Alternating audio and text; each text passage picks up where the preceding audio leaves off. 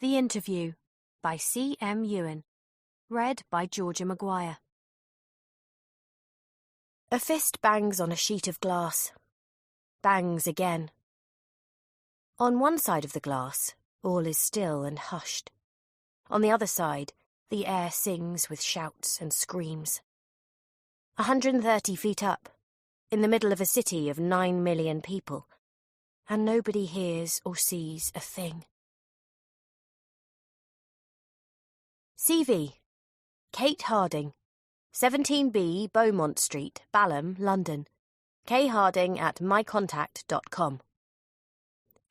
I am an experienced PR account manager, a graduate from City, University of London, with a 2-1 honours degree in media, communications and sociology, and a former flight attendant with excellent customer care and problem-solving abilities.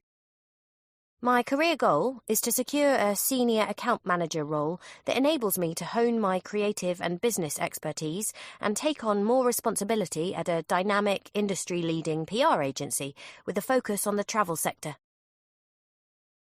Employment. Account manager with Simple PR and Communications, September 2021 to present. At Simple, I have managed a portfolio of clients, including Coachman European Travel, HomeSense Holidays, and Scandinavian Getaways.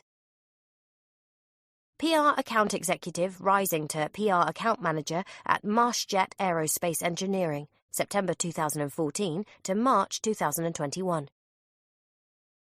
PR Assistant at MarshJet, September 2013 to September 2014. Flight Attendant with Global Air, September 2009 to September 2013. Education. 2-1 honours degree in Media, Communications and Sociology from City, University of London. Diploma in Air Cabin Crew Level 2. 9 GCSEs, 4 Grade A's, 4 Grade B's, 1 Grade C. Activities and achievements.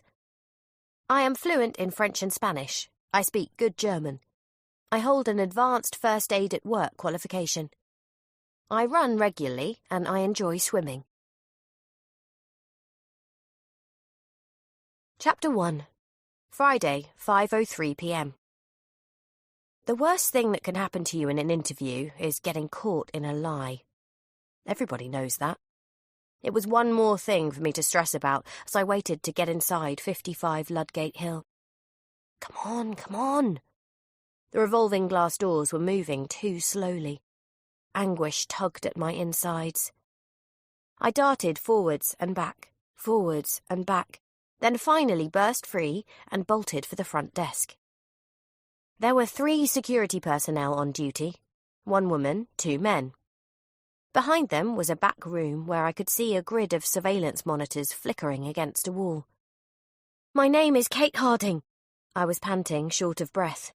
I'm late for a 5 p.m. appointment with Edge Communications. I see. The guard nearest to me lifted a phone to his ear. He had a stiff, business-like demeanour.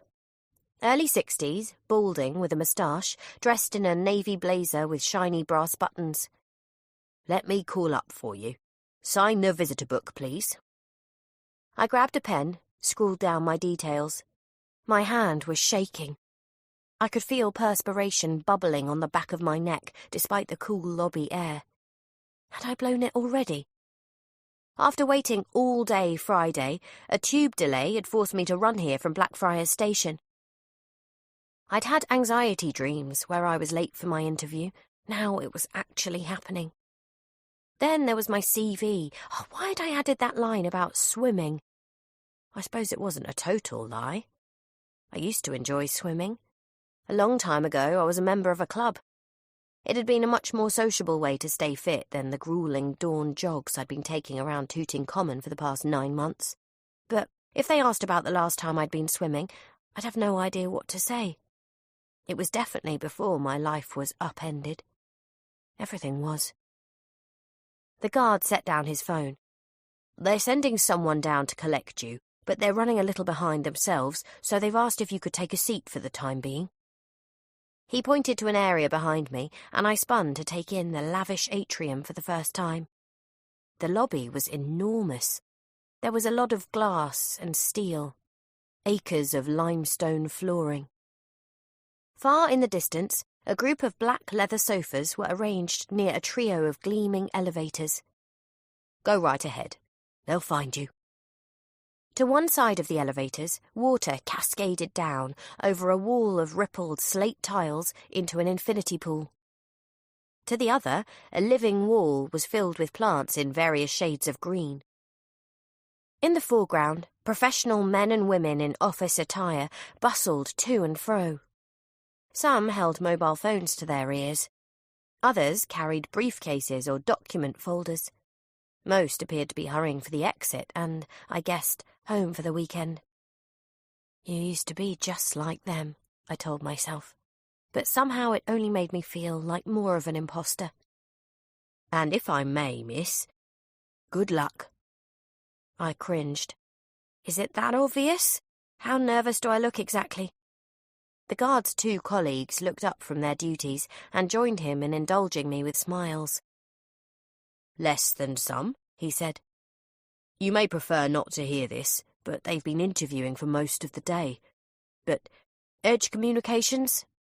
I'd say you'll fit right in. I wished. Once, maybe, but right now I felt daunted.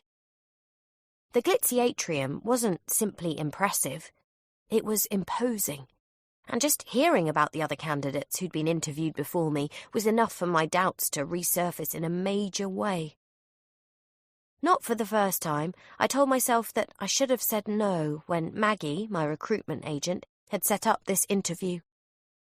Deep down, I knew I'd been too easily flattered when she told me that my past campaigns had impressed the team at Edge. Now I found myself wondering if Maggie had lied flat out.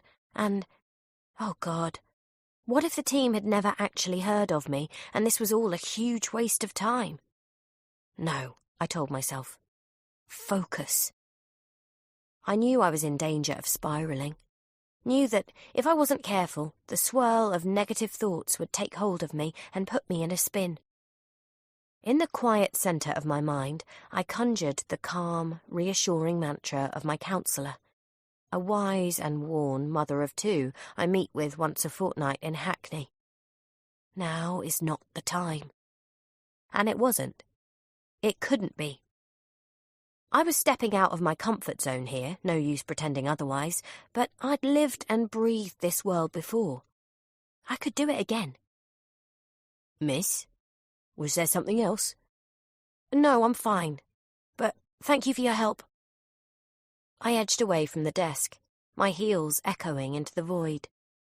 June in London. There was so much sunlight streaming into the atrium, I had to raise my hand to shield my eyes from the dazzle. Ahead of me, a cleaner in grey overalls was using a noisy handheld machine to polish the floor. I could smell the cleaning fluid he was spraying, something cloying and strangely familiar that conjured up a memory I really didn't need. For a dizzying moment, I could have been striding across an airport concourse again, hurrying towards a press briefing. The stutter of flashbulbs, the clamour of questions, the choking surge of emotions at the back of my throat. A job interview. Why was I putting myself through this? But in the pit of my stomach, I knew the answer to that question. I was doing it because this interview might, or might not, change everything. Chapter 2. Joel White's pulse quickened as he watched Kate cross the light-filled atrium. He'd watched her from the moment she'd entered the building. He'd watched her every second since. He watched her now, and she didn't know it, because he was standing high up on a glass walkway that crisscrossed the lobby far below. Just an anonymous employee in a shirt and tie, standing alongside a second man in an expensive suit, who might have been a colleague, but wasn't. The man standing alongside him was thin, grey-haired, grim-faced. He seemed to have shrunk a size or two since his suit was last tailored, and his bunched hands were wrapped around the steel banister in front of him, wringing it so tightly the metal squeaked. A high-profile businessman who'd amassed a vast personal fortune. He was a millionaire, maybe even a billionaire on paper, rich enough, anyway, that the distinction no longer mattered a great deal. "Do you have everything you need?" the man asked, in a voice that was wheezing and constricted, a combination of ill health, stress, and deep unease. Throat cancer, Joel speculated, though he hadn't asked and wouldn't be told if he did. He also didn't respond to the man's question. Years of conducting interviews, years of applying his own particular skills in locations all across the globe, and still it amazed him how the big beasts of the corporate world could crumble and fall apart when their reputations and livelihoods were on the line. When that happened, often enough, they would turn to him. "I asked you a question." The man's voice, pinched and strained. "I was assured you wouldn't let me down." Again, Joel ignored him. The bank of elevators was behind them, and he turned without comment to press the call button. When an elevator arrived, he paused for a second before stepping in, glancing briefly at the leather folio case the man had handed him, and then staring one last time at Kate Harding. As he watched her, he could feel himself changing. A contraction of his muscles, a hardening of his resolve, a low-level burning like acid in his blood. "Answer your phone when I call you," he told the man as the elevator doors slid closed. "I'll get you what you need." Chapter 3. Friday, 5:06 p.m. I was close to the seating area when a woman stepped out from behind a tall plant to my side and took hold of my arm. "I don't want you thinking I do this for all my clients," she whispered in my ear. "Maggie? Sit down. Smile. Let's both just pretend you're not late and I'm not having a fit about it. You can ignore my missed calls when you finally check your phone, by the way. What are you doing here? My job?" Maggie tugged me down into one of the sofas, taking the seat next to me and placing her handbag on her lap. Her handbag was large and no-nonsense, much like Maggie herself. She had a mop of strawberry blonde hair, keenly intelligent green eyes. Her olive trouser suit was generous at the bosom and hips, worn over a plunging white blouse. "It's Friday evening, Kate. I was in the neighbourhood. Your office is in Dulwich. So I'm protecting my investment. You do know I get a bonus if you land this job." I peered at her. In the Zoom calls we'd had on and off during the past fortnight, I'd placed Maggie as just a few years older than me, in her mid to late 30s. Now, though, the fine lines around her eyes and mouth told me she was some way past 40. "Did you think I wouldn't show up?" I asked her. "It's probably best I don't answer that. You look great, by the way." I glanced down, unconvinced, still worried my look was too formal and safe for a company like Edge. I'd gone with a black pencil skirt and matching jacket over a blush silk blouse that had cost far more than I could afford to spend on it. I'd been to my local salon first thing this morning. Nothing fancy, just a trim and a tidy up of my fringe. Look closely, though, and you would have seen the insomnia bags under my eyes, the hollows in my cheeks. I suppose I was lucky that the 4 years I'd worked as cabin crew before switching to a career in PR had taught me all the makeup tricks anyone could care to know. "Maggie, the security guard just told me Edge have been interviewing all day." "Why worry about it? You're the one they'll want. Trust me. They'll have applicants with general PR experience coming out of their ears, but nobody with your background in the travel industry." "How many candidates did you send them?" "Just you?" I gave her a dubious look. "Seriously?" She seized my hands in her fleshy palms. "Kate, how many times do I have to tell you this role is perfect for you, and you're perfect for this role? I wouldn't have stuck with you if I didn't believe that. Not after you tried to talk us both out of it enough times." Her brusque show of support warmed me, even as the doubts rose up in me again. It was strange to think how someone I'd only spoken with over the phone or in online meetings before now had become such a force in my life in such a short space of time.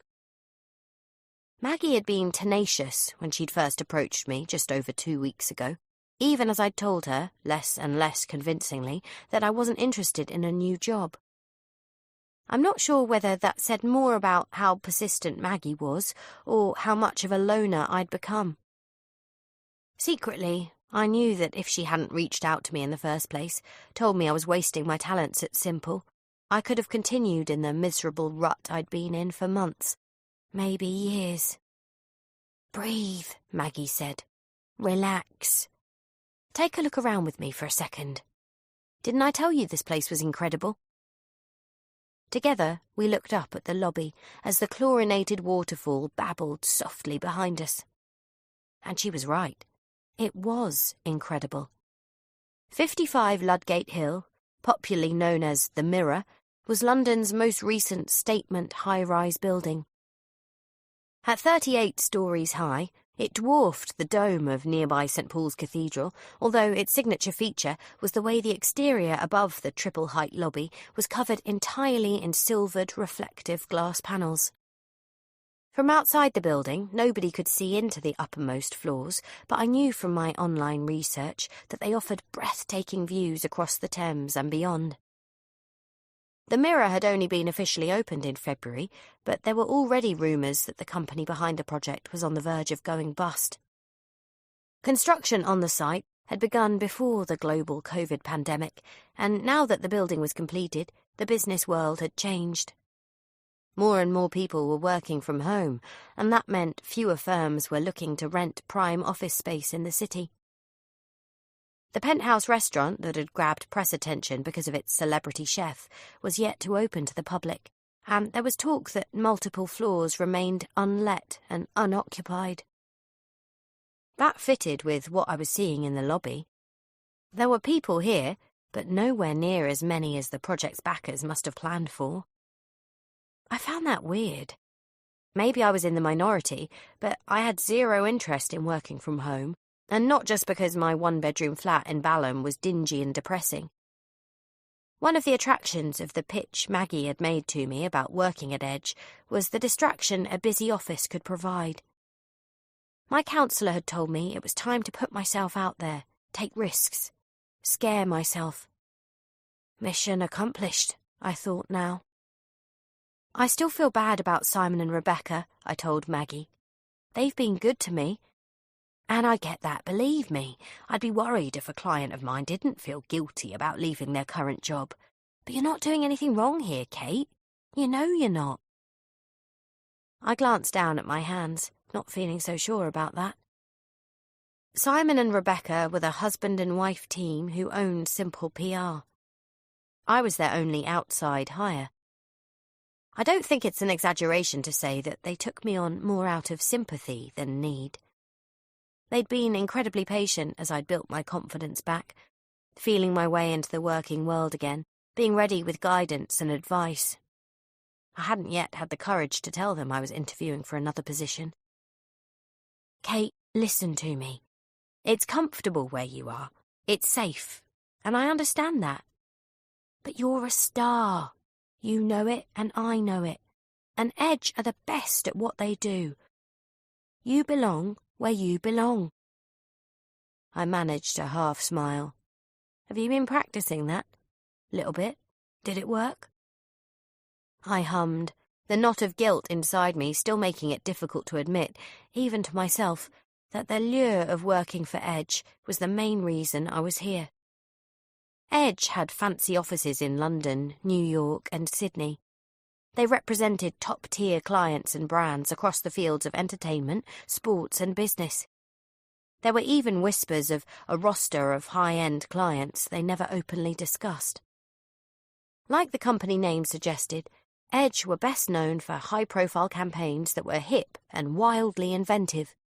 The kind of noisy campaigns Simon and Rebecca would roll their eyes at, because at Simple we generally did the same things Simon and Rebecca had always done, targeting traditional media, aiming for an older demographic.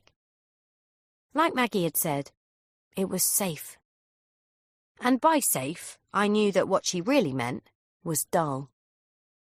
I nodded, poised to thank her for coming, to summon up a show of confidence that could make her believe her faith in me hadn't been misplaced, when my phone chimed from inside my handbag.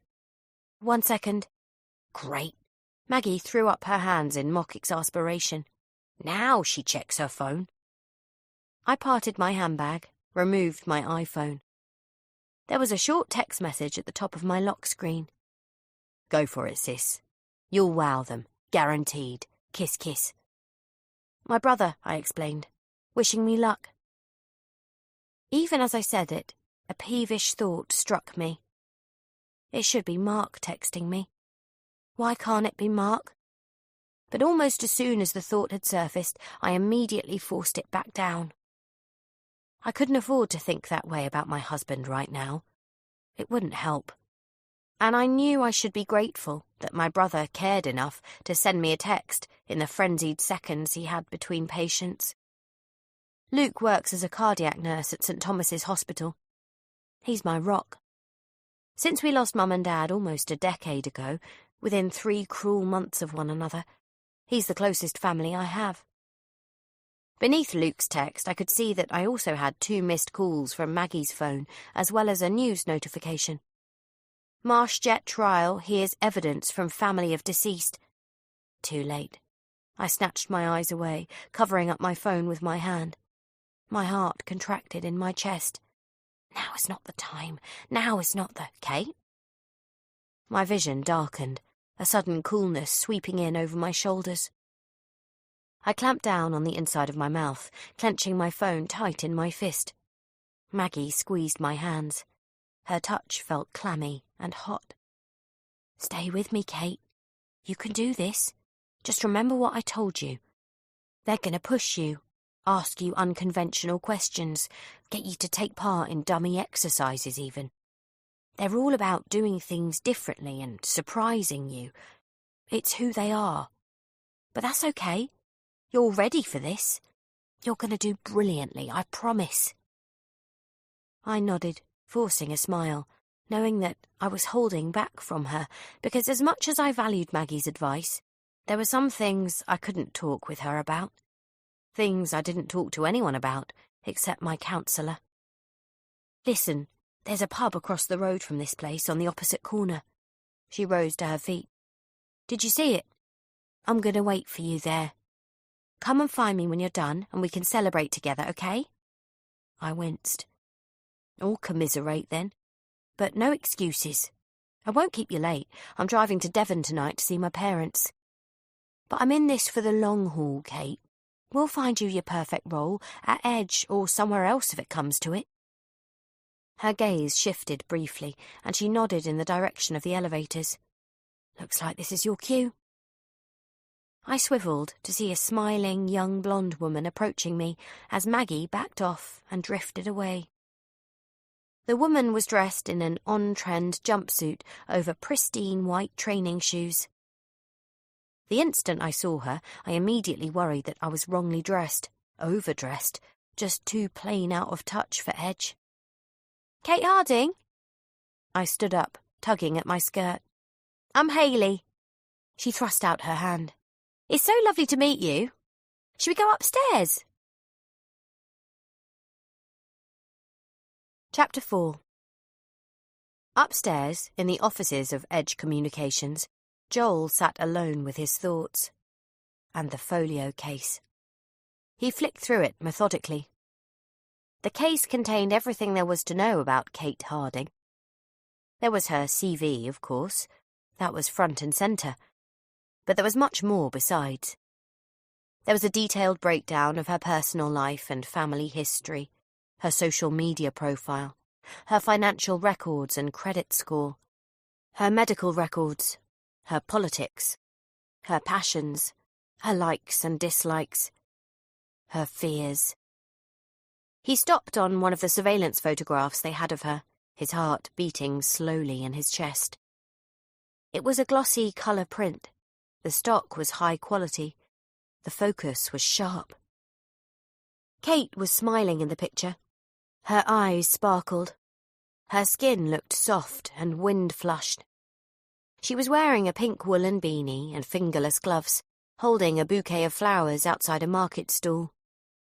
It was raining and Joel could see bright beads of water glimmering in the light from a nearby cafe. But the part that pierced him, perhaps more today than it had with any of the other candidates he'd interviewed in the past, was how he could tell from the way she was glancing away from the camera, her gaze distant and unfocused, that she had no clue she was being photographed at all. Chapter 5. Friday, 5:13 p.m. Hayley pressed the button for the elevators. "Nervous?" she asked me. I held up my finger and thumb a fraction apart. In truth, I felt sick, dizzy, the knot in my stomach getting tighter and tighter, but I knew I had to be careful here. Hayley seemed nice, but she could have been asked to report back on everything I said to her, how I behaved. Making the wrong comment or response right now could kill my chances before I'd begun. "I'm fine," I told her. "Excited." "Great." Her eyes darted away from me for a second. "Oh, hey, guys." She went up on her toes and waved at two workmen behind me. They were crossing the lobby in paint-spattered coveralls, carrying toolkits. "All finished?" "Almost," one of them called back. "Should be Tuesday now." "Can't wait. Have a great weekend, both." Hayley clapped her hands, then leaned closer to me. "We're having a gym installed upstairs," she explained. "And listen, try not to stress about today. We're a really friendly bunch at Edge. And if it helps at all, the guy interviewing you is seriously hot." The doors parted on one of the elevators, and Hayley stepped in, but I didn't follow. I was frozen. "Is there a problem?" she asked me. Yes, there was a problem. "I was told my interview was with Amanda Palmer." "Oh, no, sorry. Amanda is with a client all day. Didn't anybody let you know?" I shook my head, searching behind me for Maggie, but she was already on her way out through the revolving glass doors, her attention on her phone. A sudden surge of dread took hold of me. Amanda Palmer was a senior account director. I'd studied her bio on the Edge Communications website. I'd researched her on Google and LinkedIn. We shared similar backgrounds in the aerospace industry. I knew she'd worked in airline management before she'd joined Edge, and I'd hoped it might give me an advantage. Now, I didn't know what to think. Was this the kind of stunt Maggie had warned me about? A ploy to throw me off my game? "Who is interviewing me?" "His name's Joel White." I mentally scanned through the other bios I'd seen on the Edge website, but I didn't get a hit on the name. "Relax, okay?" Hayley beckoned me into the elevator, and after another moment's hesitation, I stepped in next to her. "He's new. British, but he works out of our New York office. It looks like he's going to be heading up recruitment from now on. Half the office are currently trying to find out if he's single. He came all the way to London for these interviews." "Yes, but don't sound so surprised. They take hiring here really seriously. Plus, they probably thought it would be a good chance for him to meet the London team." She pressed a button on the elevator panel. "We're on floor 13, by the way. Amazing views, no street noise." 13. Normally I didn't believe in bad omens, but with the way things had been going for me lately. The doors had almost sealed when a hand appeared in the gap, and they bounced apart again. Sorry. The cleaner in the grey jumpsuit shuffled backwards into the elevator, wheeling his heavy floor-polishing machine after him. He was a big, brawny man with jet-black hair that was slicked down against his scalp. A pair of headphones hung around his neck. "Hey, Raoul," Hayley said to him. "Please tell me you have some more photos to show me." Raoul nodded and smiled toothily as he jabbed the button for floor 8. The doors sealed. The elevator began to rise, and he took a phone from his pocket, tapping it with his thumb and angling the screen for Hayley to see. "Cute!" she smiled at me. "Raoul's wife had a baby girl last week." Sarita. His eyes blazed with pride as he thrust his phone my way. For a second, I was tumbling. The photograph showed an attractive woman with dark hair cradling a newborn baby girl in a pink onesie. Now is not the time. Now is not the... I felt breathless. Trapped. Not so long ago, motherhood had seemed to be a pathway I was destined for. One that Mark had told me he was just as committed to as I was. Turned out the universe had other plans.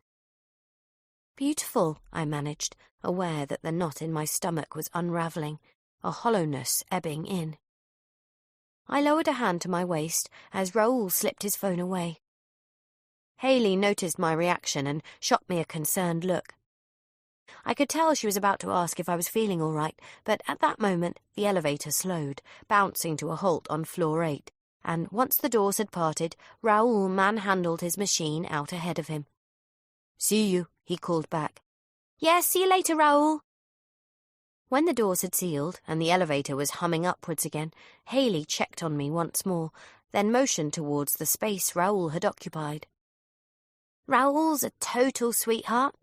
He's supposed to use the service elevator, but everybody here knows him, and he's so nice he totally gets away with it. Did you have any questions you wanted to ask me?" I dug my nails into the palms of my hands, trying to draw my attention back to the here and now. My recruitment agent mentioned that sometimes in the interview process here there can be exercises or... Oh, listen, really don't worry about that. I'm sure Joel will explain everything to you. My advice? If they offer you the job, take it. They're a really great company to work for, and we have so much fun. I work on reception with a guy called Justin. It's his birthday today, and we're all going out for drinks later. That was something else Maggie had briefed me on. There was a work hard, play hard culture at Edge. The team were young, the hours long, the work demanding. Most people who landed a position here stuck it out for a couple of years to have Edge on their CV, and then burned out and moved on. That wasn't my plan. I wanted to be somewhere where the challenges were so intense they could consume me, swallow me, make me forget. The elevator arrived at floor 13, and this time Hayley led me out into a smart vestibule towards a pair of black, industrial-style metal doors. The doors were inset with thin panels of wired safety glass, flanked by fake topiary planters. Hayley took a keycard from a pocket on her jumpsuit. You've probably heard that most of the building is still unoccupied, which has its perks. Apparently, the lease we signed was a total steal. We have the entire floor to ourselves. She wafted her keycard in front of a metal sensor on the wall. A green diode lit up, and she pushed a door open ahead of me. Welcome to Edge. Chapter 6. Friday, 5:17 p.m. The contrast from the opulent lobby downstairs was jarring. Edge's reception area had a stripped-back industrial vibe. Bare cement floors, exposed ceilings revealing ventilation ducts and piping, unpainted steel girders, distressed red brick partition walls. Directly in front of me was a semicircular counter clad in mismatched boards of rough-hewn timber.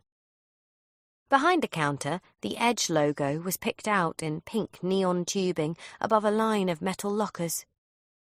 The latest Apple desktops were on show, and a skinny guy in a V-neck sweater over a checked shirt and tie, Justin presumably, was talking on the phone to somebody via a Bluetooth headset.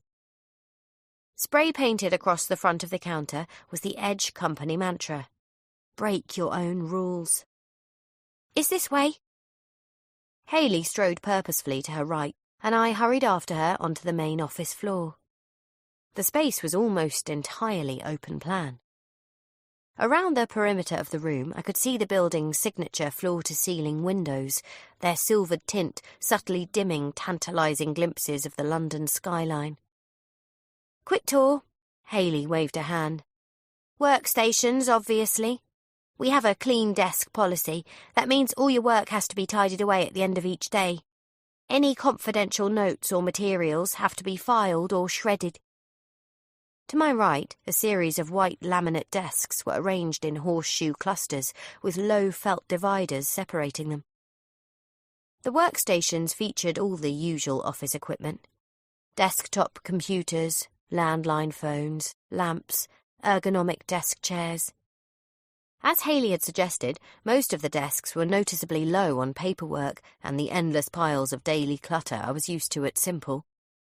Positioned around the desks were perhaps 30 or so fashionably dressed employees, some sitting, others tapping at keyboards, still others chatting in small groups and cutting glances my way. Most of them looked like clones of Hayley or Justin. Refectory. Hayley indicated a kitchen area to her left, where a row of glossy white kitchen cabinets were lined up against a long brick wall running through the middle of the space. Fixed to the wall above them was a giant chalkboard with a grid system drawn on it. "That's the master grid," Hayley explained. "Everything we do goes on that wall. Every campaign gets broken down into press targets, budgets, execs responsible, all the usual stuff. In the refectory, you'll find complimentary still and sparkling water, Coke, juice, smoothies. There's coffee and tea.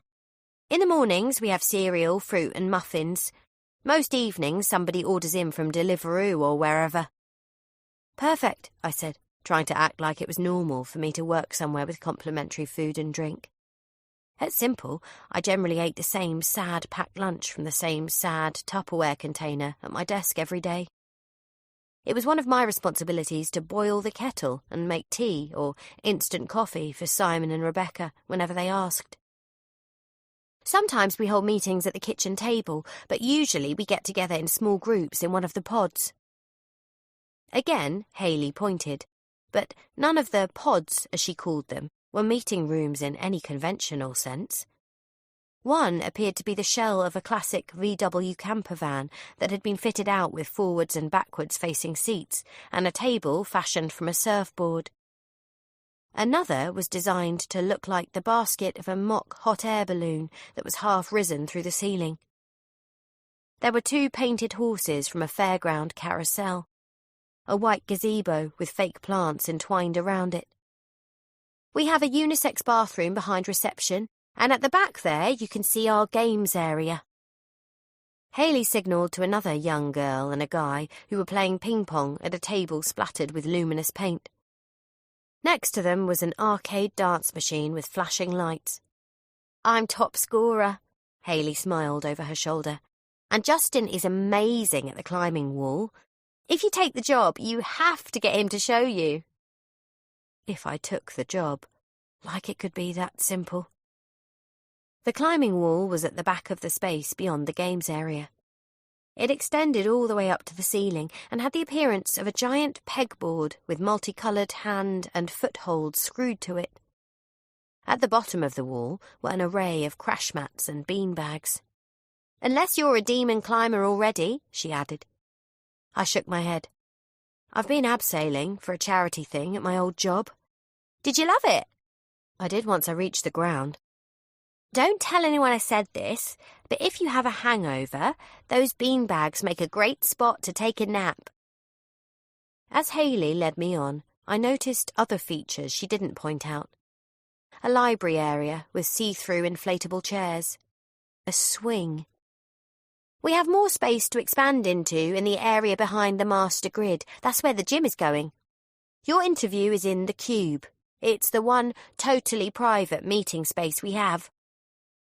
She veered right and cut a path between 2 workstation clusters and several more employees in the direction of a large glass box in the middle of the office floor. It was about the size of a shipping container, framed by more bare metal girders. The walls were made up of large sheets of glass, untinted this time, lined on the inside with white slatted privacy blinds. All of the blinds were closed.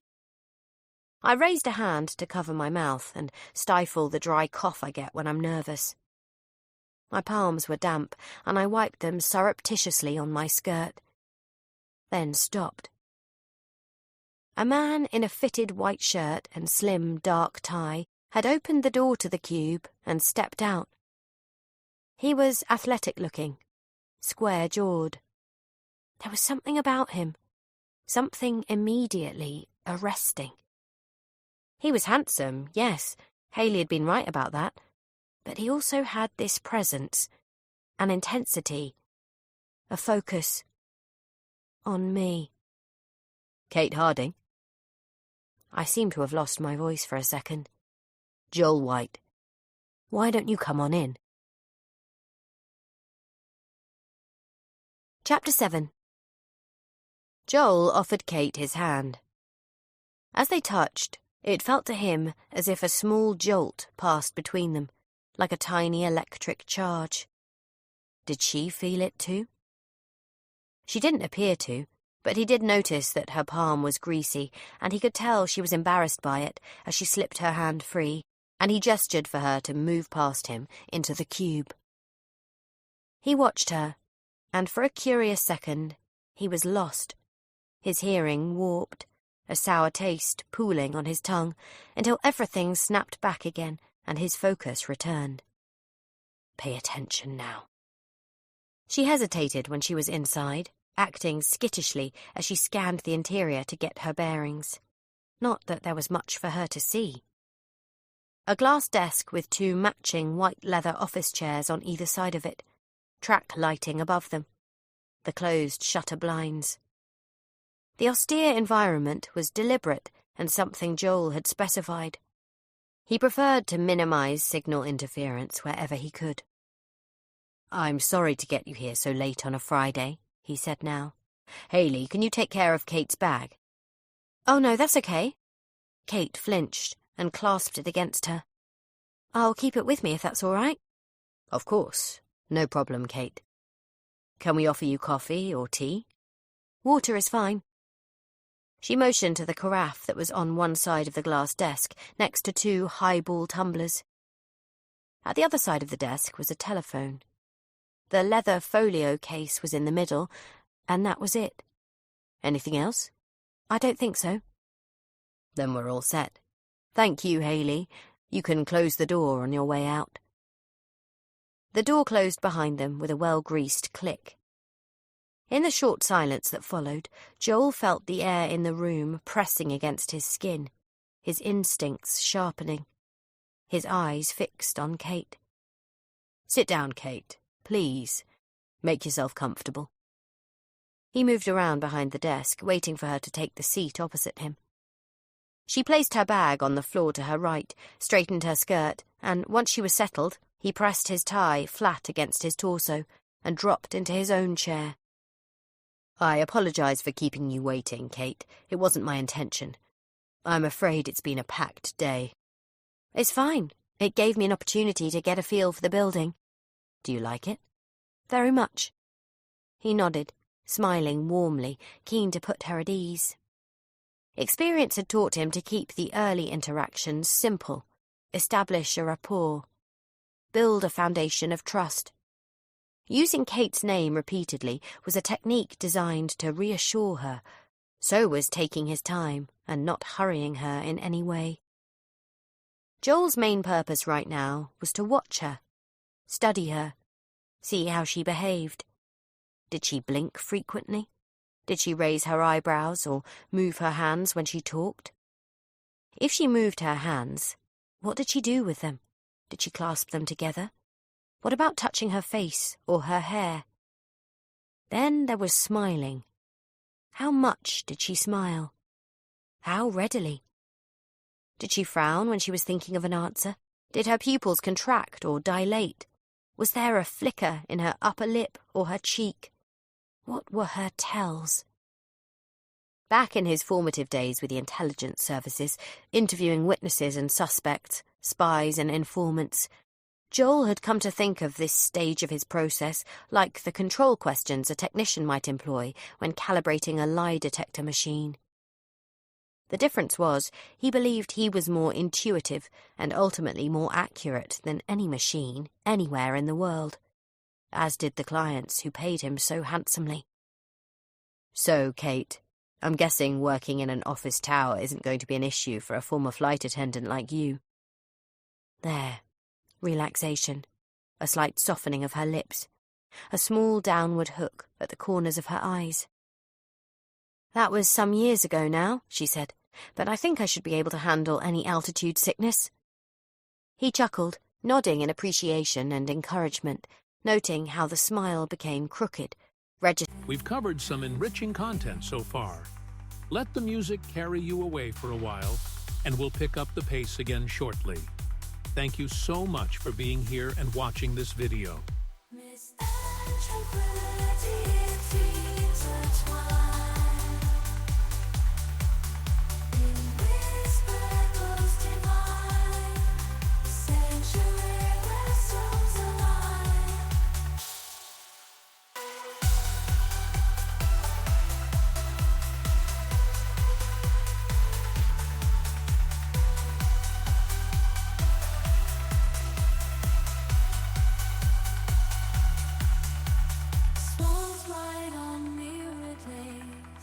Tranquility in every way.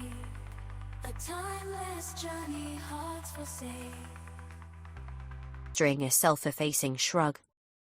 Anything else? No. So, listen, I know you were originally scheduled to be interviewed by Amanda. Tension again.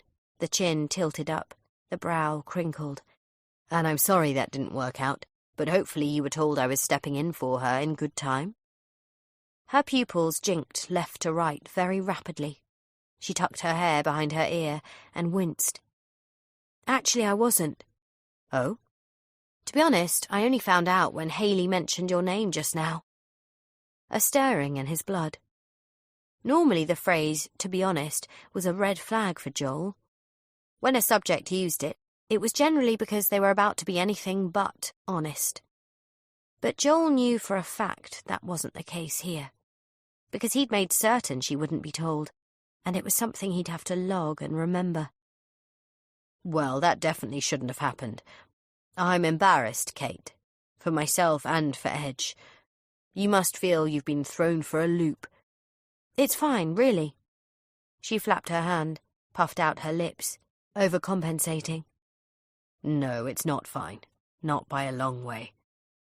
I want you to know that I'm on your side here, Kate. I want you to do well, and, in that spirit, please don't worry that you won't have had a chance to learn anything about me. I'll introduce myself to you from scratch, and we'll go from there. Does that sound fair? It does. Thank you. Good.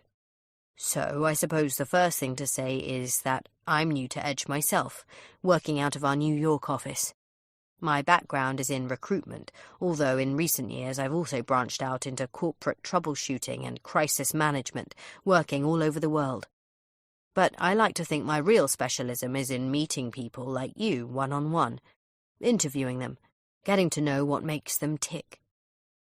He knitted his hands together, tipped his head to one side, smiling freely again. Some of what he'd said was even true, though not the part about having come from the States. He'd never set foot in the offices of Edge in New York. He'd actually flown in from Shanghai, under a different name with different documentation. Prior to that, he'd been in Hong Kong, a similar assignment. Another interview in a long sequence of interviews. In Hong Kong, a junior employee had been suspected of corporate espionage. Wrongly, as it turned out. In Shanghai, a female executive had confessed to an affair with a senior board member's wife. It wasn't the secret she'd been accused of hiding, but despite his employer's obvious embarrassment at the revelation, he'd still been paid. Now he tapped his thumbs together, smiling placidly, and this time Kate held his gaze and remained steady as he allowed the moment to lengthen and stretch. He liked that about her. It meant he would know when the cracks began to show. So, he reached for the glass tumblers, turning them upright and pouring water into them from the carafe. I have a copy of your CV. Chapter 8. Friday, 5:25 p.m. I nodded, trying to keep up. It was weird. I was concentrating so hard on being present in the moment that it was making everything feel hyper-real, almost unreal, as if the interview itself was passing me by. It didn't help that I kept looping on how badly my palm had squelched in Joel's hand when we'd shaken. And great, now I was sweating under my arms too. I shifted position, adjusted my blouse. Did he notice? I didn't think so. And anyway, based on how polite and courteous he was, it wasn't as if he'd let me know it if he did. Right now, his gaze was downcast as he opened the leather folio in front of him. I craned my neck slightly and glimpsed my CV at the top. The paper was crinkled. A few parts had been underlined. One of them was the bit about swimming. Ugh. There was also an inch or so of paperwork underneath my CV, the other candidates' applications, I supposed.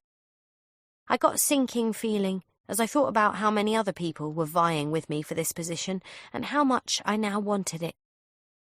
Joel had probably been just as charming and considerate to them all. Then he looked up at me, and it was as though every single thought I'd been having fell out of my head. He had flat grey eyes, like tiny dulled mirrors, and again there was something compelling about the way he was studying me with them. I hadn't been stared at so openly in a very long time. For a second, a crazy thought flashed in my mind. Was he flirting with me? And then another, even odder thought. Did I mind? His jaw was square, his brow prominent, his dark hair braided short, like his stubble. His shirt sleeves were rolled up on his muscular forearms, the cuffs neatly buttoned, his tie held in place by a silver tie-pin. I could smell a faint trace of his cologne, notes of cedar wood and citrus.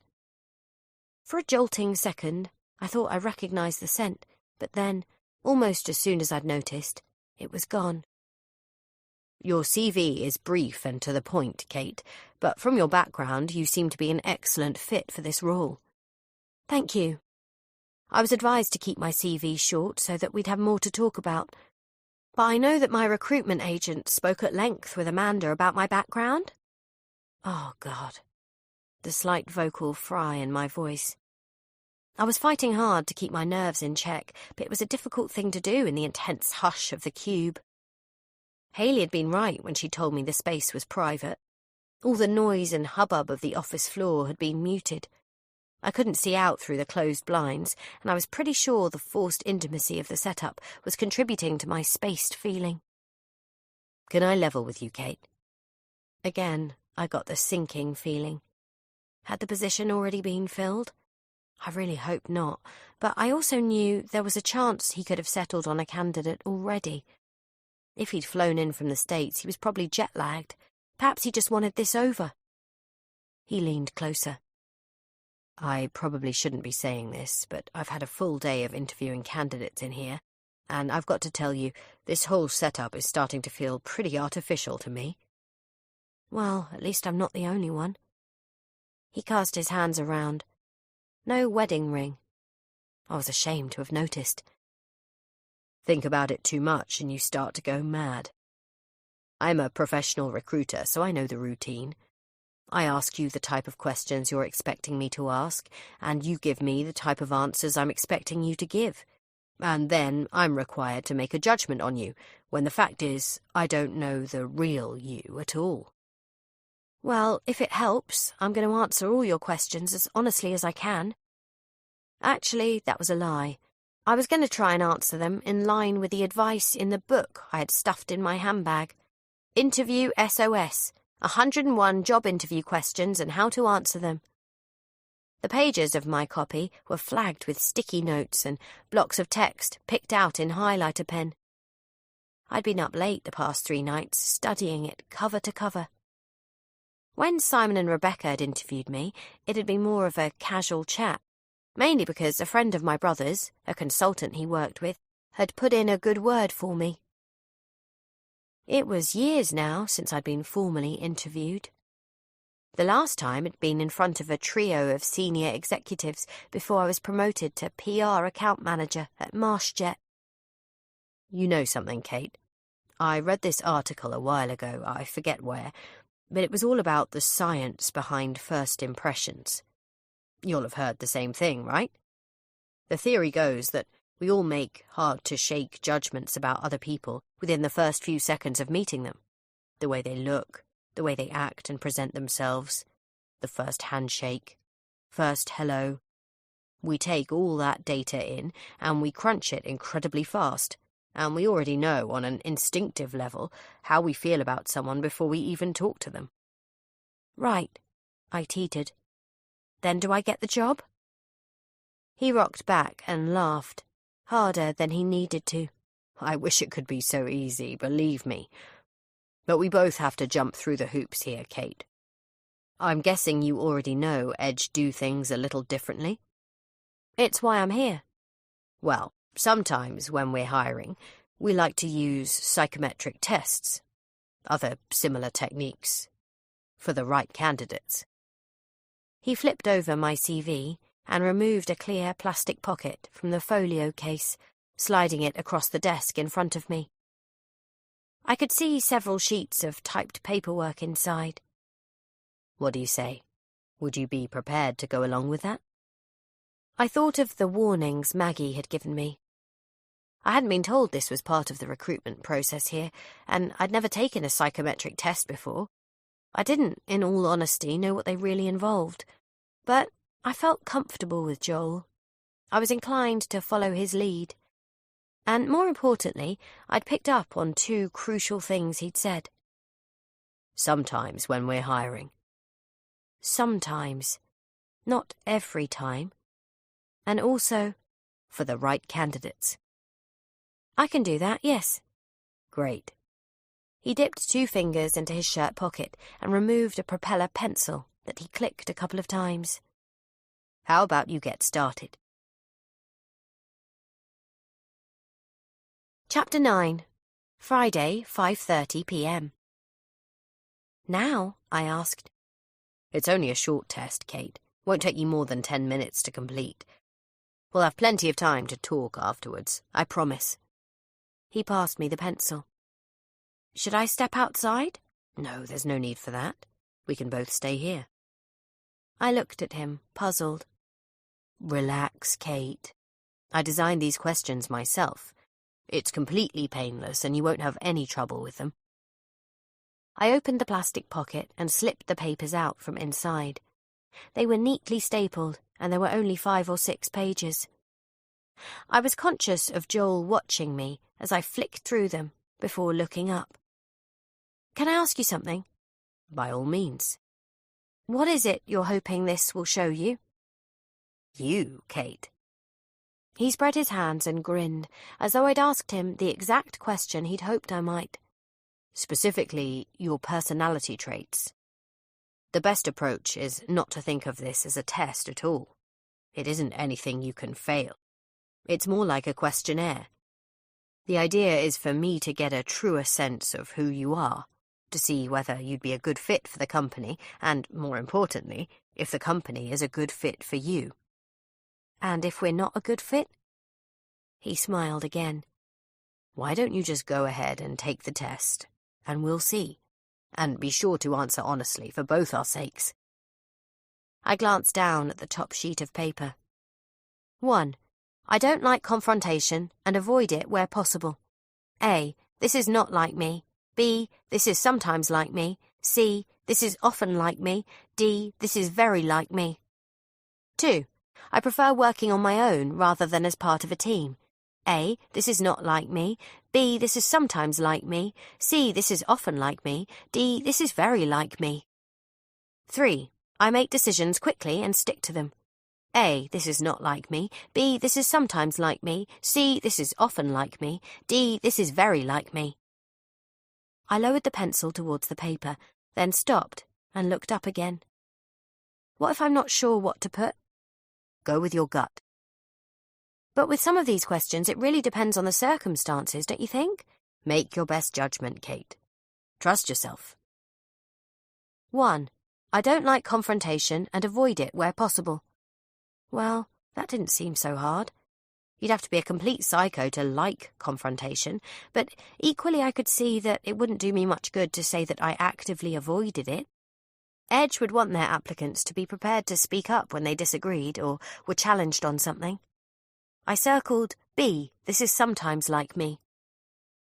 I moved on and stuck with answer B to question 2. I prefer working on my own rather than as part of a team. For question 3, I make decisions quickly and stick to them.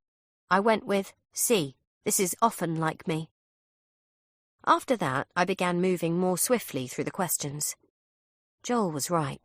Even though having him watch me felt a bit awkward, they really didn't take too much thought. Besides, I could hardly go wrong if I mixed my answers up between B and C all the way through. Unless... I pressed down on the pencil, almost breaking the lead. I was thinking about what I knew about Edge. They liked to stand out, do things differently. Did that mean they were actively seeking employees who tended towards one extreme or the other? Perhaps it was a mistake not to be circling the A or D options. Kate? I lifted my eyes and he shook his head gently. Stop thinking about what you think we want to hear and tick what is right for you. What was he, a mind reader?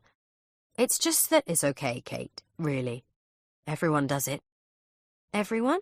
Almost everyone. Was that a hint?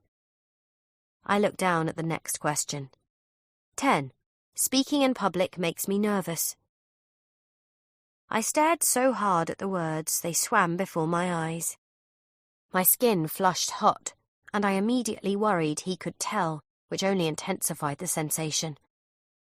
There was that one time, the one that would never go away now, but it was something I knew I had to push past, and the real me, the one I'd told my counsellor I was afraid I'd lost touch with, had always been naturally talkative. You couldn't be an effective PR if you weren't a confident spokesperson. I circled A. This is not like me. Good, Kate. I blocked the bad thoughts that were crowding in on me, the sense that I was cheating in some way, and tried not to squirm. Staying still seemed suddenly important because I was starting to wonder if Joel was just as interested in how I approached the test as the answers I circled. Now that I thought of it, perhaps that was why he'd wanted to stay inside the room with me.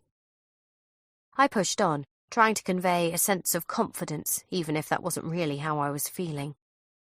Soon, I became so absorbed that I almost forgot Joel was there, and the next 2 pages of questions passed in something of a blur. Until I turned to the penultimate page and read the question at the top. 26. When I am having sex, I picture myself with other partners. Whoa. Problem? Joel asked me. I showed him the page, pointing to the question. Ah, yes. He scrunched his face up. Question 26. It's intrusive. You're right, Kate. I apologize. Not to mention highly personal. I agree with you. I'm not going to answer it. He sucked air through his teeth and looked pained. I took the gesture as an indication that I was making a mistake. This question shouldn't be on here, I told him. It's not right. His wince became more regretful. Yet, I put it there. It breaches all kinds of employment laws and... His eyebrows shot up, like I'd struck the nail on the head. And then it hit me. The Edge mantra. Break your own rules. Why don't you remind me what you answered for question 1, Kate? I stilled for a second, aware of a buzzing across my scalp as he watched me flip back to the start of the test. 1. I don't like confrontation and avoid it where possible. I'd answered B. This is sometimes like me. But that didn't really mean anything, did it? If it helps at all, these questionnaires are strictly confidential, Kate. Perhaps I should have mentioned that at the beginning. I flipped back to the sex question. I felt embarrassed by it, exposed. But at the same time, you're going to read it, I told him, because that's my role here. Would you answer this question? He seemed to think for a moment about what the most diplomatic response could be. I'm not the one applying for a job, Kate. And I suppose that was the point, wasn't it? I wanted to work here, or at least have the option of working here. Maggie had told me again and again what a great opportunity this was for me. I knew she was right, and if this was one of the hoops I was expected to jump through... It doesn't apply to me, I said, more quietly this time. Joel faltered, as if he wasn't sure how to respond to that. But then, before he could settle on something to say, I shook my head and circled, A, this is not like me. The questions that followed were equally crass and bizarre. 27. Recreational drugs help me to relax. 28. I have been violent on occasion. 29. I discriminate against others based on their ethnicity or religion. I kept my head down and circled A, this is not like me, to them all. I thought I had a handle on what was going on now. It seemed to me that Joel was seeking to provoke a response. Perhaps some candidates would flatly refuse to answer his questions, whereas others might just blindly tick their responses without querying the test at all. But the way he'd interacted with me, responding to how I'd challenged him, told me those would have been the wrong moves to make. I also suspected this was the main reason why he'd wanted me to fill out the questionnaire in his presence, and I began to feel a growing confidence about how I'd handled things. On the final page, there was one last question. 30. I view psychometric tests as a waste of my time. I laughed faintly, shaking my head. Can't say I'm not intrigued by what you're going to answer to this one, Joel said. I smirked, tapping the end of the pencil against my palm to prolong the moment, then circled A again. This is not like me. Are you sure about that? He asked me. I'm sure. Do you need any more time to look back over any of your answers? Or do you have any other questions or notes you'd like to add? No, I'm finished. I held his gaze as I butted the pages back together and slipped them inside the plastic pocket. After placing the pencil on top, I went to push everything across the surface of the desk towards him when he raised a hand and stopped me. No, that's okay, Kate. You hold on to it for now. Let's get down to it, shall we? Why don't you tell me about yourself? Chapter 10. Joel watched Kate's pupils flick upwards and to the left. Information recall. Here came the prepared response. Well, she said, I've always been passionate about connecting and communicating with other people. After gaining an air cabin crew diploma at college, I worked for 4 years as a flight attendant on international and transatlantic flights. I loved the lifestyle and it was an exciting and rewarding career, but I realised I wanted to change course, and so, after spending 3 years studying for a communications degree via distance learning, I applied for and secured a training position as a PR assistant with MarshJet. My work focused on promoting their aeroplane manufacturing business across the world, competing with the likes of Boeing and Airbus, and I rose through the ranks to an account manager role. Since then, I've also worked as an account manager at Simple PR, growing brands and helping to drive sales for a variety of travel companies. Now I'm looking for a new challenge in a more dynamic, higher-profile field, which is why I'm so interested in working as an elite account manager at Edge. No surprises there. It was basically a rehash of the statement she'd placed at the beginning of her CV. Again, instead of focusing on what she was saying, Joel took the opportunity to study what she was doing instead. He logged her eye movements and facial expressions, the pauses she took between speaking. He noticed that she was maintaining eye contact, even as she withdrew her hands, and he sensed it was bothering her that he hadn't accepted the questionnaire back from her yet. That's a very detailed answer, Kate. I can see you've done your research and preparation. He let that hang, careful now to convey just the right impression of being mildly vexed and disappointed by her, as if she'd spoiled the fun they'd been having. Tilting his head to one side, he flipped back to the beginning of her CV in the folio case. the way he responded physically was another tool in his arsenal. He could use his own body language to magnify any message he cared to, such as when he wanted to throw her off her stride, make her doubt herself. "Prepared answer or not, I mean what I say about working for Edge," she told him. "I think I could make a real impact here." Interesting. When he glanced up, her brow was furrowed, her lower jaw extended. A fighter's pose. Maybe this would be more of a challenge than he'd thought. "You mentioned that you enjoyed being a flight attendant." "I did." "What did you like about it?" Her eyes went up and to the left again. Another prepared answer, even after he'd signalled it wasn't a good strategy for her. That was also interesting. It confirmed to him that she was faking what confidence she had. "All the things you would expect. I liked to travel. I enjoyed flying. But mostly I enjoyed it for the connections I made with the passengers and my colleagues. It was fun putting a smile on people's faces. And the discount travel. That helped. We had a similar scheme at MarshJet. It's one of the perks that comes from working for a company that supplies passenger planes to many of the world's leading airlines." "You miss it?" "Sometimes I do." There. Her eyes went misty, as if she was looking inwards. It was a classic indicator of an honest, instinctive response. "I miss being in the air. I miss the sensation of takeoff and the thrill I got from seeing people reach their destinations. Mostly I worked long haul, and often the people flying with us were taking their one holiday of the year or travelling to catch up with family. I liked being part of that." "Were you ever scared?" Hesitation. "No." A lie. An obvious one. He felt a small pulsing behind his thorax, like the throb from an invisible pacemaker. "Any near misses? Emergency landings? Technical faults?" She bit her cheek, and he saw how the colour instantly drained from her face. She was naturally pale, and there was a blue tincture of veins curled up at her temple. If he watched closely, he was pretty sure he could see when her pulse spiked.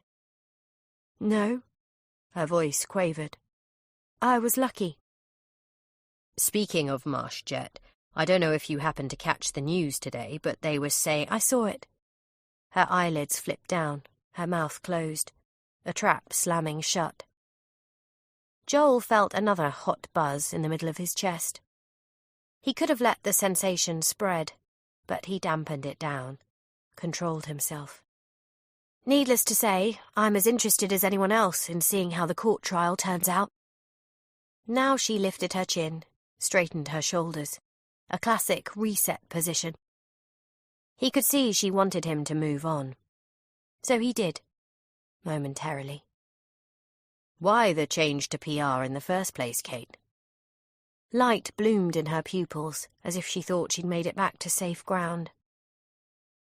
"I think it was really the creative side of PR that appealed to me. Plus, I love to organise things. I'm good at keeping on top of projects, sticking to budgets." "And by working at MarshJet, you continued to work in the airline industry.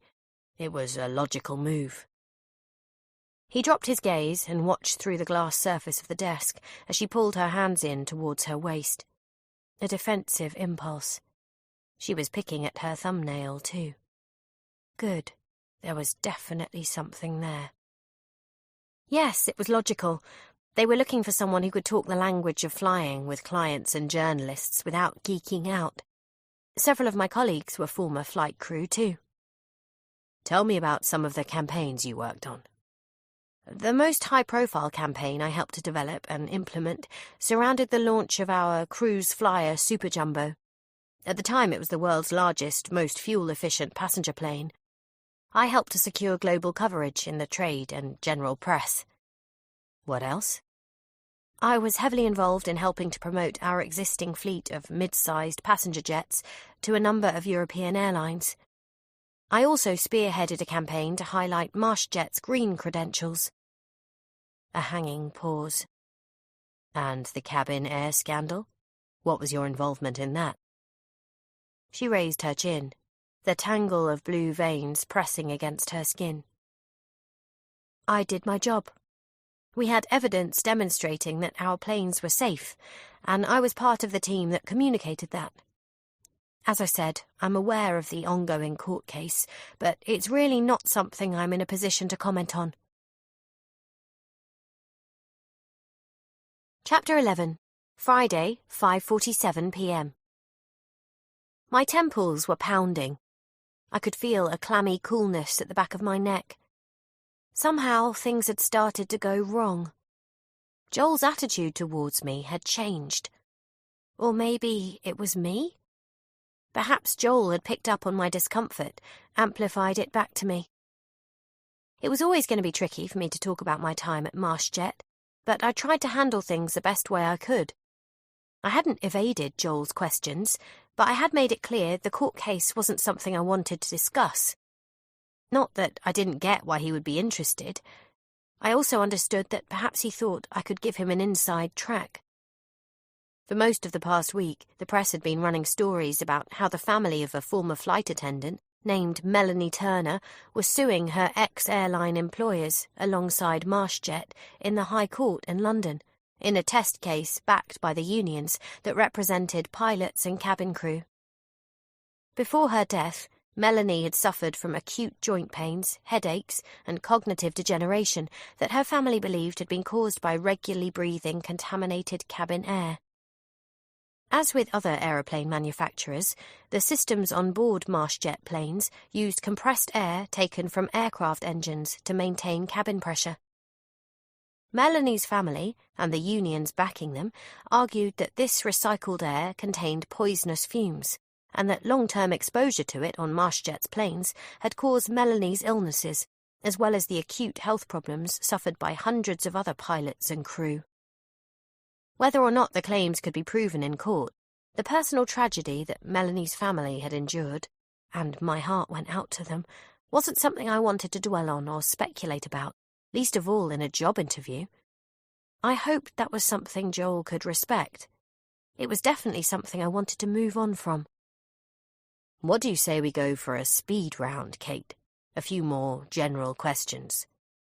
I shifted in my seat. Okay. Where do you hope to be in 5 years from now? A dose of endorphins shot through me, and for a brief moment, I relaxed. For a company that was so hot on innovation, the question was surprisingly mundane. But then my doubts swept back in. Wasn't the question a bit too mundane? Even though Joel was still watching me closely, I had the worrying sense that he'd mentally checked out, as if his mind was on other things again. For now, I'm keen to develop my expertise, maximise my media contacts, and share best practice by managing a team in a forward-thinking, progressive agency with global reach. In 5 years, I'd like to think that I'll have proved myself worthy of further progression, perhaps to a role as an account director. And breathe. I'm glad you didn't tell me you'd like to be sitting on my side of the desk, Kate. What do you think is your greatest strength? My curiosity. I like meeting new people, learning new things, having new experiences and facing new challenges. It's that drive that has brought me here today. Greatest weakness? As you know, my experience to date has been focused on the travel industry, and while I'm applying for a role here as an elite account manager, focused on the travel brands you represent, down the line I'd love to explore working in connected areas. I think new experiences and fresh challenges can only make me a better publicist, and I can't think of anywhere better for me to spread my wings than at Edge. He stared at me without moving.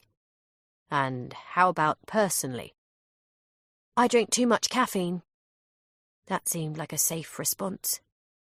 It was an answer that didn't really mean anything. The kind of fun response Joel had seemed to respond to before, except that now he was peering at me as if maybe it did mean something. Yet you said no to tea or coffee when I offered it to you earlier. That's because right now I'm working on improving myself. I reached for my glass of water and took a sip, as if to cement the point. I wanted to distract him, get him to change tack, but instead he steepled his fingers and leaned forwards over the desk towards me, looking much more serious all of a sudden. I won't lie to you, Kate. Edge are, without question, the best at what we do. We work for some of the biggest firms and the wealthiest clients in the world. I think we can both acknowledge this would be a big step up for you, although there's no reason why that can't be a good thing. The point I'm trying to make is that in order to be the best, we have to hire the best and work with the best. Right now, we have a role to fill, and we've been searching for the perfect candidate. I think you may be that candidate. So perhaps now is the time to cast aside all that nonsense we could waste time on and focus on the only thing that really matters here. What is it that's so special about you? Chapter 12. Joel maintained his intensity as Kate set her glass down. She looked perturbed, as if she no longer had any idea what to make of him, which was exactly what he wanted. I think that's a difficult question for me to answer without sounding like an egomaniac, she said carefully. Right now isn't the time to be coy, Kate. Okay, she nodded, gathering herself. Then I would say that I'm dedicated. I work hard. I come up with innovative ideas, and I always push them as far as I can. At Simple, I've worked with our clients at identifying product placement opportunities and fresh social media campaigns that have led to significantly increased levels of business. With bigger brands, household names, I believe I could achieve great results at Edge. He watched her without responding, letting the pause go on so long he could tell she was debating whether to fill it or not. The pattern in her answers was blindingly obvious to him now. He'd been able to tell from the very beginning that she'd read one of those corny books on interview technique. She'd been concise. She'd given an example of something she'd achieved. She'd brought it back to Edge. This time, when he leaned backwards, he scrubbed a hand over his face and took a prolonged glance at his watch. Time to crank things up a notch. What skills do you think a good publicist needs, Kate? Enthusiasm, commitment. I think you have to be a very organised person. You need to be able to think strategically. You also need resilience and creativity, as I've mentioned. What else? Do you think you have to be a good liar, for instance? A liar? Yes. No. I think you have to be able to convey a level of enthusiasm for a product or a client you don't always feel, but lying, in other words. His gaze bored into her. Her lips moved, and he could see she was reckoning with how to respond, but he pressed on before she could. What's your opinion of Hayley? Hayley? She brought you in here. You don't remember her? No, of course I do. It's just that... Just what, Kate? He saw the flash of disquiet in her eyes. She obviously understood this wasn't something he should be asking her. After a moment's consideration, she sat up a little straighter, raised her chin. She seems nice. Does she? I think so, yes. And is nice all you think? Well, I've only just met her, obviously, but I'm sure she's very good at her job. You are? Why? Because she struck me that way. You mentioned first impressions, and that was my first impression of Hayley. She seemed confident in what she was doing, relaxed, at ease. He drummed his thumbs against the edge of the desk, allowing more silence to develop. Did she realise that everything she'd just said was the exact opposite of the behaviour she was displaying right now? From the way she was shifting in her chair, rubbing her hands on her thighs, he was pretty sure she did. And now she glanced over her shoulder towards the door, as if she was scoping out her exit. Why don't you tell me what you make of this place, Kate? The office layout, the pods, the refectory, all that. Your first impressions. It's impressive. Impressive. Okay. You don't think it's, I don't know, ridiculous? Again, she glanced towards the door. This time, she noticed that he'd caught her doing it, and she tried to cover it up, straightening her shoulders, smoothing her hands across her skirt. "Do you think it's ridiculous?" she asked him, raising an eyebrow. "I'm asking you, Kate. I'm inviting your opinion." "The truth?" "That's what I'm here for." Somewhere in the universe, there was a distant, ringing clang. "Okay. Then I think it's an aesthetic. I think it tells your staff, and anybody else who walks in here, exactly what Edge is about." "And what is that, would you say?" "That you're energetic, that you're unconventional, fun." "You don't think it looks like we're wasting time?" "Well, that would be impossible for me to say without spending more time here. But my guess is that in any given week, most of the game-type stuff doesn't get used very often." "It's all for show, then?" "Doesn't matter if it is. Still serves a purpose." "Does it strike you as sinister at all?" She hesitated, as if perhaps she expected him to backtrack. "You don't know, or you don't have an opinion?" he pressed. "I'm not really sure I understand what you mean." "Well, what I suppose I mean is that having all these areas to have fun and relax, all this free food, perhaps it's just a way to trick our staff into working longer hours. Like, we don't want them to leave, maybe." "Is that what you're doing?" He sighed and broke eye contact, glancing down at her CV again. "Do you worry about your age, Kate?" Chapter 13. Friday, 5:58 p.m. "Excuse me?" I was reeling. How had things got so off track? I'd felt as if there was a real connection between us to begin with. Now I seemed to be under attack.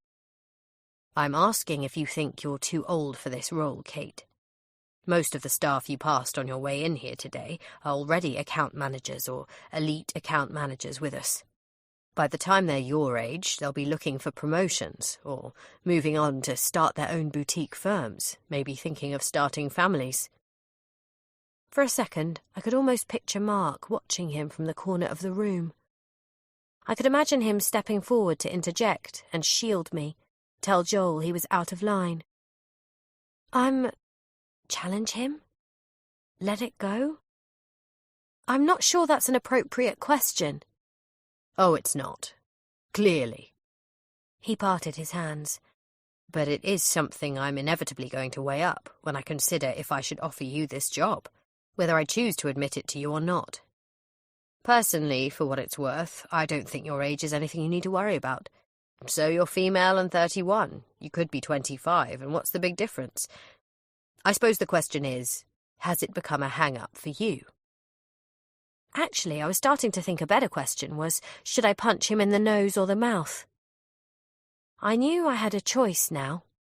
I could take clear offence at his sexist attitude and needling questions, or I could treat it as harmless conjecture, play along, try to recreate the flirty rapport we'd traded earlier. "You're beginning to sound like you think you're my therapist." "Do you have a therapist, Kate?" So I wasn't imagining it. This was targeted. It was deliberate. Not unlike some of the more out-there questions on the psychometric test, I wondered if it was a tactic that was designed to push me off balance. See how I reacted. If I did have a therapist, it wouldn't be any of your business. "No?" "Definitely not." "Okay." He rolled out his bottom lip, bobbed his head. "This company you work for at the moment, Simple PR, do they know you're here today?" "I took the day off." "But see, that's not answering my question, Kate." Arsehole. "Then, no, I didn't tell them directly." "So, just to get this straight, what you're saying is they don't know you're here today. You're lying to them." This again. They've been good to me. They're a small firm, and when I decided to move on from MarshJet, they basically created a role for me. I didn't want to upset them by telling them I was interviewing for another position unless "Unless you get the job. I understand."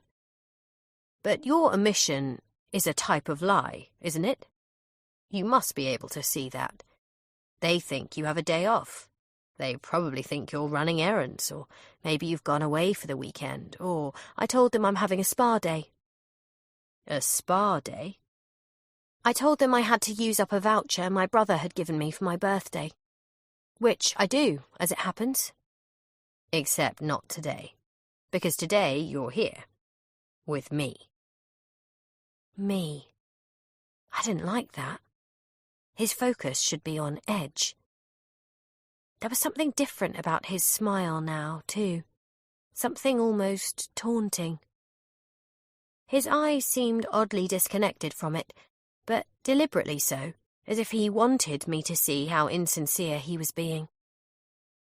I sensed again that he was trying to needle me, that there was another agenda here he was working towards.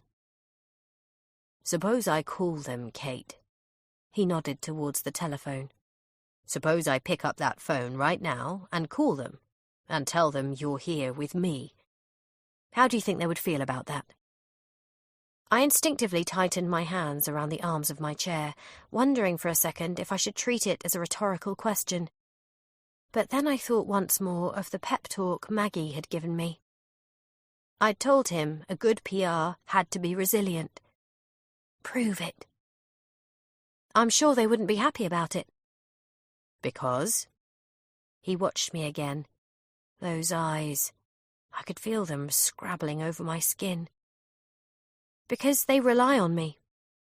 And because you lied to them? No, it's not like that. Who does know you're here today? Chapter 14. No one, she said. Other than my recruitment agent. Joel's blood was up. He could feel it thrumming through his veins. That burning again, mixed in with the buzzing in his chest. He was so dialed into her now that he could tell it was another lie immediately. But an unusual one, he had to give her that. She didn't look up or look down. She didn't fidget or swallow. She held herself preternaturally still. It was only in the vaguest twitching of her cheek and the very depths of her pupils that he caught the slightest hint of a tell. She was good. Better than average, anyway. Joel had dealt with countless CEOs and board members who would have blown up at him by now. There was that one management candidate in Tokyo he'd never forget, the one who got so distressed when Joel challenged him about embellishing sales figures that he began weeping and tearing at his clothes, ripping his shirt clean open in a desperate act of corporate self-flagellation. Really? He said. You've told me how badly you want this job, Kate. You've talked many times about how excited you are to work at Edge. And yet you're telling me you weren't excited enough to tell anyone close to you about this interview? He watched her lips press together as she pondered her next move. Would she admit to the lie? Or double down on it? You seem flustered, Kate. I suppose I'm just wondering what this all has to do with my ability to do the job I'm here to interview for. Deflection. Also interesting. He felt a wave of heat move through him as he lowered his eyes to the folio case again, tracing his finger down over her CV. The lie about swimming was an obvious and depressingly common one, but he no longer felt the need to go there. Rather, he allowed the silence to develop for so long that she opted to fill it. Perhaps you could tell me something more about the details of the role I'd be doing here at Edge. If I was offered the job, I mean. No. Right now, I'd much rather you told me about this gap on your CV, Kate. There's a gap on your CV, Kate. You started working for this agency, Simple, 9 months ago. You stopped working at MarshJet 6 months before that. Now, my maths isn't brilliant, but even I can see that there's a gap. Silence. She stared at him. The wave of heat pulsed outwards towards his extremities as he saw the muscles in her jaw bunch and tighten. Again, her gaze flicked to the door, a kind of desperation in it now. It's okay if you quit, and it took you a while to land a new job, Kate. Or perhaps it wasn't your decision to leave MarshJet in the first place. You'd been with them, what, almost 7 years? Maybe they... you know. He made a pushing gesture with the heel of his hand, a squawking noise in his throat. He noticed that she was physically trembling now. Her lips had thinned. Her nostrils were pinched. "That wasn't what happened," she shot back, her fingers digging into the arms of her chair. "One more nudge." "You sound offended, Kate. I'm not sure why. Maybe you need a refresher on what my role is here today. It's my responsibility to look at the information you provided to us and the answers you give me and identify any areas of possible concern. Which brings us to this gap, the one I noticed. Now, it's possible you don't want to talk about it because you're embarrassed or ashamed or because you're hiding something or—" "That's enough!" The wavering pitch of her voice caught them both by surprise. "I've played your games, but that is enough." "Is it? Shouldn't I be the judge of that?" Her eyes were reddening, wet. She bit her cheek and shook her head, a wounded look of hurt and defiance on her face, of disgust. "My husband died," she said.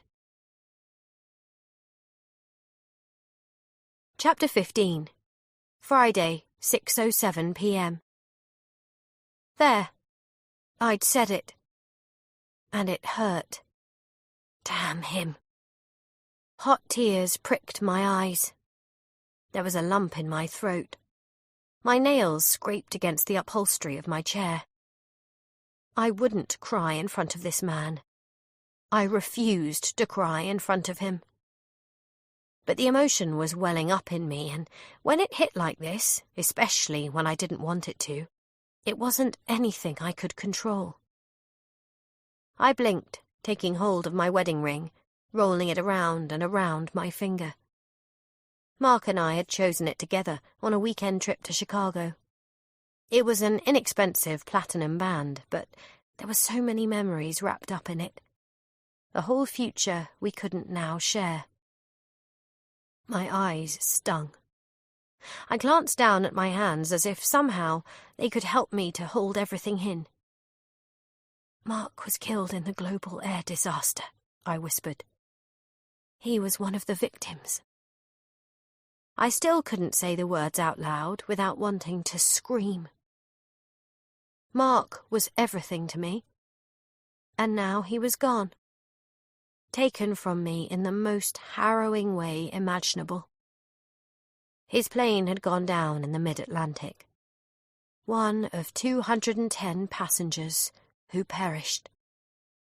In the silence that followed, I waited for Joel to apologize. I expected him to act appalled, backtrack, try to repair the damage he'd done. He did none of those things. He just watched me without speaking, his eyes like two misted pools, no hint of contrition on his face. That's when my anger really kicked in, hot and fast. It was the same futile rage that had engulfed me again and again since the tragedy. I couldn't believe I'd been made to feel this way during a job interview. I should never have been put in this position. I looked up towards the corner of the room, blinking. I bit the insides of my mouth until it stung.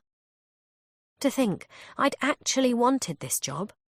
I'd wanted it for all the reasons it was going to be so hard for me to take.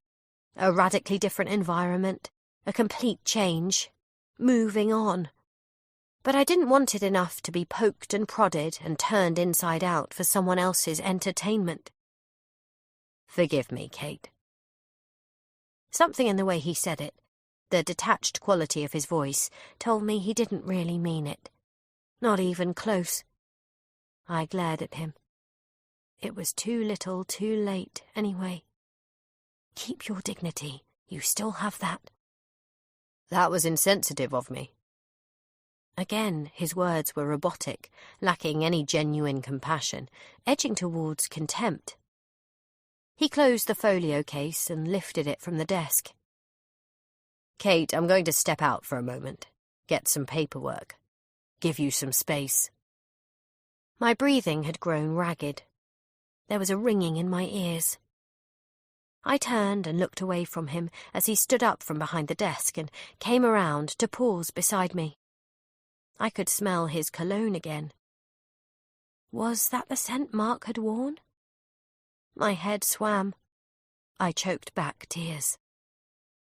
Then his hand reached out suddenly, and for an awful second I thought he was going to touch me, until he swerved at the last moment and lifted the plastic folder containing my answers to the psychometric test. "Drink some water if you need to, Kate. I won't be long." Chapter 16. 15 months ago. "Have a drink of water, Kate. Take your time." Time was the last thing I needed. I craved answers and information. I wanted someone to burst into the room and tell me this was all a horrible mistake. Staring at the water in the glass in front of me, I tried to shut out everything else. My body felt rigid with terror and shock, my heart swollen painfully. My hand was clutching my mobile phone so tightly I could hear the plastic creak. "This can't be happening," I murmured. "We were only notified moments ago, Kate. There's nothing in the media yet, and the information we have from the airline is sketchy at best. There could be other explanations, but with Mark and the others on that flight, we called you in here as soon as we heard." I nodded vaguely, tears quivering in my eyes.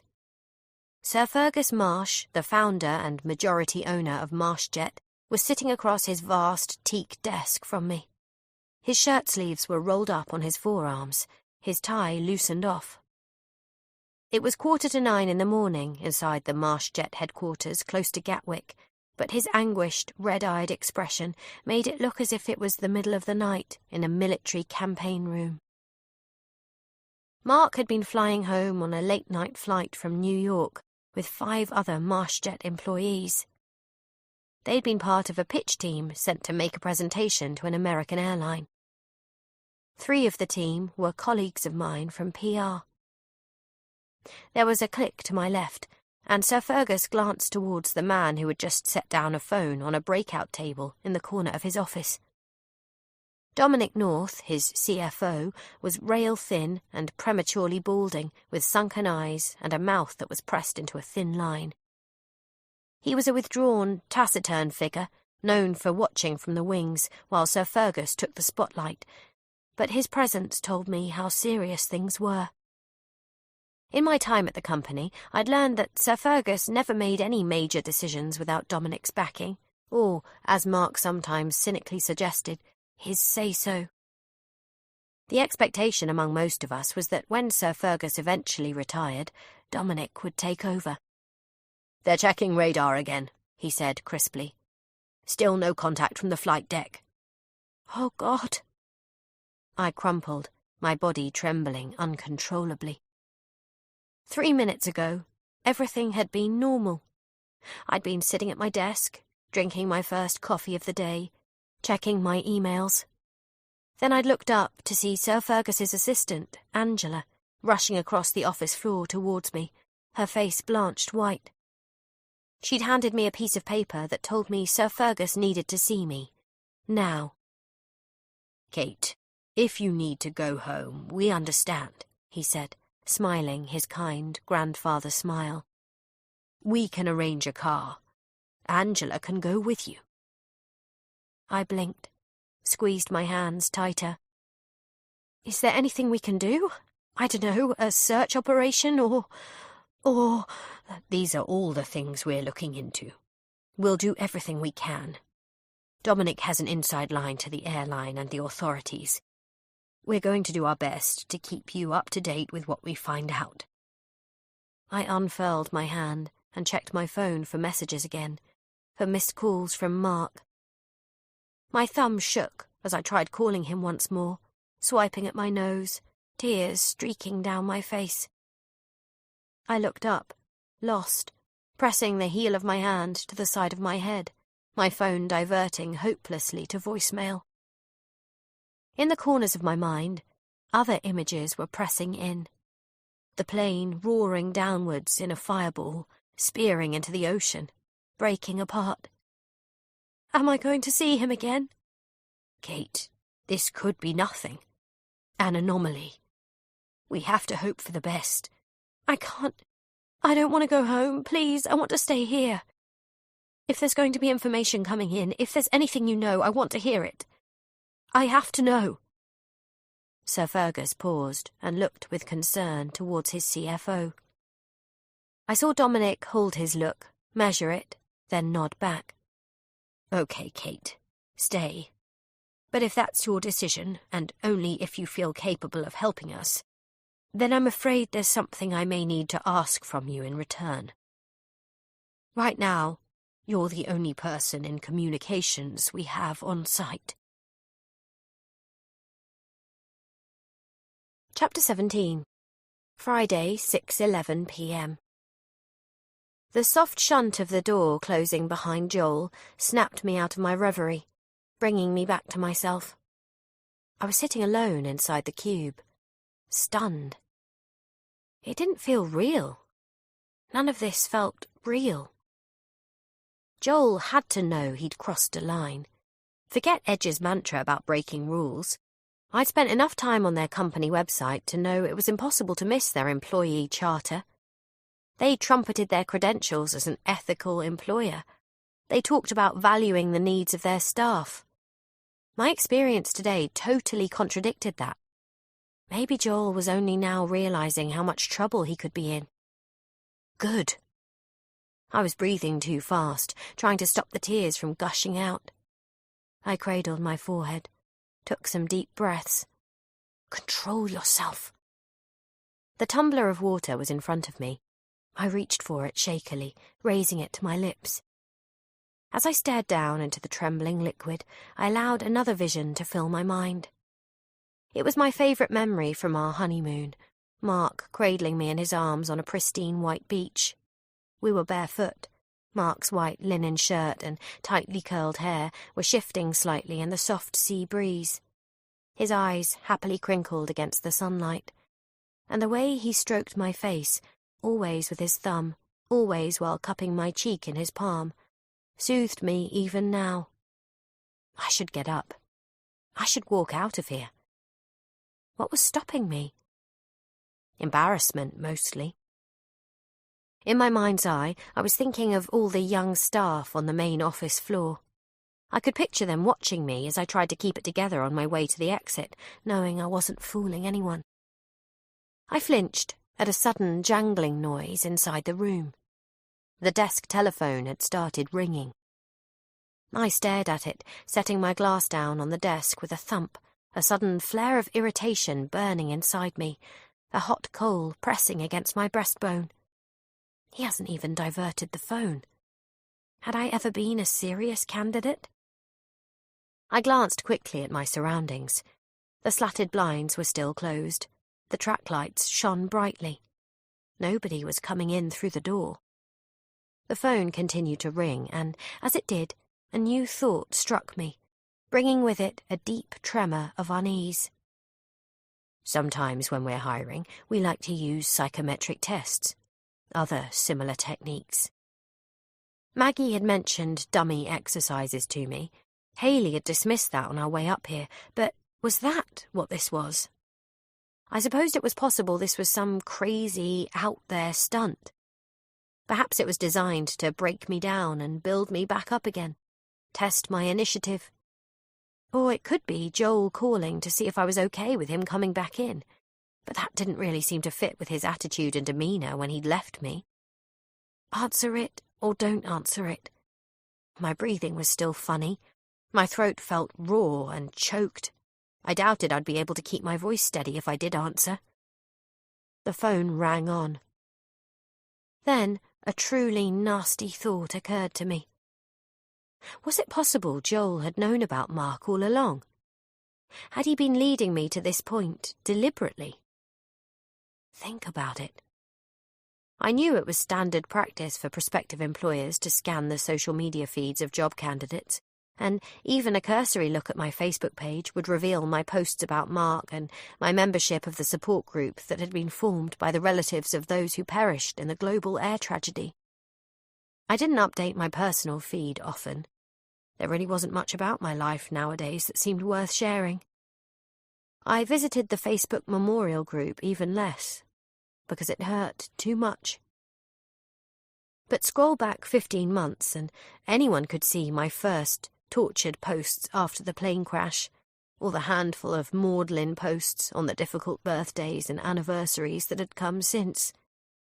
I felt wounded, sickened. They're a really great company to work for, and we have so much fun. But this wasn't fun. It was cruel and exploitative. Or perhaps the ringing phone was just a coincidence. Bad timing. It stopped. The silence that followed was as thin and whispery as the blood through my veins. I was finding it difficult to think straight. If this was a test, had I failed it? Did I care? I bit my lip and thought about Mark again, standing on that perfect white beach, the gentle caress of his thumb on my cheek. What would he say if he really could be here with me now? And there it was, simple as anything. Get up and go. Walk out with your head held high, without looking back. I didn't need this. Nobody needed this. There would be other jobs and opportunities. I rolled back my chair, got to my feet. My hands and feet were buzzing with an excess of adrenaline and nerves. All the blood seemed to have drained out of my head, leaving me weightless, giddy. I turned and faced the door, then paused. There was no noise at all from the other side. It was almost too silent. In a flash of paranoia, I pictured Joel sitting on the edge of a workstation, facing the door, kicking his legs to and fro, smirking as the team surrounding him started a slow clap when I emerged. Oh, ridiculous. Open the door and see for yourself. But before I could move, the telephone started ringing again. I tensed. I could pick it up. If this was some crass, insensitive challenge, I could face it down, tell them just what I thought of their company, and then walk out. But a small voice of doubt murmured inside my head. If this was a test, then maybe I shouldn't answer the phone. Joel had talked about the leading clients and brands Edge represented. As a company, they'd value discretion and confidentiality.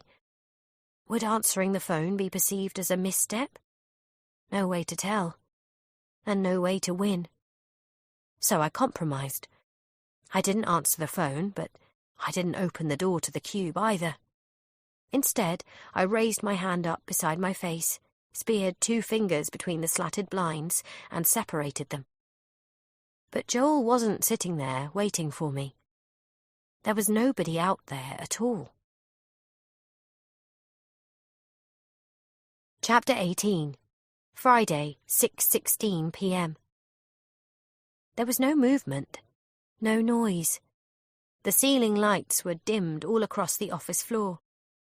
On the workstations in front of me, I could see that most of the desktop computers had been shut down, their monitors greyed out. A few others had the Edge logo displayed. If I didn't know better, I could have believed that I'd somehow imagined all the people who'd been here when I'd arrived, the energy and commotion I'd seen. It was gone 6 now, but it still struck me as odd that the office could have emptied so quickly and so completely. The desk phone continued ringing behind me, a jagged bleat. Had everyone left, or were they... what? Hiding? I released the blind and stepped backwards into the cube. I didn't like this. I definitely didn't want to be alone in this office with Joel, not after the way he'd treated me. The phone stopped ringing again, but somehow the jangle seemed to echo on inside my heart. I was going to leave now. I would grab my bag, cross the office floor with my head down, and... I stopped. A groan escaped my lips. My bag was gone. It wasn't on the floor next to my chair. Where I'd put it was now just empty space.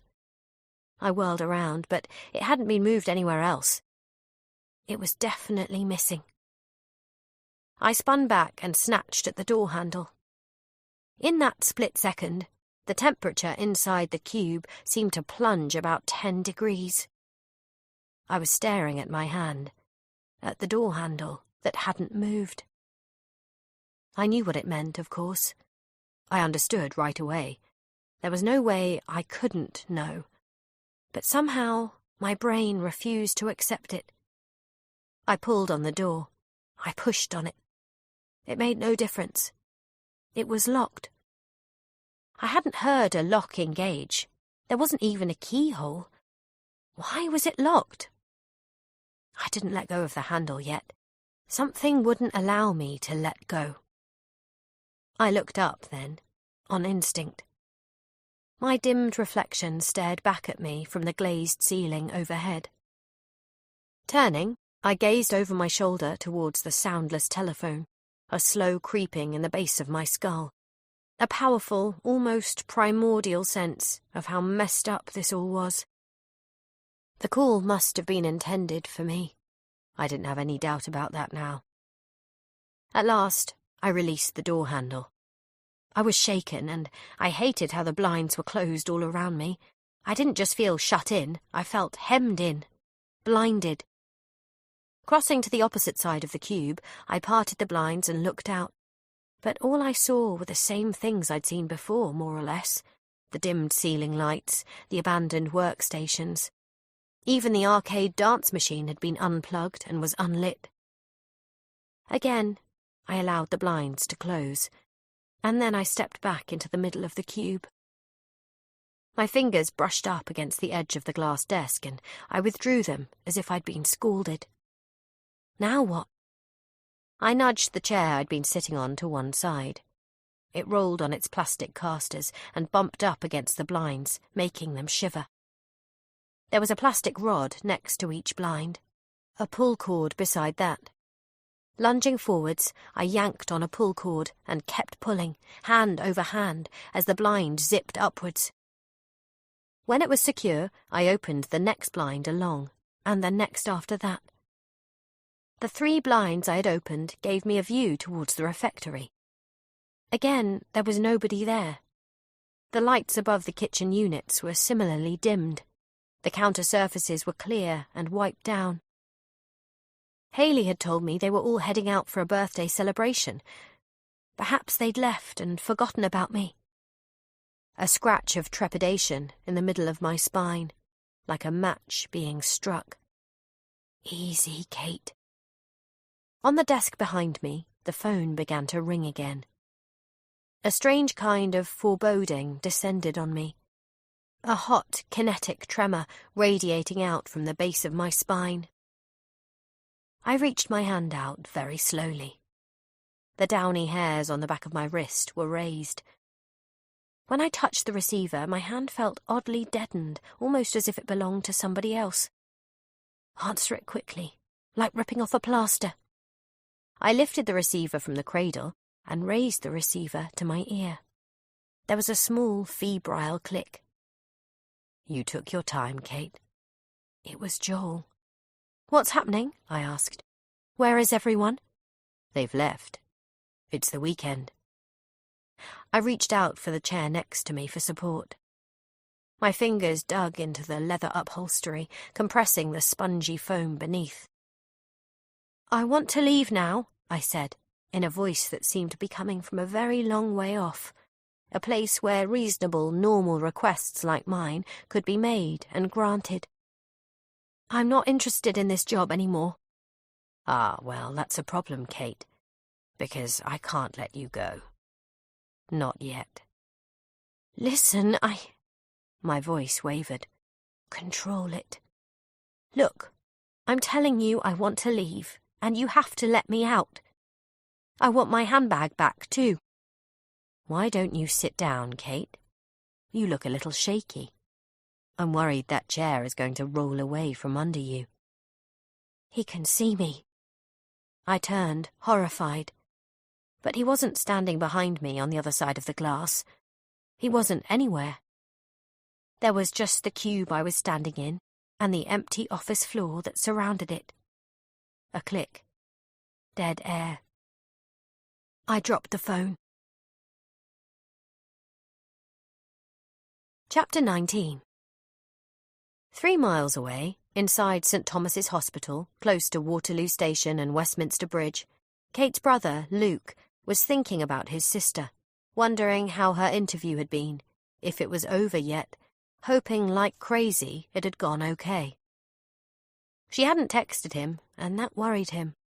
It was difficult to shake his lingering doubts that going for this job had been too big a step too soon. Not that he'd said anything to Kate, at least not directly. He hadn't wanted to upset her or jinx the opportunity. It had been much too long since he'd glimpsed even a flicker of excitement in his little sister's eyes. He felt a pang, the same way he always did whenever he thought of how vulnerable Kate had become since Mark had been taken away from her. Like many of his patients on the cardiac ward where he'd worked for the past 8 years, his sister's whole life had been ripped apart by one dreadful jolt. Before losing Mark, she'd been so confident, so together. Their parents' deaths had been a blow, no question, but it had forced them to grow up fast, become self-reliant. It had toughened Kate, hardened her resolve.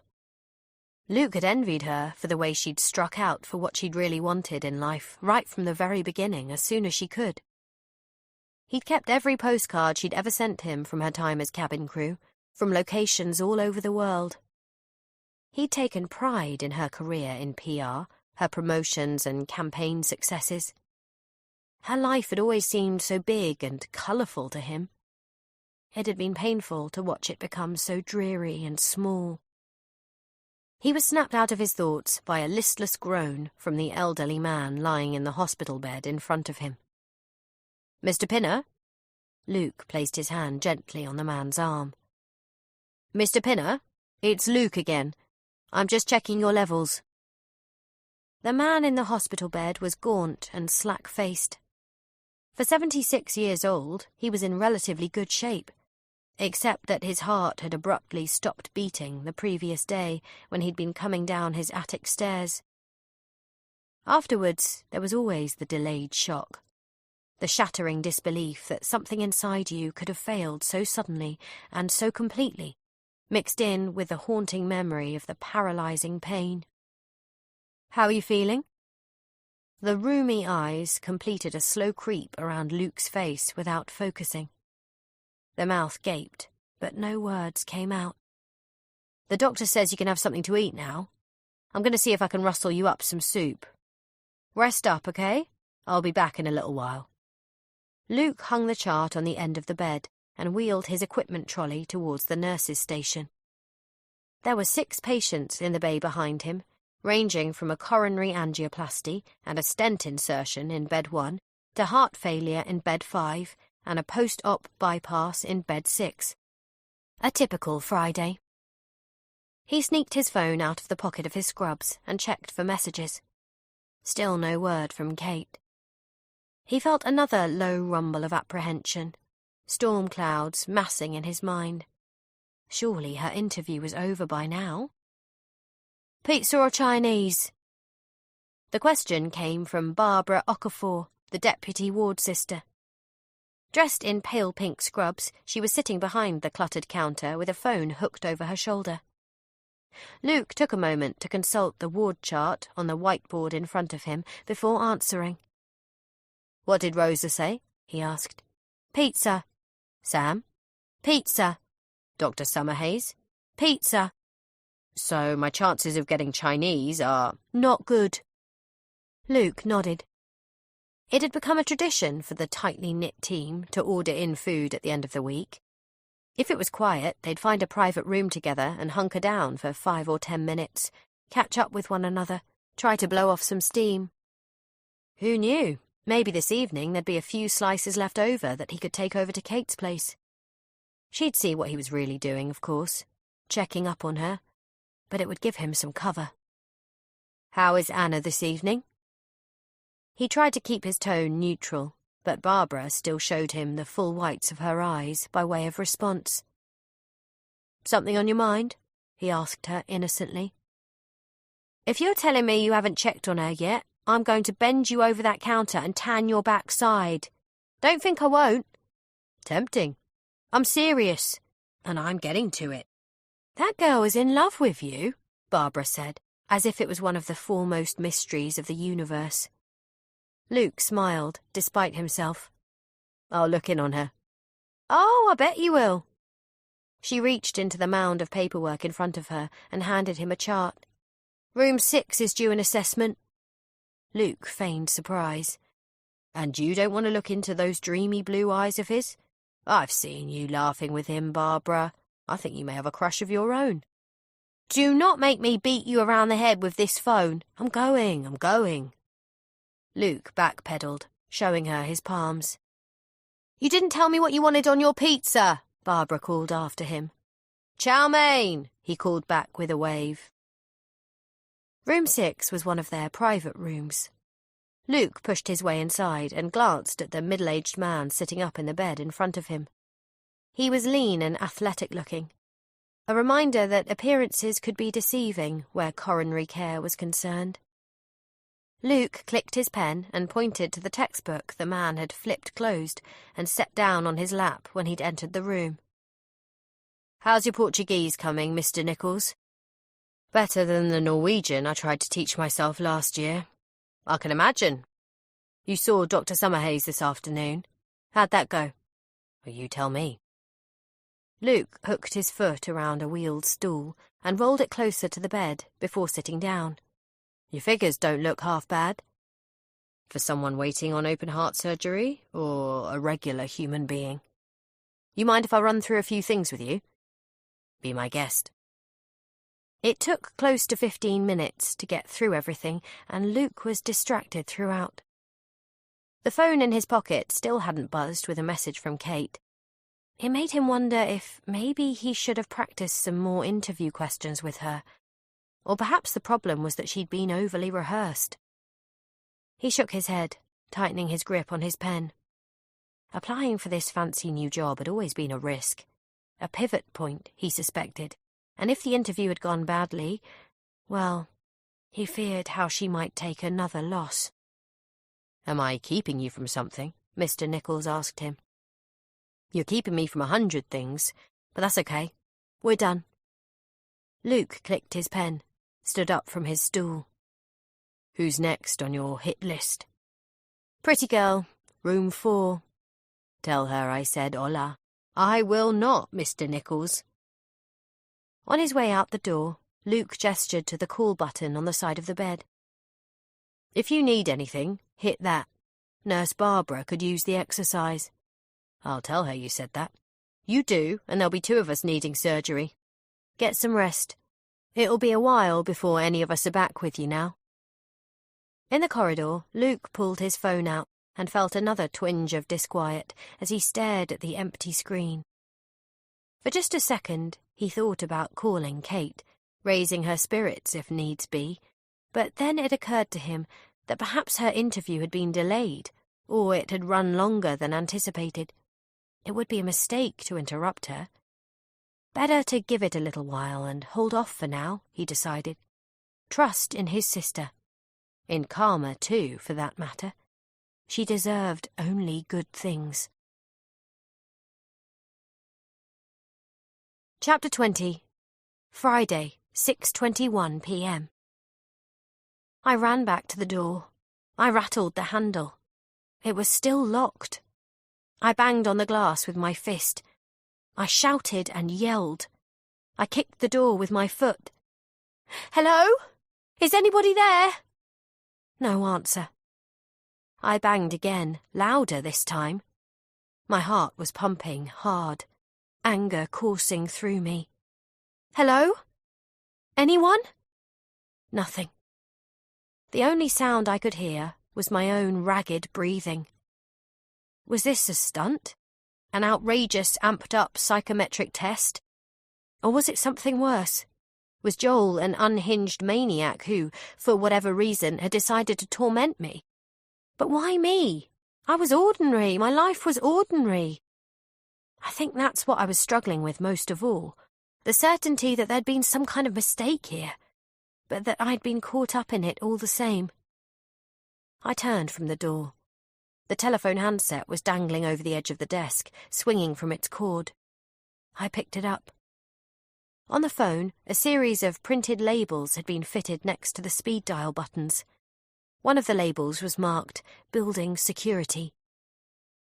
I waited a looming moment, staring sightlessly through the panels of glass in front of me, my finger hovering over the button. Joel had to be watching me from somewhere out there with my bag. Would he try to stop me?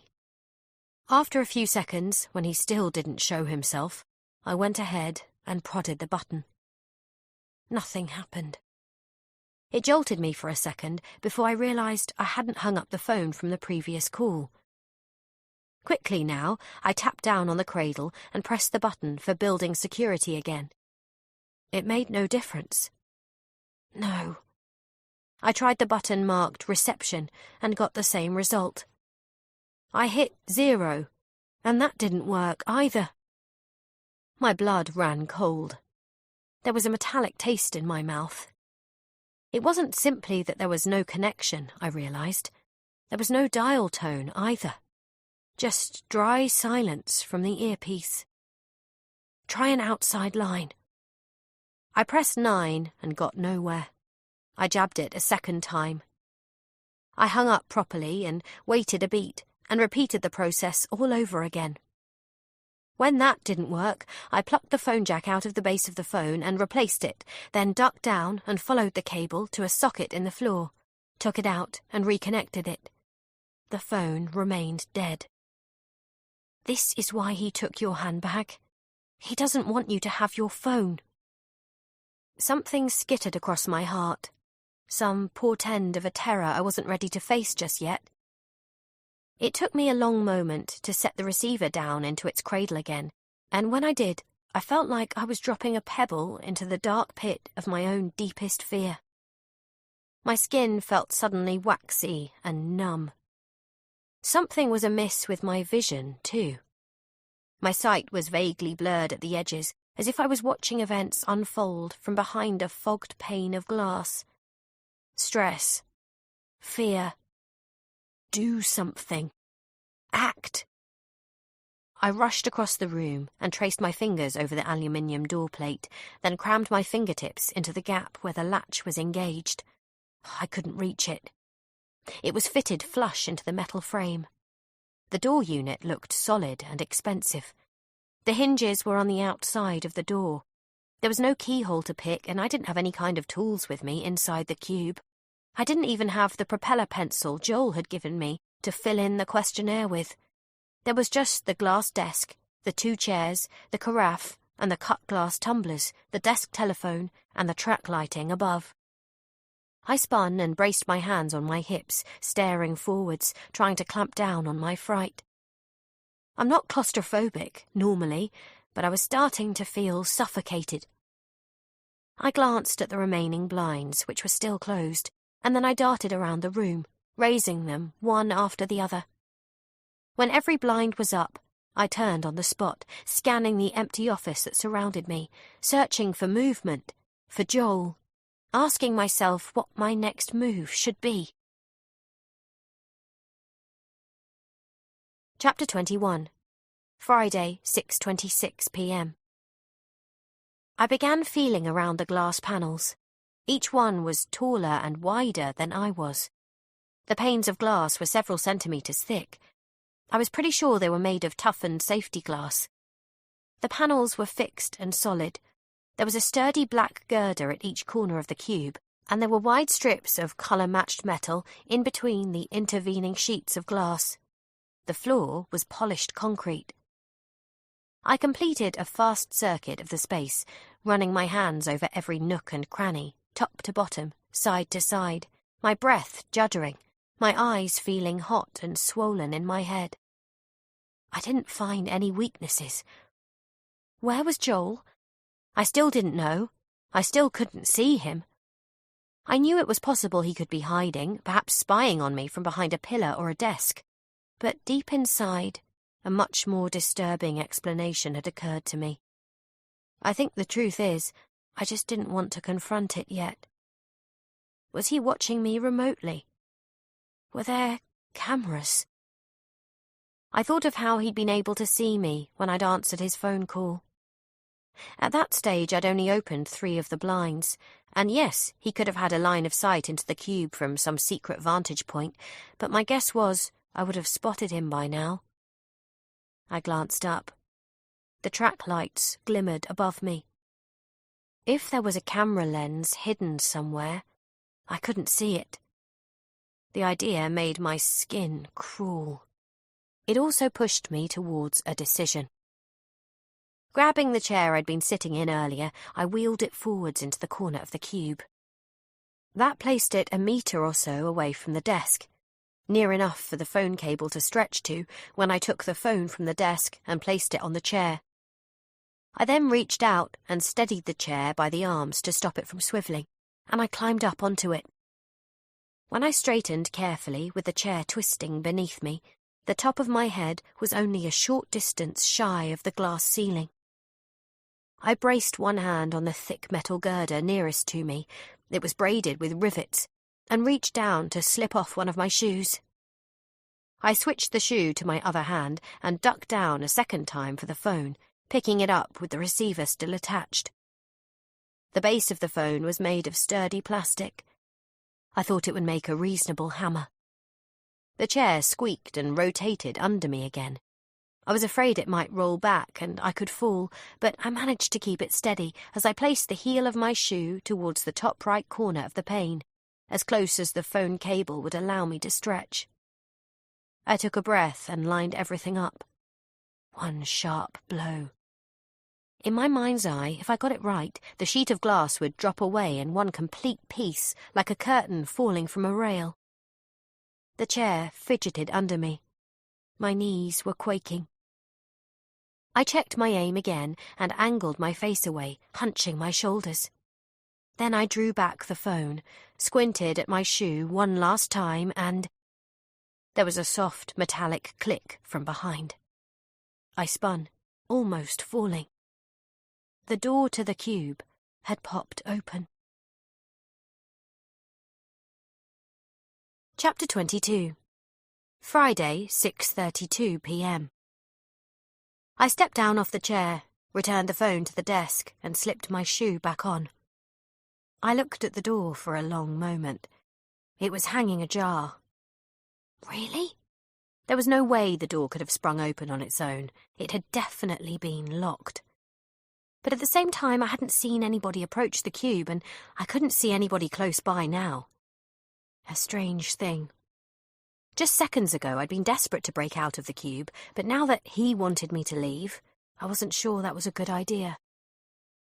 My body felt locked, stiff. But then something else struck me.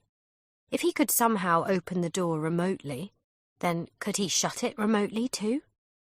I darted forwards and placed my foot into the gap between the door and the jamb. My breaths came fast and shallow.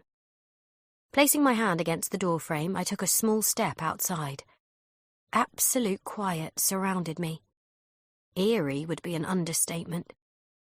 The office floor wasn't simply empty and silent. It felt desolate. When I glanced towards the floor-to-ceiling windows to my left, all I could see outside was the pale evening sky. Out of nowhere, there came a sudden, rumbling burble to my right. I jerked around fast, my heart slamming into my throat. But it was only a water cooler burping up an air bubble. Keep it together, Kate. I was obviously going to have to do something here. What was it Joel expected me to do? I didn't care. I just wanted to leave. I set off across the office floor in the direction of reception, threading my way between abandoned desks and filing cabinets, looking side to side, glancing backwards over my shoulder. I almost stumbled but I didn't see anybody, and when I reached the reception area, there was no sign of anybody there either. The neon pink sign had been turned off. The desktop computers on the reception counter were powered down. 2 desk chairs had been rolled neatly against the countertop. Standing still, listening closely, all I could hear was the drumming of my own blood in my ears. I wanted my handbag back. I wanted to take it with me. Forget it. Get downstairs, get to security, get help, and come back for your bag later. I hurried towards the industrial-style metal doors, wrapped my fingers around the handle of the door on the left, and, for the briefest fraction of a second before I pulled, I felt a flutter against my ribs. The door didn't shift. I tried the one on the right, but both doors were locked fast. I bowed my head, acutely aware in that moment of the absolute silence and enormity of the office space behind me, of how alone I felt.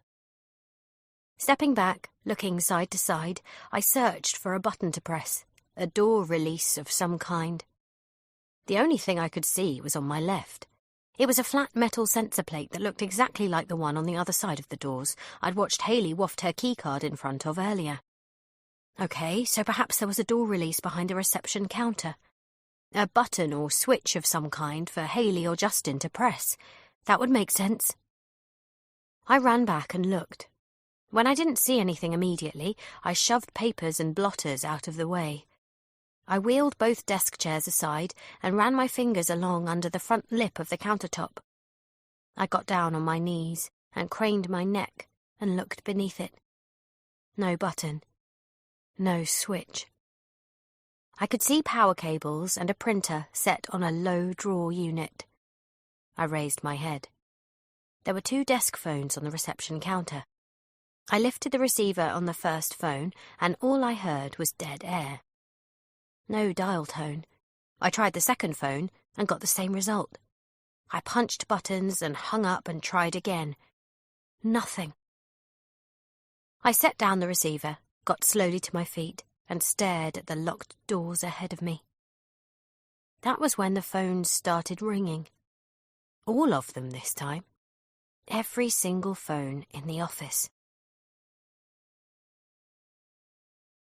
Chapter 23.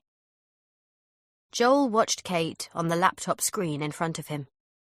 He saw her step back from the reception counter and raise her hand to her mouth. He had multiple angles on her. There were cameras and speakers wired throughout the office. Some were concealed in ceiling panels. Others were in desk tidies, in plant pots. Several were inside the glass cube. He could also watch through the webcams on the computer desktops that had been left on. She was scared, and it didn't give him any pleasure to see it, other than a craftsman's appreciation for a task well done. Strange how life could turn out. There was a time, long ago now, when Joel had been on the side of the angels, or so he'd believed. That was the problem with intelligence work. You never knew exactly who was playing whom. 8 years in, his career in the ascendancy, he'd been pulled aside and commended on his interviewing technique. Everyone got taught the basics, how to interpret physical responses, ask open questions, draw out a lie, but Joel had an innate talent for the work. He believed in his ability to drill down to the truth, absolutely. You had to, in order to be the best. Which is why he'd been selected for a delicate assignment. In the back halls of Whitehall, on the extreme down low, a senior civil servant had accused the Home Secretary of leaking government secrets, and Joel was tasked with interviewing the government minister late at night in her apartment, without anybody, including the Home Secretary herself, knowing he'd be there. And what did he conclude? She was guilty, no question, not a shred of doubt in his mind. And that was exactly what he reported back to the boss of his boss, second in charge of the service. And it was also why he was so puzzled 3 days later, when the senior civil servant who'd blown the whistle was forced to quit in disgrace, amid whispers of sexual harassment, while the Home Secretary had kept her job without the slightest blip to her career. Wheels within wheels. Circles within circles. It was way above Joel's pay grade to know what kind of a deal had been struck, what leverage had been secured, but that didn't mean he had to like it. It wasn't what he'd signed up for. He quit 6 months later, leaving long enough before handing in his resignation to allay any direct fears about what his exact motivations might have been. And in the habitual way of the service, his unspoken discretion was rewarded. The first approach came within weeks. A friend of a friend had recommended him. How would he feel about assisting the head of security at one of the world's leading petrochemical companies with the task of vetting their proposed new CFO? Joel took the job. It was what he knew, what he excelled at, and the pay was, frankly, obscene. Just as appealing, it was crucial to his client that Joel's role was strictly temporary and very hush-hush. No one need know who he really was, where he'd come from, or what his past had been. It also offered him a way to flesh out some of his more, outre, untested methods and theories. No questions asked. No red lines of morality or legality to be troubled by. He had absolute freedom and control. As it happened, the CFO didn't raise any serious concerns. There were skeletons in his closet, things he'd never told anyone before except Joel. A young man whose apartment he paid rent on, a son his wife knew nothing about. But far from being alarmed, the company leadership tucked these nuggets away, primed for future use. Following this success, word got around. The assignments kept coming. All of them were from private companies or wealthy individuals looking for an off-the-books solution to a particular problem. And if sometimes his old employers were pulling the strings behind the scenes, it wasn't anything Joel needed or cared to know. His focus was the UK and Europe to begin with, later the States and Canada, and then, most recently, and most lucratively, the Far East. Until this particular task had crossed his radar, and he'd pitched for it, and been hired. And so now here he was, in the moment, watching Kate, debating whether or not to answer his call. As he waited for her to make up her mind, Joel slipped on a pair of thin, disposable plastic gloves and picked up the acetate folder containing the psychometric questionnaire she'd completed. Her answers were useful to him, definitely enlightening. But then, so was the folder itself. He angled it towards the light. And yes, there they were, several viable fingerprints and a solid, greasy thumbprint towards the bottom. Using a length of clear plastic tape, he carefully lifted the print, then placed the tape over the home button on her mobile, pressed his own thumb down on top, and unlocked her screen. Chapter 24. Friday, 6:36 p.m. I stepped out from behind the counter and moved sideways until I could look out across the office floor towards the cube. Every phone I could see was ringing simultaneously. They were maddeningly loud. Tiny lights were blinking on and off on every base station, as if I was staring at a demented mission control. I could have ignored it. I told myself that, but the last time I'd ignored a ringing phone, I'd got locked inside the cube. I moved to the nearest workstation, flattened my palm on the desk, and snatched up the phone I found there. Silence swept in around me. I didn't say a word when I pressed the receiver to my ear. "Kate, let me save you some time here," Joel said. "The phones work when I want them to work. That's all." My hand curled into a fist. "Are you out of your mind? You can't do this." "Kate, please. Right now, all I need for you to do is take a breath and calm down so we can talk." "You're watching me?" "Yes." I turned around, the phone cable twisting with me. I was staring so hard at my surroundings that my vision shook, but all I could see was the empty office floor and reception. "Really, Kate, There's no need to be rude. My knees flexed. I'd been holding my hand up with my middle finger extended. Felt foolish now. I lowered my arm in jerking increments, aware of a puckered, tightening sensation at the back of my neck, as if some unseen person had reached out and pinched me there. "You're going to let me out of here," I said, "right now.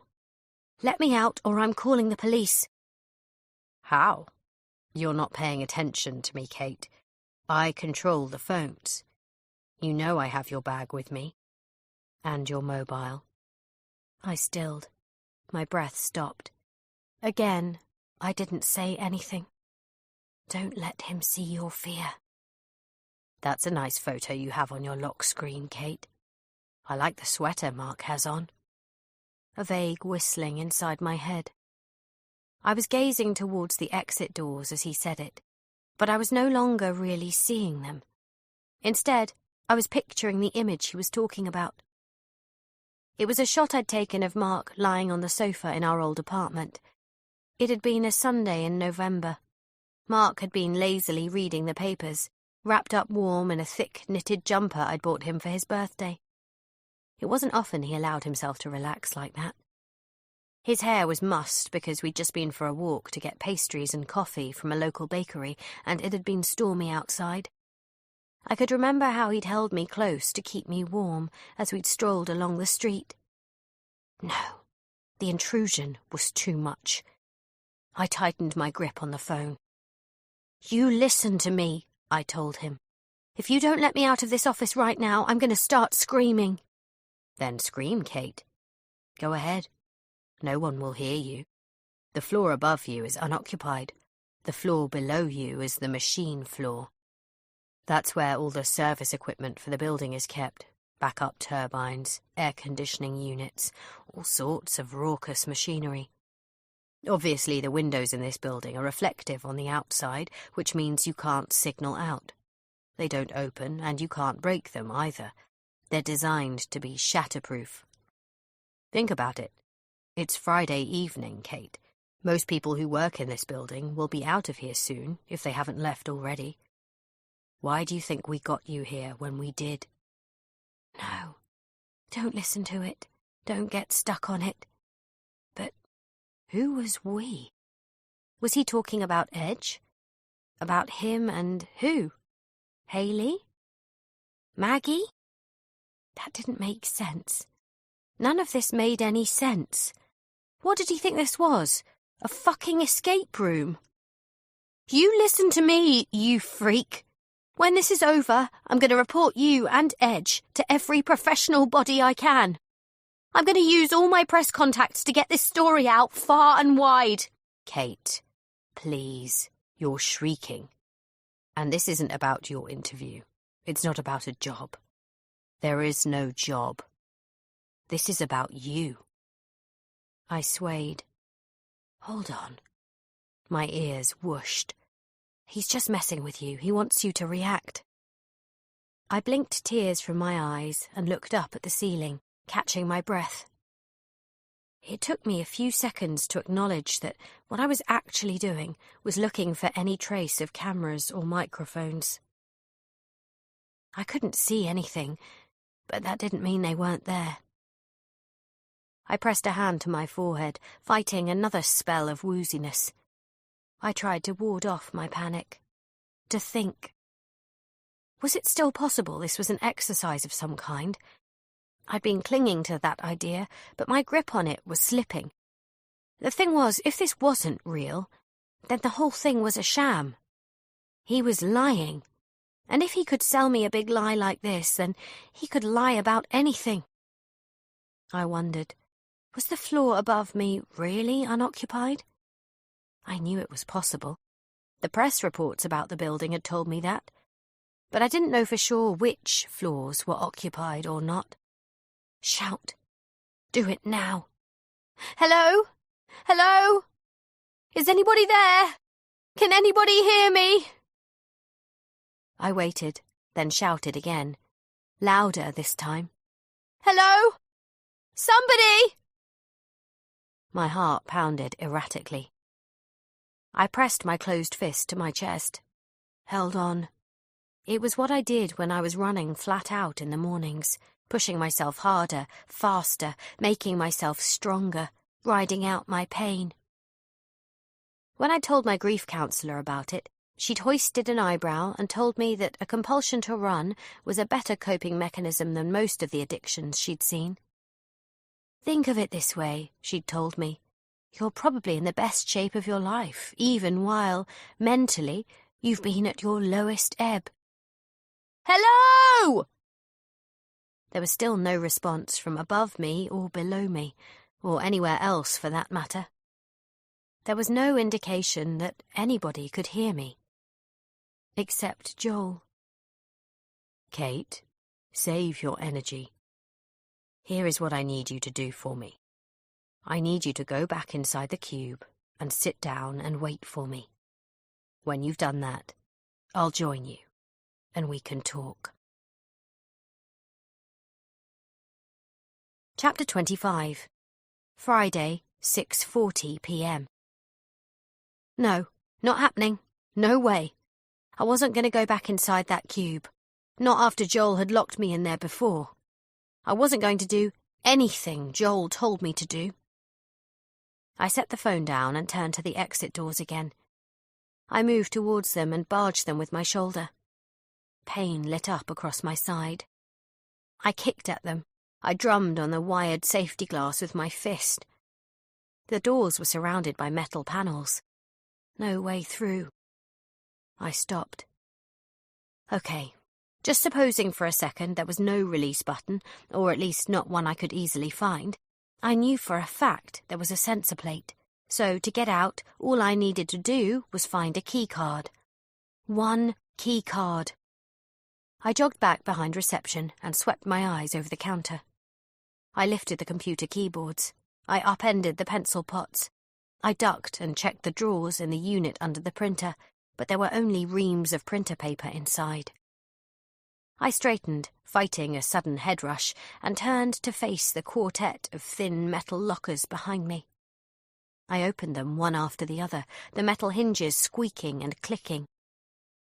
I saw typical office detritus. More printer paper, headed paper, comp slips, envelopes of all dimensions and sizes, pens, paper clips, ink cartridges. No key cards. Okay, that was weird, but perhaps Joel had already checked these places too. But even supposing that was the case, he couldn't have checked everywhere.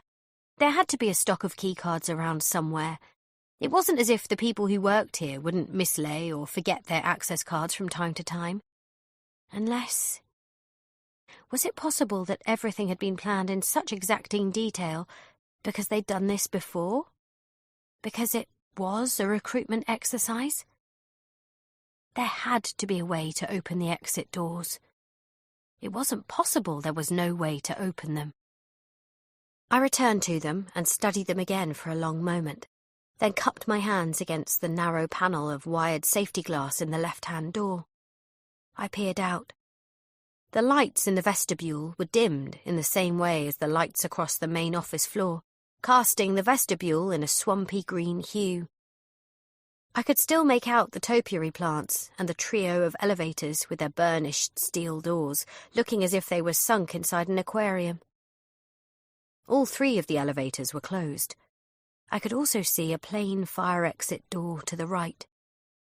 I took a step back and glanced at the sensor plate again, my eyes tracking left until I glimpsed something fitted to the bare brick wall. A fire extinguisher. It was painted a bright, glossy red. I kept staring at it, imagining Joel monitoring my progress from his stupid cameras, and then I strode towards it. A plastic tether held it in place. I loosened the strap and heaved the extinguisher clear in both hands.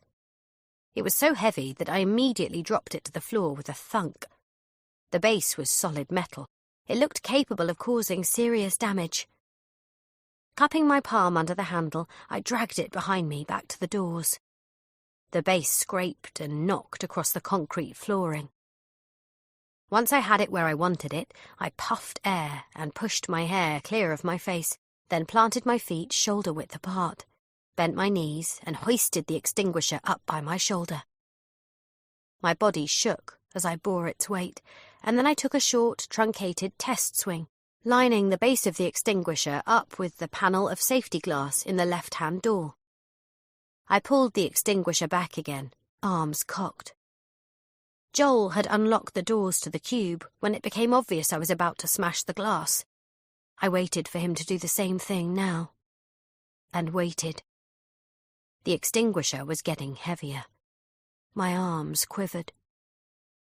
I bit down on my lip, contemplating the ceiling for a long moment, imagining the cameras I felt sure were pointed at me, focused in on my expression. I arched an eyebrow, as if I was asking him, "Do you really want me to do this?" For a second, it was as if a part of my mind split off to an alternate reality. I could almost imagine a noisy klaxon sounding, followed by Joel and his team of backup staff emerging from the wings, clapping their hands, telling me I could put the fire extinguisher down now because the test was over. But none of that happened. There was no response of any kind. There was just me, holding the fire extinguisher, gradually realizing Joel was calling my bluff. Okay, if that's really how you want to play it. I faced forwards, stretched my neck to one side, then the other, and lashed out with the extinguisher. Chapter 26. Friday, 6:45 p.m. I closed my eyes at the last moment. The impact jarred me. The doors boomed and juddered. But when I cracked my eyes open again, the glass panel had only just splintered and held. I tried again, and again. I watched, grimacing, as the panel flexed and splintered. Tiny splits and chips appeared, but the sheet of glass wouldn't give out completely. It wouldn't collapse. My fingers ached, and there was a dull buzzing in my hands, as if I'd been operating a power tool. I exhaled and lowered the extinguisher down by my side, pushing at the splintered wired glass with the spread fingers of my hand. Again, there was the slightest flex, but I couldn't push the glass fully out. In any case, the glass panel was so tall and narrow, there was no way I could reach more than my arm through the gap, even if I broke it.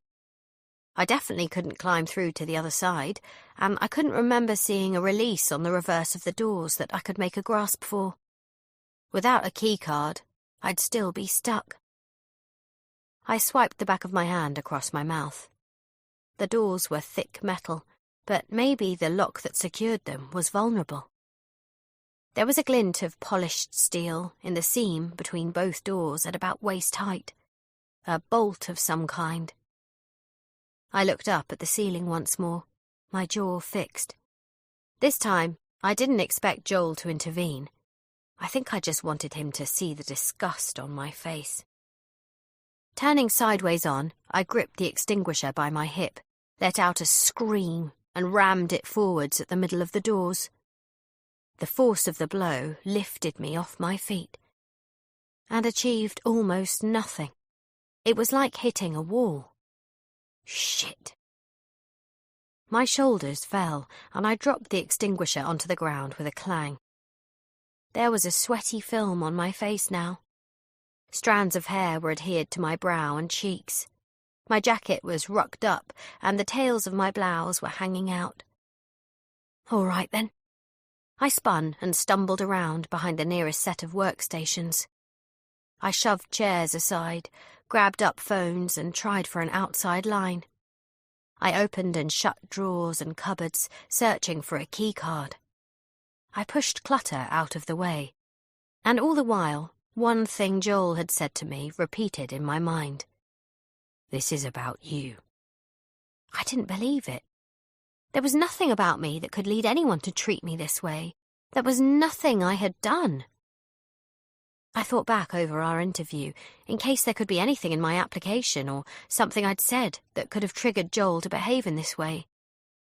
He'd mentioned the MarshJet court case a couple of times, but that was hardly surprising, given my background with the company. And while I got that it was an emotive issue, particularly for the crew who claimed to have suffered serious ill health from flying on marsh jet planes, my connection to it was tenuous at best. I wasn't on any witness list. I hadn't been contacted about the case by the defence or the prosecution. Was there anything else? I couldn't think of anything. Nothing that could have caused offence. Which just left me again. And Edge. The idea that this was personal, that it was targeted, I couldn't see it. And then there were the cameras and the elaborately rigged phones. There was the way everyone else had left the office as if on cue after my interview had commenced. It certainly felt as if the entire thing had been orchestrated ahead of time. Faked? I stopped and looked at the mess I'd created. I hadn't found a key card anywhere. Hadn't found anything even resembling a key card. And didn't that seem really odd? In front of me, the Edge logo was displayed on a nearby computer monitor. Okay, I muttered to myself. Okay. I leaned forwards over the keyboard and nudged the mouse. If I could just message someone, access the web. But the moment the screensaver disappeared, a prompt for a username and password appeared in its place. I growled and shook my head, typed in some random letters and used the mouse to click on the login icon. The hard drive hummed and churned. Then the screen blinked and redrew itself, and an error message appeared, along with a fresh login prompt. I cursed and flipped up the keyboard.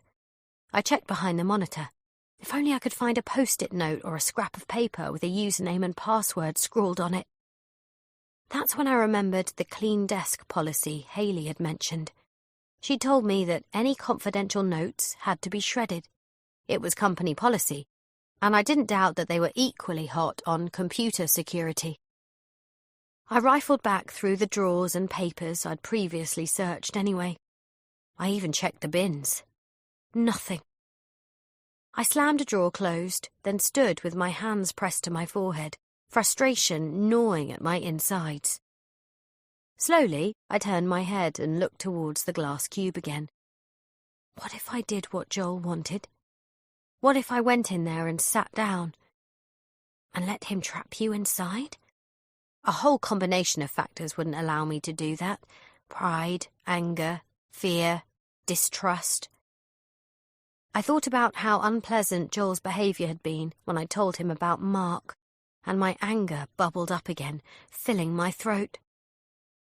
I didn't want to be in a confined space with Joel. I didn't want to concede anything to him. And besides, even supposing he kept his word and came to talk to me, there was no way of telling if he'd let me out of this office. I definitely wouldn't feel safe.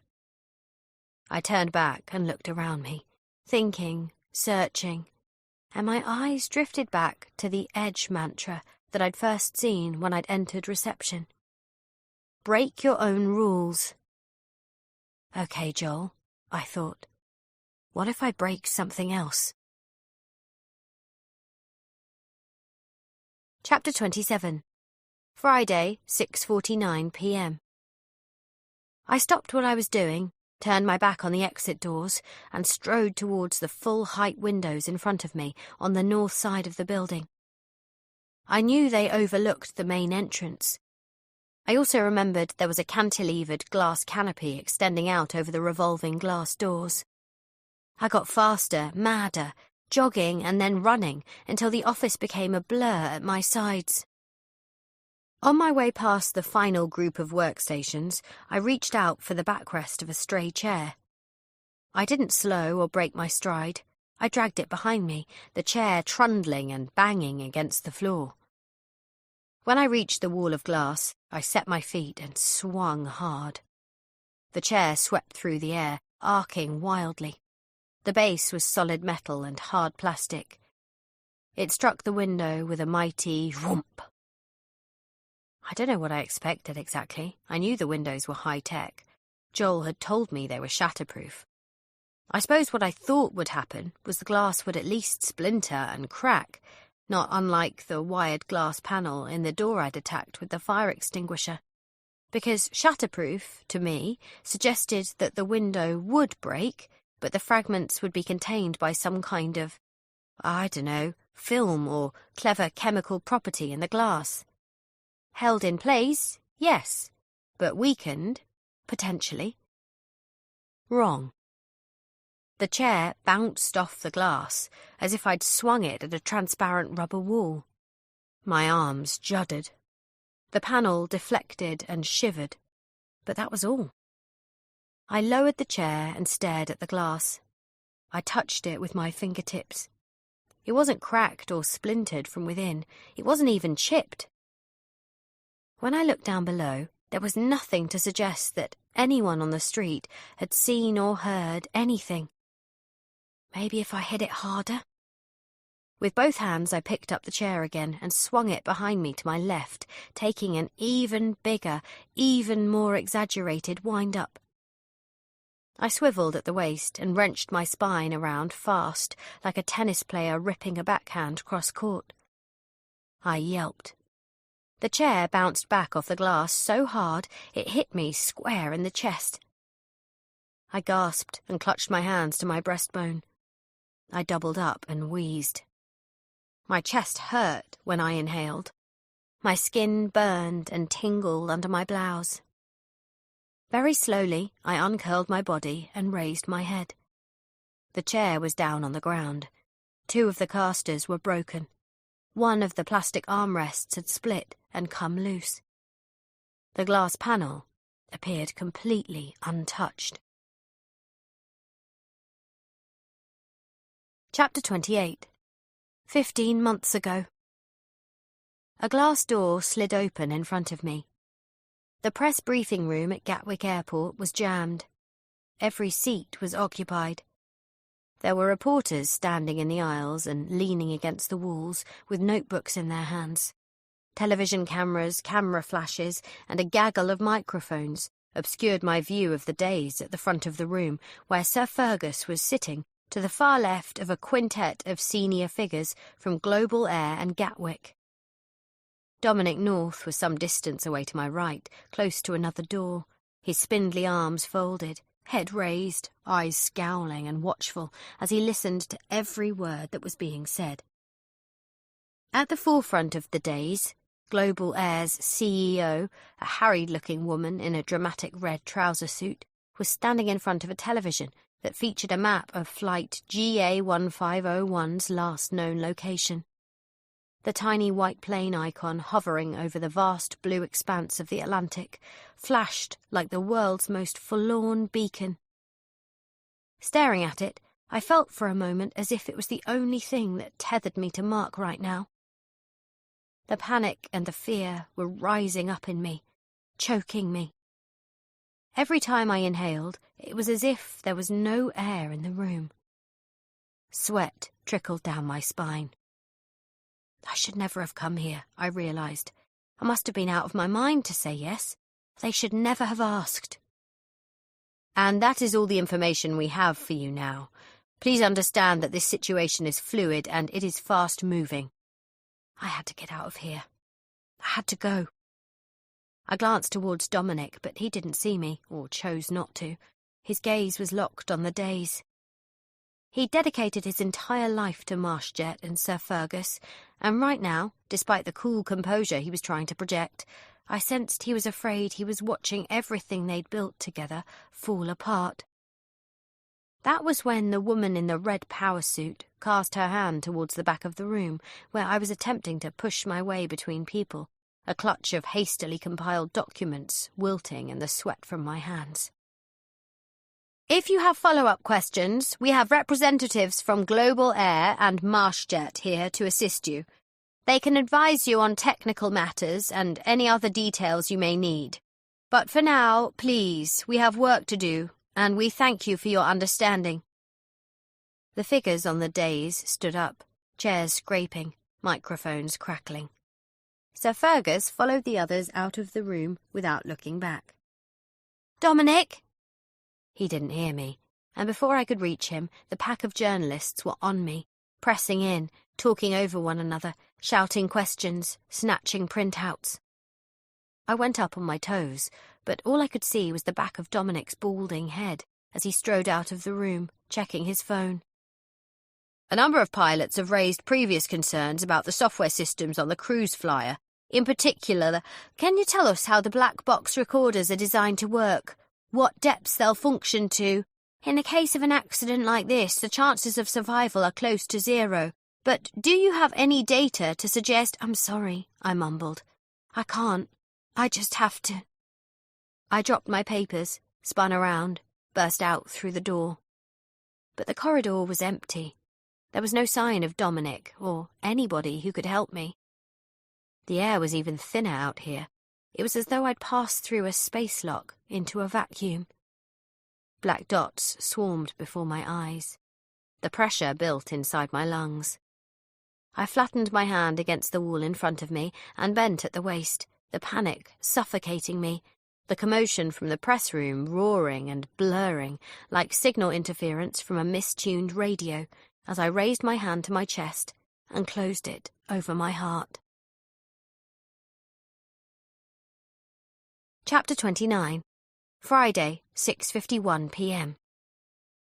I put my fingers to the window I'd attacked with the chair, physically jolting myself out of my memories, and looked down past the toes of my shoes towards the glass canopy above the main entrance to the building. 13 stories up. A flutter of vertigo. My breath condensed on the pain. I'd felt abandoned and alone on that day 15 months ago. I'd quit without ever returning to the MarshJet head office, and I felt the same way again now. People were moving around below me, distant and ant-like. I could see black cabs and red London buses speeding up and down Ludgate Hill. There were cars and motorbike couriers and cyclists, some of them sweeping up the street opposite. Nobody looked up at me, and if they did look up, they wouldn't see me. All they'd see was the golden gleam of the evening sun reflecting in the glass. I shut my eyes for a second, then turned and looked to my right at the Victorian pub across the street with its stained glass windows and vintage sign. My insides shrank.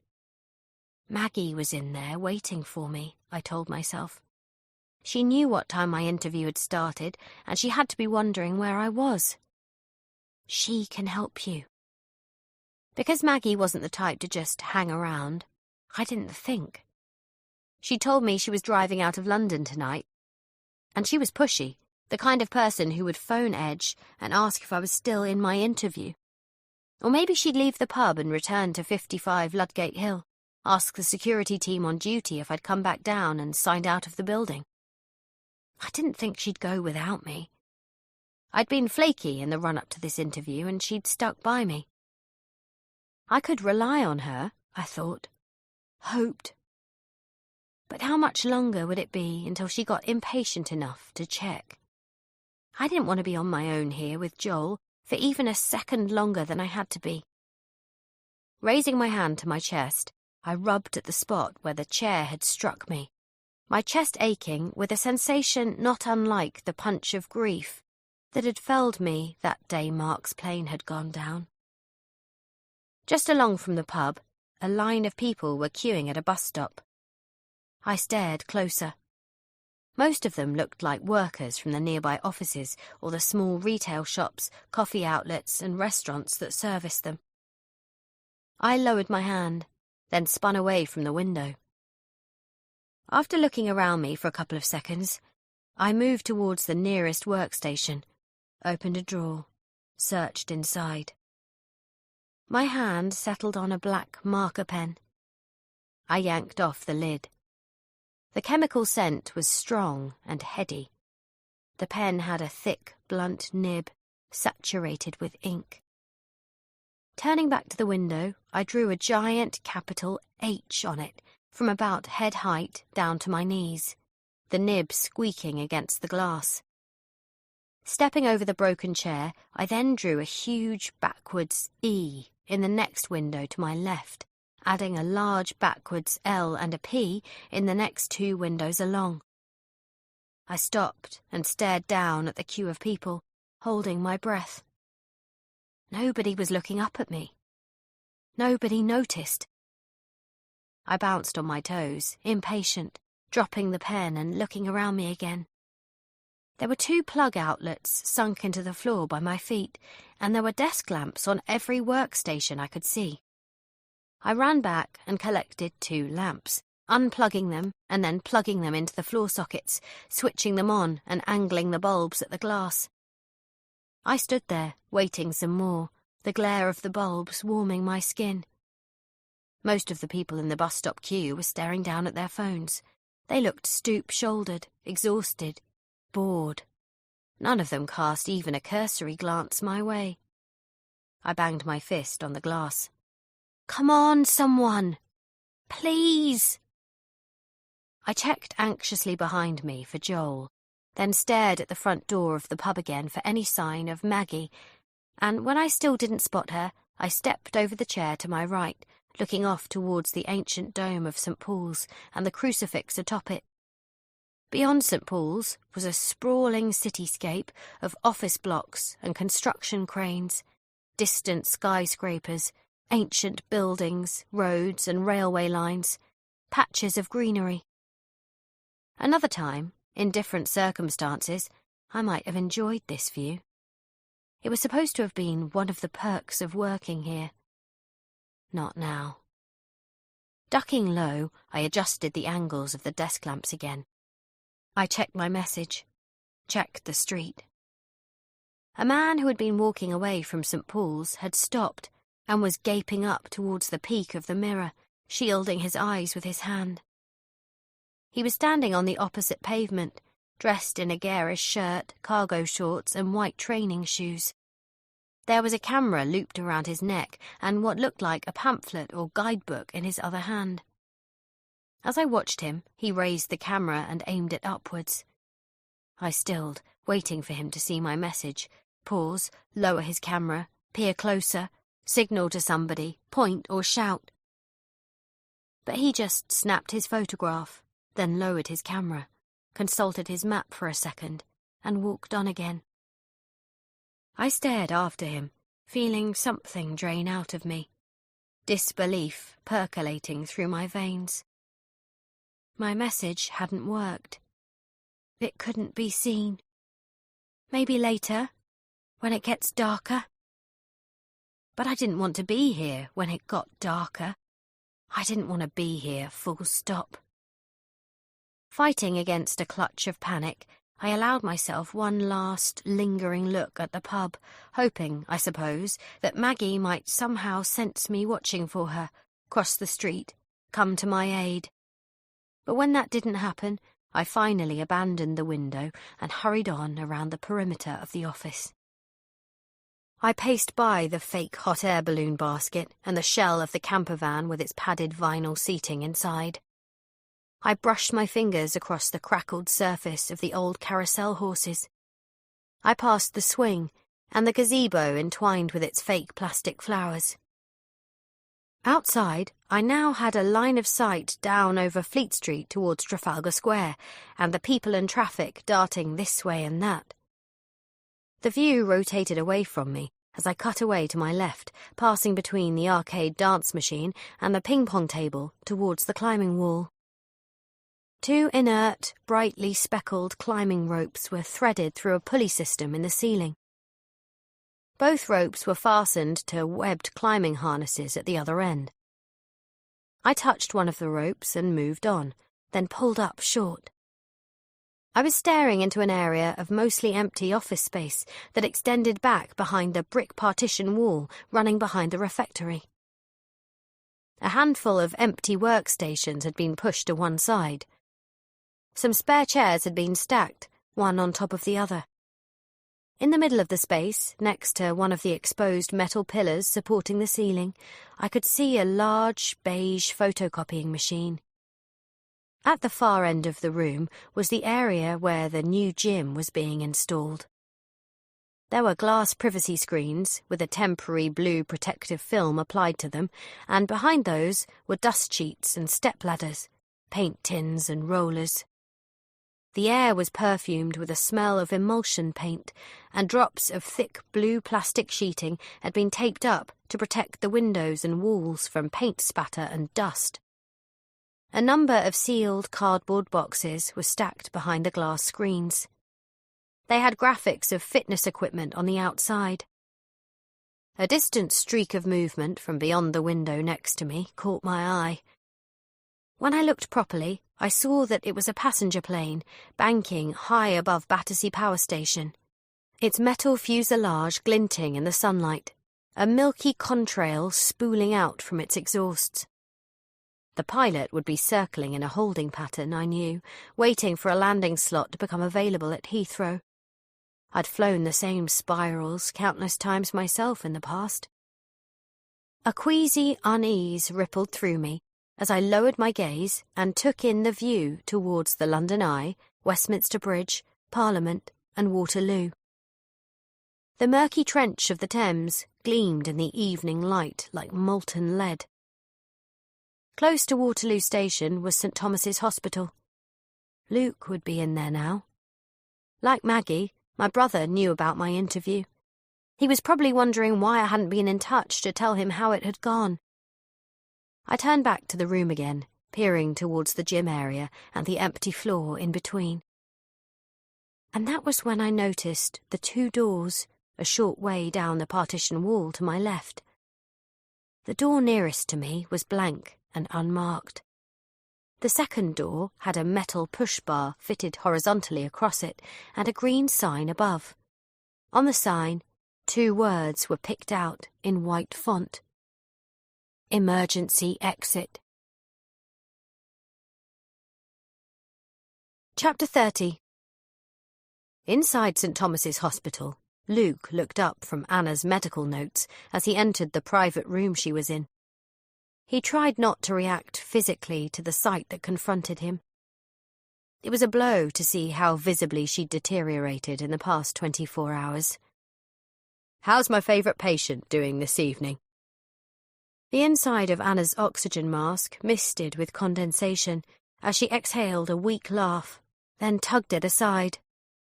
"Haven't you heard?" Her speech was slow and faint. "They found me a new heart. My transplant went swimmingly." "We'll get you there, Anna. We're doing everything we can." "You'd better." Her face was grey. There were tubes snaking in and out of her arms, and her brown hair was mussed and fanned out around her pillow. 26 years old, and every day she seemed to sink deeper into her mattress. "Are your parents in the canteen?" Anna's parents had been keeping vigil at her bedside since she'd been admitted more than a fortnight ago. They were a kind, sweet couple, painfully courteous to all the doctors and nurses, utterly wrecked by the cruel medical misfortune their daughter faced. "Not tonight. I sent them home." Luke tipped his head to one side. "Must have taken some persuading." "I told them they needed a break. We still have a few days left until, they need to save their strength." "Anna, I needed a break. Is that bad? It's really hard dealing with their worry all the time. "Yeah." Luke eyed the readout from her EKG and flipped over the top sheet on her chart. "Actually, I think I do." "Your parents were the same, then?" He shook his head. "I'm the same. With my sister. She had her job interview today." "Oh, yeah?" She pushed up from the bed a little on her elbows. "How did it go?" He shrugged. "She hasn't texted me to say yet." "You didn't text her?" "Did you text your parents this evening?" "Maybe later." "Exactly." "You think your sister needs some space?" "I think maybe we both do." He let that settle as Anna dropped back down onto her mattress. He wasn't sure what it was about her, but he'd shared more with Anna than he'd shared with anyone in a long time. There were people who claimed that confronting your own mortality equipped you with a particular kind of wisdom. Normally, Luke would have dismissed that out of hand, but with Anna, talking with her, well, there was something. A connection. It helped. Then again, perhaps it had more to do with him, with the lens he was viewing her situation through, and the way he was responding to her prognosis. Life, as the cliché went, could be so unfair. "It's Friday night," she told him. "It is." Her eyes sparkled, and she smiled mischievously. "Do you know what I would do if I wasn't stuck in here?" "I have a feeling you're going to tell me." "I would find a boy I liked, and I would make him ask me out on a date. I'd get all dressed up, do my makeup and hair. We'd go drinking, dancing." "Sounds like a good time." "Oh, it would be." Now her smile became more than a little wistful, and Luke felt bad for her all over again. "I'm done here, Anna. I have to go and finish up. My shift is over soon." She mock-pouted. "Already?" "I'll check in on you tomorrow, okay? First thing, I promise." He tapped the frame at the end of her bed, crossed towards the door. "Luke," he spun back, "you need to stop worrying about your sister so much. Trust me, she just wants you to treat her like everything is normal. That's all any of us really want." "Yeah, maybe you're right." But it was hard. Harder than she knew. Because as much as Luke had confided in Anna, it was difficult to explain the depths of trauma his sister had really been through. In the corridor, on his way back to the nurse's station, he glanced in through the porthole of glass in the next room at Mr. Nichols, who appeared to be talking to himself, enunciating deliberately, apparently repeating a Portuguese phrase. As he watched him, Luke pulled his mobile out of his back pocket and checked the screen. Still no word from Kate. His unease dangled inside him, a heavy weight suspended from a fraying thread. Rationally, he understood that what Anna had said was right. He got that the healthy thing would be to give his sister some space. But when it came down to it, he was her big brother, and with their parents gone, it was on him to look out for her. A quick hello and a check-in couldn't be so bad. He brought up her number, thought for a moment, placed the call. The phone took several seconds to connect, and after that it rang several times before diverting to voicemail. Again, that wasn't like Kate, and he felt another stab of worry before reminding himself that it didn't necessarily mean she was in a bad place. Perhaps she hadn't heard her phone, or it could be she'd gone for a run to clear her head. Luke was the one who'd persuaded her to join him for a jog in the first place. He'd argued it would be good for her mental health to get some exercise and fresh air, although, if he was honest, he'd been surprised and a bit alarmed by how fully she'd committed to running as an outlet, how dedicated, almost obsessed she'd become. He thought about leaving her a message, then decided not to. She'd see that he'd called when she checked her phone. She could call him back or not, depending on how she was feeling. He'd leave that up to her. Chapter 31. Friday, 6:58 p.m. I felt stupid. This was a state-of-the-art high-rise. And yes, I'd seen a fire door out in the vestibule, but obviously there had to be more than one emergency stairwell. I glanced up at the ceiling, thinking of the possible cameras that were concealed there, anxiety crackling through me as I sprinted forwards. It was a large, empty space. Hurrying across it, I kept expecting Joel to appear and yell at me, try to stop me in some way. But he didn't show himself, and when I reached the door, I immediately grabbed the release bar and pushed down. The bar hinged and rotated, and I shoved with the heels of both hands. No! The door didn't open. I reared back and tried again. I shoved down hard on the bar.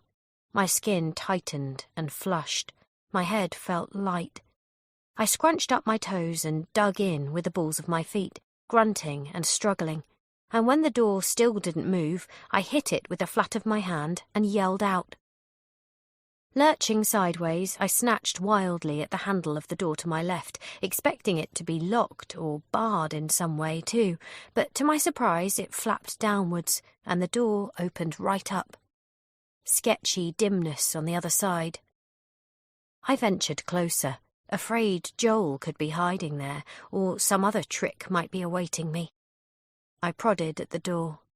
No resistance. It swung fully open. I reached in carefully and flipped on a light switch. A small cupboard materialized from the gloom. The cramped space was lined with fitted metal shelving. Most of the shelves were stocked with office equipment. It looked like a backup for the stash of supplies I'd found in the metal lockers behind the reception counter. I checked behind me again, in case Joel was creeping up on me, then edged inside and took a closer look, going shelf by shelf. Everything was neatly organized and arranged. There were boxes and boxes of copier paper, all of them banded with plastic packaging straps. There were supplies of envelopes and padded delivery bags. There were hole punches and paper clips and boxes of elastic bands, and several spare desk lamps. There were no key cards. There was nothing I could use to help me get out of here. A trickle of acid in the pit of my stomach. I left the light on and stepped dazedly out of the cupboard, staring forwards. It was staggering that this could happen to me. Utterly incomprehensible. After a few seconds, I realized I was looking at the photocopying machine in the middle of the floor space. There was a tickling sensation on the inside of my skull. I darted forwards. The photocopier was a mighty thing. Tall and wide and beige, roughly the same size as the abandoned workstations that had been shoved together nearby. An electrical plug was fitted into a socket on the floor. There were plastic wheels on the bottom of the machine. It was whirring softly in sleep mode. I yanked the plug out of the floor, and the machine quietened with a sound like a vacuum cleaner powering down.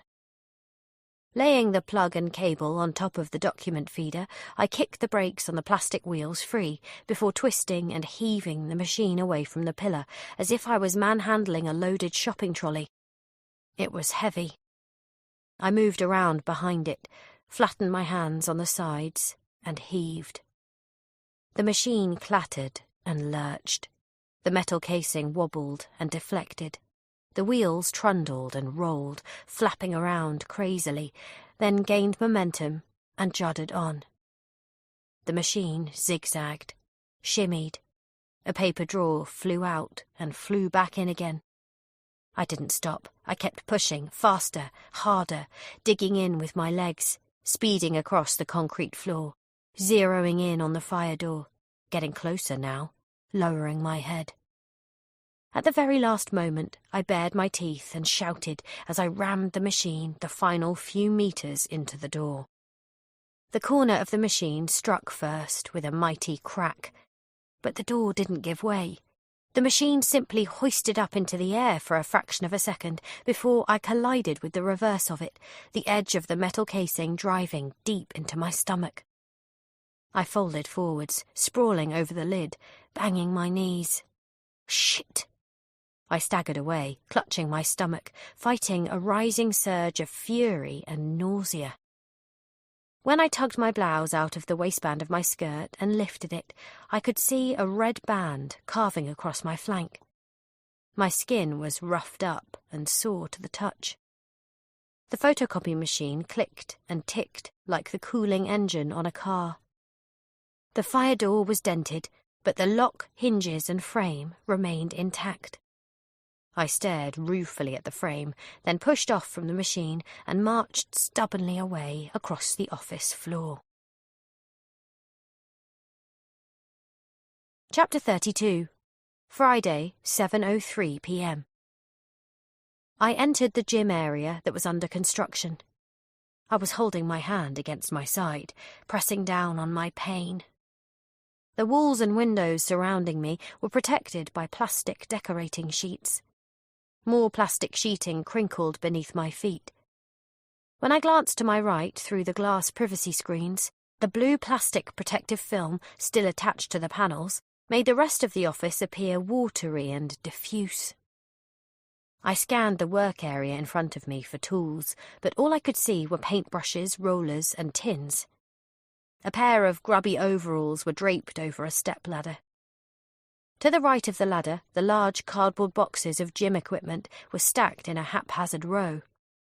From the illustrations on the sides of the boxes, I could see that they contained treadmills and exercise bikes. Another box had been opened already, and some of its component parts had been unpacked and laid out on the floor. The image on the side of the box was for a cross trainer. I padded closer and surveyed the items down on the ground. There was a large flywheel and 2 plastic footpads. There was a pair of long, curiously shaped handles that looked a bit like ski poles, and there were 2 metal bars that looked as if they would connect the ski poles to the flywheel. The bars were about the length of my arm, with screw holes bored through flattened flanges on the end. I snatched one of the bars up, testing its weight in my hand. It was lighter than I expected, hollow, but I thought it might work as a makeshift pry bar. Turning, I tramped back to the fire door, barged the photocopying machine aside with my hip, then raised the bar over my shoulder and jabbed the flattened end at the centre of the door. Another small dent. Another low thud. The pole snagged at the skin of my hands. I adjusted my grip and punched the bar into the same spot several more times, working it side to side without making much headway. And then I used my backside to shunt the photocopier sideways even further before trying to wedge the bar into the gap between the door and the frame. The gap was tiny. The flattened end of the bar was a couple of centimetres too thick. It wouldn't fit, and it kept skidding clear. I hit out at the frame sideways in frustration. There was a small, audible crack, but I couldn't tell where it had come from. The frame didn't appear damaged in any way. Stepping to my right, I attacked the door frame from the other side. A fragment of timber flew off. I jabbed at the frame again. Another chunk spat free. I attacked the same spot, over and over, faster and faster, until a crack appeared and spread, and I managed to blast a portion of the door frame about the size of my hand away from the brick wall underneath. I then attacked the frame on either side of the gap with the bar. The frame was screwed securely to the wall. I guessed I could knock it free eventually, but one look at the area I'd removed showed me there was no real way for me to force the end of the pole into any kind of gap between the brick and the door. I stopped and glanced up for a second, and got that same tickling sensation inside my skull again. It took a few moments for my conscious brain to catch up to what my subconscious mind was telling me, and then I lowered the bar and just stared. The sign hanging above the door didn't just read emergency exit, it also had an image on it of a small white stick man fleeing from some cartoon flames. Chapter 33. Friday, 7:07 p.m. I kicked off my shoes, tossed them aside, and ran back to reception in my stockinged feet with a metal pole in my fist. When I got close to the double exit doors, I pulled up sharply, looking to my left and right. Just along from where the fire extinguisher had been fitted to the wall, there was a fire alarm panel. Behind a square of safety glass was a bright red handle. Etched across the glass were the words, "Break glass in case of emergency." I squared up to it and raised the metal bar in the air. I didn't pause and look up at the ceiling this time. I didn't want to give Joel any opportunity to stop me. Turning my face away, I punched the bar through the glass panel. The glass cracked and sprinkled downwards. Pulling the sleeve of my jacket down over my hand, I brushed the remaining fragments clear and grasped hold of the alarm handle. At that point, I did pause. Not for long, but it was long enough for the doubts to set in. I wasn't sure exactly what would happen next, but I was afraid it might be nothing. If Joel had been brazen enough to lock the emergency exit, perhaps he'd disconnected the alarm system too, or, I don't know, maybe I'd pull the lever and a ridiculous explosion would go off, showering confetti in the air, signalling the end of my ordeal. A silly thought, but on some level, it seemed credible to me. I suppose that's as good a sign as any other of just how off-kilter this entire situation had made me. I tugged down on the handle, and again, absolutely nothing happened, for a fraction of a second, until the most enormous din started up. The noise was everywhere, all at once. It was frenzied, shrill.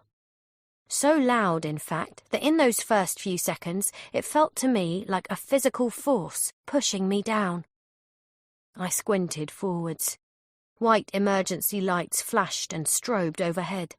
One lamp rotated wildly above the reception counter. Other bulbs twitched across the office floor behind me. A single light was flashing out in the vestibule, its glare flickering through the wired panels of safety glass. I wondered if the doors would be unlocked now. Perhaps there was an emergency release. I moved towards them at a crouch, but no, when I tried them, they remained secure. I backed away and turned once more. The alarm shrieked on. Joel could call me now, on every phone again if he wanted to, and I wouldn't hear at all. For a second, looking out across the flickering office floor, I felt as if I was watching the scene unfold on an old-fashioned zoetrope. I think that contributed to the weird sense of unreality that was tugging at me. Or maybe it was just simple confusion, sensory overload. The alarm was so loud and raucous, it seemed to be yammering inside my head. I couldn't see Joel. I raised a hand to shield my eyes and squinted out, moving forwards, bumping into a desk. I tripped on something, no idea what. I kept going until I emerged from between the workstations and neared the giant windows overlooking the entrance to the building, my backlit SOS scrawled on the glass. I swung at the glass with the bar. Again, it didn't break. I struck it a second time, the bar vibrating in my hands, and then I leaned forwards and looked down. Men and women in business clothing were steaming into the street from the front of the building, clutching bags and clasping phones to their ears, like in a scene from a disaster movie. Still others were gazing up over their shoulders at the uppermost floors of the building. I was having trouble adjusting to what I was seeing. The alarm hadn't just been triggered on this floor, I realised, but throughout the entire structure. A deep, powerful twist of anxiety and apprehension corkscrewed inside me. Reality slammed in. There was no longer any way this could be a stunt or an exercise. This was much too big for that. It had gone too far. But if the evacuation I'd set in motion was real, then the response to it had to be real too. Somebody would have to come up here to check why the alarm had been triggered, and Maggie would be looking for me, wanting to know I was okay. All I needed to do now was keep away from Joel and stay safe until help arrived. Chapter 34. Friday, 7:11 p.m. Hide. That was the first thought that struck me. My second thought was, protect yourself. The metal bar was hollow and lightweight. If Joel came at me, I could swing at him with it. But if he grabbed it and ripped it away from me, I'd be defenseless. The alarm shrieked in my ears. The emergency lighting pulsed and flashed. My heart was pounding, my breathing accelerating. Every second I hesitated seemed endless, time slowing down. Move, I told myself. Do something. Through all the light, scatter and noise, I locked onto the refectory. Then I ran. You know those nightmares you have where you're running to escape some terrible danger, but you don't seem to be getting anywhere at all? This was like that, Only worse, because I had no clue where the danger was coming from. I didn't know where Joel was right now. Maybe he was in the toilets? I almost stopped as I passed the cube. I hadn't thought to check them before now. Haley had told me they were behind reception. If Joel was in there and heading my way, he could be rushing towards me any second. The instinct to turn around and run in the opposite direction was strong, but I fought against it.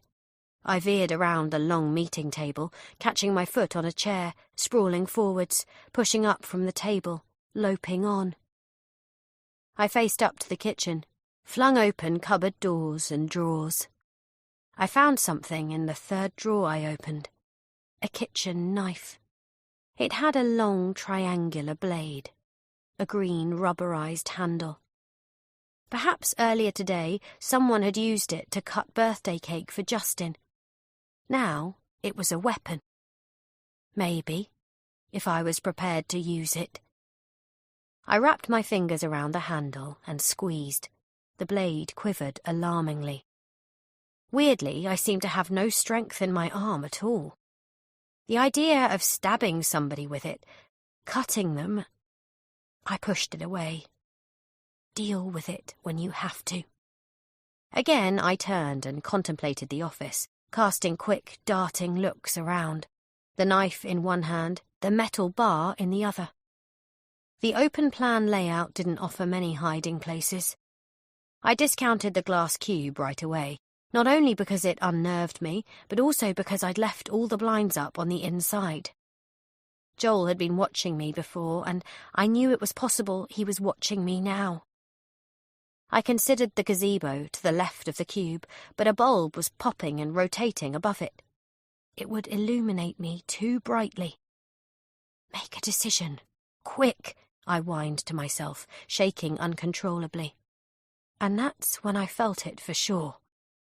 A shifting of the air, a stirring in my blood, a cold breath against the nape of my neck.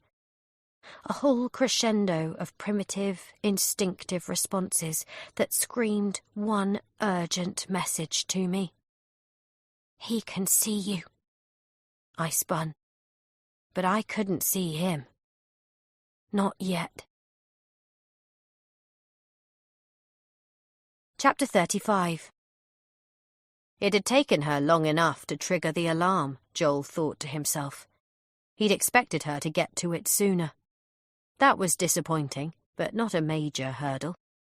Long experience had taught him that you had to be adaptable where human nature was concerned. He got up off the floor with his laptop open and balanced on the flat of his palm. The screen of his laptop was divided into a grid of several smaller windows. Each window displayed an image from a different camera that he could zoom in on or switch between if he so chose. True, the flashing lights had whited out some of the windows on his screen, but even so, he'd seen enough to know that she'd grabbed a knife from the kitchen to go along with the metal pole she'd taken earlier.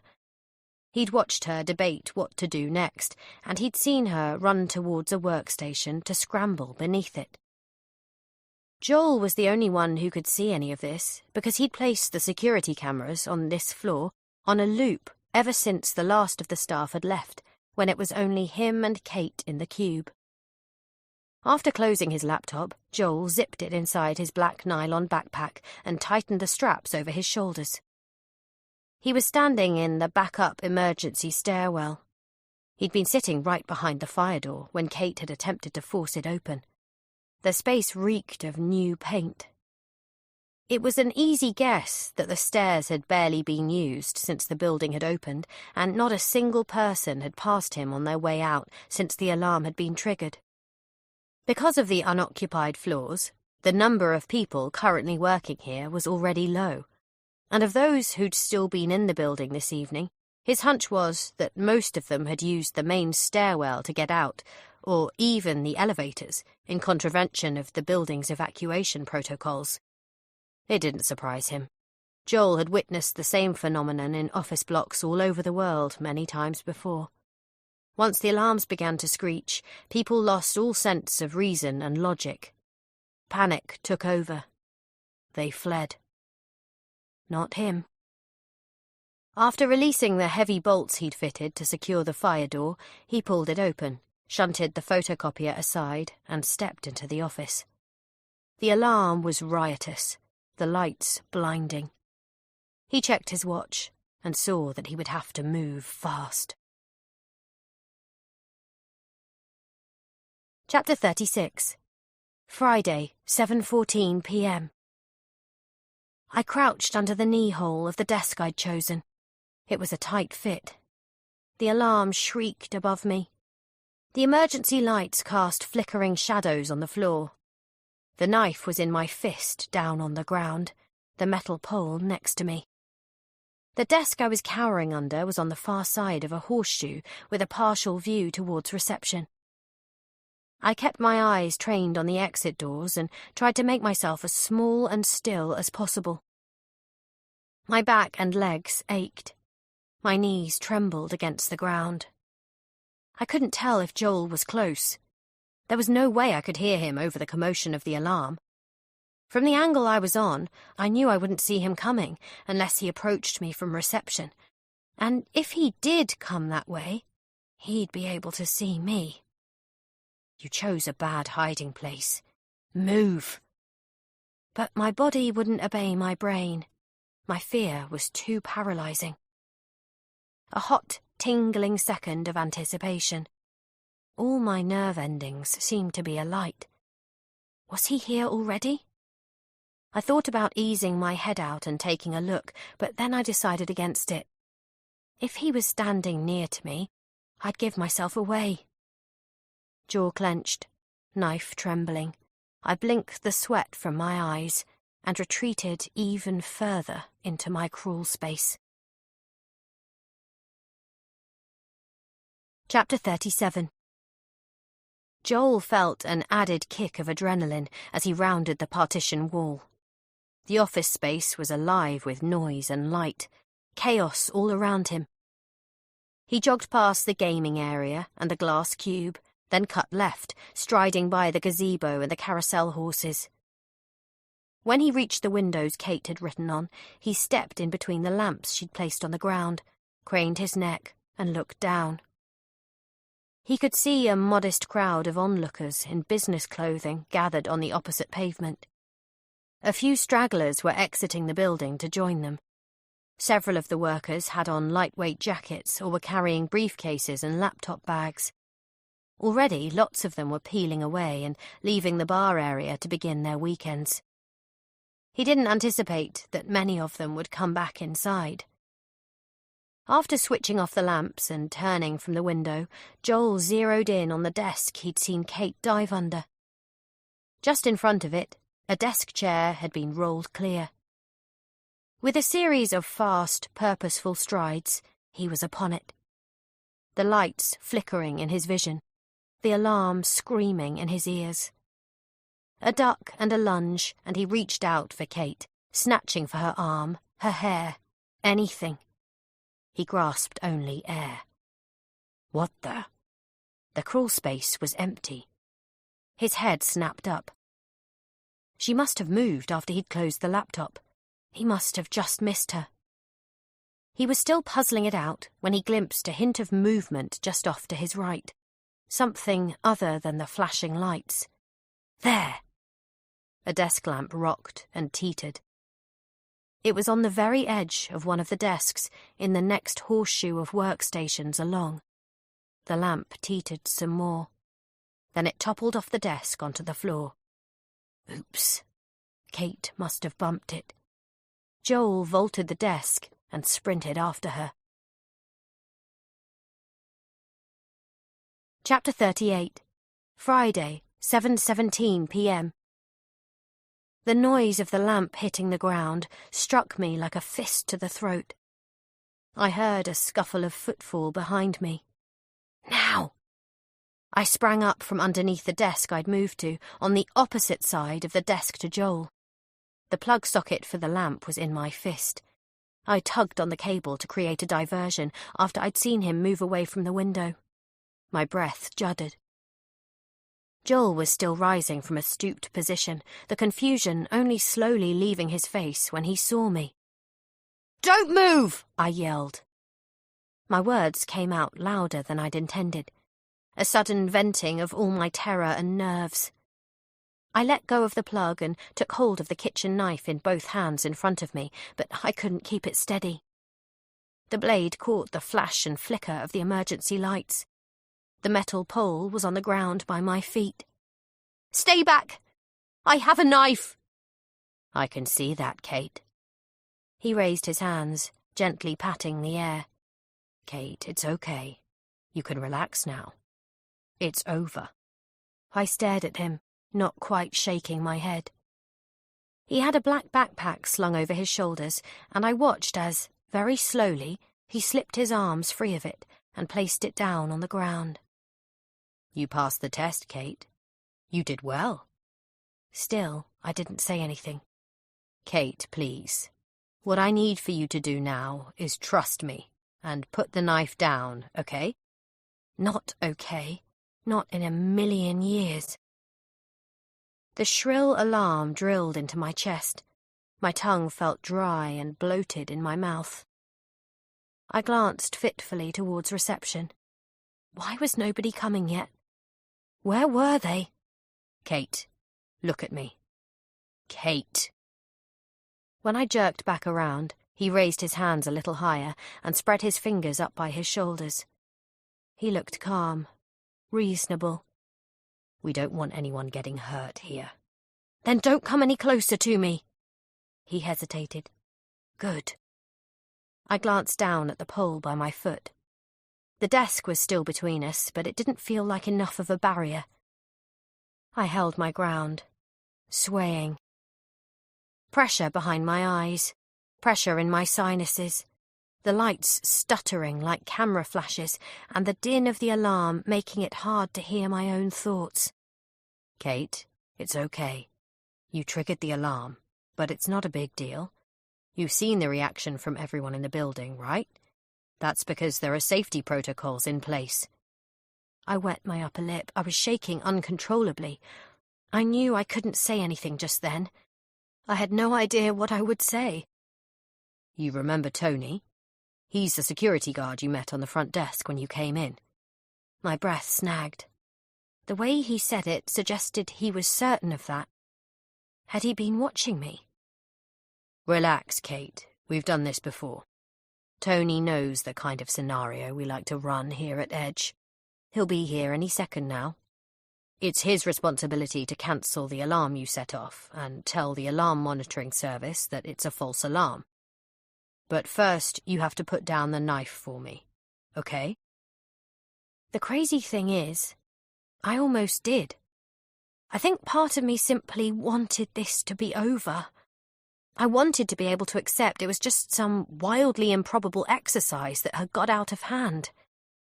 But that was the problem. It was just too wildly improbable. Even in the midst of my panic, I could tell that no self-respecting company could possibly allow a hoax fire alarm evacuation to be carried out as part of a recruitment process, especially in a building that was occupied by other firms and businesses. No company, not even Edge, could condone what Joel had done to me. And that was why, even as he was attempting to convince me this had happened before, I didn't believe him. I couldn't believe him. I think he sensed that. I saw something change in his eyes, a tremor of doubt or uncertainty. And when I saw it, he saw me see it. And in that instant, everything turned. Okay, Kate, if that's how you want this to go. I didn't wait for the rest. I was already spinning away, pushing off from my leading foot, breaking into a run. I managed 2 steps. 3. It was as if I was trudging through sand. Then my head was wrenched violently backwards, and pain ripped across my scalp. I screamed. He must have leapt over the desk to get at me, snatched for my hair. My upper body pivoted backwards from my hips after my head, like I'd run into a horizontal beam. I screamed again and tried to lash out with the knife, but by then he'd gathered me into his arms and he was bundling me forwards. I tripped and fell. He pushed me face down over a desk. My elbows struck first, then my chin. Breath exploded from my lungs. His weight crashed down on top of me, pinning me. I twisted and writhed. I jabbed at him with the point of the knife. His fist circled my wrist. He crushed my bones. Then he slammed the back of my hand down against the desk until the knife fell out of my grasp. No!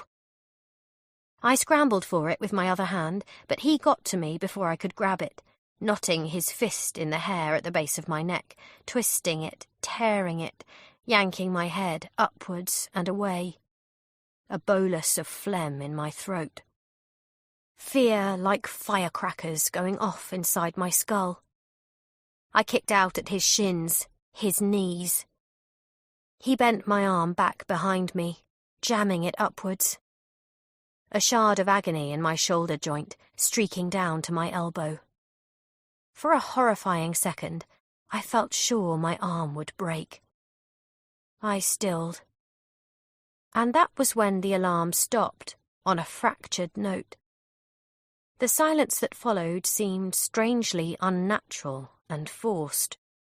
My hearing was still recovering from the onslaught of the siren, not to mention the urgent pounding of my blood, but I thought I caught a muffled sucking sound that could have been the doors into reception closing, followed by cautious footsteps. "Hello?" The voice was male, uncertain. "What's happening here?" I would have screamed if I could, but Joel exerted more pressure on my elbow joint, and for a sickening second there was only the red-hot pain inside my head and the terror of worse to come. His lips grazed my ear, his breath on my face. "He's 64, Kate. He has a wife, a daughter. Did he tell you he was retiring soon? Do this right, and he lives. But make trouble for me, and I'll kill him. And then I'll kill you." Chapter 39. Friday, 7:21 p.m. Joel palmed the knife as he pushed off me. I could still feel the weight and crush of his body as he stepped clear. I stayed where I was for a trembling second. When I turned, cradling my elbow, I looked at the guard, and it was all I could do not to shake my head and beg for help. He was standing in the threshold of the reception area, staring back at me, clearly troubled by my appearance and uneasy about the scene he'd walked in on. His eyes kept darting to Joel and darting back to me again, his lips moving slowly, as if he wanted to be able to tell himself this was something other than what it appeared to be. "Miss, is everything all right?" The note of concern in his voice almost undid me. He was shorter than Joel, and when I didn't respond right away, he went up on his toes to look past Joel to get a clearer sight of me. There was a mobile phone clutched in his right hand, a computer tablet in his left. He was wearing a luminous safety vest over his blazer, and his face was damp and flushed, from getting up here in a hurry, I supposed. He was overweight and out of condition. If Joel attacked him, there would only be one outcome. He could kill him. I believed that. "She's fine," Joel said. "We just got a little carried away is all." A shudder of revulsion passed through me. Even as he said it, I could see the picture he was attempting to paint and how things between us might appear. My skirt was rucked up, my blouse was rumpled and untucked, my skin was glowing. I was breathing hard. My hair was loosened and in disarray. And then there was Joel, handsome, confident, together. He cupped a hand to the back of his neck and worked a rakish grin. The knife was in his other hand, concealed behind his thigh. My eyes were drawn to it like a magnet, and he must have known that because he tapped it with his index finger twice, like an improvised Morse code. A warning and a reminder. Don't make me hurt him. The guard was still peering at me, his mouth squirming beneath his moustache. I could tell he was looking to me for confirmation of what Joel was saying to him, but I couldn't help him with that. In my scrambling mind, a part of me was still sprawled over that table, Joel's body pressing into me, his breath in my ear. I remained sickly still as Joel moved forwards, taking several steps closer to the guard, silently rolling the metal pole under a desk with his foot, blocking the guard's view of me and the wider office floor. With his hand behind his thigh, he double-tapped the knife blade again. I took the signal to mean, back me up here, or else. Did you mute the alarm on this floor with that tablet, or cancel it altogether? Joel asked him. The guard didn't answer. He was too distracted, too unnerved. He glanced to his side at the cracked glass panel in the door and the extinguisher down on the ground. Then he took several steps sideways until he could see the office layout more fully. His eyes widened as he read the message I'd scrawled on the windows. Miss, I didn't... He shook his head and stared at Joel, lowering his hands. You didn't tell me there'd be anything like this going on. You never said... A long, seesawing moment. It was as if all the air had been sucked out of the room. Everything seemed to be spiralling. Everything spinning out of control. Is the building empty? Joel demanded. The guard was flailing. He didn't respond. For a moment, he seemed to be as lost and trapped as I was. I'm sorry, he blurted. I had no choice. My daughter, she's... Hey! Joel snapped his fingers. I told you. Let me worry about your daughter. Now, focus. Is everybody out? His daughter? What was he about to say about his daughter? The guard seemed to brace himself against something, a suppressed inner pain or fear, and then he nodded and sagged and looked down at his tablet. I felt something inside me tear and give way. The system says everyone who works here has checked out, yes. What about the rest of the security team? They clocked off at 6:30. It's just me now. I leaned back against the desk behind me. My body had gone limp and puppet-like. It was a struggle to breathe. He has a wife, a daughter. What had Joel done? What was he prepared to do? Why? And the emergency response? No answer. I was still reeling, so it took me a second until I noticed that Joel had snatched for the guard's wrist, lifting his hand with the tablet in it until he could see the screen. Again, I stared at the knife Joel was concealing behind him. I was terrified he'd lash out any second. The monitoring service has called me once already, the guard replied woodenly. They're waiting on my report. Call them now, Joel told him. Tell them you've checked and everything is fine. There's no need for any fire crews to respond. I watched them, unmoving. Staring at the guard, I realised that our roles had been reversed because now I was the one trying to catch up to what was unfolding before me. I also suspected that I'd misinterpreted the way the guard had been looking at me when he'd first come in. What I had read as uncertainty and concern might just as easily have been a mixture of shame and fear. "No," I said. "No, please, you have to—" I took a step forwards, but Joel thrust his hand towards me, palm out, signalling for me to stop.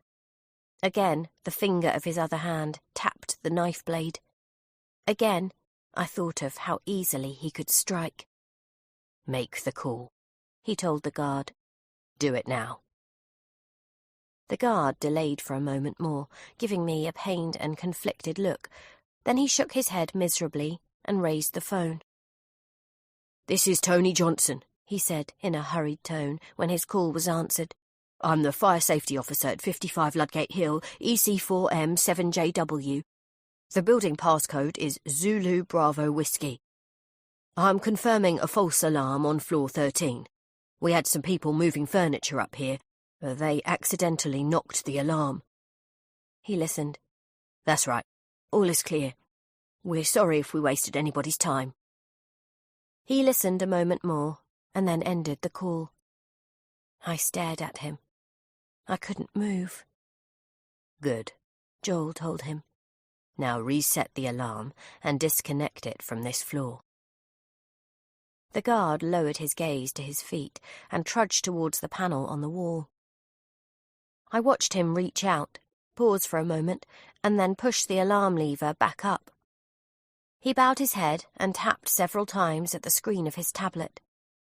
When he was finished, his entire body seemed to slump. "Is it done?" Joel asked him. "Yes." "Then go downstairs and wait for me. I won't be long. In the meantime, I want to know if anybody comes back in. Anyone at all." "And my daughter? When will you—" "When we're finished. Like you were told." The guard gave me another anguished look, then shook his head in a harried apology, dropped his eyes to the floor, and crossed back to the doors. "No, wait!" I shouted after him. "Please! Come back!" He fumbled his security pass over the reader on the door, as if he was terrified somebody or something was pursuing him. "You can call the police. You can ask for help." "No," he muttered, shaking his head. "No, I can't." And with that, he hauled the door back in a hurry and squirmed through and away. I darted after him, but Joel reached out and snatched from my wrist, yanking me back. Our eyes met and held. Then I looked down at the knife at his side. I made a grab for it with my free hand as, behind me, I heard the muffled clunk of the doors sealing and locking again. Chapter 40. Friday, 7:27 p.m. I didn't let go of the knife. Joel just looked at me. I didn't like being this close to him, especially after the fear and discomfort I'd seen in the eyes of the security guard. But I still didn't pull my hand away. Blame it on my stubborn streak. If I'd been honest in my interview, I would have told Joel that was my biggest weakness. I've always had a problem letting things go. "What have you done to his daughter?" "Nothing. Yet. If he does what he's told, she'll be fine." That shook me. I wondered where she was and what threat could be hanging over her, if it was real or not. The guard clearly believed it was genuine, though, and that made me even more afraid. Why was Joel doing this? What did he want from me? The silence between us was interrupted by the muted ding of an elevator arriving out in the vestibule. My heart plunged as I thought of the guard stepping into a carriage and pressing a button to take him to the foyer. I pictured the elevator descending, taking my hopes of being rescued away with it. That was when I finally released the knife and slapped Joel across the face. I did it before I'd even really processed what was happening, before I'd thought through the consequences. I just lashed out. Afterwards, the crisp sound of the impact hung in the air between us. He remained horribly still, his face averted. I could see the marks my fingers had left behind, white to begin with, then flushing red. It must have hurt him. My hand was stinging badly. I stumbled backwards, raising my arms to cover my face. I was afraid he would strike me back, beat me. It was there in the bunching of his shoulders, the darkening of his eyes. I saw his fingers tighten into a fist as he ducked to pick up the metal bar, but then, equally quickly, he flung the bar away to his right, towards the climbing wall. He's waiting for something. I was horrified to think what that something might be. He straightened and reached around behind his back, lifted up his shirt, slipped the knife down under his waistband. He then strode past me, walking beyond the desk he'd pinned me against, towards the windows overlooking the entrance of the building. I waited a few seconds before spinning away and bolting for reception. "The doors are locked, Kate," he called back calmly. "You're wasting your time." I tried them anyway. I pushed and I pulled on them. I rattled them. They wouldn't open. There was nobody out in the vestibule. The guard was definitely gone. I could see a down arrow illuminated in a digital panel above the elevator carriage on the left. He had to be going down to the lobby, like he'd been told. Why don't you come and join me over here, Kate? I swung away from the doors. I was feeling light-headed, dizzy, and the ground seemed to be slipping away from under my feet, like sand being dragged by an outgoing tide. I raised a hand to my temple. My head buzzed. There was a mild ache behind my eyes. Joel was framed in the middle of one of the tinted glass panels, the one I'd written the backwards L on, with his hands in his pockets. The metal strap of his wristwatch glinted in the light from the desk lamps. The sun outside was bronzed. His head was down, and he was looking at the street like a stock photo of a businessman deep in thought. Inside, I felt a hot spike of anger and hurt. My elbow was still sore, the joint unsteady. I touched a hand to it and flinched, thinking again of how the tentacles of pain had skittered through my body, thinking of how close he'd come to breaking my arm. Everyone's leaving, Kate. I don't see anyone coming back in. A hollow sensation inside my chest. Cold pimples across my skin. I found myself walking towards him, even as I wanted to stay back. I think perhaps I needed to see it for myself. When I neared the windows, I kept my distance and craned my neck to peer down. It was true. Small groups of office workers were walking away along Ludgate Hill in both directions. More of them were disappearing along the road opposite. I couldn't have emptied the building better myself, Kate. My breathing hurt. He wanted this. You've done everything he expected you to do. Friday night, Kate. You're 13 stories up. You're all alone, trapped in a box in the sky. You listen to me, I swallowed. This is a mistake. I don't know who you think I am or what you want with me, but you have the wrong person. He considered me with his hands in his pockets, then shrugged casually and slowly removed one hand to show me what he was holding. My phone. There was a swatch of clear plastic tape on the home button, and when he pressed it, the screen bloomed with light. I saw the photo of Mark in his autumn sweater and felt the press of more tears against the backs of my eyes. Please, I said, don't. He contemplated me, intrigued.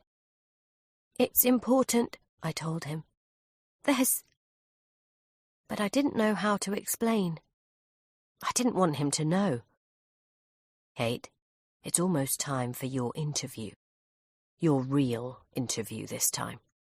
There's just one more thing before we begin.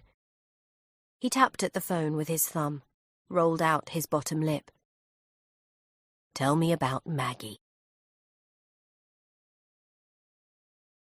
Chapter 41. Friday, 7:32 p.m. She's my recruitment agent, I said. I know that, Kate. What else is there I should know about her? I didn't finish. I was too distracted, still struggling to get my head around what Joel had just said to me. I didn't understand what he meant when he'd said it was almost time for my real interview to begin. His mind games were becoming exhausting. I couldn't tell how afraid I should be. Tony had been afraid, that was obvious. Kate, she's been sending you texts. Joel cleared his throat and started to read. Hi, I'm in the pub. Where are you? Oh, God. I resisted the instinct to look down at the street and search for Maggie. He couldn't know she was here. I couldn't tell him. She was the only one now who might come looking for me soon. During my interview, Joel had asked me who knew I was here today. I'd thought it was a strange question at the time, but perhaps it was worse than I realised. Perhaps he wasn't intending to let me go. Was he hoping he could make me just vanish? Kate, look at me. Where is she meeting you? But I couldn't complete the thought. I was sinking. Drowning. Kate, focus. Don't make me hurt you again. I rubbed my elbow, holding it against my body. Answer the question, Kate. Where is Maggie right now? Balham. A quick response. Simple. Clear. Close to your place? He asked me. I hated that he knew that. But then I remembered that my address had been top and centre on my CV. Yes. Are you lying to me, Kate? Don't look down at the street, and don't think about the knife. You don't want him thinking about either of those things. No, I'm not lying. He worked a puzzled expression and used his thumb to scroll up on the phone screen. Well, that is weird. I didn't respond. I didn't trust myself to. I was afraid I'd just blundered into another trap. Joel cleared his throat and started to read again, slower this time. I came out of the pub when I heard the alarm. Couldn't see you leaving the building. Everything okay? My grip tightened on my elbow. Keep lying to me, Kate. I really don't mind. Every time you do, I learn from it. You're just making it easier for me and worse on yourself. My legs almost gave out. With anyone else, I would have taken it for bravado, but with Joel, I wasn't so sure. He sounded so confident, so composed. I thought about my interview again, about his strange, intrusive questions and all those intense, probing looks he'd given me. All that watching. Then there was the psychometric test he'd made me fill out. From what he'd said, it was almost as if he wanted me to believe that every move I'd made since he'd left me on my own and the phones had started ringing was a move he'd anticipated. But what if he actually had? For a dizzying second, I had the weirdest, most unsettling sensation of another psyche loose inside my brain, as if Joel had been fumbling around in there, upsetting and reordering my thoughts. You're just imagining it. But I wasn't. Something about his attitude, the way he was studying me, told me that. As I stared up at him, I felt myself physically recoil. I just wanted to protect her, I whispered. She's not important to you. You don't have to worry about her. I only said I might meet her for a quick drink. He looked at me for another long, careful moment, then nodded towards the view of the road below. Do you see her, Kate? Which one is she? I don't. At least look before you lie to me. I closed my eyes for a moment. Oh, stupid. Then I turned and gazed down. A heady swirl of vertigo. The drop seemed to yo-yo beneath me. A constant stream of cars, buses and taxis slipped by. Small knots of people were still gathered on the opposite pavement, but none of them were onlookers from the building anymore.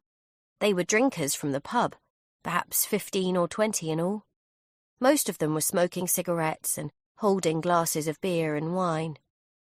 They were dressed in office clothing, nodding their heads to one another and talking animatedly.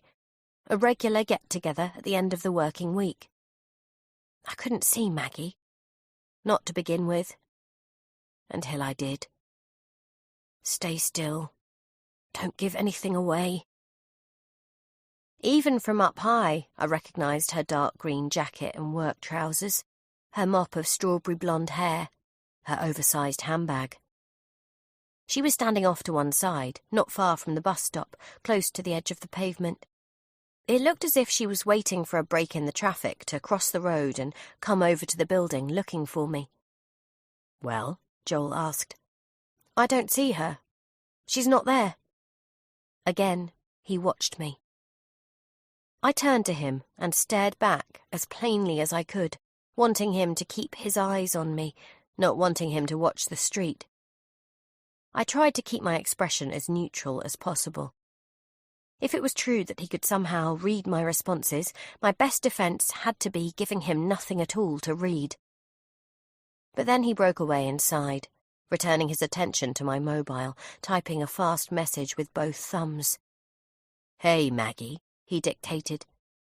"Really sorry. The alarm held us up just as we were finishing. Can you wait a bit longer?" He hoisted an eyebrow, his thumb poised over the send icon. I didn't look away from him. I didn't dare to. "Please tell me you've crossed the road already, Maggie. Please tell me you're out of sight, that he can't see you." "Okay," I told him quickly. "Maybe I did see her. But if I tell you who she is, you have to promise me you won't do anything to hurt her." "That's not how this works, Kate." "Promise me." "Really, Kate? You want me to start lying to you now?" I stared at him. I knew I needed to delay for as long as I possibly could, but again, I couldn't see that I had much choice. If he sent the message pretending to be me, he could go on to say anything he wanted to Maggie. He could convince her I'd changed my mind and headed home. He could make it so there was no chance she'd come inside and speak to Tony, the security guard, get suspicious, fetch help. If I was lucky, she was across the road already. "Fine," I told him. "There she is." I put my finger to the glass and pointed. Joel considered me closely before turning his head and gazing down at the street. "Which one?" "The small blonde one, with the cigarette? In the group?" Even as I said it, my attention was elsewhere. I was glancing sideways to where Maggie was taking a step off the curb, then hesitating and moving backwards as a taxi roared close. "Oh, move, Maggie." "Grey suit?" "Forgive me." "Yes." Joel fell silent as he took in the scene. In the intense hush that followed, all my senses and nerve endings seemed to be stripped back and exposed. I tried not to fidget, tried not to react in any way. I also tried to convince myself it was going to be okay, that Maggie would hurry forwards any second, kick up a fuss with Tony, demand to know where I was, that I hadn't just placed a random stranger in peril. The woman I'd identified was thin and willowy, with long blonde hair. One of her arms was draped across her stomach, the other holding a cigarette to her lips. She seemed to be laughing at something one of the men in her group had said to her. "Just for the record, Kate, I want you to know that I know you're lying to me right now." "I'm not." "Really? Well, let's see, shall we?" My phone emitted a whooshing noise as he dispatched the text.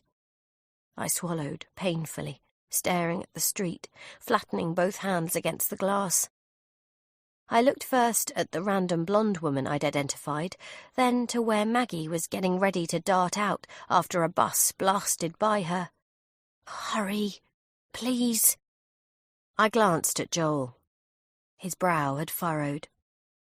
For a half-second, what might have been a troubled expression crossed his face. At first, I didn't understand why, but then I noticed that the blonde smoker had reached into the inside pocket of her jacket. For a phone?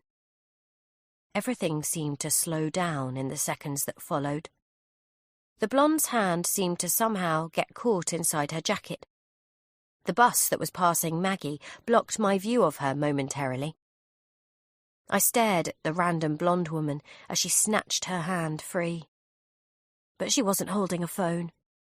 She'd removed a packet of cigarettes, and now she flipped back the lid, offering them to one of her companions. And meanwhile, the bus had sped on, and Maggie had stepped back from the curb. She was looking down at her side, delving around in her handbag. I saw her remove her phone, glance at the screen, then gaze for a long, perplexed moment towards the entrance to 55 Ludgate Hill. "Well, what do you know?" Joel said. "There she is." Chapter 42.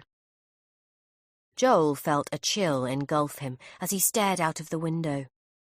Outwardly, he had to appear in control. Inwardly, he was rocked. For a second there, he doubted himself. For a second there, when the blonde woman had reached inside her jacket, he'd wondered if he'd misread Kate. That never happened. And with Kate, well, there were complications. He'd prepared himself for that, but still, troubling. Then there was the recruitment agent. He'd been briefed on how she'd be teed up, of course, how she'd been approached on behalf of Edge and pointed towards Kate as the kind of candidate they were looking for, but he'd had no idea what she looked like because he'd had no reason to. He hadn't expected her to be here right now. That wasn't any part of the plan. He recognized her, now that he knew who she was. He'd seen her loitering in the atrium when he'd been waiting for Kate to arrive. Back then, she'd been irrelevant to him, just another worker drone killing time by scrolling through her phone, part of the backdrop. Not anymore. She could place Kate in the building after it was evacuated. His own text had told her Kate was still here. There was no telling what complications she might trigger when she didn't see Kate soon, and that meant he would have to deal with her, somehow. He glanced sideways at Kate, the tension straining inside him like a worn rubber band. For the moment she seemed too distressed to pick up on his own unease, flattening her hands against the glass as if she wished she could somehow reach through it to Maggie, who was waddling back towards the pub on the corner of the street, tapping at her mobile. Seconds later, Kate's phone buzzed in his hand. "No problem. Sounds promising." "Well, looks like it's time for me to go and introduce myself to Maggie, Kate." She whirled around, her face looking hard and scraped. "What do you mean? What are you going to do?" The fine veins throbbed in her temple, quicker than before. Joel wasn't a superstitious person, but he had a bad feeling. Not a premonition exactly, but the chill that had started in his chest was getting worse, spreading out from the center of his body, tiny fissures of ice running down his arms and legs.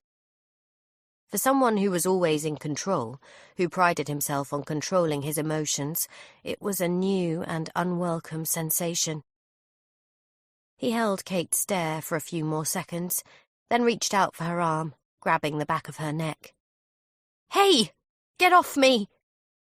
He squeezed her skin, pushing her face down, spinning her sideways, and marching her towards the cube. "Stop! You're hurting me!" She braced her hands out on either side of the doorway, resisting him, but he pushed her harder, forcing her on. With a final violent shove, he flung her into the far corner of the cube.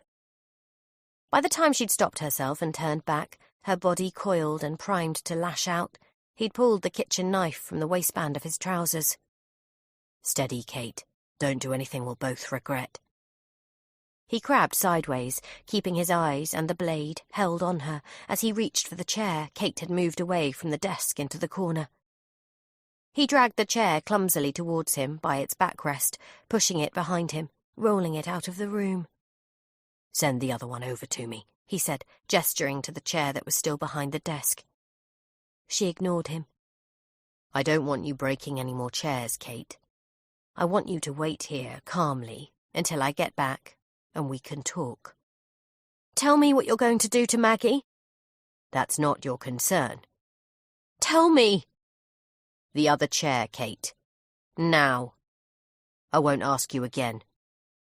She scowled at him, furious, but then she relented and moved towards the chair in a huff, seizing it violently and shoving it towards him. He caught it before it hit his leg. Better. Stepping backwards with the chair, he reversed out of the cube and reached for the door. "Don't go anywhere while I'm gone, Kate." The door closed and locked. She glowered out at him, her hair hanging across her eyes and mouth as he crossed to where he'd dropped his backpack on the floor. He scooped it up and zipped the knife inside. He then slipped the bag on over his shoulders, tightened the straps and stared at Kate, held securely inside the cube. "Promise me you won't hurt her," she shouted. He didn't reply. He simply turned and strode away, past the refectory and the games area, pausing only to pick up the metal bar, then moving on beyond the climbing wall. When he reached the far side of the office, beyond the partition wall and out of sight of Kate, he hustled towards the gym area that was under construction, then veered sideways and blasted through the fire exit door. The moment he was on the other side, he dropped the metal bar and closed and locked the door behind him, then bent forwards at the waist, balled his hands into fists, leaned against the wall. His heart was pounding. He was sweating under his shirt. This shouldn't be so difficult. He couldn't allow it to be. 13 floors. He lurched towards the staircase, grabbing the banister, threading his way down. 3 breathless minutes later, he reached the ground floor. The fire door ahead of him opened onto the atrium, and he cracked it open and peeked out. At first, the space appeared deserted, a stark mausoleum of limestone and glass.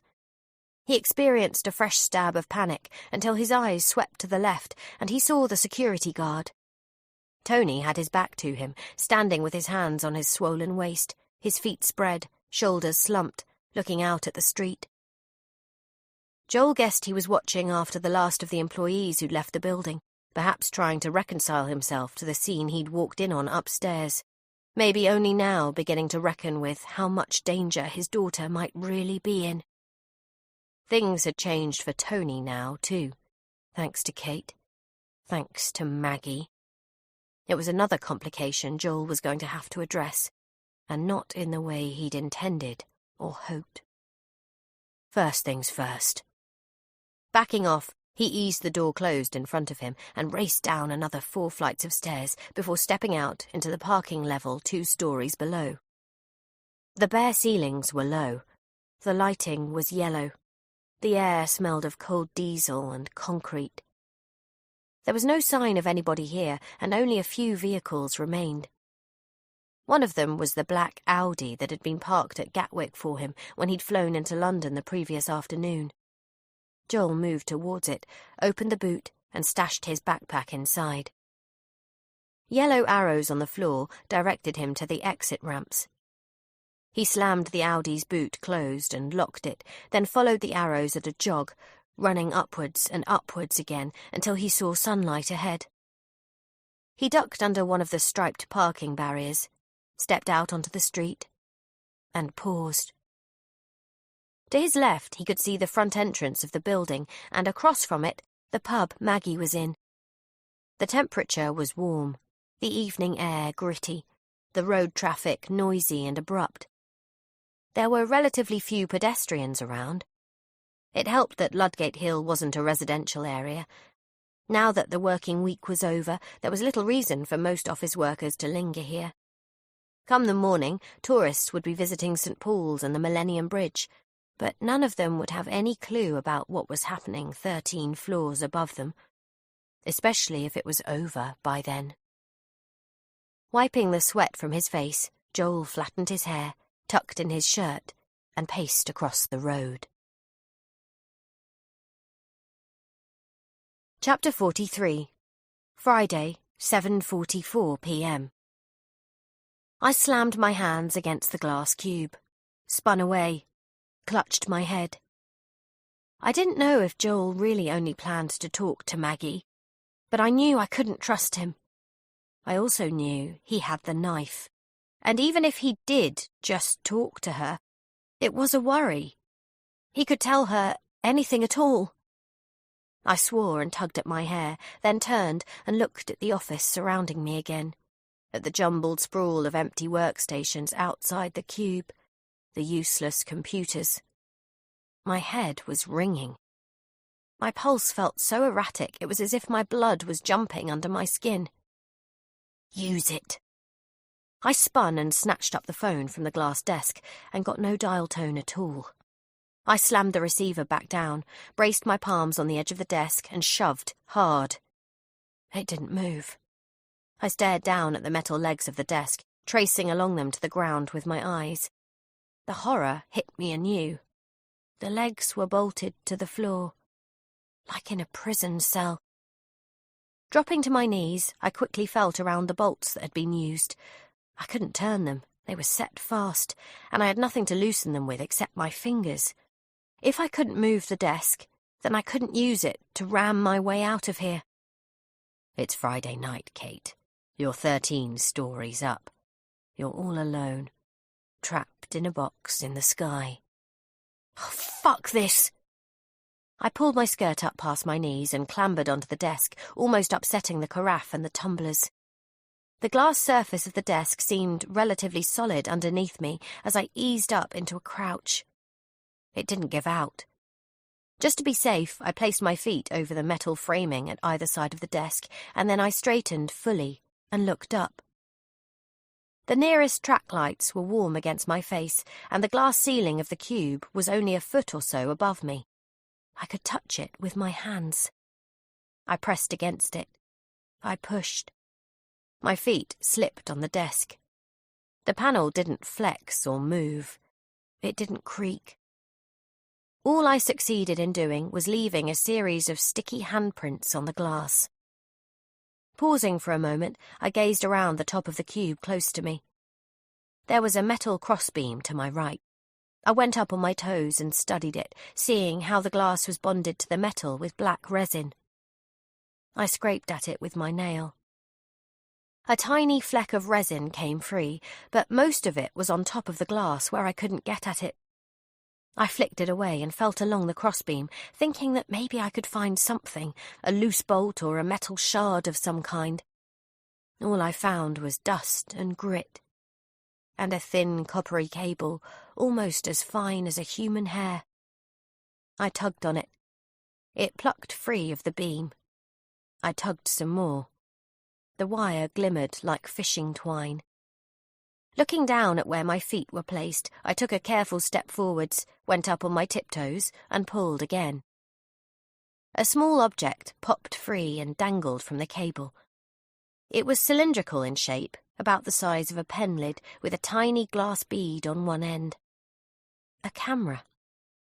I pulled it towards me, ripping more of the wiring free from the crossbeam. Eventually, the wire pulled taut and then disappeared through a tiny hole that had been drilled in the top of the beam.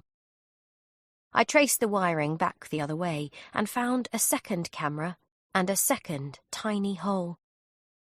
I stared at the cameras for a second, thinking, and then I took them in my hand and yanked the wiring out of them, shoving everything back onto the crossbeam, wiping the dirt from my palms. Chapter 44. The atmosphere inside the pub was muted, the lighting meagre, the air smelling of spilled beer. Some of the smokers Joel had seen from the office window were gathered around a small round table to his right. Among them was the blonde woman Kate had tried to misdirect him to. Ahead and to the left, a bar stretched along the length of the room, with a bar-back mirror positioned behind shelves of colourful spirits and cans of Alco-Pops stacked in pyramid displays. Two floppy-haired, boorish city types in salmon-pink shirts were braying and laughing in a doomed attempt to impress the girl behind the bar. Joel spotted Maggie sitting alone in a booth towards the rear, her big handbag on the table in front of her next to a large glass of white wine. There was a bulging filofax open in her hands. The lid of the Sharpie she was writing with was wedged in the corner of her mouth. He walked towards her, cautious, the worn floorboards tacky beneath his feet. "Excuse me, are you Maggie?" She looked up at him, eyes wide, not bothering to take the pen lid from her lips just yet. "I'm Joel White, from Edge." Now she nodded, an appreciative smile forming on her lips as she removed the pen and shook hands with him. "You want Kate," she said. "We do, yes." "Where is she?" If she had suspicions, she didn't show them. She was all business. Eager to cut a deal, clearly, but also, he suspected, doubting that he had the seniority to make it happen. "She's upstairs with Amanda, talking through some of the details of the role. Can I join you?" He slid into the booth seat opposite her, not waiting for an answer, watching as Maggie flicked the Sharpie repeatedly against her filofax, leaning back to assess him in turn. "We'll need a starting salary of $45,000 a year," she told him, You know we're offering 40. But you'll pay 45. He spread his hands, as though he might be inclined to concede the point. In reality, he was monitoring her, scanning her for any signs that he should be concerned. And salary bumps for the first 3 years, on a schedule to be agreed between us in writing, plus performance bonuses. We should be able to accommodate that. Just like that? It'll need Amanda's sign-off. And you're telling me Kate wants to accept the position? It was the opening he'd been waiting for. Come and ask her for yourself. We have office drinks on Fridays. You're here right now. Kate's here. We're here. If you come up with us, we can get the details worked out together and have a drink to celebrate. Why wait until Monday? He let it dangle, eyeing her cautiously. There was no sign of any reticence, though he did detect an attempt to conceal her own eagerness. Probably she was running the sums on how much she stood to make if Kate signed on the dotted line. After pursing her lips, she made a pretense of glancing at her mobile before nodding in a casual way. I can do that, but I'll need to speak with Kate in private first. Not a problem. Shall we go? He stood and waited at the end of the table as she closed her filofax, securing it with a grubby elastic band. She necked a mouthful of her wine, dumped her belongings into her handbag, and shuffled out of the booth in front of him. She was short, with a generous waistline, but she moved with the rushed efficiency of a veteran city worker. What happened with the building evacuation? She asked him from over her shoulder as she pushed through the pub door and emerged onto the street outside. False alarm. He kept close to her side as she spotted a break in the traffic and set off across the road. You didn't evacuate? His antenna tingled. Was she making conversation, or was there something behind the question? It's the 3rd false alarm this week. They're still having teething problems with the system, and we were just finishing up anyway. But yes, strictly speaking, we should have come down. You can take that as a measure of how much we want Kate. Ahead of them, the revolving glass doors were stationary. Joel made an effort not to look at her as he took a keycard from his wallet and waved it over a sensor, opening a swing door to the side. Tony was monitoring them with a stern, watchful expression from a stool behind the security desk. That's actually something I need to smooth over a second. Do you mind waiting by the waterfall for me? I'll get you signed in. Join you there. Whatever you need. He watched her bustle on across the atrium, reaching into her bag for her phone without looking back. Her footsteps echoed. The lobby was otherwise silent and empty. There was nobody else around. Only when he was sure she was out of earshot did he approach the front desk. What's she doing here? Tony's face was tight and strained above his moustache. Not your concern. Joel leaned closer. And lower your voice, will you? You didn't mention anyone else. You never said. I'm mentioning it now, Joel said with finality. He nodded towards the plain door set into the wall behind the counter. The door opened onto a private office where earlier Joel had shown Tony the photographs they had of his daughter, Sophie. There were shots taken from inside Sophie's home in Harpenden. Shots taken from the man stationed outside in her street. There was also her iPad. They'd collected it from her bedside table. Joel had shown Tony how her calendar app told them where she would be on any given day for the upcoming year. He demonstrated how it allowed them to track her phone and pinpoint her location. Afterwards, Tony had raised a liver-spotted hand to his scalp, running it down over his slackened face to his mouth, shaking his head, too astonished and afraid to speak. Time to make the call, Joel said now. You held up your end of the bargain. Your daughter is going to be okay. Tony eyed him suspiciously. That's it? I told you. We have what we want. The guard leaned sideways and contemplated Maggie again. She was tapping at her phone with both thumbs, her huge handbag suspended from her wrist. Joel could tell Tony was uneasy about what he was seeing. And that was the problem now. That was what had changed fundamentally, and had to be fixed. Until Maggie was on the scene, it was only ever going to be Kate they needed to worry about. If people came along afterwards, the police, say, asking questions, Tony could be made to tell them whatever Joel's clients wanted him to tell them, or risk having his daughter put in danger again. But add Maggie into the mix.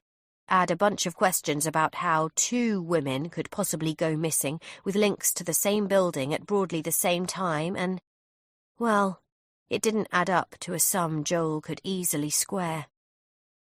You can make the call yourself, Joel told him, but not out here. We do it back there, where no one else can hear. Tony's tongue flicked over his lips. And then it's over? Yes, then it's over. Joel moved around behind the counter and waited until Tony climbed down off his stool, the brass buttons on his blazer catching the light overhead. He looked at him for a wary second before scowling and leading him through the doorway into the narrow, cramped room beyond. A line of grey metal filing cabinets were butted up against the wall to the left.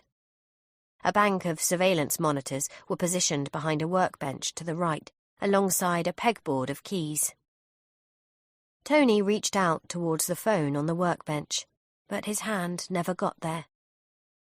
The dimensions were so tight they didn't allow him any space to react as Joel surged forwards, wrapped an arm around his chest from behind, and yanked him backwards off his feet. Joel held on grimly, clamping his hand over the man's mouth. Tony was bulky and surprisingly strong for his age, and they bumped into the filing cabinets as he moaned and tried to throw Joel off. He kicked and grappled for a handhold. A pen pot got knocked off the counter and struck the floor, biros spreading everywhere. Joel glanced back, nervous of any noise. But by then, he had Tony where he needed him. On the ground, with both hands pressing down hard on his mouth and nose. 2 minutes later, he sprang up and away, swiping his shirt sleeve across his face. Tony was staring blankly upwards, but it still seemed to Joel as if there was something accusing in his stare. He shied from it, plucking an elevator key from the pegboard, then stepped out of the room, swung the door closed behind him, and sent a quick wave to Maggie when she glanced up from her phone. His shirt collar felt too tight against his neck. He ran a finger around it, swallowing with difficulty. The visitor book was on top of the counter, and he dragged it towards him, willing himself to focus, to block out the physical memory of the moment when Tony's body had fidgeted once, twice, then finally gone limp in his arms. Kate's name was 2 lines up from the bottom of the ledger. Once he found it, he swept his eyes along the row to the right and saw that Tony had done as he'd been told, and had filled in a time shortly after 6 o'clock in the column marked Time Out. There was no need to worry about his signature because Kate had signed the book earlier. He also didn't need to worry about the cameras inside the atrium, or anywhere else for that matter. In 5 or 10 minutes from now, he would be back inside the security office, and he could wipe all records for the past 24 hours. He made no new entry in the ledger for Maggie. She'd signed herself out shortly after Kate had arrived. As far as the paperwork was concerned, it would be as if she'd never returned. All set. He fixed a smile to his face as he paced across the lobby, closing in on Maggie as she popped her phone into her bag. She still conveyed no trace of any misgivings or doubts. Thanks again for sending Kate to us, Maggie. We think she's special. I think so too. Behind Maggie, the waterfall splashed and chattered. Otherwise, there was just the towering silence of the lobby and the furious pounding of the blood in his head, the shaky energy in the tips of his fingers. He stood close to her and leaned forwards to press the call button for the elevators. Please, he said, when the doors parted on the middle carriage. After you. Chapter 45. Friday, 8:02 p.m. I searched around me for other cameras and wires. I managed to stretch up to feel along 2 more crossbeams from my position on top of the desk. I also inspected the track lights I could reach. Then I clambered down off the desk and searched the rest of the cube, pushing my face close to the glass, studying every indent and possible hiding spot, prodding around in the seams between the metal beams and the glass panels. I pulled back the blinds and checked behind each of them, too. I couldn't find any other devices. It made me wonder if the cameras I'd found were actually just dummies or decoys of some kind. I wouldn't put it past Joel, but I had no way of telling for sure. As I searched, my mind looped on thoughts of Maggie and how Joel had gone to meet her, what he might say to her, what he might do. At the same time, I couldn't help thinking this was all my fault.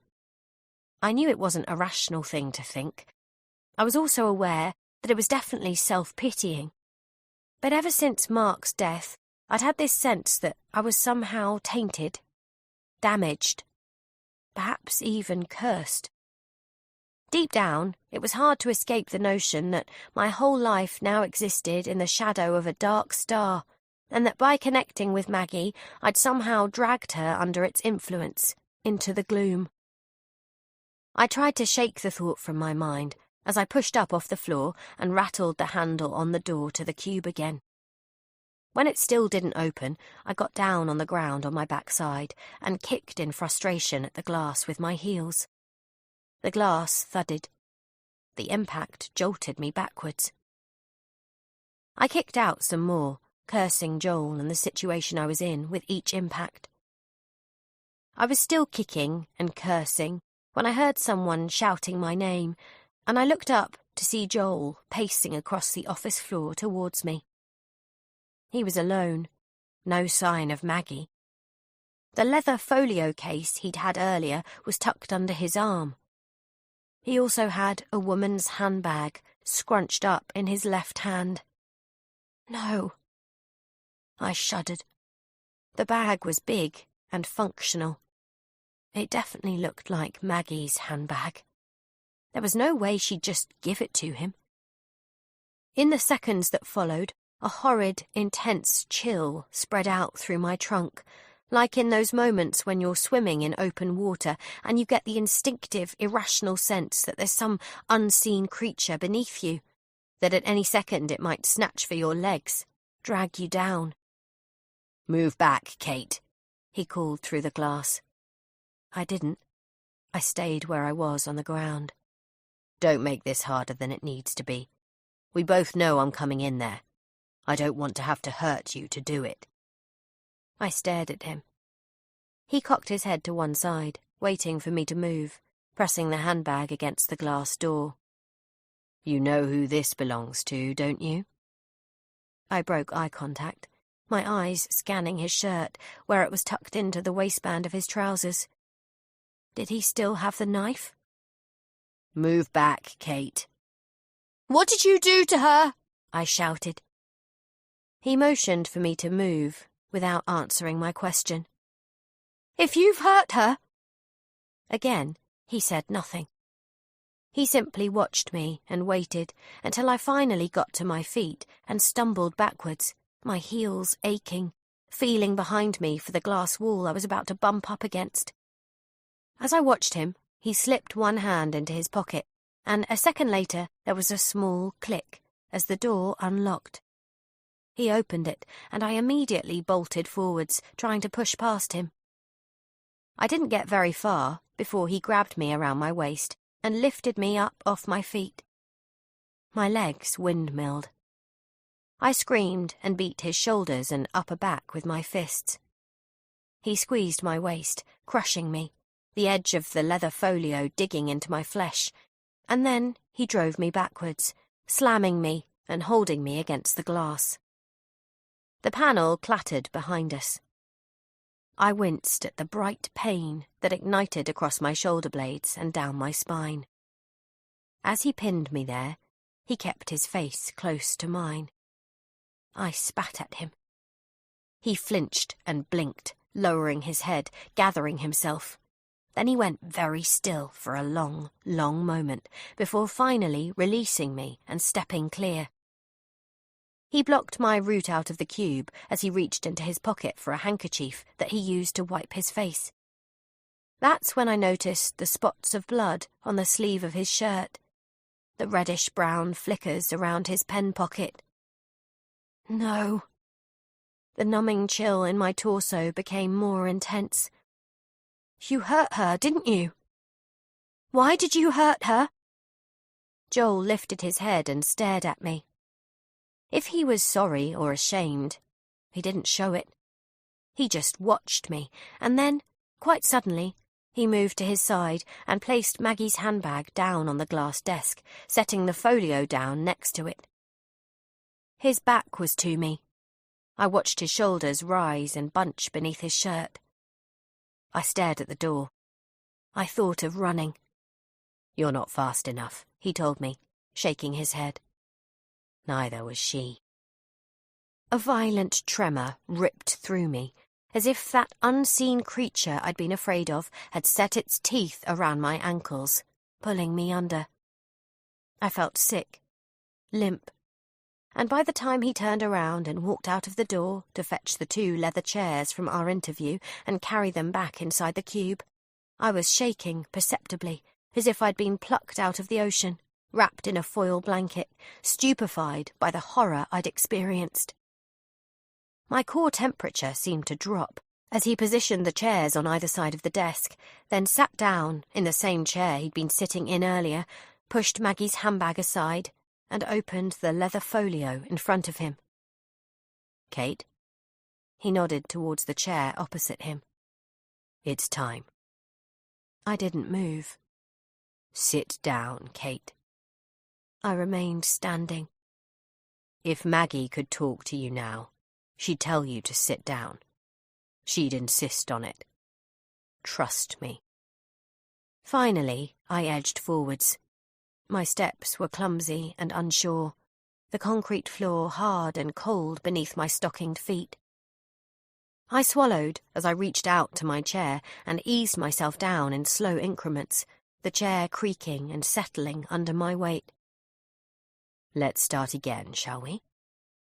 We're going to talk now, Kate, and you're going to answer my questions, and you're going to do it truthfully this time, or Maggie will suffer more than she has to. I held myself steady as I could, and stared at her handbag. All I could think of right then was the blood on his shirt. I want you to tell me what you've done to her. Do you know what amazes me, Kate? It's almost like you need a refresher on how an interview works. So here's the thing.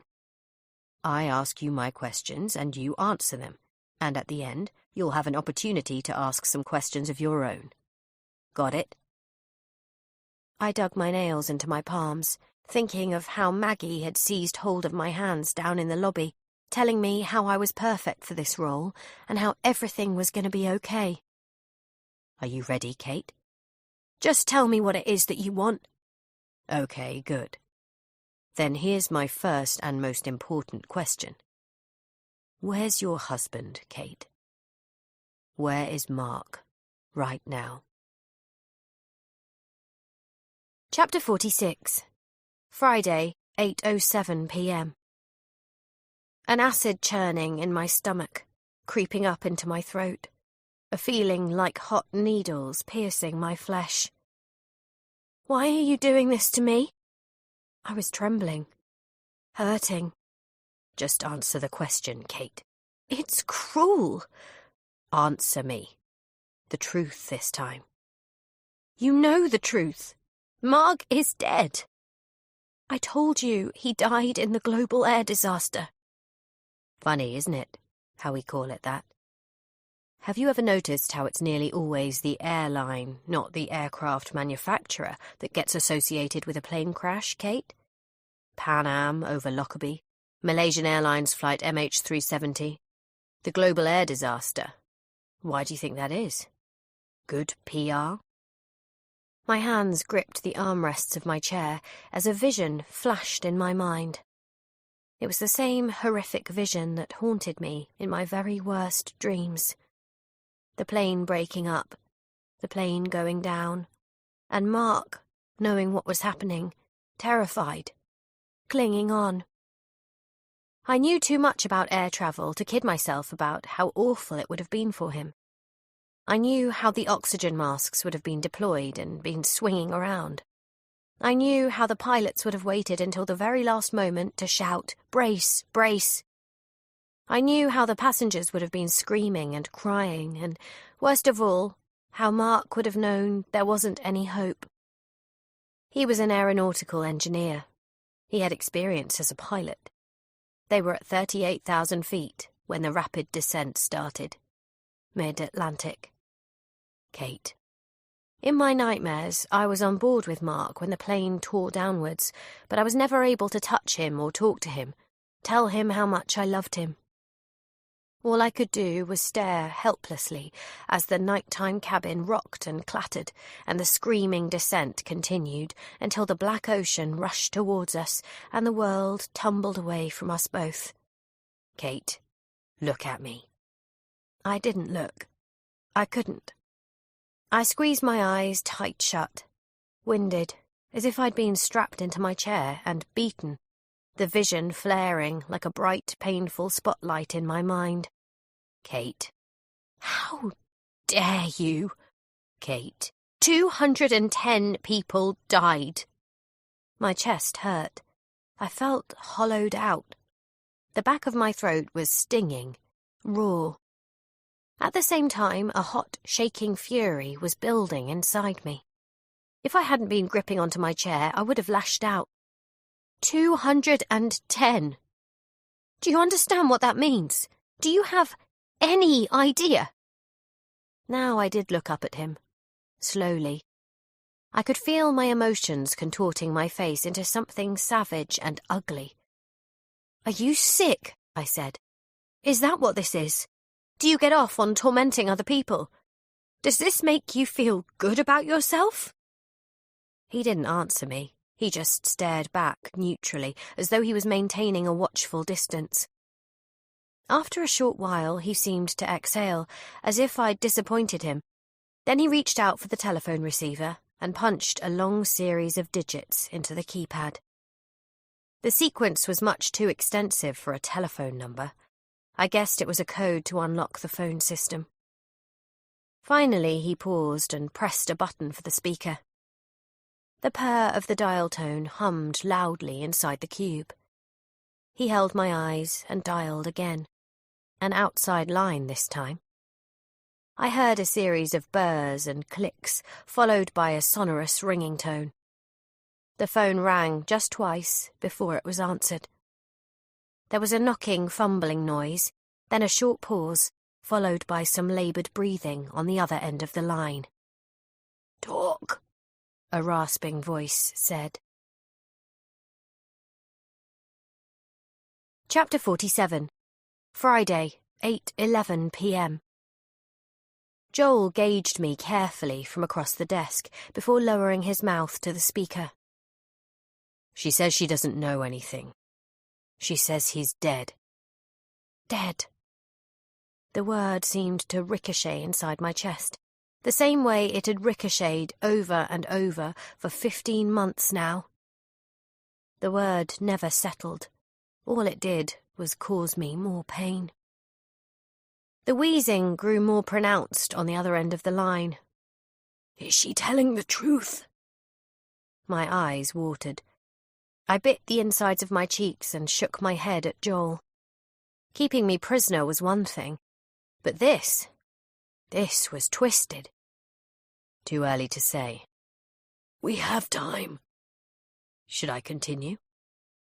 As Joel waited for a reply, he studied my responses as if I were a specimen on the other side of a thick glass screen. "Call me when you have an update," the voice wheezed. The call disconnected, and Joel leaned back in his chair. Chapter 48. The moment the call was finished, the man with the wheezing breath picked up a different phone and dialed a different number. Give me an update, he said. There was a pause on the end of the line. I know for certain they've been talking to someone today.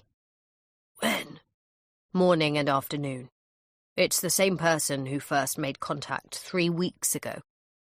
Tell me what else you know. They're nervy but increasingly excited. They're sure they're onto something big. They've ordered food and they're working late.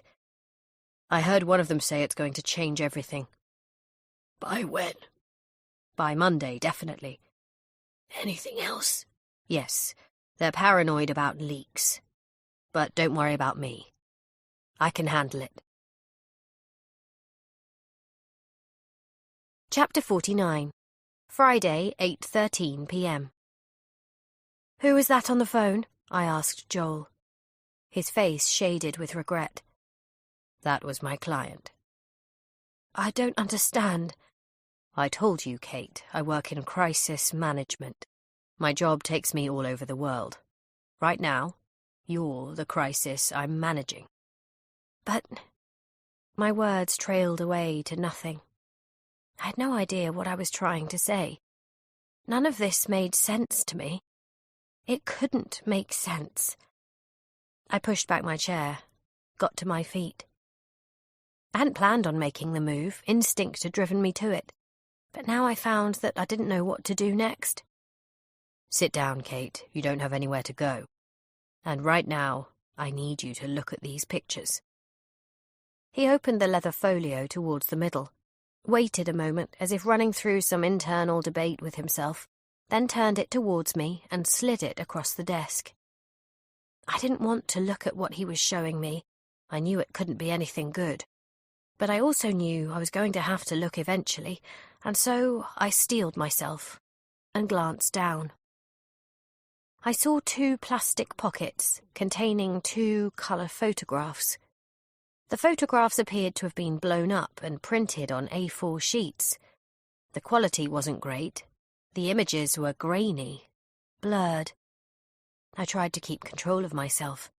I was trembling again. Both photographs were of me. Both had been taken, when? A fortnight ago? I could remember the Saturday morning now. After another sleepless night, I'd risen early and ridden my bicycle to Camden Market. I'd bought soda bread, a scarf, flowers, and, apparently, someone had photographed me. But not just that. From the way Joel was watching me, I sensed there was something more I was supposed to be seeing, and when I looked again at the photographs, a trapdoor swung open beneath my feet. I crashed back down into my chair. There. Among the strangers in the backgrounds of both photographs. Was that supposed to be Mark? I let go of a sharp breath. The figure was indistinct, the focus not quite sharp. It looked like Mark, but different. Him, but older. His hair was longer around the ears and neck, greyer at the temples. He had a thick lumberjack beard, a flat cap. He was wearing a wax jacket.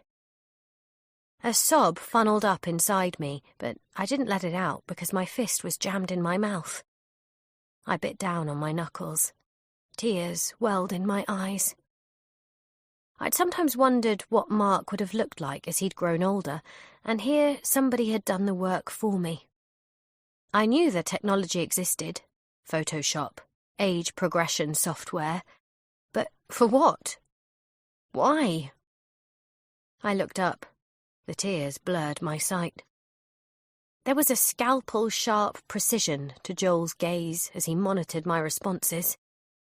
The man who was hired before me to find Mark lost him shortly after these photographs were taken.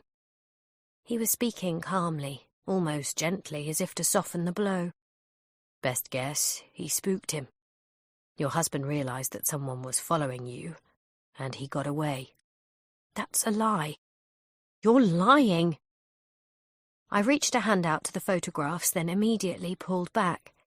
I didn't want to touch them. I didn't want to be contaminated by them. It was bad enough that I'd been followed and photographed, But it was even worse to think that this whole thing hadn't just been about today. There had been a build-up to it. A plan. It's okay, Kate. We know he's been with you. No. The man who took these photographs also spoke to your neighbours. The woman downstairs. He showed her these photographs and she confirmed she'd seen Mark at your apartment. The woman downstairs was a bitter old spinster called Faye. She'd spent most of her time in her overgrown back garden, fussing over her plants and her cat. Her garden apartment had a separate entrance to my ground floor flat, and I rarely bumped into her or spoke to her when I did. Partly it was out of embarrassment. The floors weren't so thick that Faye wouldn't have heard me crying in the middle of the night. But she would have told me if someone had been asking about me, I thought. I hoped so, anyway. He also gained access to your place when you were out. What would you say if I told you we have forensic evidence that proves Mark has been there, Kate? Fingerprints, hairs, all of them a match for Mark. I'd say you were lying. It's science. It's bullshit. All of this is bullshit. Every last part. I flung my arms around, feeling the hard certainty of it, growing inside me like a tumour.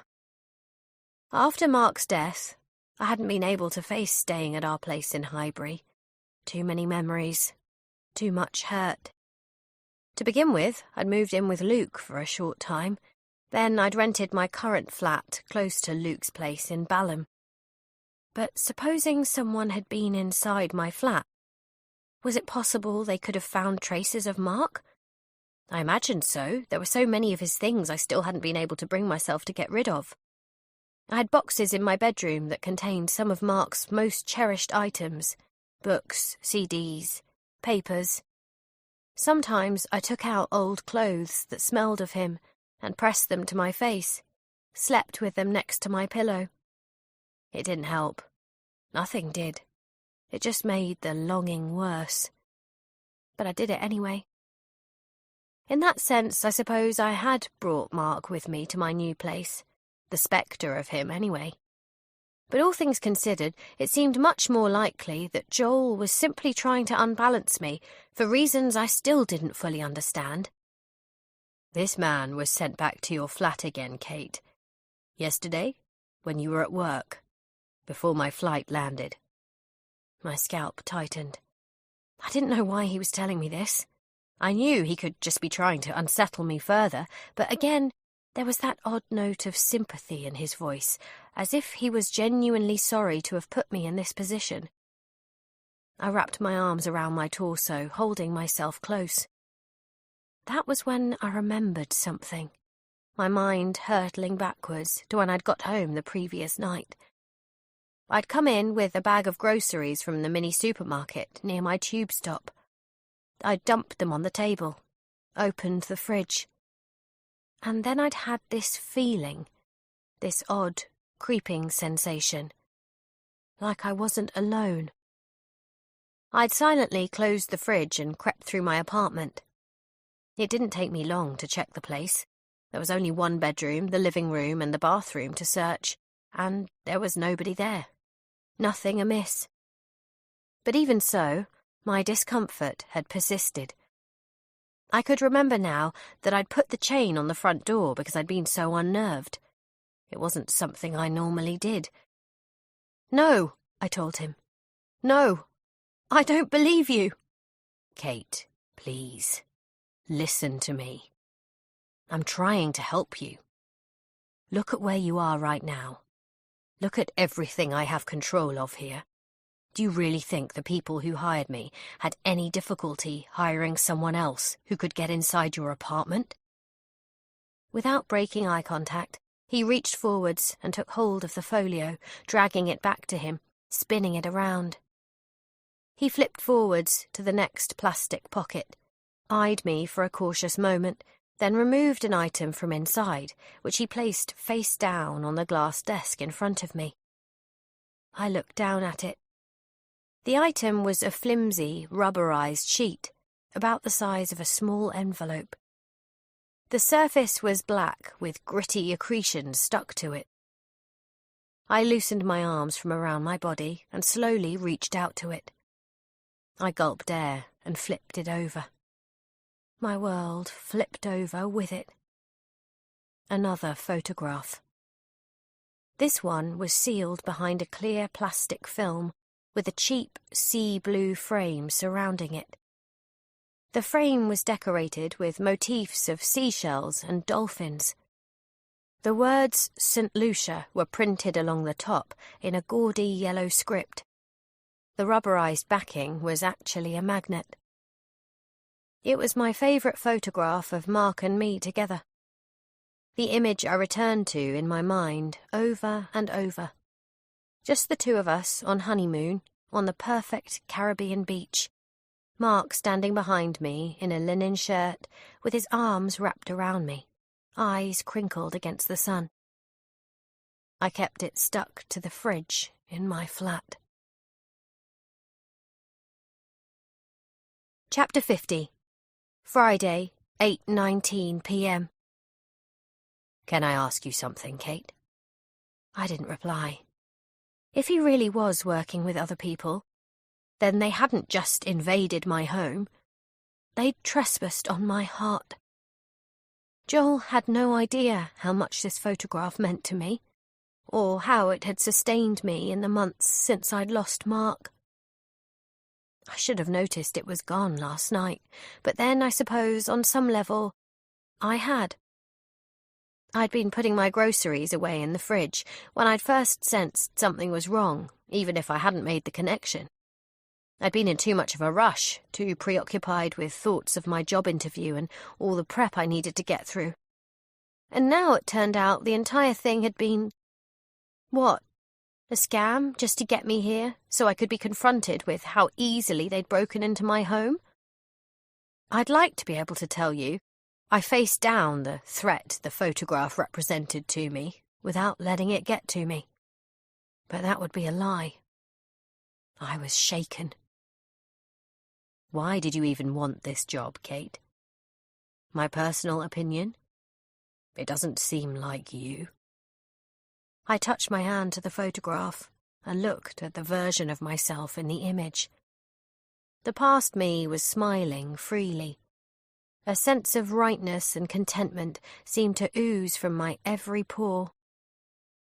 I hadn't known it then, of course, but looking back now, I could say without doubt that it had been the happiest day of my life. You don't know me, I whispered. You don't know anything about me. Don't I? Look around you, Kate. This place is all surface, no substance. You're better than this. You know you are. Was it the money? I guess I can understand that. It must have really burned you when you didn't get anything from Mark's life assurance payout. For the first time in a while, it felt like one of Joel's barbs had missed its mark. The truth is, I didn't care about the money. I never had. Mark was 12 years older than me, and while it was true that he had a generous company life assurance policy from MarshJet, I'd always known up front that nothing would be coming my way in the event of his death. We'd discussed it before we got married. The arrangement had suited us both. So no, Joel was wrong. The only thing that burned me was losing Mark. The money went to his daughter, I said. Rosie. What is she now, 19? Again, I didn't respond. Rosie was 20, and I was sure he knew that. The part I didn't like was that he was mentioning Rosie at all. I thought of how he'd threatened Tony's daughter, and I felt my anxiety coalesce and intensify, a cloying mass in the middle of my chest. Do you talk to her much, Kate? Not as often as I'd like to, I said carefully, but then I guess you know that, if you're really as informed as you claim to be. Second marriages, they can be tough. Am I right? For a brief moment, I wondered if he was speaking from experience, but then the thought came crashing in that I had no reason to care. I didn't want to know or understand Joel, or what was driving him to do this. I just wanted to get away from him. And if that meant keeping him talking until someone could find me or find Maggie, assuming she was really still okay, then I was willing to go along with that. I gazed at the photograph again. Since I'd lost Mark, I'd spent so many hours staring at it, wishing I could somehow follow a path back through my memories of our honeymoon to a secret place out of space and time, where we could be together again. "What was it?" Joel asked me. "Daddy's little girl didn't like the idea of you giving it to her old man." "No, that wasn't it. Rosie and I got along." "His first wife, then?" "Paula." "Paula. Right. Did she drip poison in Rosie's ear?" I didn't give him the satisfaction of saying yes, although, as it happened, that was more or less it. Mark's marriage to Paula hadn't been a happy one, but Mark had loved his daughter Rosie with everything he had. He'd tried hard to make it work. He and Paula had been split up for more than a year before I joined MarshJet and we first met. We'd both been part of the team launching the new cruise flyer Jumbo. It had been an intense, exciting time. A lot of late nights in the office. A lot of opportunities to talk and flirt. There'd been a spark between us right from the very beginning, but we'd taken it slowly because of Rosie. She was 12 when we met. Mark didn't ever want to do anything to cause his daughter pain. Now, almost 9 years later, one of the hardest parts for me about losing Mark had been losing my link to Rosie, too. And not simply because we'd been close, although I like to believe we had been, but because I knew Mark would have wanted me to watch over Rosie for him. Paula, though, had done everything in her power to make that close to impossible. At the start of the previous summer, the two of them had moved to San Francisco, where Paula was from originally. Then again, Joel said, "I can understand why you wanted out of the airline industry. First, because of how Mark exploited the global air disaster." Mark didn't exploit anything. He died in that crash. And second, because of the cabin air scandal. I stilled. Yeah. He fixed on me. Now we're getting to it.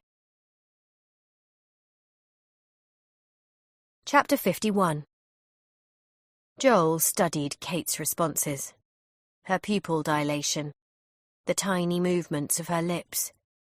All this toing and froing. And now that they were here, what did he know? Nothing for certain. And that was a problem. He'd never experienced anything quite like this before. She was giving him so many mixed signals.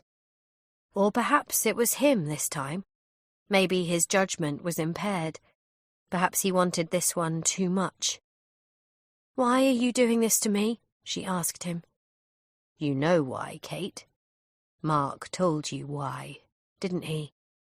Again she shook her head. But there was less certainty in it now, and he wondered if her defences were finally slipping. "Then how do you explain the photographs I showed you?" "You faked them." "And the forensics?" "They don't exist."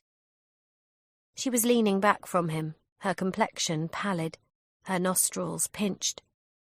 He could tell she was scared and in deep distress. Her eyes looked reddened and hollowed out, somehow dimmed.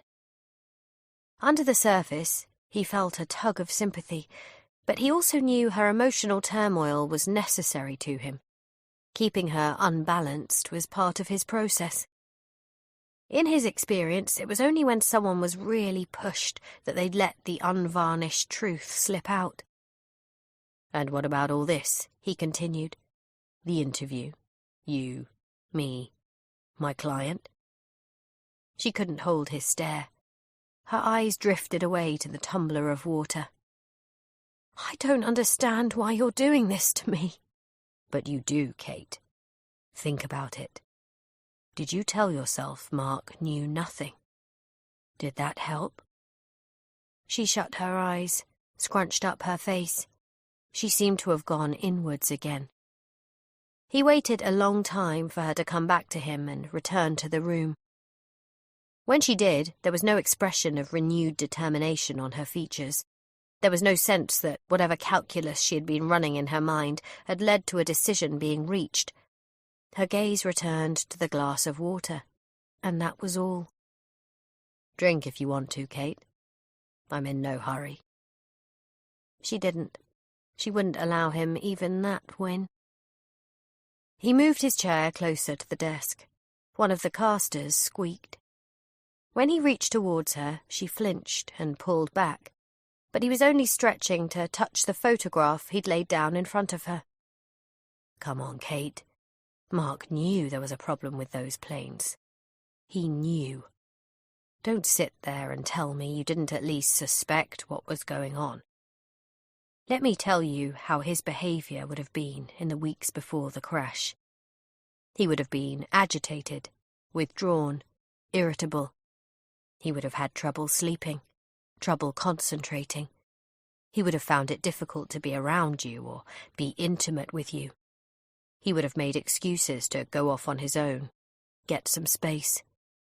I bet you tried to talk to him about it, and he told you there was nothing to worry about, just work stress, nothing for you to concern yourself with.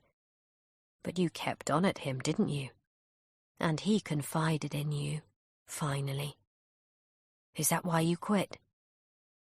I can tell you have integrity, Kate. It would have been hard for you to look your colleagues in the eye. That's why you haven't been at the protests, isn't it? He watched her lift her hands and clench them together, as if her emotions were a rubber ball she was squeezing tight. But then she shut her eyes and stilled, and he sensed her go inwards again. What demons was she battling with, he wondered. What wouldn't she allow him to see? Chapter 52. 17 months ago. Mark? It's late. What are you doing up? Come back to bed. In a minute. Mark. I crept across our living room barefoot, the hem of the old t-shirt I had on grazing my thighs. Mark was sitting at the small fold-out table by the window, a floor lamp casting him in a halo of light. His briefcase was open, multiple papers spilling out. Whatever it is can wait until morning, I told him. I placed a hand on his shoulders, felt the knotted muscles under his skin. He was dressed in an old vest and a pair of boxer shorts, his bed hair clasped in one hand. I noticed him try to slip one of the documents away, but I reached for it before he could. Mark, please, don't do this. I picked up the report. I could still remember helping to put it together. It had been my task to disseminate the technical data into a usable format. I'd used subheadings, pie charts, graphs. 3 months before, Mark had burst into my office at MarshJet's HQ, waving an inch-thick report in his hand. It had been put together by a team of independent experts and approved by the aviation regulators. It's here, he'd told me, and there was no hiding the relief on his face. It's the confirmation we've been waiting for. It's good? Better than good. He'd flipped to a page towards the front of the report, stabbing it with his finger. Average findings across 2 years of flights show the cabin air quality on MarshJet planes was as good or better than normal indoor environments. All of them? There was one flight where we neared the red line, but we never exceeded it. It's proof, Kate. Undeniable. I'd stood up and hugged him. More than anyone else, I had some inkling of the terrible pressure Mark had been under at work. As the head of research and design for MarshJet, he'd tortured himself with the idea that the designs and schematics he'd approved and signed off on could have somehow endangered the lives of pilots and cabin crew. I'd squeezed him. Can I tell people now? You can tell everyone. Shout it from the rooftops. Get it out far and wide. So I had. We'd gone to the press. We'd shared the findings with the unions representing pilots and cabin crew. We'd made sure that MarshJet's legal team were armed with all the data they could possibly need. But the allegations kept coming. The media featured haunting stories of cabin crew and pilots suffering terrible illnesses, and the unions had carried out research of their own. They cited studies showing that instances of chronic neurological decline and other severe and debilitating illnesses were significantly higher among flight crew and pilots who had flown mostly or exclusively on MarshJet planes.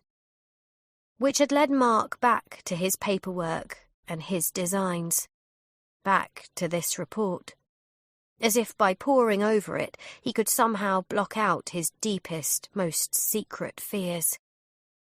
"Please, Mark, come back to bed." "In a bit." "You can't keep doing this to yourself." "Can't I?" And with that, he'd reached into his briefcase and thrust another document at me.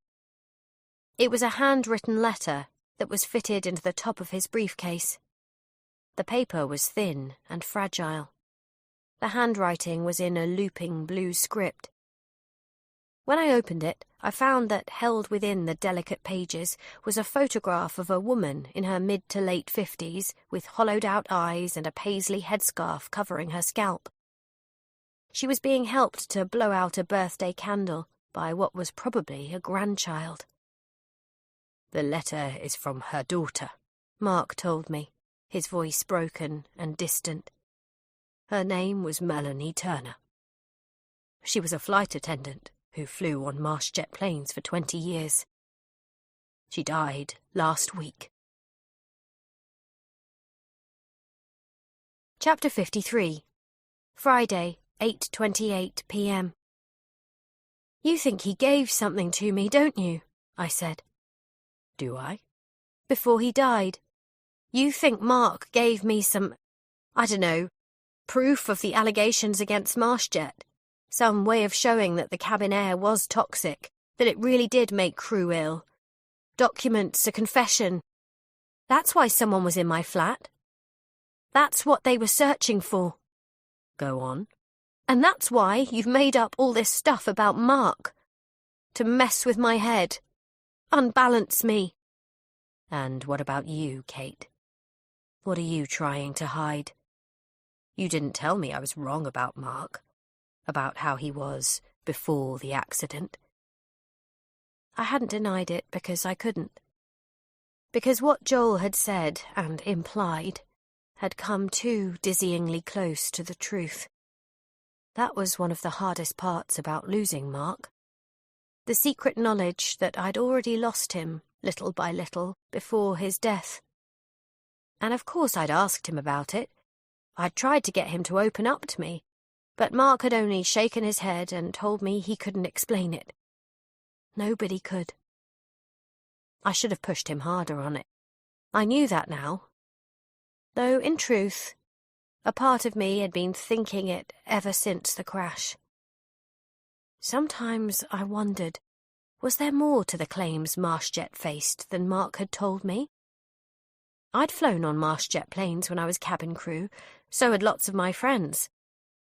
As a member of the MarshJet board, had Mark knowingly endangered my life and the lives of thousands of others? And what about the role I'd played as a publicist, reassuring people it was safe to fly? Had I been duped? Used? I didn't know the answers to those questions. They were lost somewhere in the depths of the mid-Atlantic, along with the bodies of my husband and most of the other passengers, and the souls of all who perished. For me, it was just another element of the tragedy I tried never to think about. It was one thing to know and live with the knowledge that Mark was dead, and that he'd been taken from me in such a harrowing way. The last thing I needed to dwell on was whether he'd also been part of a cover-up that I'd been unwittingly drawn into as well. But even if I'd got him to confide in me, it wouldn't have changed things. The disaster would still have been the disaster.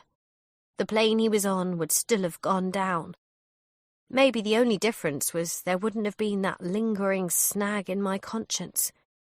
The restless unease that came from knowing Mark hadn't been fully at peace when he'd died. That he hadn't, truly, been the Mark I'd fallen in love with. That was why I'd tried to cut myself off from the media circus surrounding the Marshjet trial. It was why I'd shied away from the TV news coverage as much as possible. And yes, Joel was right. It was why I hadn't gone anywhere near the pilots and cabin crew who were protesting outside the High Court, demanding restitution and a public inquiry. But now, here I was, sitting across from a man who was confronting me with the very questions I tried so hard to avoid. A man whose role I was suddenly terrified I was beginning to fully understand. "Is that who your client is?" I asked. "Marshjet? Do Edge represent them?" In a manner of speaking. A hot crackling under my skin. I shouldn't have asked him that, I realised, because knowing the answer to that question could only increase the danger I was in. But I'd asked anyway. I needed to know. "And on the phone just now?" "Careful, Kate. Tell me." "Are you sure you want to hear this?" "No." "Yes." "Okay.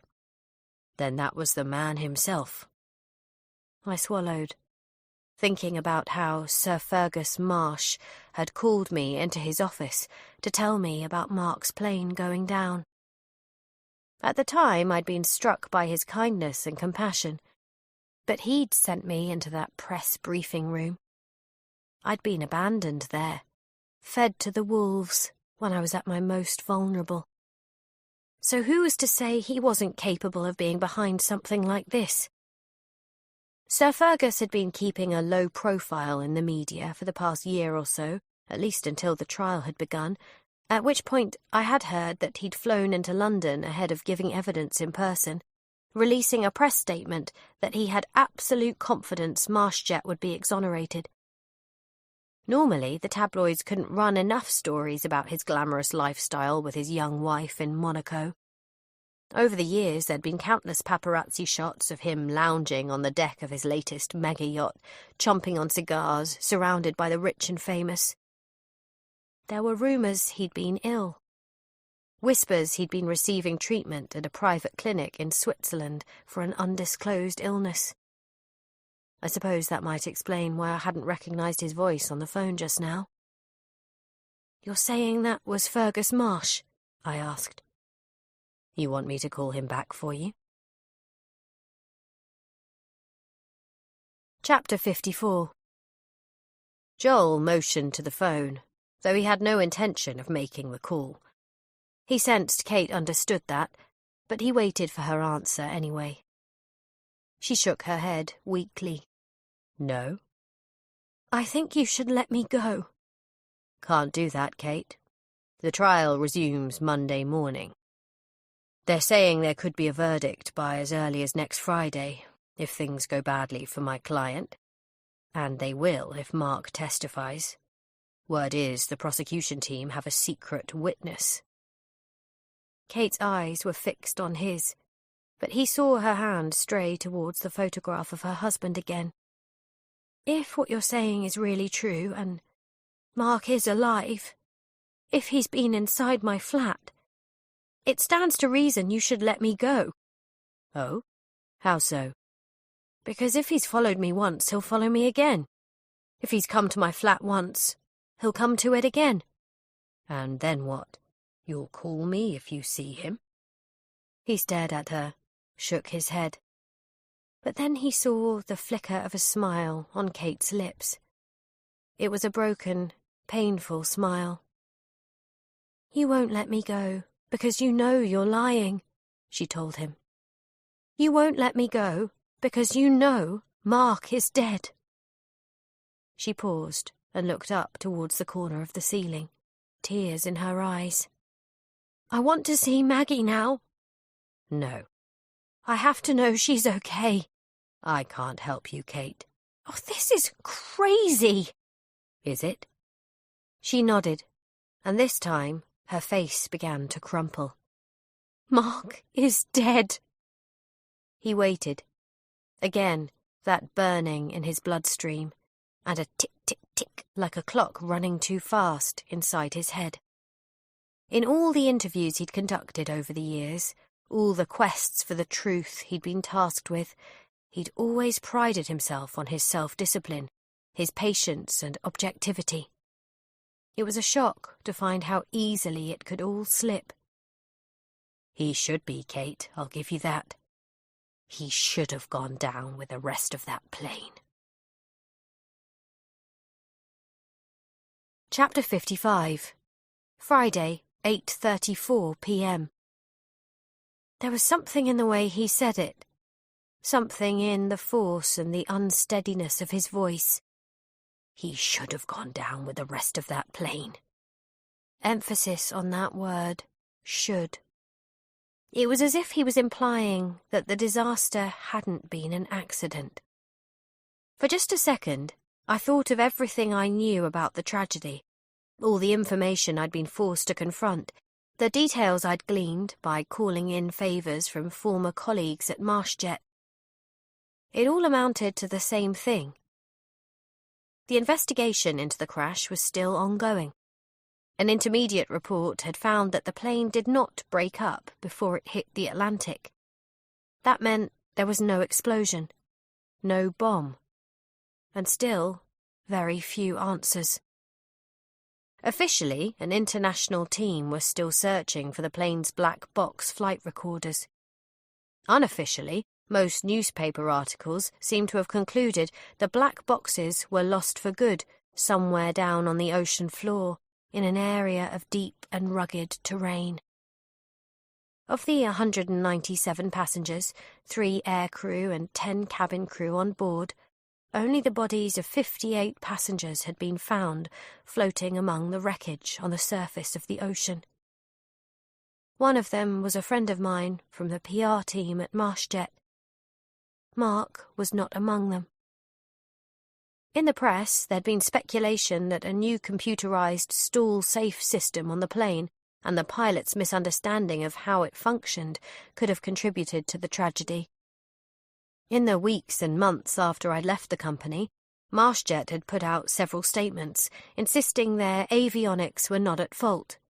And even though some senior pilots had come out and argued against the idea that pilot error could be to blame, the absence of any similar problems with other MarshJet planes seemed to discredit that defence.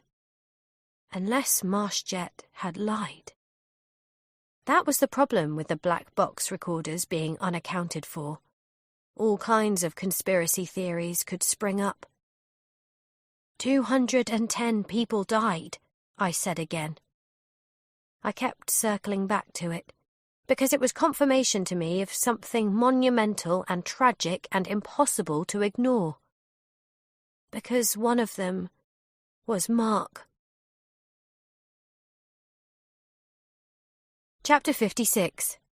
Friday, 8:35 p.m. Hey, it's me. We boarded on time. I just wanted to call to say I love you and I'll see you when I land. Hope you're sleeping well. They were the last words Mark ever spoke to me. Actually, he spoke them to my voicemail. My phone had been on silent while I was sleeping and I hadn't woken. I'd kept the message stored on my phone ever since.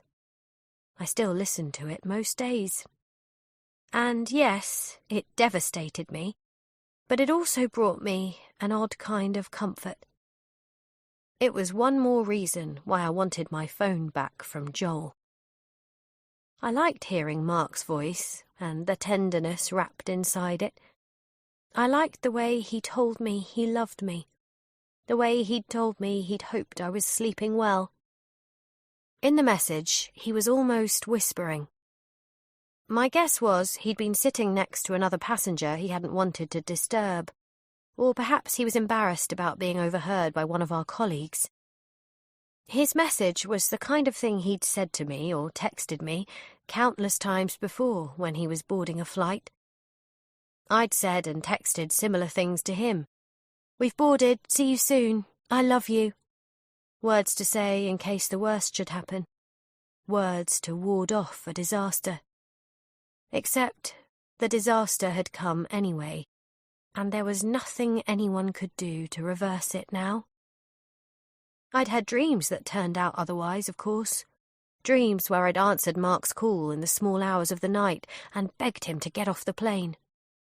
Where I told him I'd had a premonition. Anything. Where I'd pleaded with him and he'd listened to me and I'd saved him. But of course I hadn't. I couldn't. And that crushing reality wrecked me anew whenever I woke to find that I was alone in bed, or when I listened to his message late at night with tears streaming down my face. Back when we were together, before his death, in the tender moments after we'd made love, I used to place my hand on Mark's chest to feel the runaway beating of his heart. I liked to keep my hand there, close my eyes and really concentrate until gradually it would start to feel as if the beating of Mark's heart was inside my palm, as if I could hold it with me the same way you might hold a butterfly in your hand. Gradually I'd take my hand away and place it over my own heart, and it would seem for a short while as if I could feel the two rhythms merging and entwining, as though my heart and his heart were combined. I'd tried the same thing many times since Mark's plane had gone down. I'd placed my hand over my heart on countless occasions. I'd felt the beating of my own heart under my skin, and I'd closed my eyes and longed to feel the faint echo of Mark's heartbeat in my palm. But I could no longer conjure up the background rhythm. I think, more than anything else, that's what convinced me he was really gone. Each time I did it, I was reminded again that I was alone, and that something had been taken from me that could never be replaced. You didn't fake a connection like the one Mark and I had had. I'd loved him with every part of me. Still did. Always would. And because of that, I also knew that Joel was lying to me. Certainly about Mark, possibly about other things too. It's not as if I didn't want to believe him. In many ways, Mark's loss felt so total to me that it also seemed wholly inconceivable. Even now, I knew I would give anything, do anything, to place my hand on his chest and feel the beating of his heart inside my palm one more time. It's just that I also knew it wasn't possible. "Fuck you," I told Joel now. I grieved for my husband. I'm still grieving for him. You should be ashamed of yourself. Chapter 57. Joel watched Kate for a long moment after she'd spoken. He concentrated on keeping his responses in check while he waited for the tide of emotion inside him to subside, knowing that he needed a sense of clarity now more than ever. Focus on why you're here. He considered the raw emotion in Kate's voice, her barely suppressed rage. He could tell she resented being studied so openly, especially when she was so angry and exposed. But just as he was studying her, he became aware that she was studying him too. A tangle of unease clogged his lungs. What did she see? What did she think she saw? Okay, Kate. I apologize. She relaxed by a fraction. Odd. Did she think that was it? But, Kate, I have to explain something to you now that might surprise you. The fact is, there are plenty of people who do the kind of work that I do. More than you would imagine. You've heard the expression, information is key, haven't you? She didn't respond. She just glared. Well, information is key for you, Kate. It's the key that can open the doors to this office for you. I want you to think about that. But I also need for you to understand that this information is also of crucial importance to my employer. They want to know something from you, and they hired me to uncover that something. That's my expertise. Identifying the truth, making a judgment on it, knowing when someone is lying to me or not. Trust me when I tell you that I'm the very best there is, and my point is that I can't go back to them with nothing. I just can't. That would be bad for you and even worse for me. They're expecting results, Kate. They're relying on me. So if I go back to them with nothing, I might as well put a gun against my head. And I really don't want to put a gun against my head. Understand? Yet again, she didn't respond. My point being, Kate, the reality we both have to confront here is that they will have hired other people as a backup. My clients want guarantees. They can't afford for anything to go wrong. You can see that, can't you? And I can guarantee to you that if it comes down to it, anyone who comes in here and replaces me will take a very different approach to my approach. There wouldn't be the same kind of discussion. Do you understand what I'm saying? You're threatening me. No, Kate. See, that's my point. These other people would be threatening you, if it comes to it. I'm trying to help you. A flicker in her cheek, a stray look at the door. He'd got through to her, he thought. Now, if you want my personal opinion, that would be a foolish strategy. Why? Because it leads to questionable results every time. Believe me, in my experience, if someone starts hurting you, you'll do or say anything you can to make it stop. And then it gets tricky, if you're in my shoes, to sift the truth from the lies. How much of what you're hearing can be relied on? How much should be disregarded? Do you see? Nothing. Kate, do you see? Yes, she muttered. Good. Because what sets me apart, and the reason I'm here now and not one of these other people, is that I do everything I can to provide reliable information to my clients. How do I do that? It really only takes 3 things. Number 1, I watch someone, very closely, the same way I've been watching you. Number 2, I talk, 1-to-1, like we're doing right now. I set everything out. I try to be as transparent and as fair as possible, and I pay attention to what I'm told and not told. But it's not always as simple as that, which brings me to my 3rd tool. My 3rd tool is time, Kate. It works because it's so versatile.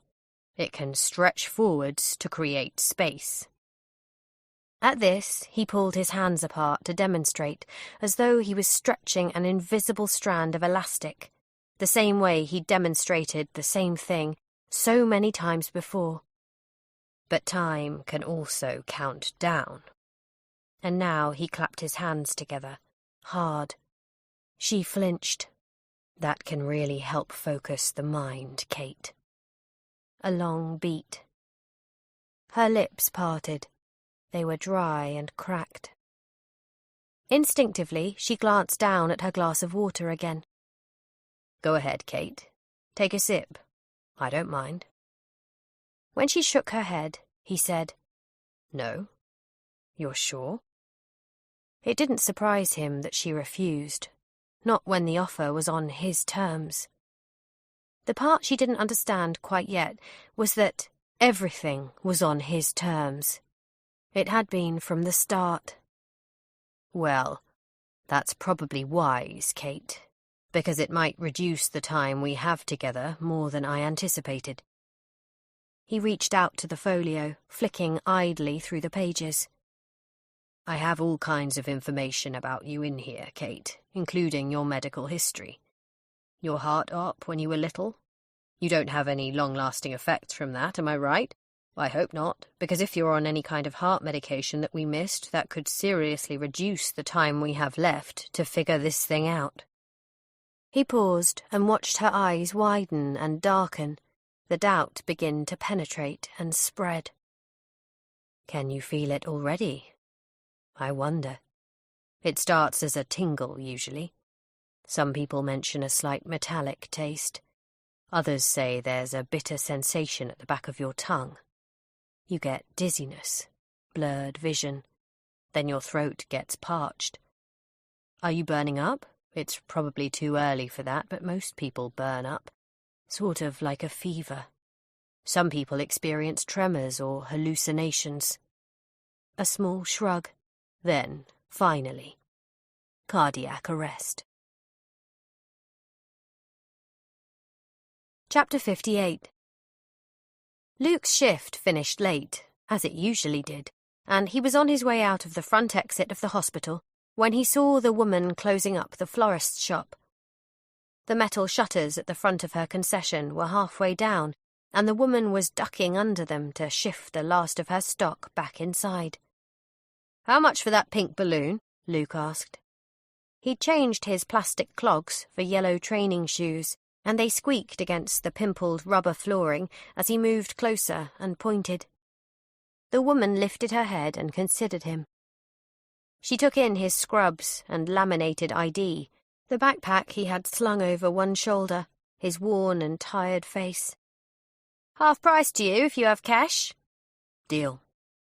She took a pair of scissors from her apron and separated the helium balloon from the pack floating by the till.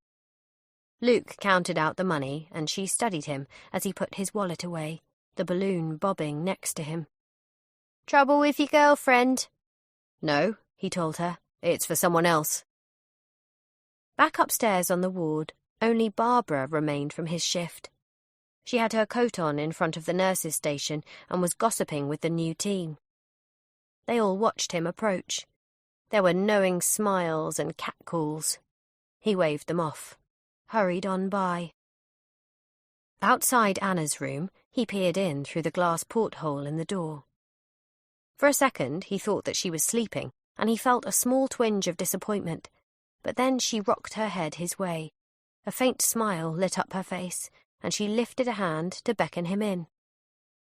He pushed through the door, the balloon bumping against the wall as he entered.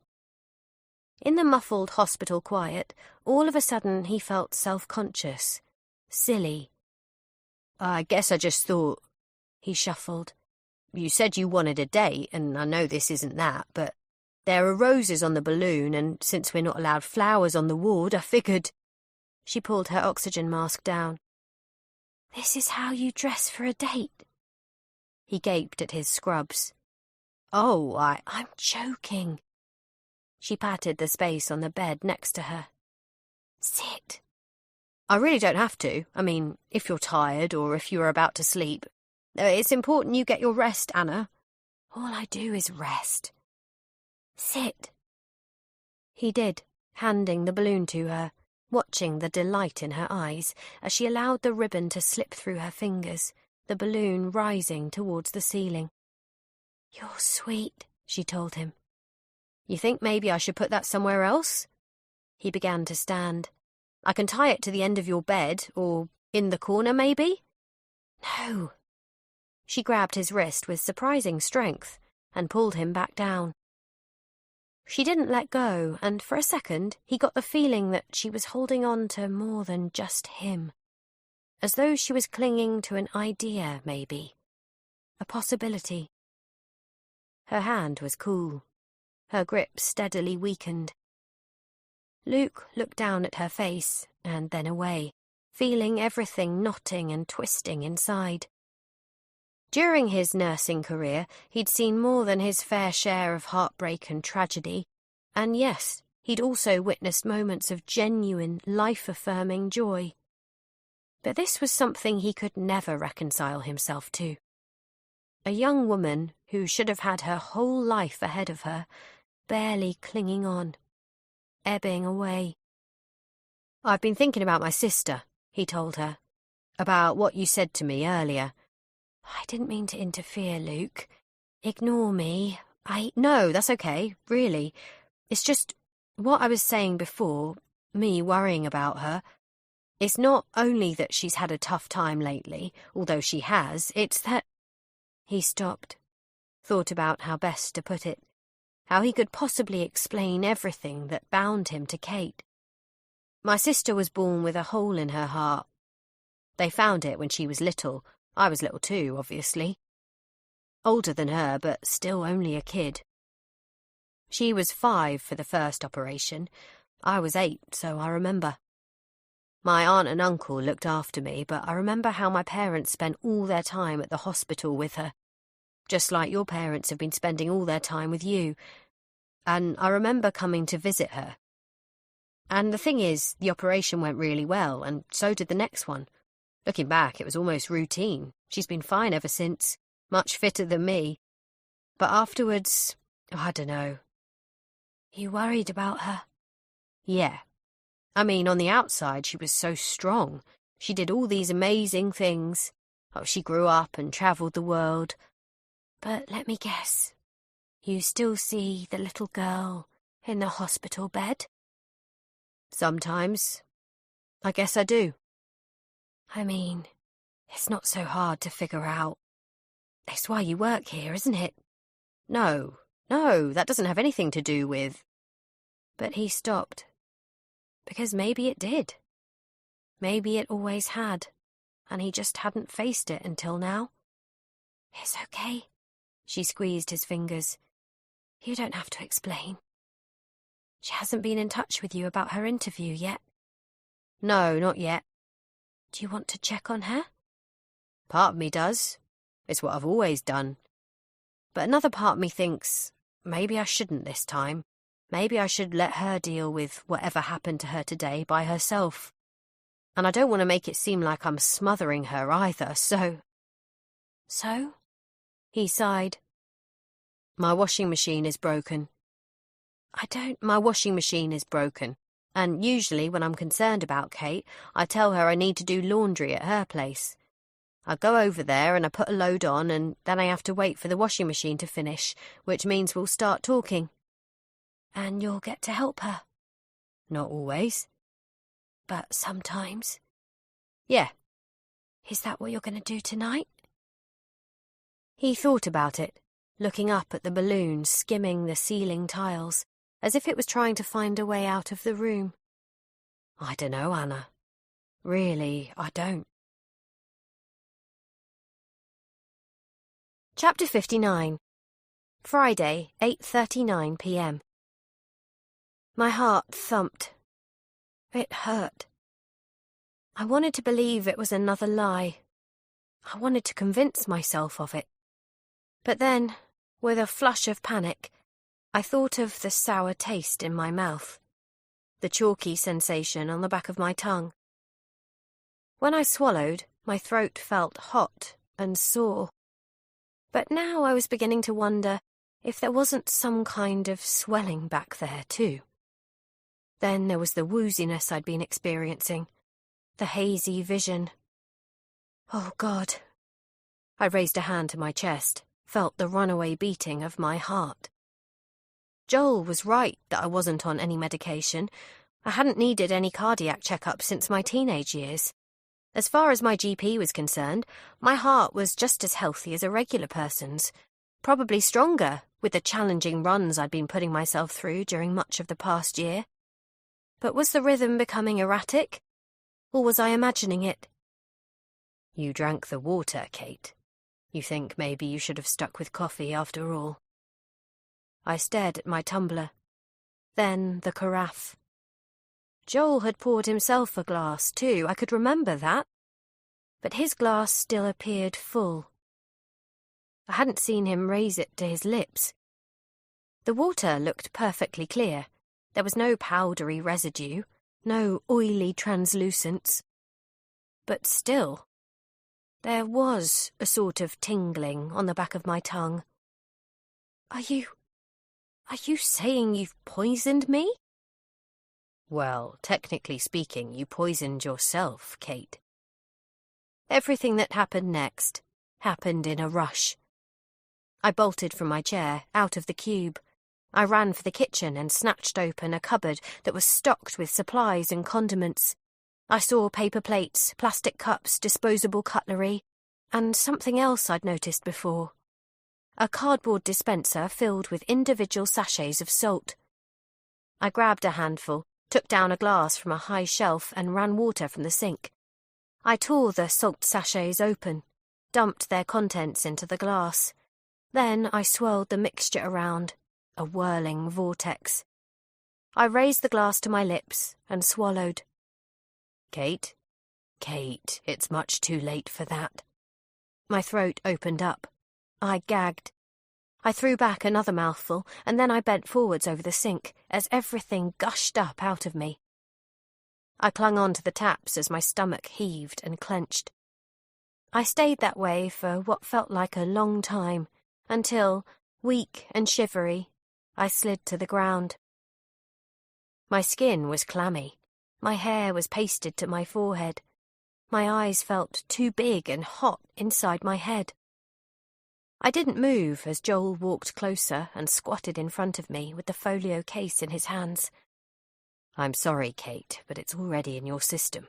It only takes a tiny dose. Again, I wondered if he was lying. I hadn't tasted anything amiss when I'd drunk from the tumbler of water earlier, but then I hadn't been suspicious. I was under an enormous amount of stress right now. I'd just been sick. But even so, this felt different. Wrong. I could sense it the same way you can recognize the early symptoms of a cold or the flu. The slight fever, my upset balance, the soreness in my throat and the tingling on my tongue, as if I'd been injected in my gum with a local anesthetic. Kate. He reached for my face. I pulled away, but not by enough. He peeled a strand of hair from my brow. Talk to me and I can help you, Kate. We can get you to hospital so you have the care you need when you need it. And you are going to need it. He cupped my cheek in his palm. He stroked me with his thumb. The same way Mark used to. I slapped his hand away. You have a few hours still before it really kicks in, Kate. You need to think carefully about what you're willing to share with me. But first, I'm going to give you some space and time to think. I have to go and check on Maggie. He straightened and looked down at me. His face was cast in shadow. The outline of his body rimmed orange by the glow of the sun, dipping low outside the windows behind him. He turned and walked away. Moments later, I heard the doors in reception unlock, open, and seal behind him again. Chapter 60. Out in the vestibule, Joel let go of a breath and clamped a hand to the back of his neck. He was on edge, restless, equal parts exhilarated and appalled by what he'd done to Kate, what he'd had to do. But still.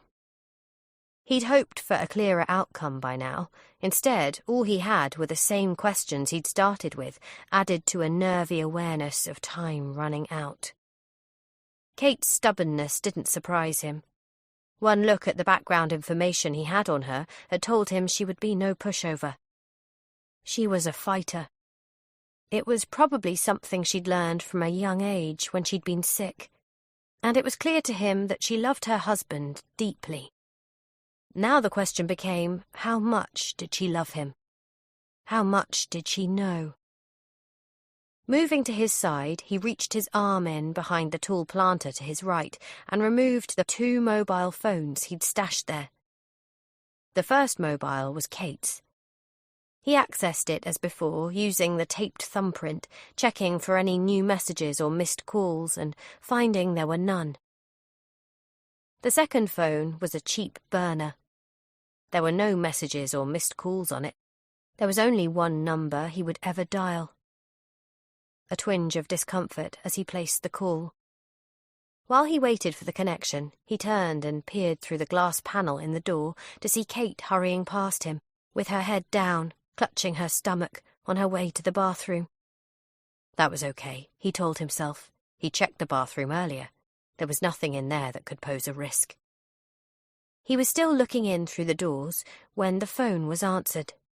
He heard the rasp and crackle of throaty breathing on the end of the line.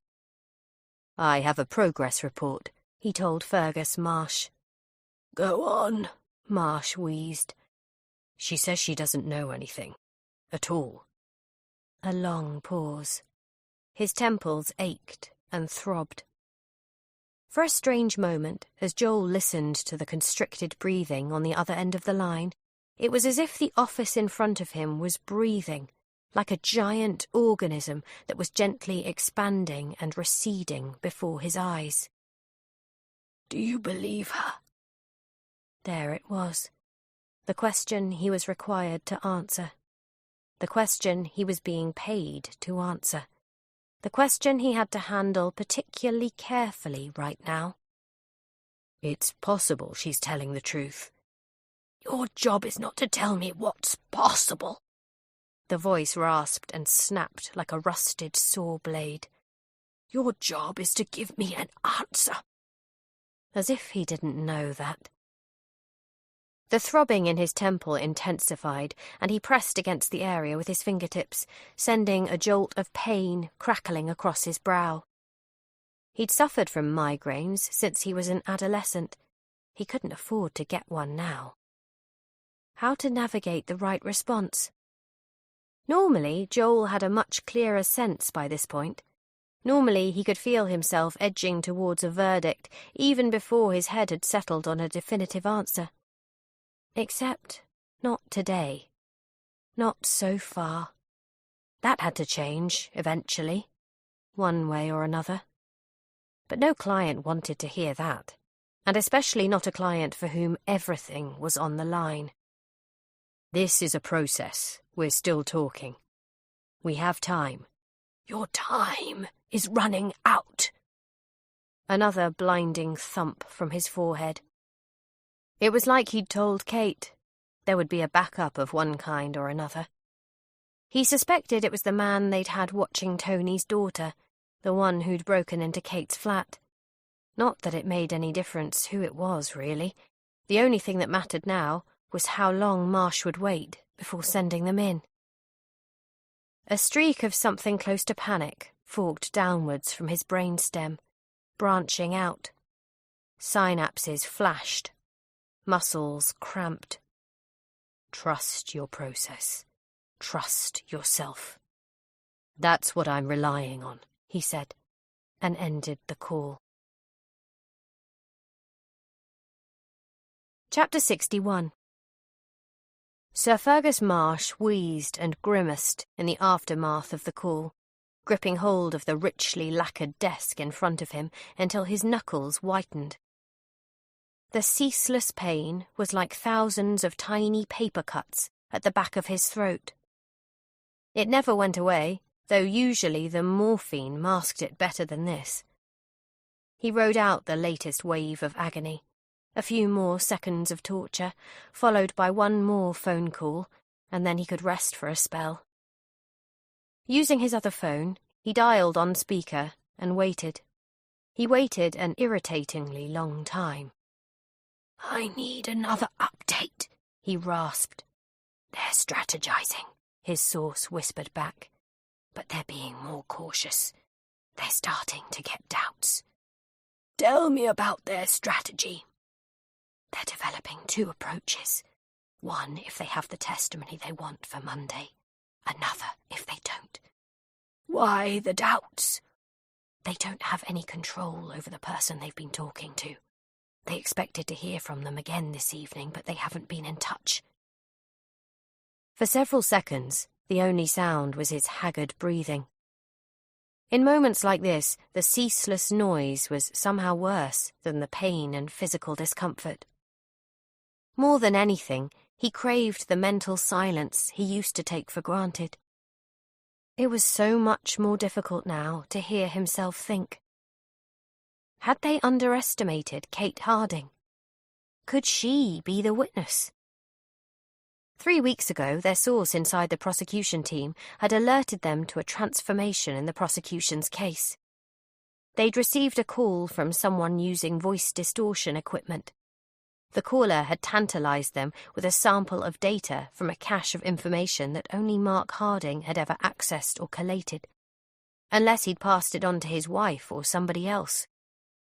The revelation had forced them to confront a previously inconceivable question. Was Mark really dead? And if he wasn't, how could they find him before it was too late? But if the team were expecting to be contacted this evening, while Kate was contained... You didn't tell me that before. I tell you what I know when I know it. Sir Fergus hung up without another word and stared forwards for a long, harrowing moment, then turned towards the corner of the room where Dominic North watched him from the shadows, one half of his face bleached white by the slanted light from a standing lamp.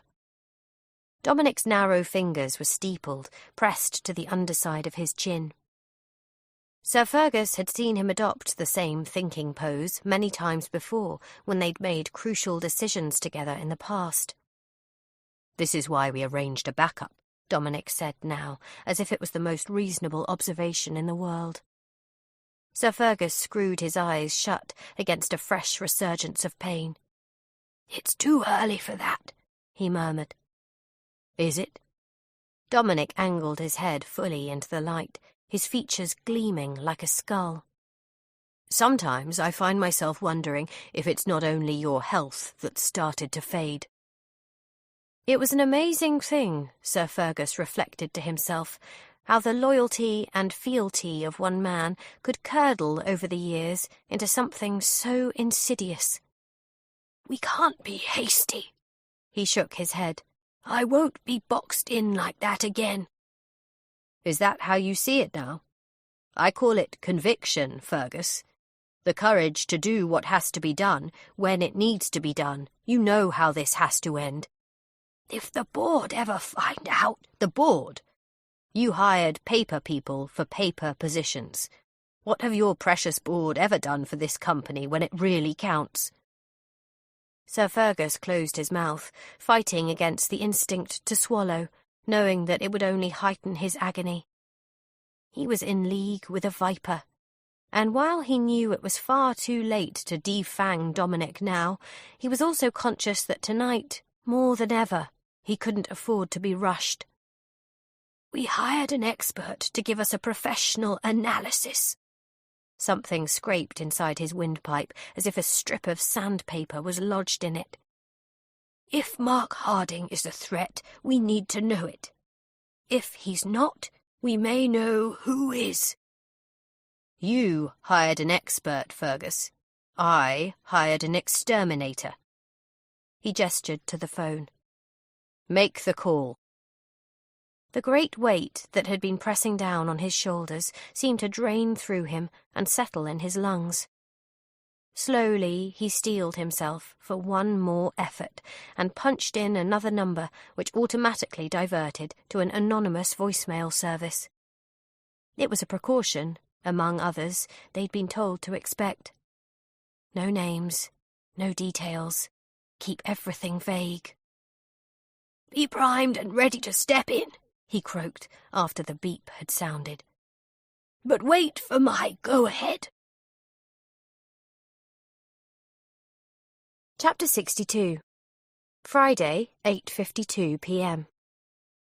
Automatic lights blinked on as I entered the bathroom. There were cubicles on my left, a row of sinks to my right. I tore off my jacket, dumped it on the floor, reached out for one of the sinks. I ran cold water from the tap and let it flush over my wrists. I splashed my face. Then I looked at myself in the mirror. It was a shock to see my reflection. I was gaunt and hollow-eyed.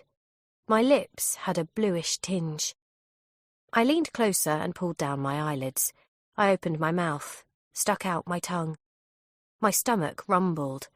I had cramps. I snatched some paper towels from the dispenser, patted my face dry, rolled up the sleeves of my blouse. Think. For just a second, my mind turned to the photographs Joel had shown me from my trip to Camden Market. The saddest part wasn't how cruelly the image had been manipulated, it was that I actually wanted to believe Mark had been there. I wished so badly it was true. I bit my lip and looked at myself in the mirror, then slowly raised my hands to my blouse and undid the top 2 buttons.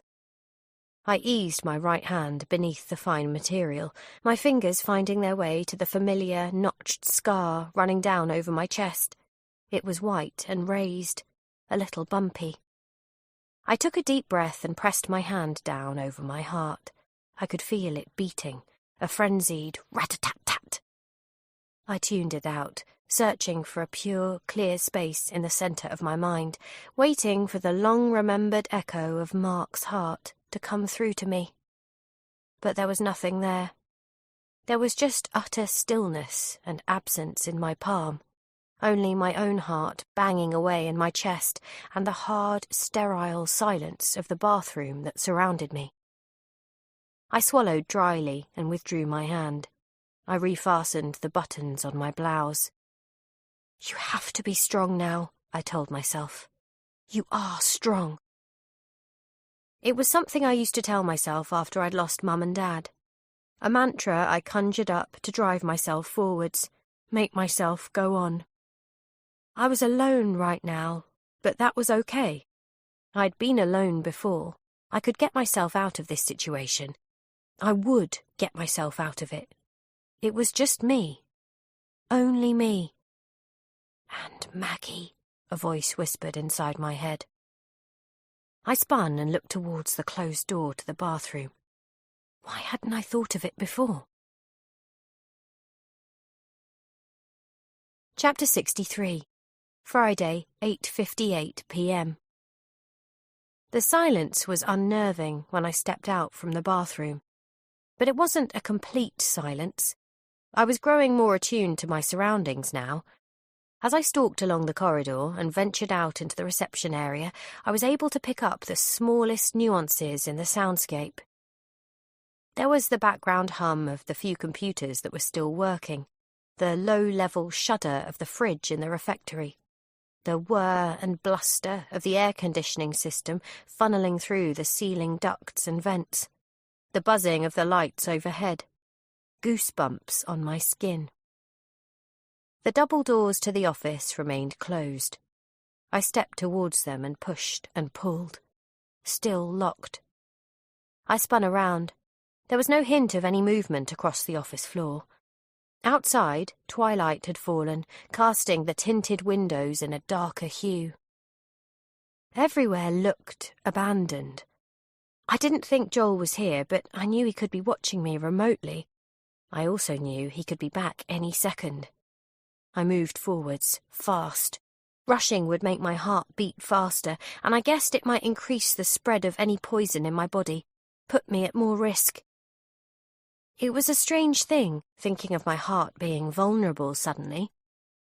Ever since the operations, my parents and doctors had been at pains to tell me everything was healthy, that I could live my life without fear, and in that respect, I had. But now, to think that I was just one skipped heartbeat away from everything simply stopping. I ran, the muscles of my legs taut and straining. The glass cube was ahead of me. I swerved in through the doorway. It was still there. Maggie's handbag. I lunged inside and grabbed it from the desk, then backed out of the cube and looked around for somewhere to hide with it. I wasn't going to scurry under a desk this time. Not again. I saw the carousel horses and the camper van. I saw the gazebo and the swing. Then I saw the basket for the hot air balloon and rushed for it, tightening my grip on the bag. I jumped inside, crouched low. The basket was woven from abrasive wicker. It scratched my skin through my blouse as I rocked backwards on my heels and raised my head to scan the office floor towards reception. There was still no movement, still no sign of Joel. I parted the bag and thrust my hand inside. I was hoping for a phone, but I didn't find one in the main compartment or the zipped side compartment. Joel must have taken it. Upending the bag, I dumped its contents out in front of me. A filofax the size and consistency of a house brick.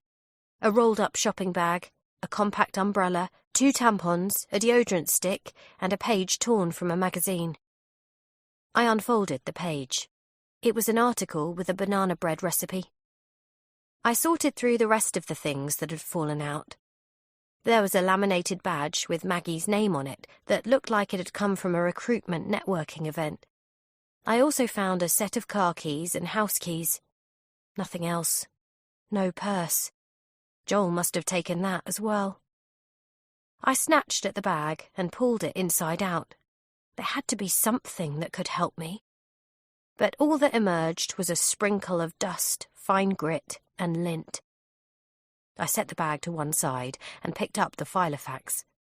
Undoing the rubber band that was holding it together, I turned to today's date and saw the time and location of my interview jotted down. Flicking back, I could see my name scrawled and circled on several other days, including the morning 2 weeks ago when Maggie had first contacted me and, to my surprise, I found myself talking to her while Simon and Rebecca were out. Beneath my name and number were a few short notes about our discussion. Needs confidence, great experience, wants excitement. Edge? I quickly flicked through the rest of the filofax, fanning the pages, then dropped it to one side, pushing up from my knees. Stepping out of the basket, I moved towards the sheet of glass I'd attacked with the office chair. The chair was still there on the floor, broken and inert. The panel of glass remained stubbornly intact. I ducked and switched both desk lamps back on to illuminate my SOS message again. But even though it was darker outside, I saw nothing to indicate my plea for help was visible when I looked down at the street. There were a few pedestrians hurrying along with their heads down, none of them looking up at me. There were no clusters of smokers outside the pub. Vehicles were passing below, though not as many as before. To my right, lights were shining in some of the windows of the office blocks in Paternoster Square. People would be working late, I thought, lawyers and accountants, management consultants, financial advisors. They would be at their desks, tapping at computer keyboards, and perhaps every now and again one of them would look up and glance my way. And all they'd see was one more gleaming, mirrored window, amid hundreds of others. I closed my eyes, spread my fingertips against the glass, and listened to the ambient noises of the office floor that surrounded me. I listened to the computers and the fridge and the air ducts and the electric lights. That was when I noticed it. A new sound, a low, bass thrumming. I turned, squinting, trying to understand what I was hearing. It was definitely there. Something beyond the noise of the office environment and the whooshing of the blood in my ears. My head snapped left, and I zeroed in on it. The noise wasn't coming from inside the office. It was coming from outside the double doors. Chapter 64. One floor down, there were no double doors. There was no smart vestibule outside the trio of elevators. None of the elevators ordinarily stopped at the 12th floor. Joel had needed the maintenance key he'd taken from the security room to gain special access via the lifts. He stepped out of the elevator into a thrum of noise and heat. The air was hot and gritty, the lighting dim. There were no picture windows at all. Instead, the perimeter of floor 12 consisted of a complex system of vents and louvers. 55 Ludgate Hill contained 2 mechanical floors. One was located just above the penthouse. The other was in front of Joel now. He moved forwards quickly, past pipework and plumbing systems. He saw water tanks and boilers. He saw pumps to circulate hot water and other pumps to distribute air. There were chillers for the air conditioning system. There was an electrical switchboard. Further back, he could see a telecoms master board and multiple computer servers. He kept going until he reached Maggie, She was sitting on the dusty floor with her chin on her chest and her legs out in front of her. Her upper back was resting against a hot water pipe. Her arms were secured around the pipe behind her, bound knuckle to knuckle with duct tape. More of the tape had been secured over her mouth. Joel stepped closer, the chalky fragments of a migraine pill dissolving on his tongue. The unfamiliar angst he'd been fighting for most of the evening, reaching a new and fluctuating pitch. Her head jerked up, and she whimpered from behind her gag, her nostrils flaring. Her grubby face and clothing were damp with sweat. From the fear that burst behind her eyes, it was clear she thought he was here to attack her, perhaps worse. It made him feel strange. Joel had more than enough self-awareness to know that he was a very long way now from the essentially good person he'd once believed himself to be. His actions over the years, the interviews he'd carried out, the pressure he'd applied to people who were not equipped to withstand it, had changed him, no question. But he was no mindless thug. He took zero pleasure from killing for killing's sake. What had happened with Tony, for instance, weighed on him more than he wanted to admit. He'd rushed things, probably. Perhaps with more time to think, there might have been another way. Perhaps there could be with Maggie. He had no idea what story she'd been spun. When Sir Fergus had first contacted him through a mutual intermediary, he'd simply explained the setup he preferred and how a recruitment agent would be necessary. But he did know Maggie had come here today. He knew she'd arranged to meet Kate for a drink following her interview, and it was clear from the records in her Filofax that they'd been in regular contact. Two things sprang from that. One, keeping her alive, for now, offered him leverage over Kate. If it came to it, he could threaten Maggie in front of her. And two, it was possible that Kate had shared something with Maggie, something seemingly innocuous, that might just give him the answer he needed if he failed to get it from Kate. Maggie. Her breathing rate accelerated, her cheeks bulging around her taped mouth as he dropped to his haunches in front of her, watching her shrink back, noting her natural responses, studying her mannerisms and behaviour, logging it all for possible later use. It's okay, Maggie. Try to relax. I just want to look at you. Chapter 65. Friday, 9:04 p.m. I ran back past the hot air balloon basket and streaked between desks with my gaze locked on the doors leading out from reception. I couldn't see who or what was out there. The noise I could hear was hard to place. It was a kind of percussive, scuffed droning, not unlike the old and sometimes cranky washing machine in my flat. I was afraid it was Joel, afraid he was doing something destructive to the doors. He could be barricading them in some way, making doubly certain I couldn't get out. A kick of panic. Perhaps his intention had always been to leave me locked in here until whatever toxin he'd introduced to my body had completed its work. Maybe there was never any possibility I was getting to a hospital. Or maybe he was coming in here with whatever was making that noise. I glanced down at the workstation I was passing. It was mostly empty, but there was a desktop computer, a keyboard. The keyboard was wireless. I snatched it up and raised it over my shoulder. My arms shook so badly, the keys rattled. I stalked forwards. Closer. Closer. The noise coming from outside the doors was far louder now, droning at a relentless, vibrating pitch. I turned sideways on and edged nearer.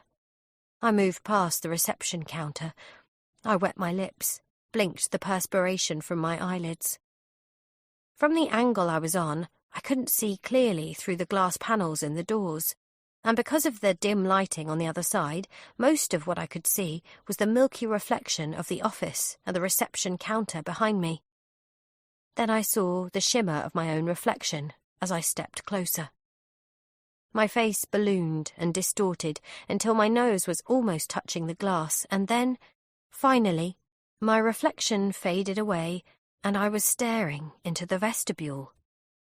At Raoul. He was facing away from me in his cleaning overalls, operating his floor polishing machine. It was vibrating and shuddering incredibly fast. The bristled discs underneath flailed around. He had his feet braced shoulder-width apart, but his hips and upper body were juddering as he swept the machine from side to side. His headphones were on. I dropped the keyboard and banged on the door with my fists. I yelled. He didn't hear me. I grabbed for the door handles. I yanked on them hard. The doors rattled and shook, but it wasn't enough to get his attention.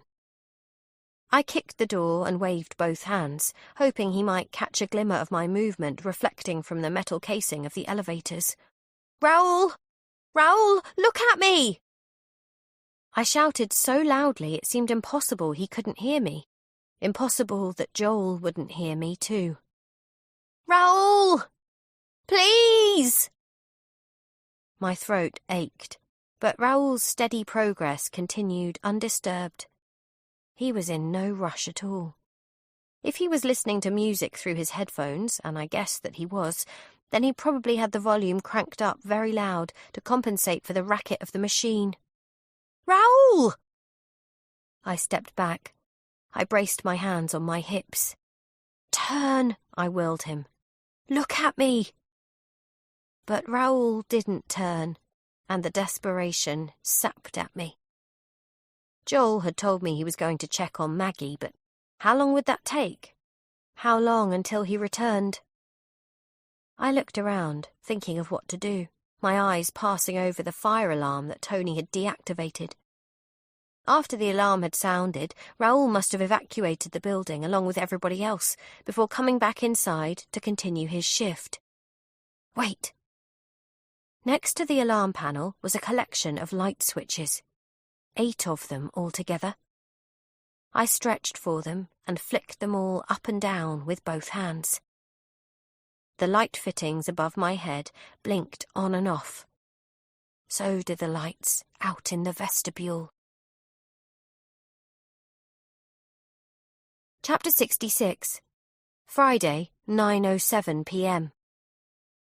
I leaned to my right and stared wildly through the cracked panel of glass at Raoul. He tipped his head back and glanced up towards the ceiling at the flickering lights. He released the handles of his machine.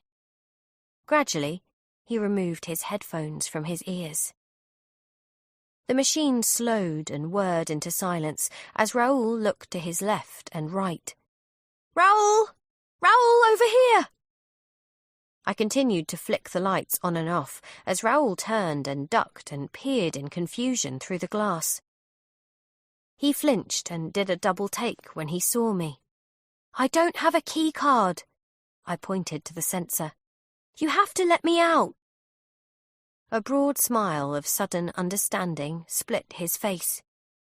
He nodded energetically and held up a finger, then dipped his hand into a pocket on his jumpsuit and removed a key card that was attached to a rubber tether.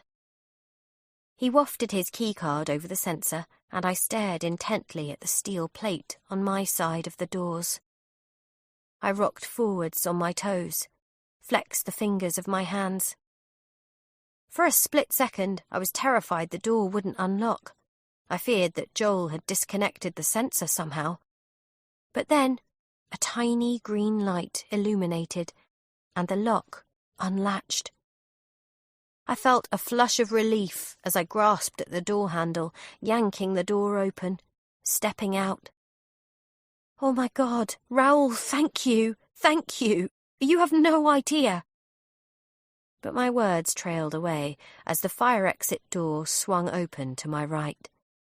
My heart slammed into my throat. Joel stepped through. At first, his face was angled downwards and he didn't see us. Then his chin jerked up, and he froze.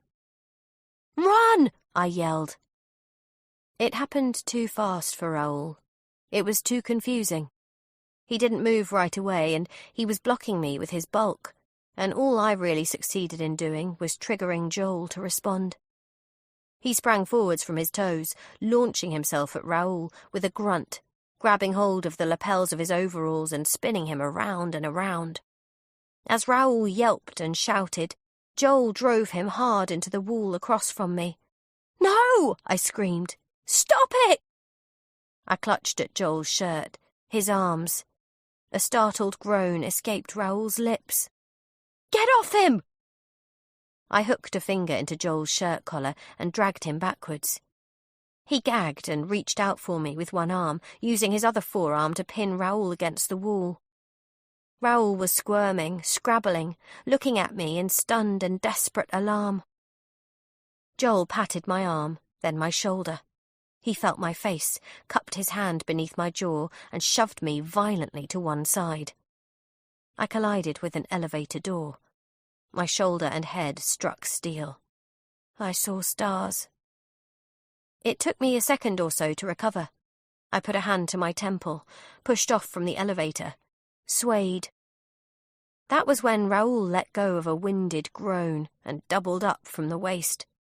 Joel had punched him in the stomach. Raoul dropped to his knees. Joel took a handful of Raoul's hair. He yanked his head back, exposing his throat.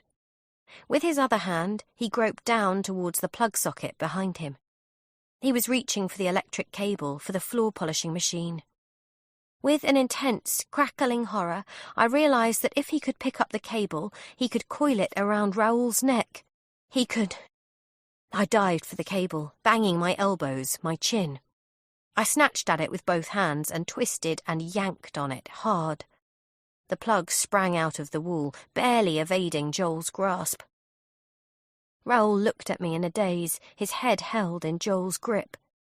Joel stared back at me, with his shirt bloodied and askew, an expression of grim defiance on his face. I dragged the cable towards me, hand over hand. I got to my feet. The cable was looped over my right hand. The plug was at my side. "Kate," Joel warned. "Don't do..." I lashed out, flicking my wrist. The cable cracked the air. The plug struck Joel's face. He swore and turned his head away. I dragged the plug back towards me. I was still pulling it when I heard Joel let go of an anguished howl before snatching Raoul's head violently to one side, then the other, very, very fast. He yelled and dashed Raoul's skull against the wall. The sound of the impact was so awful, so shocking, that I immediately let go of the cable. It just dropped from my hands. Then I shuddered, powerless, as Joel growled and whined and did it again. Chapter 67. Friday, 9:11 p.m. When he was finished, when it was over, Joel turned and stared at me. His face was puce. His hair glistened. His neck and shirt and hand were speckled red. "It wasn't supposed to be like this," he panted. "Nobody else was meant to get hurt." I shook my head repeatedly, stepping backwards. Raoul was lying motionless on the floor. I didn't dare look at him. The call buttons for the elevators were behind me. I felt for them, fumbled them. I pressed them again and again. "You see what happens when you get other people involved, Kate. First Maggie, now this guy." His shoulders sagged, and he wiped his mouth with the back of his hand. The vivid red mark from where I'd caught him with the plug gleamed on his cheek like a wet scar. Maggie. What had he done to her? A bing behind me. The doors to the furthest elevator parted. I backed up into the carriage, jabbing at the button for the ground floor. My knees flexed. I cried. All I wanted was to huddle up in a ball as the doors closed, But they hadn't even moved before Joel appeared in the gap in front of me, bracing the doors open with his elbow and foot. I could feel the heat radiating out from his body, the anger and frustration. There was a red emergency call button on the other side of the carriage. I lunged for it, but he grabbed my arm, yanking me around. I screamed and lunged again. My fingers didn't quite touch the button. He held me back, his other hand coming towards my head. He was going for my neck. He was going to attack me the same way he'd attacked Raoul. He snatched for my hair. He tugged on it hard. I screamed again as he forced my head forwards, jamming me into a crouch, spinning me around and leading me out of the carriage ahead of him. I cried out in pain, trying to resist him, but he tightened his grip on my hair and pushed me roughly towards the double doors to the office. I almost fell as he reached into his pocket and removed his keycard, then whirled me around and held me down at arm's length as he stepped over Raoul to stretch towards the sensor plate on the wall. This time, I had no choice but to look. Raoul was lying on his front. He wasn't moving. His head was a terrible mess. Joel was forcing me down so close to him that I could hear the tinny reverb playing through the headphones that were still fitted around his neck. I pulled my eyes away from his face, lowering them to his chest and torso as the doors unlocked. There was no sign that he was breathing. The white cable from his headphones snaked towards a pocket on his overalls. I thought about that, my mind scrambling to latch onto something. My vision stuttered, and then I moved, my hair ripping as I dived for the ground. A flash of brilliant pain lit up my scalp. Joel still had a hold of a hank of my hair, but by now I was twisting, swinging up with my arm, not unlike the way Joel had punched Raoul in the stomach. But my hand wasn't closed in a fist. It was spread wide open, and I aimed lower than his stomach, making a grab, squeezing hard. Joel roared and let go of my hair. He jumped out of the way, clutched at his groin. I turned back and felt for Raoul's pocket, my hand finding his phone inside. I ripped it free, yanked the headphone jack clear, and sprang for the office doors. They were still unlocked. They crashed open. I stumbled. "Kate!" I ran without looking back. The phone was up in front of my face. The screen jolted and shook. The office floor bounced and tilted in my vision. I heard a door thump open behind me. Footfall. I jabbed the home button on Raoul's phone with my thumb. His lock screen picture appeared. A different shot of his young wife and baby girl. His wife was in hospital scrubs. She was holding the baby with a cannula leading out from her wrist. I didn't know Raoul's passcode. I couldn't access his phone in the normal way, but down in the bottom left-hand corner of the screen, I could see the word emergency. I jabbed it, and the phone screen opened up. 2 bars of signal. "Kate, you call anyone, and I will have to kill you." I glanced up. Desks in front of me, blocking my way. The backlit, backwards help on the windows ahead of me. I veered left. My thumb struck 9. "Kate, think about what you're doing." Another 9. More desks lay ahead of me. The hot air balloon beyond that. I split right this time. Hit the third 9. As I angled my thumb down over the green, cool icon, something slammed into me from behind, taking me out at the knees. My legs went sideways. I flailed forwards, falling just shy of the hot air balloon. The phone bounced out of my grip. I couldn't tell if my call had connected or not. I had no idea if there was somebody on the end of the line. "Help me!" I screamed. "Help!" Joel jumped onto my lower back. He pressed me down onto the floor, reached up past my head. I struggled to push up into a crawl. I fought to reach for the phone. It was just ahead of me. I could see the lit screen. Hello, if you can hear me, I'm at... Joel's palm was on my mouth, squeezing hard. His skin was hot and oily. He flattened my lips, crushed my gums. I couldn't get the words out. I bit him. He swore and snatched his hand away. I stretched again for the phone. He grabbed hold of my wrist and wrenched my arm behind me, hauling me around so that I was lying on my back, looking up at him, pinned. Then his fist came at me, fast, and I braced myself for a blow that never came. When I opened my eyes, I could see that he'd made a grab for the phone, and as he lifted it past me, I noticed the seconds of a call counting upwards. 8 seconds. 9.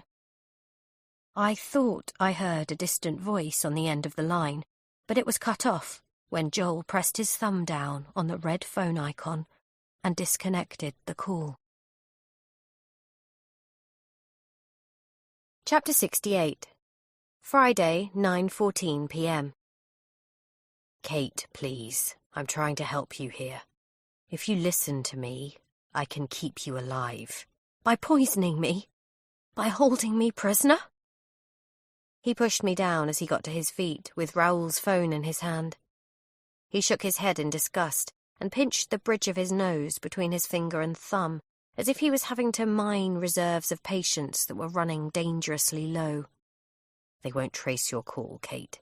Even if they did, it would take them too long. And it doesn't matter anyway. As far as anybody knows, you're not here. You were signed out from the visitor book. You left hours ago. My heart was pumping furiously in my chest. My stomach hurt. I felt dizzy, short of breath. Could that be true? Yes, I realised. Easily. Tony could have fixed it for him with a simple pen stroke. And now, if anyone came here looking for me, Luke, say, they could be shown the ledger and turned away. They could try calling you back, I suppose. Before I could stop him, he dropped Raoul's phone on the floor, raised his foot, and stomped down. I rolled sideways. Fragments of plastic showered my body, catching in my hair. He raised his foot to stomp a second time, and this time I scooted backwards until my tailbone bumped up against the base of the hot air balloon.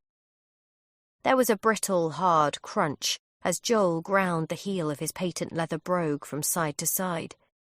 His shirt was stained and ripped, and his tie was loose. Right now he looked a million miles away from the well-groomed professional who'd introduced himself to me just a few hours ago. I was trembling badly. My fingers clawed into the ground. When he lifted his shoe, Raoul's phone was a shattered mess, completely obliterated. I shook my head.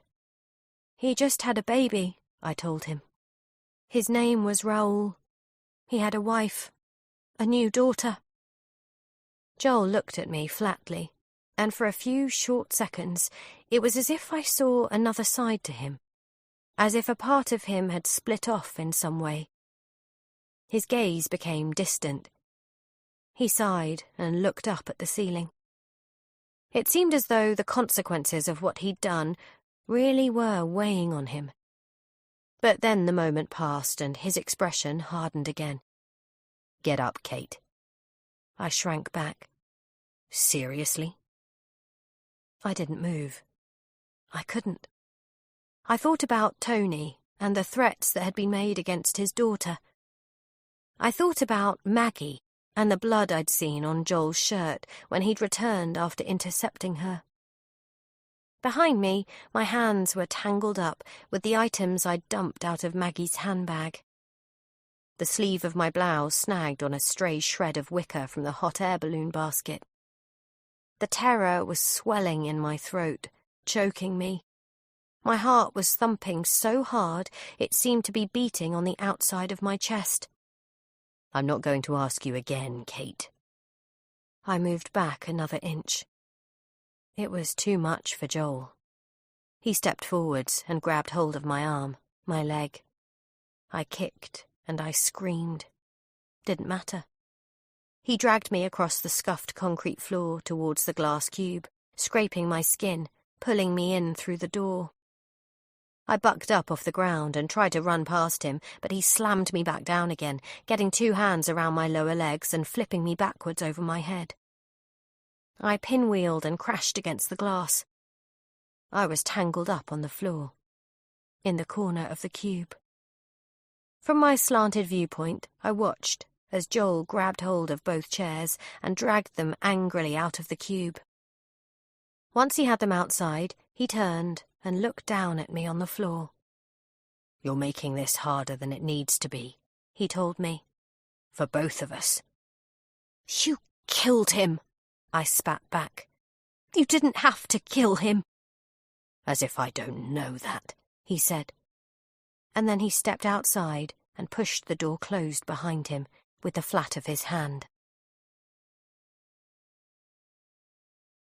Chapter 69. Friday, 9:18 p.m. I saw how he locked the door this time.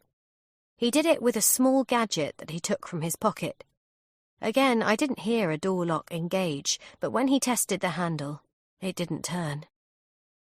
I watched as he swiveled away from me, then walked across the office floor with one hand stuffed in his pocket, the other rubbing at his face. I wondered if he'd meant what he'd said. I wondered if it would change anything, if he'd relent and let me go. Perhaps things had got so far out of hand that he'd cut his losses and leave. Maybe he'd just abandon me here alone. As he neared reception, he took a chair from behind a workstation and wheeled it ahead of himself, moving beyond the partition wall until I couldn't see him any longer. I got to my feet, swaying. I was shivering so hard I wrapped my arms around myself. I was drained, scared. My scalp itched and ached from where my hair had been pulled.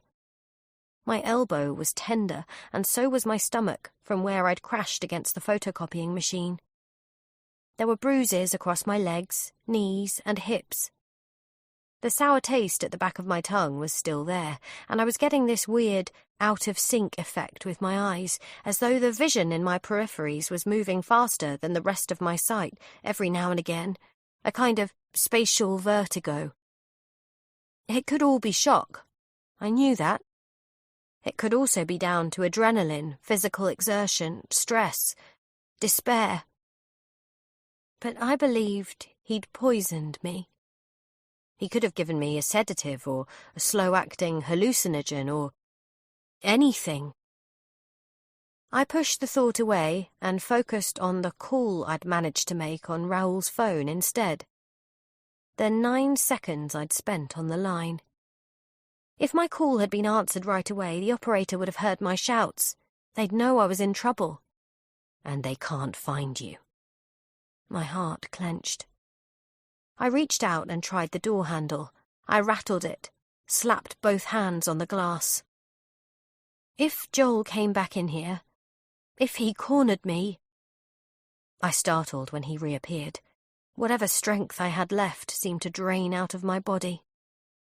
He was backing up around the partition wall, dragging the office chair behind him. Raoul was slumped on the chair, his arms out by his sides, his legs splayed, his heels juddering lifelessly across the ground. Joel was holding him in position with one hand placed across his chest. I clamped both my hands over my mouth. Any faint hope I might have had that Raoul was still conscious, that he could be saved, vanished in that moment. I moved past the desk, watching as Joel manoeuvred Raoul beyond the games area, between more pillars. He held him upright and trundled him on into the far side of the office, behind the refectory wall and out of sight. I stayed dead still as I waited for Joel to emerge again. The wait seemed to take a very long time. Standing in the ringing silence of the cube, barely daring to breathe, I began to feel as if all the air had been sucked out of the room and I was suffocating. It was a sensation that only grew worse when Joel returned, alone this time, and strode directly towards me. Chapter 70. Friday, 9:25 p.m. He didn't come inside the cube. He stopped on the other side of the glass and just stared at me. There was a kind of resignation about the way he was looking at me. In a curious way, it made me think that perhaps he was as boxed in as I was. Then he broke the spell between us by tilting his body to his left, my right, and reaching around behind him to remove my phone from the back pocket of his trousers. He contemplated the screen for a moment, pressed the unlock button with his thumb. Afterwards, he held the screen up against the glass and watched me with that same odd mixture of remorse and conviction again. I glanced at my phone and immediately wished that I hadn't. I shook my head. The dread rose up in my throat. "Hey sis, how did the interview go? I'm on my way over to yours with some laundry. Wine and a debrief?" Luke's text had been sent 2 minutes ago. "Why are you showing me this?" He didn't answer me, but I got a terrible feeling that I knew why. He'd told me that I was endangering other people by involving them in what was happening to me, and if Luke went to my flat and found I wasn't there, he might begin to ask questions. He might start searching for me. He'd know how unusual it was for me not to be home at this time of night. Then I thought about the man Joel had watching Tony's daughter. What was to stop him sending him after Luke? "No," I said. I pulled my hands inwards and cradled them to my chest. "You don't have to do anything to him. Just text him back. Tell him I don't want to see him. He'll understand." But even as I said it, I knew it wouldn't work out that way. I knew Luke. I knew he'd come around to my place regardless. My guess was Joel suspected the same thing. Or more likely, he could tell I was lying to him. "I can call him," I pleaded. "You stand right next to me. I'll say anything you want me to say." Again, Joel didn't move, although his pupils contracted by a fraction. He seemed to be considering it. But then the moment passed, and I saw him reach a new kind of decision. I watched it form on his face, a taciturn hardening of his features, the way his brow knitted and his eyebrows forked downwards, the slight hook at the side of his mouth. I watched as he pulled my phone away from the glass, turned it off, returned it to his pocket. "Please," I shouted. "Leave Luke out of this. I'll talk to you now. I'll tell you anything you want to hear. Anything!" He stopped me by raising his hand and shaking his head. A single drop of fear hit my stomach and rippled outwards. And that was when he finally began to speak. I couldn't hear him through the glass. I had no way of telling if he was talking aloud or if he was simply mouthing the words to me, but he did it so slowly, so deliberately, that it really didn't matter either way. I watched his lips moving. I saw his breath fog on the glass. And then I felt the words get their hooks inside me, tear at me, shred my insides. 3 words in total. 3 words. But that was enough. It's too late. Chapter 71. Friday, 9:28 p.m. Joel turned and walked away from me. I shouted after him. I yelled his name. I banged on the glass. He didn't slow. I watched him move behind the wall that shielded me from the reception area, and I waited for him to return. I went up on my toes. I craned my neck. This time, he didn't come back. "No," I whispered. I waited another minute. "Please don't do this.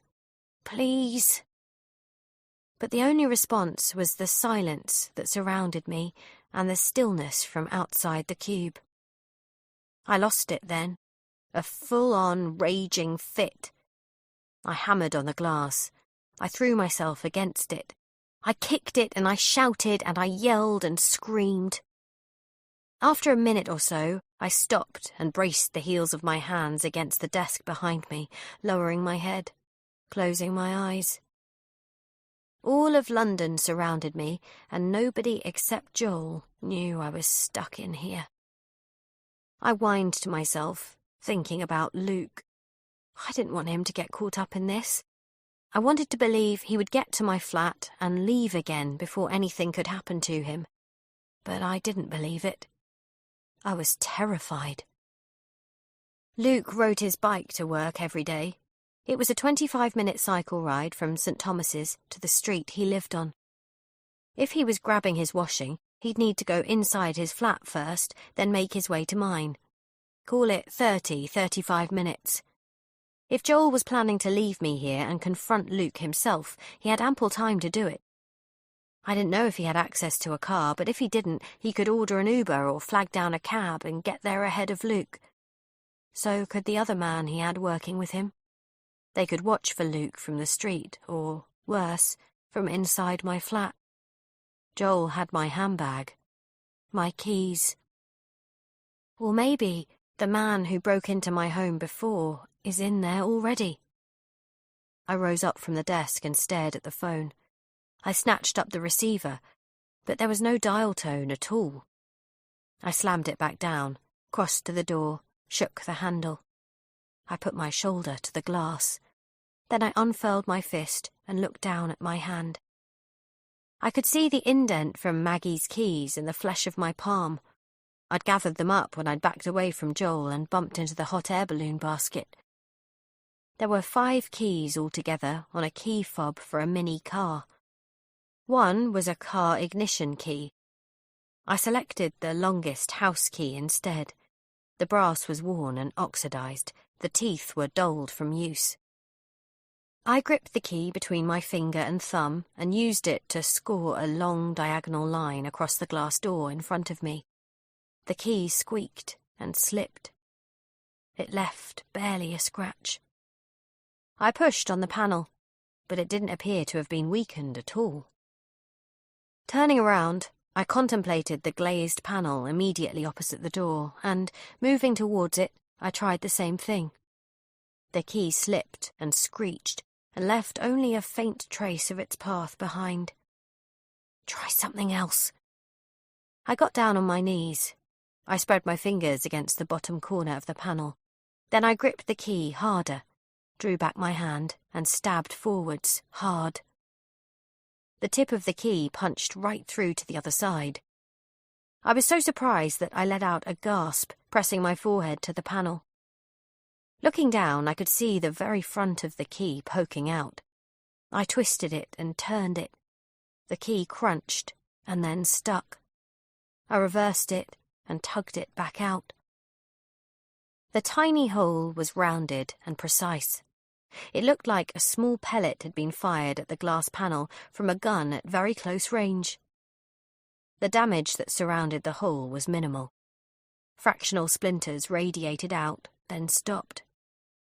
I pushed at where the hole had been formed, but the glass wouldn't give or flex. If anything, the hole only served to show me how thick the panel of safety glass actually was. I stabbed it again. A centimetre to the left of the first hole this time. A fresh hole appeared, the same as before. I turned the key and it crunched and scraped, then I tugged it back out again. The glass was now weaker between the 2 holes, but it still wouldn't push through. I stabbed above and below and to the side of it, again and again. In a little over 2 minutes, I created a whole network of holes. Then I stabbed between the holes, merging them together, forming the beginnings of a larger opening about the size of a tennis ball. My knuckles were getting bloodied. My grip on the key was beginning to slip. I wiped my fingers against my blouse and stabbed some more, gradually widening the hole, sniffing against the tears that were threatening to come, focusing on the task in front of me, trying to keep my fears about Luke at bay. My hand was really starting to hurt now. I didn't slow. Another 10 holes. 20. The opening was now a little bigger than my fist. I pushed at the glass surrounding it with my fingertips. Tiny fragments sprinkled onto the floor. I switched keys and carried on. The bleeding got worse. I wiped my hand on my blouse again. The hole was getting steadily bigger. After several more minutes, it was about the same size as the span of my hand. Soon afterwards, it was a little more than double that. I rocked back on my heels and took a ragged breath, checking behind me, making sure I was alone, that Joel wasn't back. When I put the keys on the floor and stretched out my fingers, the cuts and scrapes made me grimace. The blood was running down over my wrist towards my elbow. Ignore it. I pushed at the remainder of the glass panel. It still felt solid. I shifted around and kicked it with my heel. Twice. It remained stubbornly in place. Gripping hold of the key again, I went back to stabbing and stabbing and stabbing, making the hole wider. My mind kept circling back to Luke. I kept picturing him entering my flat, calling my name. Something about the way Joel had looked at me through the glass, the way he'd told me it was too late, convinced me Luke was in serious danger. I couldn't stand the thought of Joel unleashing the same kind of brutal, violent attack on my brother that I'd watched him launch against Raoul. I cried out. Fresh nicks and cuts crisscrossed my knuckles. By now, I'd forced out a jagged, triangular gap in the bottom right-hand corner of the panel. I thought it might just be big enough for me to squeeze through. Rising up on my knees, I flattened both hands against the panel again. When I pushed, it creaked and clunked, but it wouldn't give out. I looked at the ground. It was dusted with glass inside and outside the cube. Reaching up under my skirt, I pulled down my tights. I stepped out of them, balled them up in my bloodied hand, and used them like a cloth to clear the glass. A few fragments remained by the opening, glittering under the track lighting. Close enough. Keeping my tights wrapped around my hand, I lay down on the ground on my back, with my head next to the hole. Then I shuffled backwards, carefully feeding my hands and then my arms through the hole to the other side, lifting my buttocks from the ground, pushing off from the concrete with my shoulders and bare heels. I got my elbows through, followed by my head. The glass scratched at me, a sharp point jabbed into my arm, popping my skin. I felt a cut open up as I squirmed and pushed some more. A small corner of glass snapped free to give me more space. I paused, my breath hitching in my throat. The rest of the panel was now suspended immediately above me. If it gave way, if it dropped and collapsed, it would shuttle downwards like a guillotine blade. Move! I wriggled and grunted, flinching and baring my teeth as more nuggets of glass dug into my shoulder blades and lower back. I got my hips free, my knees, my feet. I pulled myself up and dusted myself down with my tights. Then I stood there, holding my bloodied hand by the wrist, looking out at the silent office. Chapter 72. Friday, 9:44 p.m. It was full dark outside now. I picked my way between the drifts of glass on the floor and crossed to the window where the desk lamps were shining. Gripping one of Maggie's keys, I stabbed at the glass. Fuck! The key stopped dead, my bloodied fingers sliding over the serrated teeth. I winced and changed my grip, grabbing the key overhand, ramming it against the panel up by my shoulder. Same result. I moved left, right, higher, lower, but I found no weak points. All I succeeded in doing was opening the cuts to my hand. Oh, crap! My bleeding was getting worse, blood dripping onto the floor.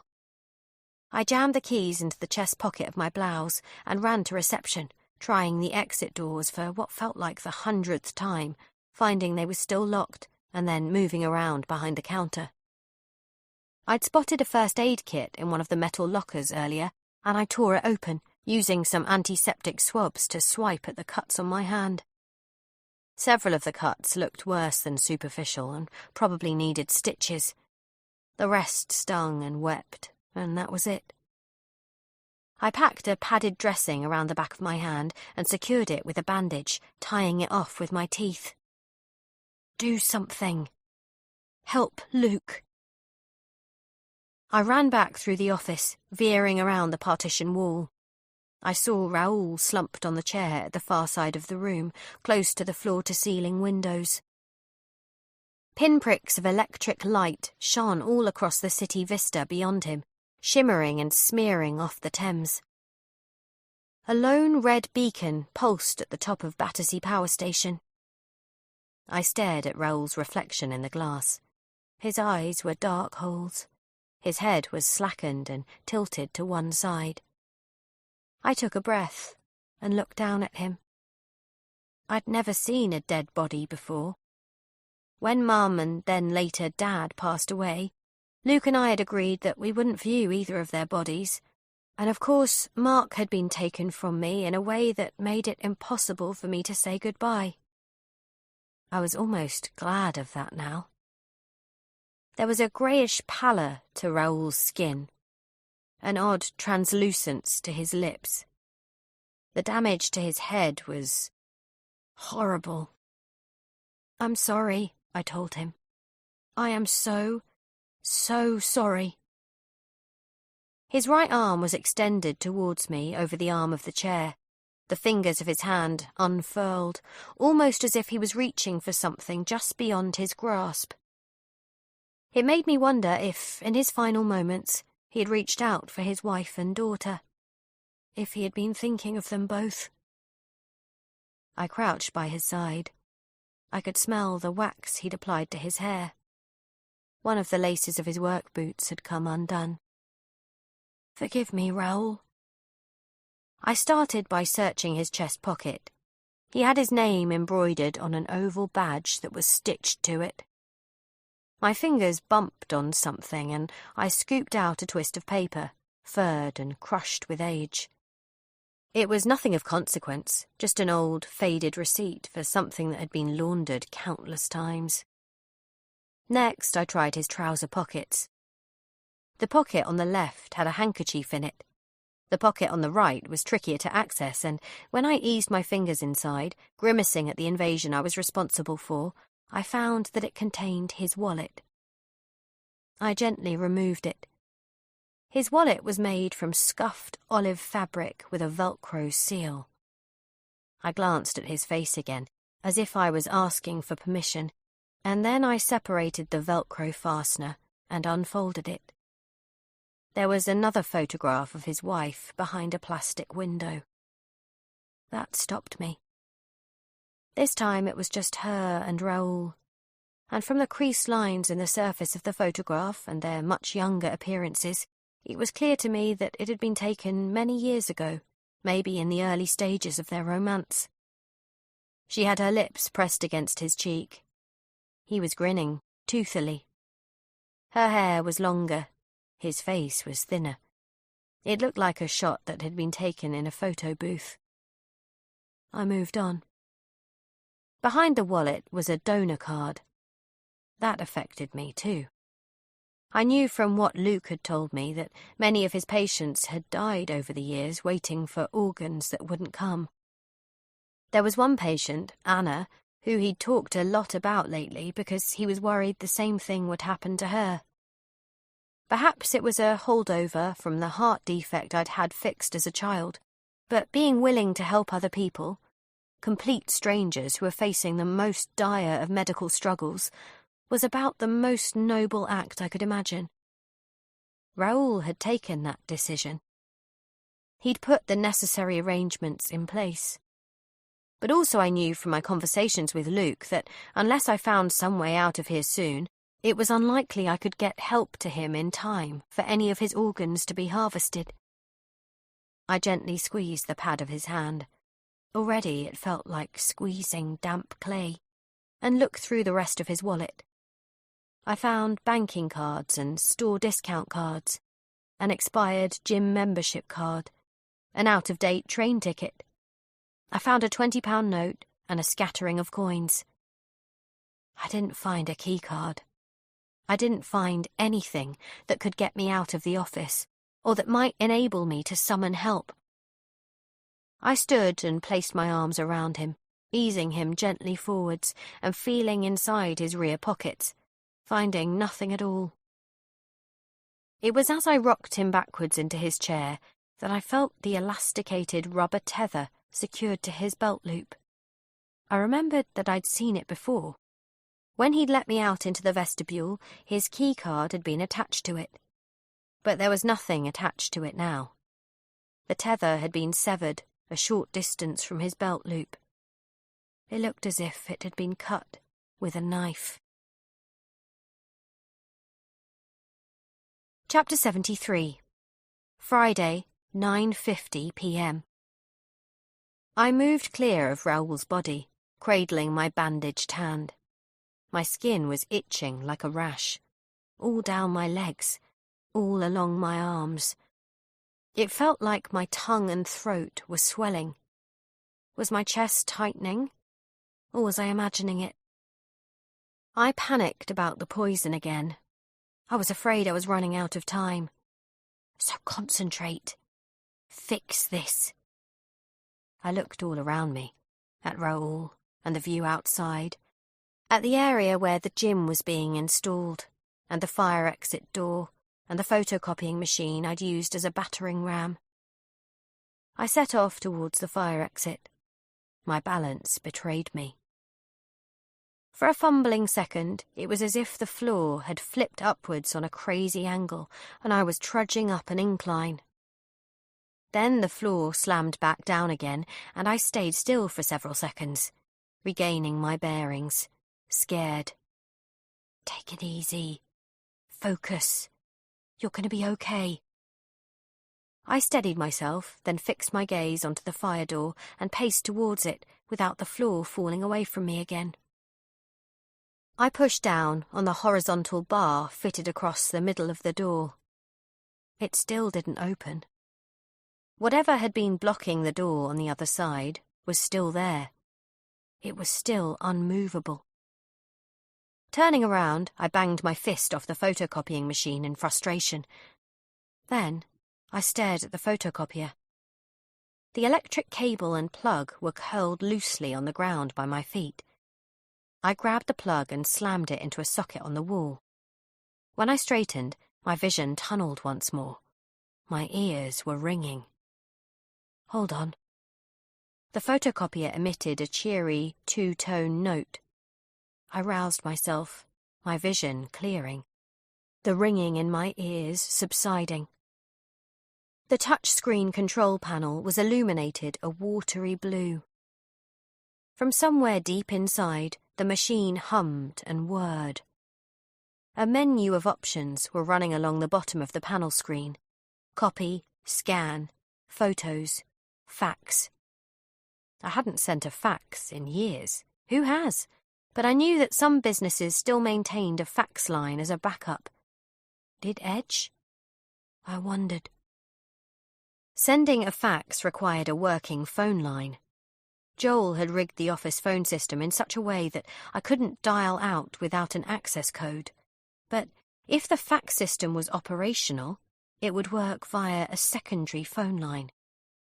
Perhaps Joel had overlooked it. My hands buzzed with a dose of nervous energy. There were multiple paper trays under the lid of the machine. I yanked the uppermost tray open and found that it contained a stack of A4 sheets of paper. I took a sheet out, slammed the tray shut. Then I stepped around behind the machine, shoved it aside and entered the stationery cupboard. There was a bunch of Sharpie pens in a box on one of the metal shelves. I took one and made my way back out again. With a sheet of paper laid flat on the lid of the photocopier, I pulled the lid off the Sharpie with my teeth and scribbled a message. My name is Kate Harding.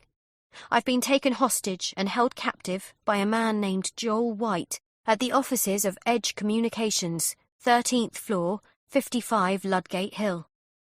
I was here for a job interview. The phones don't work. This man has threatened to kill me. He's murdered a cleaner called Raoul. He's also threatened the family of the security guard on duty here. His name is Tony. I think he has hurt or restrained my recruitment agent, Maggie Thomas. Maggie works for Abacus Recruitment Services. They can verify I had an interview with Edge this afternoon. Please send the police. This is an emergency. I looked at the message for a second, then added something further. My brother, Luke Harding, is also in danger at 17B Beaumont Street, Balham. His life is under immediate threat from the same man. I added Luke's mobile number and my home telephone number, then placed the sheet face down in the document feeder on top of the machine. Come on, come on. The control panel had dimmed. I tapped it to wake it up. I then tapped the icon marked Fax, followed by Send to. The control panel invited me to insert a fax number to send the message to using a numerical keypad. I input the number 9 for an outside line, and then I added 3 more 9s. Finally, I hit send.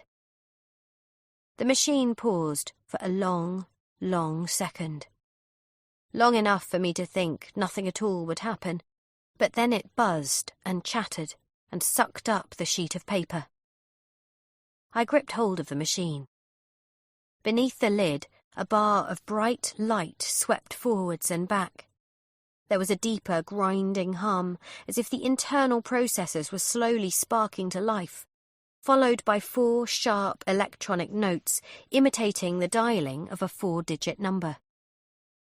After that came a succession of laboured, droning, chirping noises before the machine paused a second time, then shuddered and quaked, and spat out a fresh sheet of paper into the outlet tray. I picked it up. It was warm and curled. In the middle of the page was a blurred and compressed copy of my handwritten message. Above it was a printed report. The following fax has failed to send to the recipient 9999. Fax sent 1 minute ago.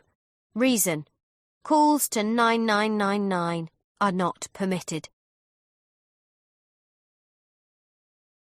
Chapter 74. Joel stood in the humming silence of Kate's hallway, with the front door closed behind him. He raised a gloved hand and flipped on the lights. The property was a drab Victorian conversion. Water stains marked the ceiling overhead. To his left was a cramped galley kitchen. He passed through it to the window at the far end and peered out. Streetlights illuminated the rows of plane trees and parked cars lining the road. A man and woman walked a dog. There was no other movement, no sign yet of Kate's brother.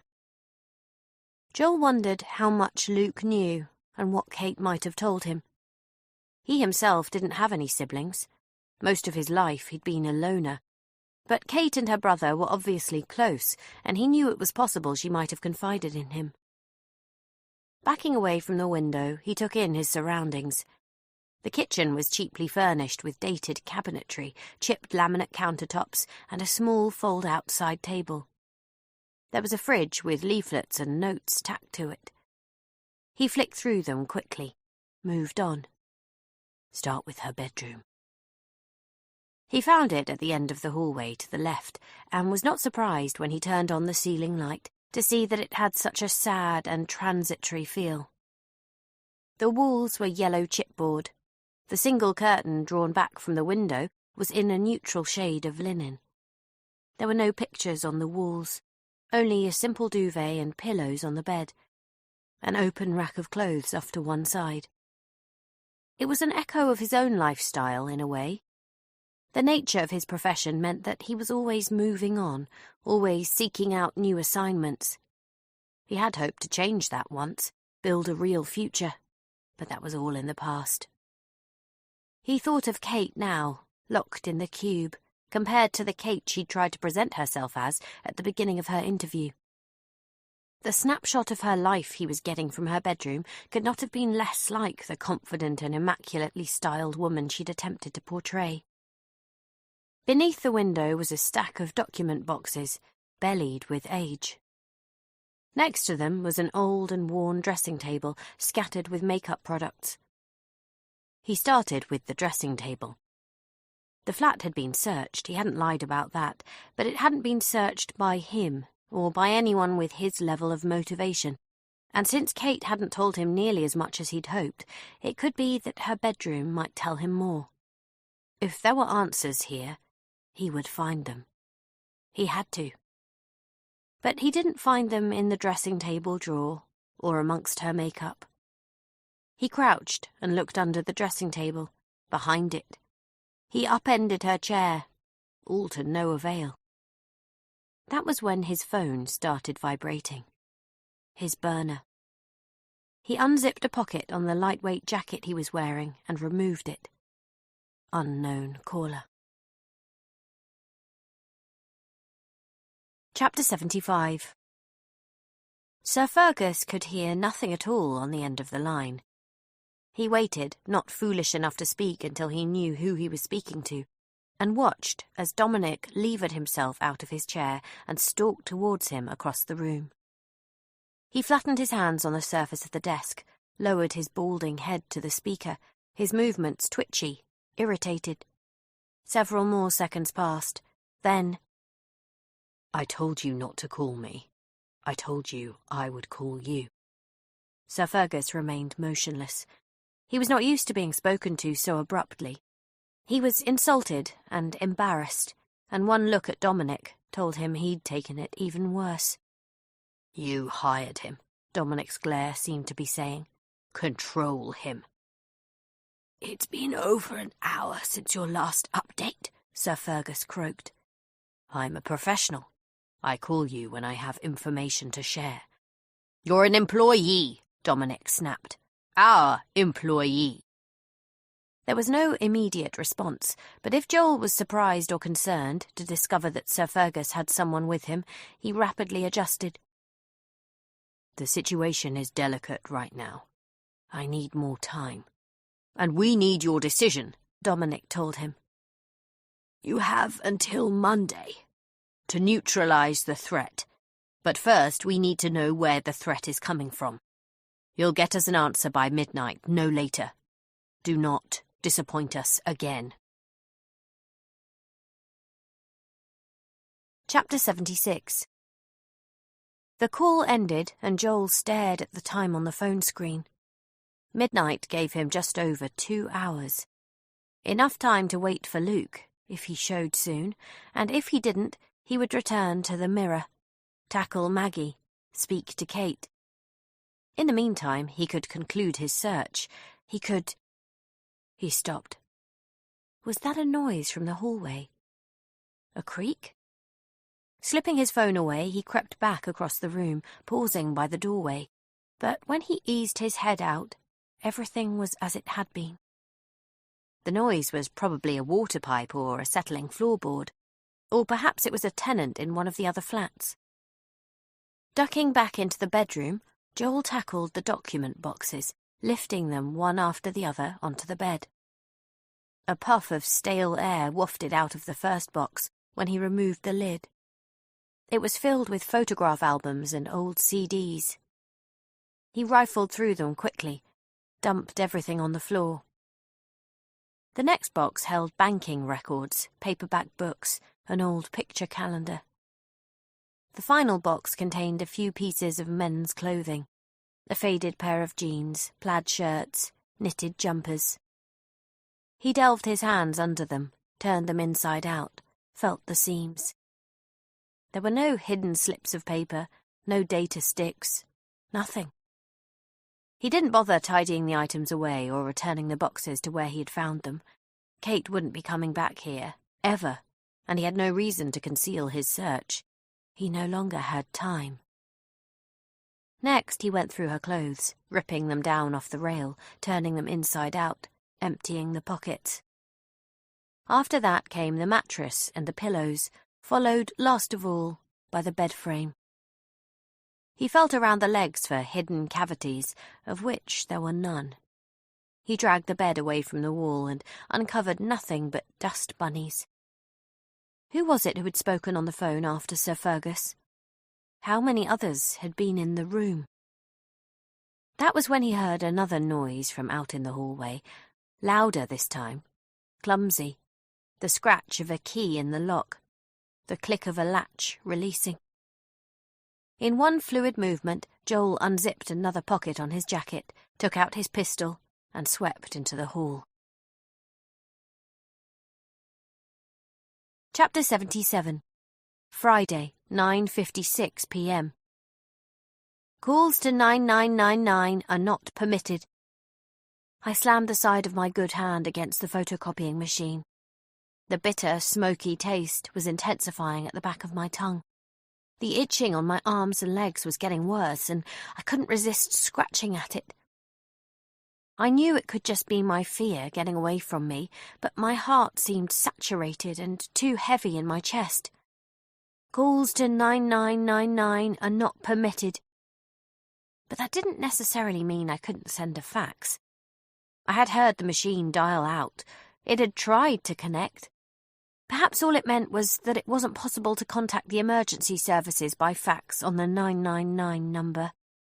Maybe all I needed was a number I could fax. I stopped scratching and tapped the control panel again. Fax. Send to. For a second, I closed my eyes and clenched my fists. A tumbling sensation, as though I was falling backwards into myself and my memories. Every day for the past 9 months, I'd sent emails from my Simple PR account, and every email I sent contained a footer that included my name, my role at Simple, and the contact details for the company. I told Simon and Rebecca endless times that nobody included fax numbers anymore. I tried to explain, as subtly as I could, that the fax number they listed was an indicator of some of the ways in which their business was out of touch. I hadn't got anywhere with it. They'd had the fax number for years. They also had boxes and boxes of headed paper with the fax number listed on them, and Simon didn't see the point in getting new paper printed when they could just hold on to the existing fax number instead. In the 9 months I'd worked there, I'd never once seen Simon's ancient fax machine functioning. It was positioned on a bookshelf by the door to the office. A dusty grey box of a machine, the office equivalent of a Betamax player. I conjured up the number in my mind. There was just one digit that was different from the main telephone number. I hit 9 on the control panel and tapped in the number, then returned my handwritten message to the document feeder and listened to the machine dial out, hum and chatter, until it spat out a fresh report. I snatched the sheet from the tray and looked at it. My body sagged, and I let go of a cry of relief. The following fax was successfully transmitted. Fax sent 1 minute ago. Chapter 78. In the front room of an unlit and empty house in Clapham, South London, the blue light on an ancient fax machine blinked to life, and the machine began to chatter and whir. It sucked in a single yellowed sheet of A4 paper and rattled and hummed as a dried-out printer ribbon whipped from side to side.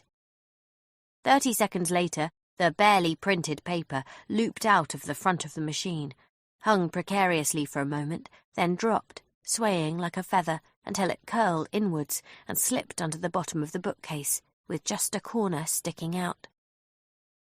Nobody was in the house to witness it.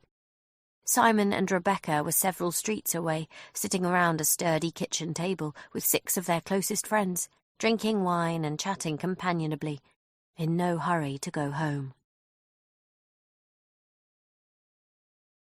Chapter 79. Friday, 10:01 p.m. In the seconds after I sent the fax, a rush of heat pulsed upwards from my toes to my head. A vague and whispery energy fizzed under my skin. Maybe it was simple relief. Maybe I just let go. But I suddenly felt much worse. Leaning against the photocopying machine, I squinted forwards. My eyes were playing tricks on me again. The empty office looked blurred and indistinct, as if a fine mist was spiralling in from the corners of the room, descending from the ceiling. I was bone-tired. Breathing hurt. I felt totally wiped. I almost slumped down to the ground and rested for a while, but I didn't. I stayed upright, refusing to give in, even as the air around me dragged at my arms and legs like a riptide. A phone started ringing. It seemed to be coming from the other side of the office. Just one phone this time. I took 3 steps forward.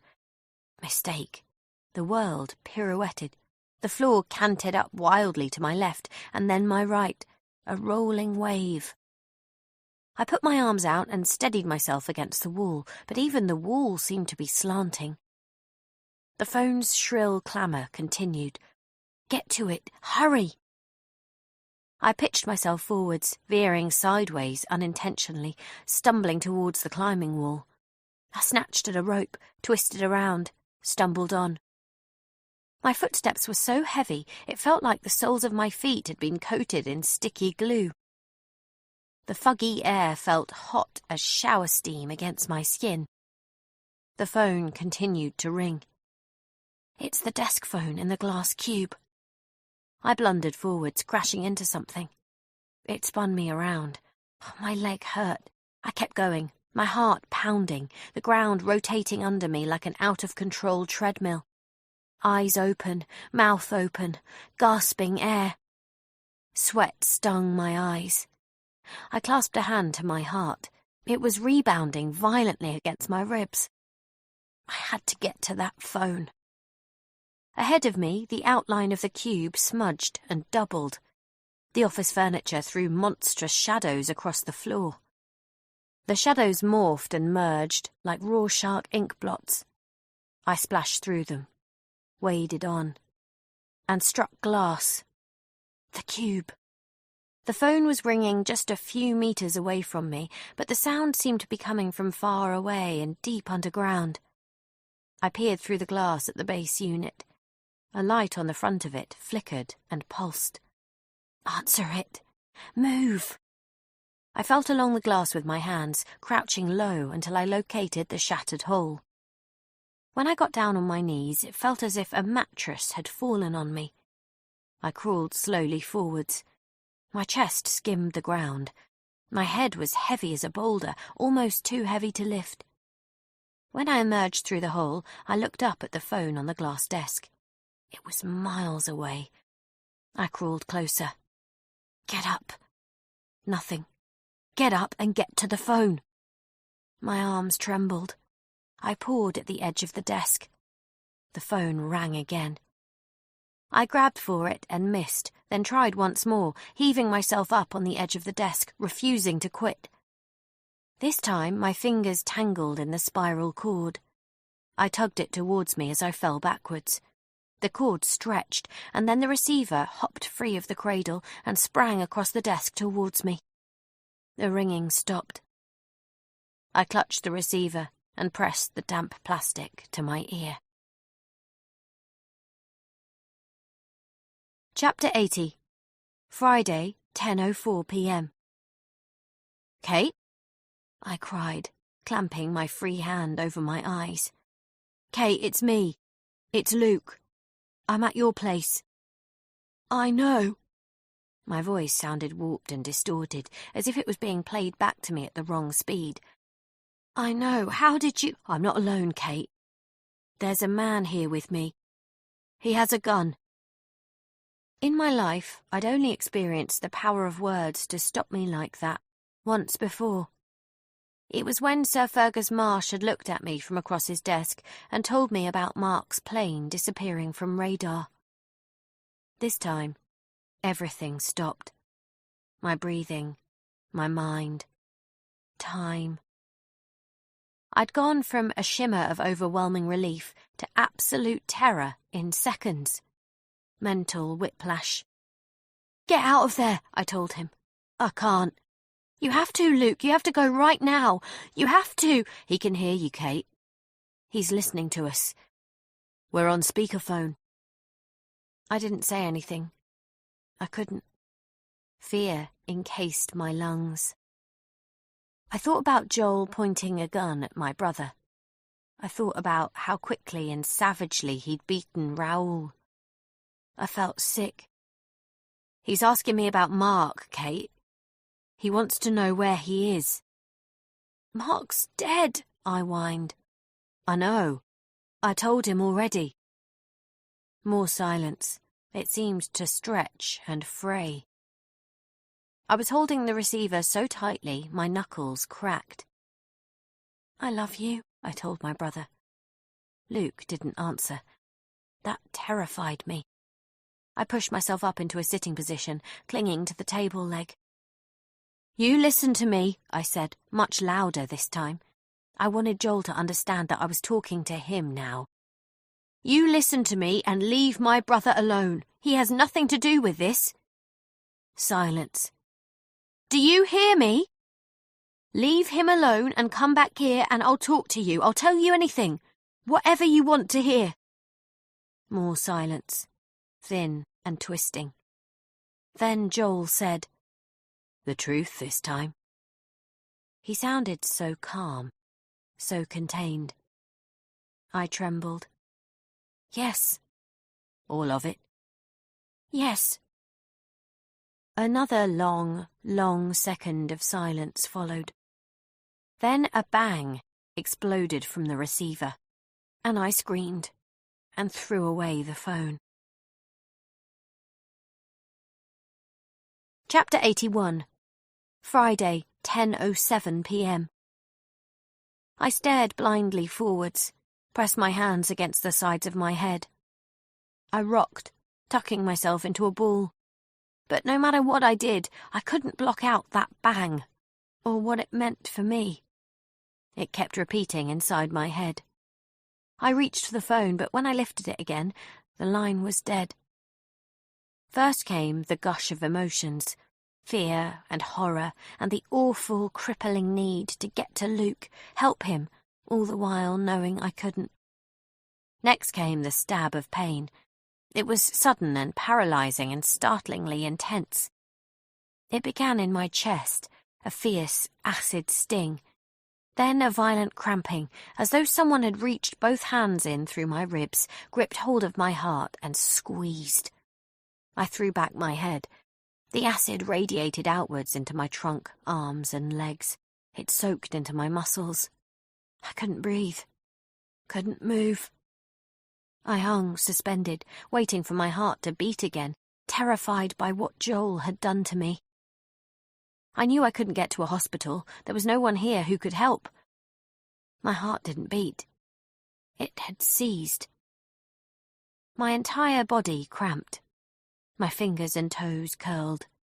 I went cold, even as I sweated from every pore. Then I toppled forwards, staring sideways at the telephone receiver, a feeble croak escaping my lips, and a corona of dimness moving in from the peripheries of my vision towards absolutely nothing at all. I don't know how long afterwards it was that Mark came to me. Time, like everything else, became a blur. He opened the door to the cube and walked inside, standing looking down at me with his hands in his pockets. He got on the floor beside me. He stroked my hair. He kissed my hand. He told me he loved me. He told me he'd been waiting for me. He pressed his forehead against my forehead, and he stroked my cheek with his thumb. I let go then. It was easy. I knew and understood that my whole life had been building towards this moment. It felt right. Mark's love filled me up. It poured out of me like a bright white light that carried us both away to a place where we could be together again. I came to with my face pressed against the bare concrete floor. The phone was in front of me. The track lighting burned down on me from above. I was alone. Lonely night was creeping in through the glass windows that ringed the office floor towards my lighted cocoon. Only the desk lamps shining on my emergency message contrasted with the dark. I pushed up from the ground. My chest ached as though it had been stamped on. My mouth was so dry, my tongue felt like carpet. I wanted Mark to come back and take me away from all this. But Mark was gone, and I was terrified that Luke was gone now too. Before my interview, my life had become a mess. I'd been locked in a spiral of grief and self-pity for so long that the spiral had become an endless loop I couldn't break free of. I missed Mark with every atom of my being. I missed everything about him and the life we'd shared together. I missed our nights on the sofa, cuddled up, watching reruns of old US sitcoms. I missed having him read other people's tweets out to me and laugh at lame jokes I didn't get. I missed lazy Sunday morning sex and breakfast in bed, and how safe he made me feel when he draped his arm over my shoulders, kissed my head, smelled my hair. For the past 15 months, I hadn't been able to move on from him. I understood how other people who'd been widowed were able to pick themselves up again, rebuild. I knew it was what Mark would have wanted for me, but all I'd wanted was to go backwards. Rewind. Until now. Because somehow, this wasn't over for me yet. Whatever had happened to me, whatever pain or paralysis had gripped hold of my heart, had released me again. I wondered if it was a precursor of something much worse to come, a tentative seizure before a full-blown heart attack. Or maybe Joel had got his dosing wrong and I'd survived. I didn't know. All I knew for certain was that when Joel came back, I was going to be here, waiting for him. I wouldn't let him win. Chapter 82. Friday, 11:19 p.m. I was sitting with my back against the glass, hugging my knees with my arms, when I first glimpsed movement outside the cube. It looked as if two figures were moving through the dimness beyond reception. To begin with, I wasn't convinced that what I was seeing was real. I was afraid it was another hallucination. Then the figures moved into the haze of light shining out from the cube, and I saw the blood on the side of Luke's face, his grossly swollen eye, his hobbled walk and harrowed expression. I saw how his hands were bound together in front of him with duct tape, and I saw Joel following him from behind with a gun pointed at his spine. I hugged my knees tighter. I swallowed against a sob. I didn't stand up quite yet. I was afraid of moving too quickly, petrified of my chest pain returning. My entire body felt like one giant trigger point. I was haunted by the idea that the slightest exertion would cause my heart to stop beating again. There was a discreet click. The door unlocked, and Joel motioned for Luke to open it with his bound hands. It took him a moment to bend and manipulate the handle and limp backwards out of the way. Then he sidestepped and shuffled forwards through the door to stand in front of me. I shook my head. Tears stung my eyes. Finally, I couldn't hold back any longer, and I surged up and wrapped my arms around my brother's neck. I hugged him. Neither one of us spoke. I leaned back and touched a finger to Luke's eye. He winced and pulled away. The skin was badly bruised and puckered. I was pretty certain he couldn't see out of it. His other eye was flitting rapidly side to side, reading me intently. There was blood in his hair and on the back of his neck, leaking into the neckline of his blue hospital scrubs. I didn't think he'd been shot. Joel must have faked it, but perhaps he'd struck him with his gun. I wondered if Luke had struggled and tried to get away from Joel, or if his injuries were a sign of how desperate Joel had become. If he'd beaten him to try and get information out of him. "What has he done to you?" Luke asked me. That jarred me. I realised how awful I must look. Luke raised his bound hands and gently pulled down the skin under my eyes with his thumb. He touched the back of his hand to my forehead, felt the pulse in my neck. "You're burning up." "Don't." I pulled his hands down, wincing at the damage to his face. "I'm sorry," I didn't want for you to get involved in this. Sit down, Joel said from behind. There was a clatter as he kicked one of the interview chairs in through the door behind Luke, then sent the second chair rolling in after it. He motioned with his gun to the chairs and the desk. One on each side. He sounded tense, under pressure, like before. I stared at him. His face shone wan and ghost-like against the darkness coming through the office windows. I waited for him to show some semblance of remorse or shame, but he seemed to be in a different mindset, focused on whatever misguided mission he hoped to accomplish. He was obviously in a hurry. Do it now. He swung his gun until it was pointed at my body. A shudder coursed through me. I'm not going to ask you again, Kate. We both know you don't have time to waste here. I glanced at Luke as a question flitted across his face. It wasn't a question I wanted to answer right now, even as I hoped that Joel was wrong, that the poison had done its worst already. I was drained and achy, but I wasn't in any immediate pain. I lowered my head and reached for the nearest chair, rolling it over behind the desk without looking back at my brother. Then I stretched for the second chair as Joel's gun hovered over me. Sit down, I told Luke, guiding him to the side of the desk where I'd been sitting during my interview with Joel. I took the chair on what had been Joel's side of the desk.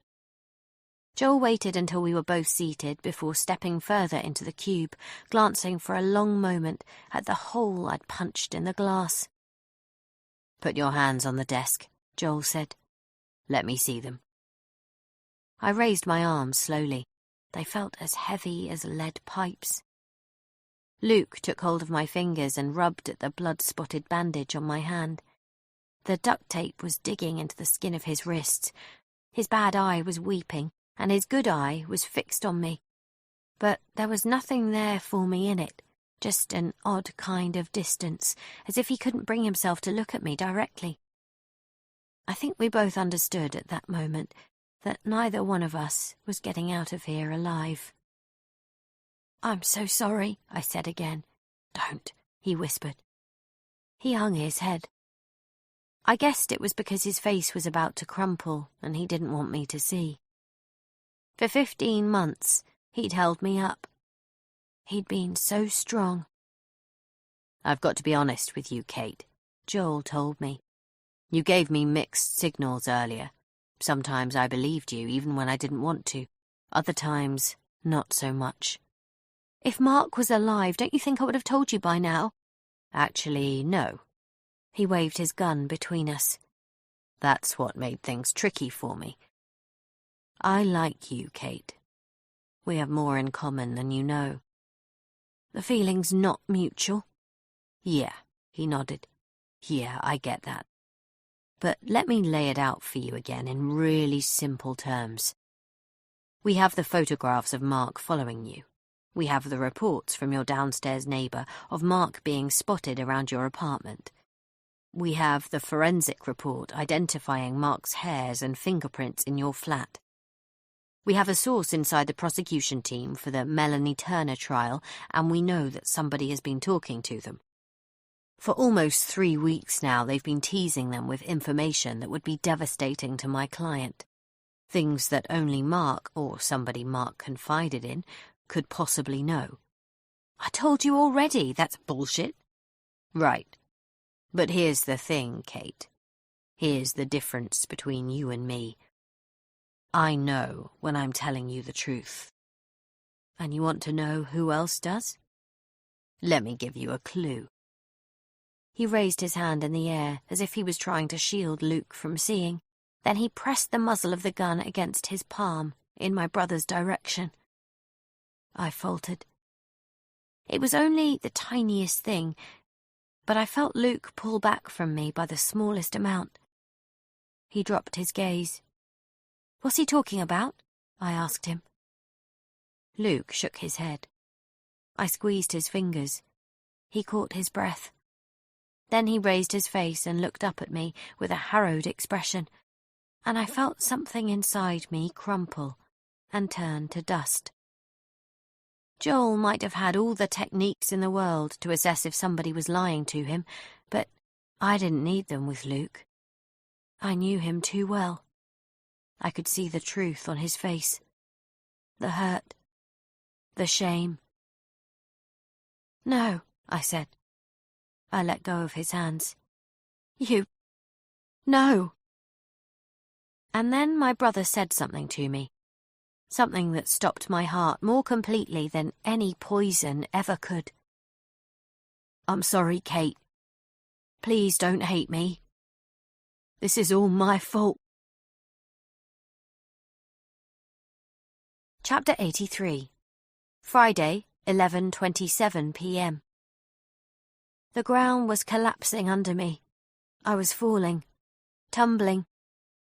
Everything I knew, everything I was certain of, all of it gone in an instant. Luke stared back at me from across the table. He might as well have been on the other side of the city from me. I could see the sorrow and the anguish in his expression, but there was a gulf between us now. It wasn't one I knew how to cross. "He's alive?" "Yes," he said quietly. I released his hands. I stared at him, shaking my head. "Mark is alive." I kept repeating the words in my head, but somehow they wouldn't stick. I should have been elated, but instead it felt as if my insides were disintegrating. Mark is alive. And then, of course, the kicker. And he didn't tell me. Hot tears scorched my cheeks. I had so many questions I didn't know where to begin. "When did you... How?" Luke shot a sideways look at Joel, as if he needed to be careful about how much he said. I didn't care about any of that. "Tell me, Luke." "It happened about 2 weeks ago," my brother whispered. 2 weeks ago. That was around the time I'd been to Camden Market, around the time the photographs of me had been taken with Mark in the background. Did that mean they were real? He'd been so close to me, only meters away. I should have seen him, I thought. Then, no. He should have come to me. My husband had never done anything to hurt me. That was what I'd always believed. We'd rarely argued. If we did, it was only ever about something minor, and it was always Mark who took the first step to make up. He never cheated. He never lied. Or so I'd thought. Now, I didn't know what to think. The totality of his deception left me stunned. Why did he tell you? Why didn't he tell me? He said he was protecting you. Luke nodded at Joel. He said it could be dangerous. Have to give him credit for that one, Kate, Joel said. A ball of hot energy exploded inside me. Joel must have sensed it because he took a step backwards, raising his palm in the air. Take it easy, Kate. I did try to tell you. I was having difficulty with that. The man who'd held me captive, the man who'd murdered Raoul, taken Maggie, blackmailed Tony, the man who'd terrorized me, poisoned me, and invaded my home to attack my brother, had been more honest with me than my husband. Mark is alive. How? I shook my head. He was on that plane. He had to be, because he was on the passenger manifest, and, well, that can't be faked. I know it can't be faked. It would have been checked by the airline staff, verified by computer and 2 flight attendants. It would have been run by the pilot and the co-pilot before takeoff. You mean the same crew who died when the plane went down, Kate? I stared forward sightlessly. A cold horror wrapped itself around my heart and lungs, coiling tighter and tighter. He was telling me Mark hadn't been on board. He was telling me that the final message Mark had left on my voicemail had been a lie. He should have gone down with the rest of that plane, I muttered. Joel cocked his head to one side. That's what you said to me. He should have gone down with the rest of that plane. Are you telling me Mark was a target? That the plane was, sabotaged because of him? By MarshJet? Neither one of them answered. I felt like I'd been punched. My mind immediately turned to my colleagues who'd been killed in the disaster, especially my 3 friends from the MarshJet PR team. 2 of them had been married. One of them had left behind twin girls. The company had set up a charitable foundation in their memories. Everyone had been devastated by their loss. Did Mark know? Please tell me he didn't know. I sat there, winded. I didn't understand much of what I was hearing, but there was one thing that did penetrate. If it was truly possible that MarshJet had done something so horrific, if they'd brought down one of their own planes with hundreds of people on board, then the stakes would be enormous. Forget about the trial in the High Court. Forget about bankrupting the company. Everybody involved in this would go to prison. They'd be reviled around the world. I looked at Joel. He'd told me his client was Sir Fergus Marsh. If he was involved in this, then he had everything to lose. Enough to do whatever it took to find Mark. Enough to have Joel do what he'd done to me. Mark told me he had to stay hidden until the right moment to come forwards, Luke said. He's been waiting for this trial, Kate. He thinks if there's enough media attention, if he's in the spotlight... He's paranoid. He doesn't trust anyone. He trusted you. Not how you think. I only saw him because I went to your flat to use your washing machine. I got the shock of my life when I saw him. I wanted him to call you. I was begging him to do that. I told him how bad it had been for you, but he pleaded with me. He made me promise to wait until after the trial. He said he had to keep you safe, but if anything went wrong, at least I could tell you the truth. The truth. I shook my head. I could have seen Mark. I could have touched him, held him. Didn't Luke understand that I would give everything up just for that? You're my brother, I told him. I did what I thought was best. I didn't... Are you finished? Joel cut in. Because if you're finished, I have one more question for you, Luke. I'd like for you to tell me where Mark is right now. Chapter 84. Friday, 11:33 p.m. I dunno, Luke said. Honestly. Joel sucked air through his teeth. Please think carefully before you lie to me again. I'm serious, I don't... Joel stepped forwards and drilled the muzzle of his gun into Luke's skull on the opposite side to his injuries. Luke cried out as the bloodied side of his face was driven towards the surface of the glass desk. He lifted his bound hands in a gesture of surrender, straining to look up at me with his good eye. Beads of sweat popped on his forehead. I stared at Joel, shaking my head. Don't! Please! His expression was grim, determined. I thought I'd already made it clear that I'm not screwing around here, Luke. Now, can you call him, or not? No, I can't, He said it too fast, with too much tension in his voice. It was obvious he was lying. My blood ran cold. So you can call him. Good. Joel moderated his voice and eased back slightly on the pressure he was applying through the gun. He seemed to take a moment to process what Luke had told him and collect himself before speaking again. I'm going to need for you to do that now, Luke. I want you to tell him he needs to come here. You'll kill him, I said. He swung to me, looking genuinely perplexed. What do you care? You already thought he was dead once. Keeping his gun held on Luke, Joel ducked in slow increments to pick up the base unit of the phone from the floor where I'd dropped it before. He then ducked a second time for the receiver. As Luke straightened up from the table, I could see a sticky red smear left behind on the glass. Part of me was scared he'd be tempted to try something, some desperate last-ditch effort. But he seemed to understand as well as I did that that would be a mistake. Instead, he watched me, his face arranging itself into a pained apology. I looked back at him and tried to wrap my head around everything I had heard. If you had told me just a day ago that my husband was alive, I would have dropped to my knees, praised God and the heavens, wept uncontrollably. I wondered if there was something wrong with me to explain why I wasn't feeling that way now. Perhaps it was shock. One other thing you should know, Luke. Joel was tapping the long code to unlock the office phone lines into the keypad.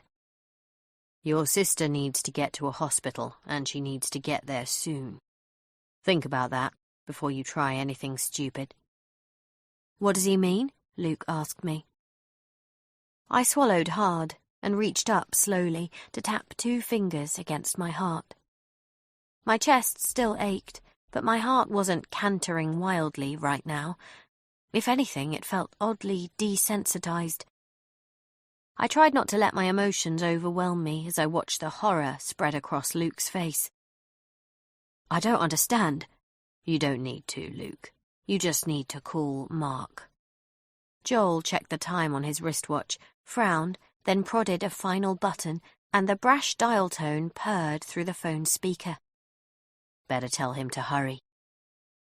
Luke stared at me, his good eye bulging. I could tell he wanted to doubt that things were as serious as Joel was suggesting, but I was pretty sure my sickly appearance told him otherwise. As a cardiac nurse, he knew the warning signs to look for, even if he hadn't been told about the poison in my system. He'd felt my pulse, noted my fever. Maybe you're not through the worst of it. Maybe the attack you had before was just the start. I clenched my hands, fighting against the fear. I didn't want the pain to come back again. I never wanted to feel that way again. Luke swallowed audibly, then reached out for the phone, blinking at the keypad for a long, spiralling second.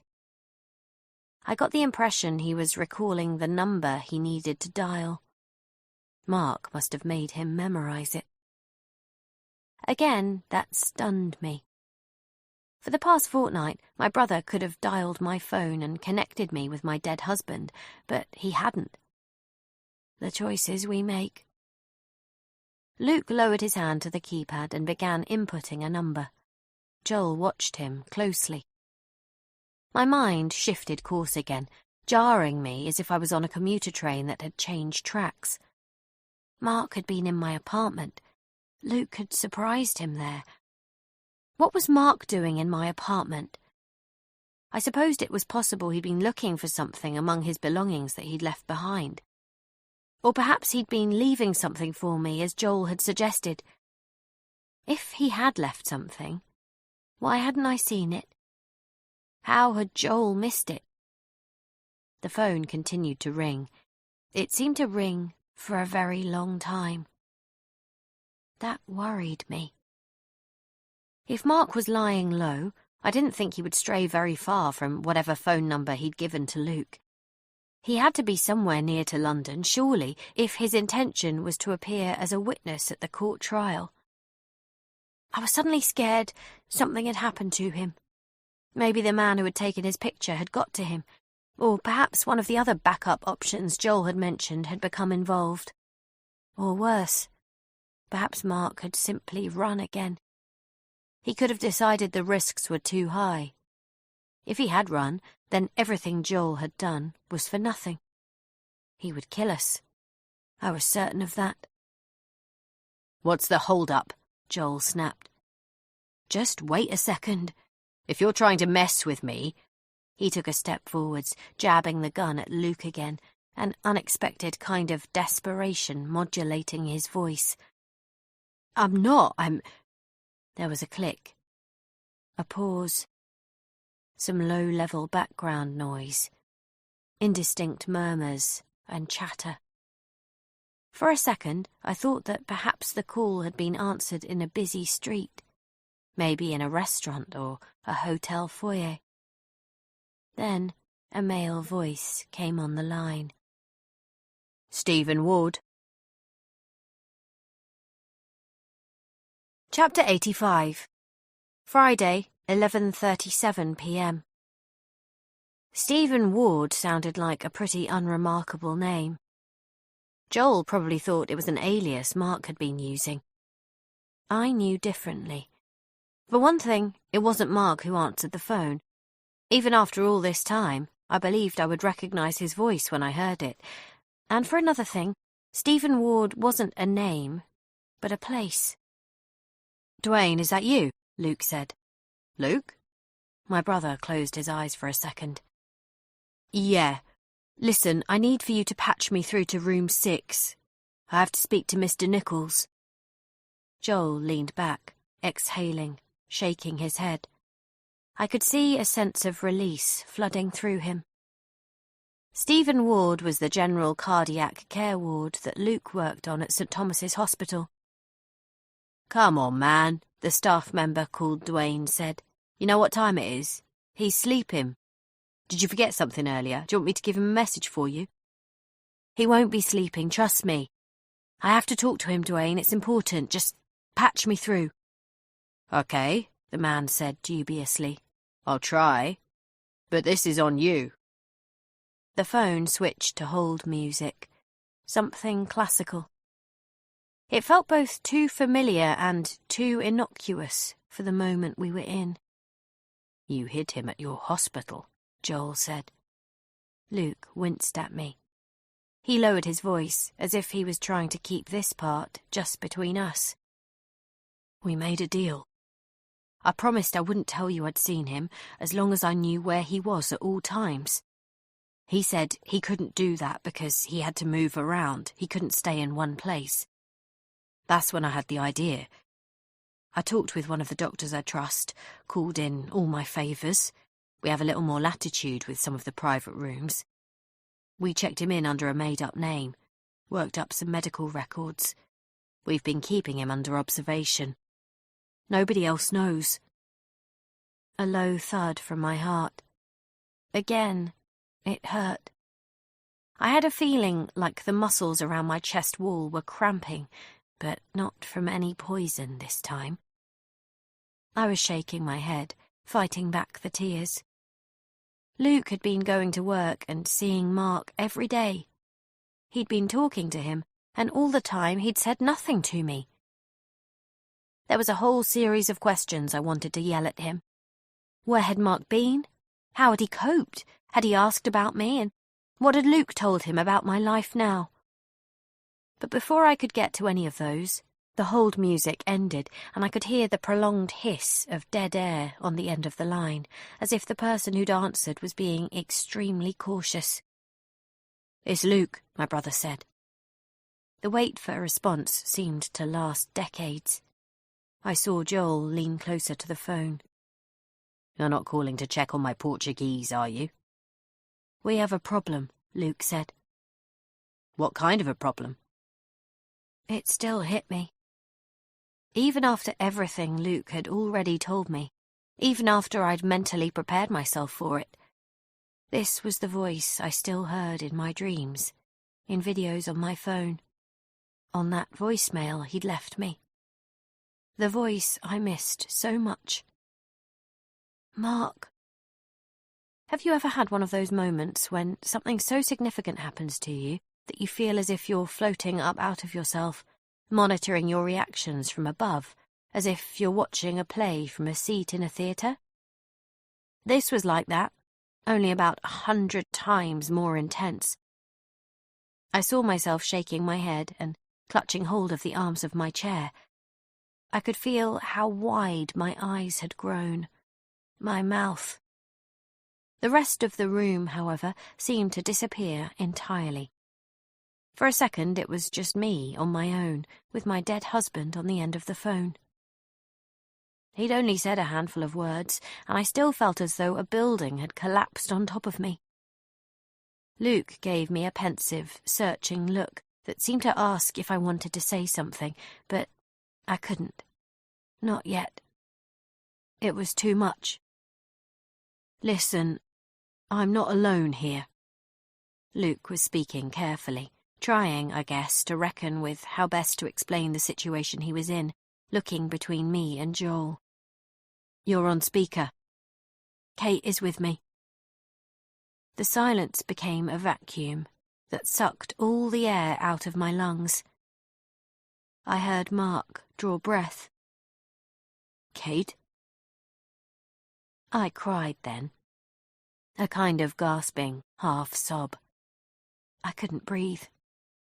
I'd wanted for so long, so badly, to be able to hear Mark say my name again. I'd never dared to believe I really would.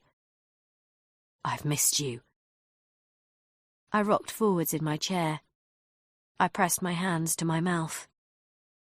I can hear you, baby, I can hear you. I'm here. I nodded, even though he couldn't see me. I can hear you too, I whispered. Even then, it was hard to believe I was speaking those words. It was difficult to accept this could really be happening. And of course, it couldn't last. Reality had to come crashing in again. Who else is with you? Mark asked. That would be me, Joel told him. He braced the flat of his hand down next to the phone, as if he was holding himself up against an unbearable weight. He looked at the time on his wristwatch again. Mark, I want you to know that I'm holding a gun on your wife and brother-in-law right now. It's starting to get heavy and my patience is running low. I'm going to give you an office address and I need you to get here inside 20 minutes. Or so help me, I'm going to start pulling the trigger. Chapter 86. Mark had always known it would come to this. On some level, anyway. And yes, he'd buried it deep down. Obviously, he'd hoped it would work out otherwise. It was why he'd been so cagey when he contacted the prosecution team, even going so far as to use a phone app to disguise his voice and gender in the calls he made.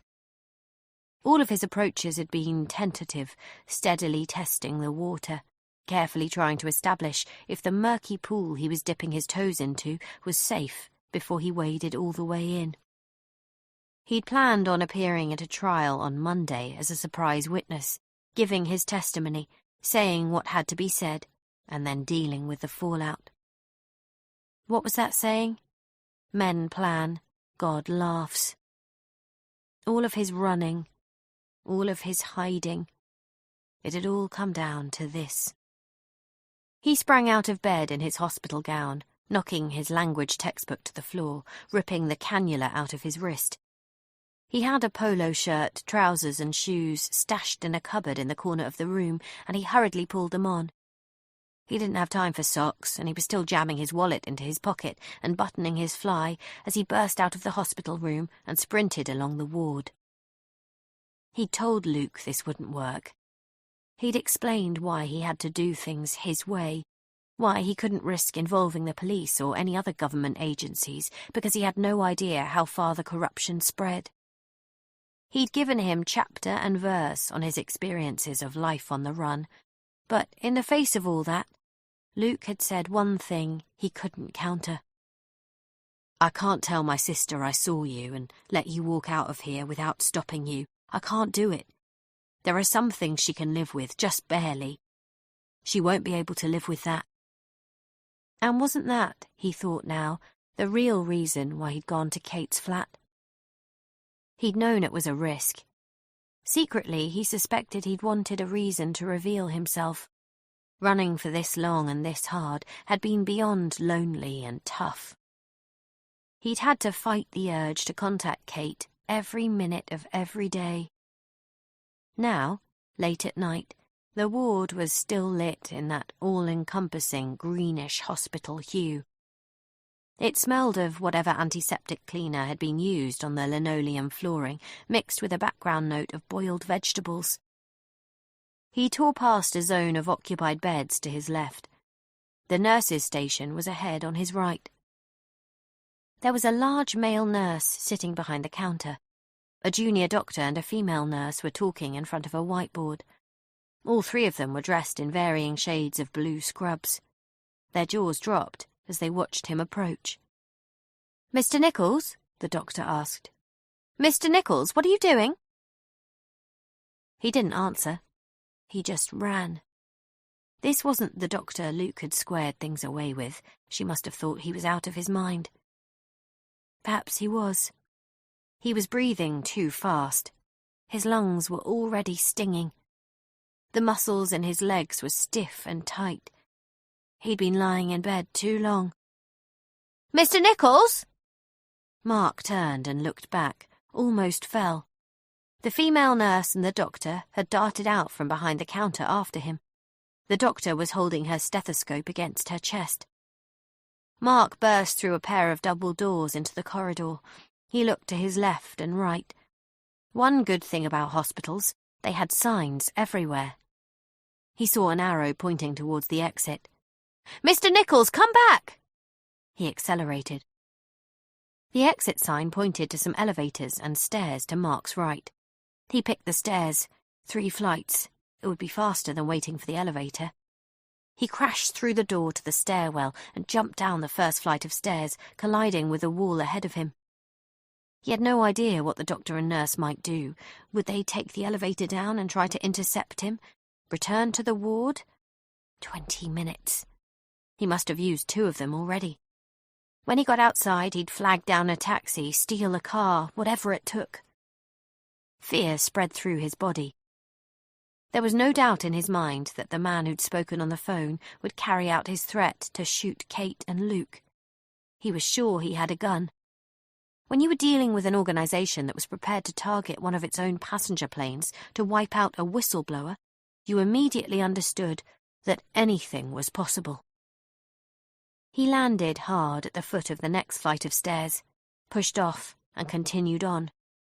He was getting light-headed. There was a painful stitch in his side. He'd lost weight during his travels, not deliberately. It was just that an existence where you spent every waking moment checking over your shoulder wasn't conducive to a good diet. And the weight loss was deceptive anyway. He wasn't nearly as fit as he'd been 15 months ago, when he'd been able to keep regular appointments at the gym.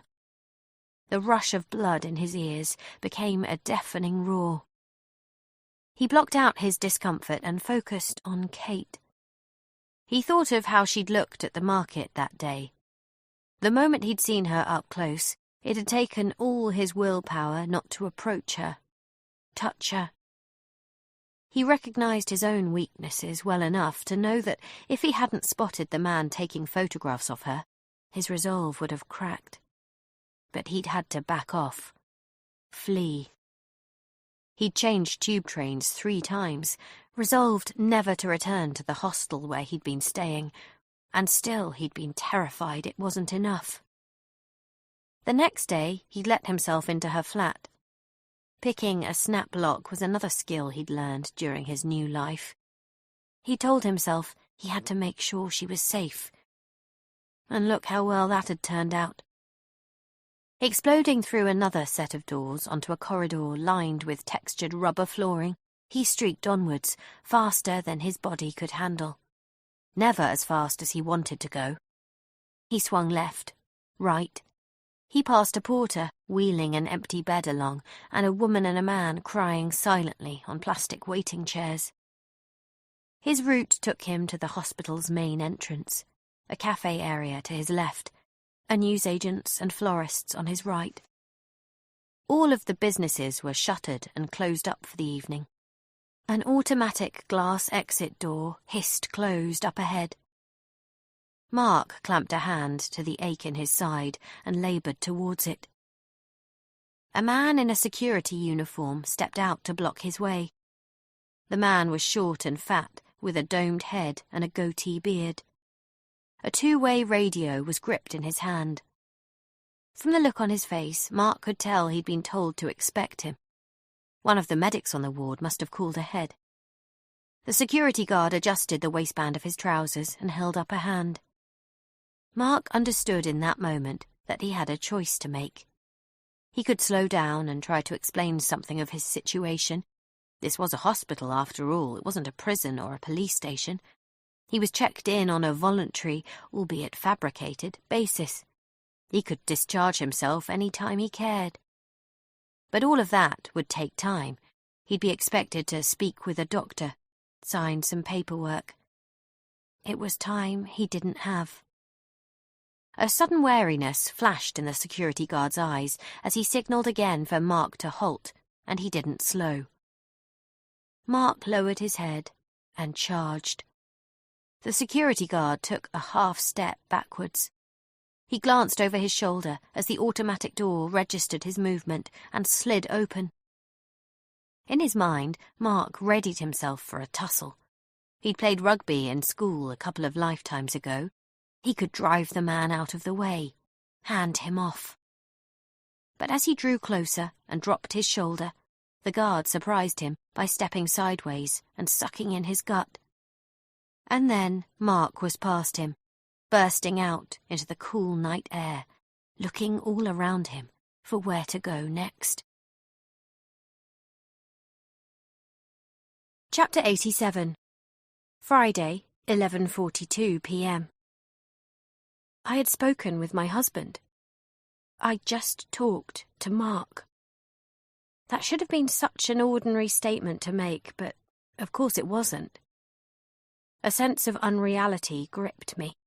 I felt like I'd fallen into a parallel dimension, one where the most remarkable and most terrible things were capable of happening in exactly the same moment in time.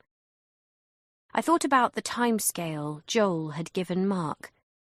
20 minutes wasn't long enough for him to get from close to Westminster Bridge to Ludgate Hill, but I guessed it was possible. Just. I didn't think from the way Joel had spoken and acted that he would allow any leeway. Perhaps he couldn't take the risk that Mark would call the police.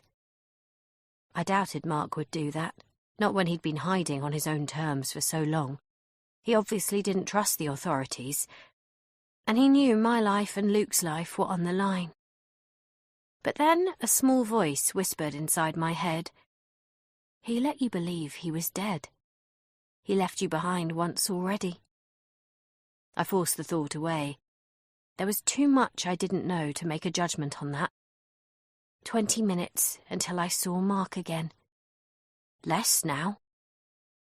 I looked up at Joel, the hurt burning inside me like a furnace. He would kill Mark, I thought. He would do it himself or hand Mark to other people to do the actual killing.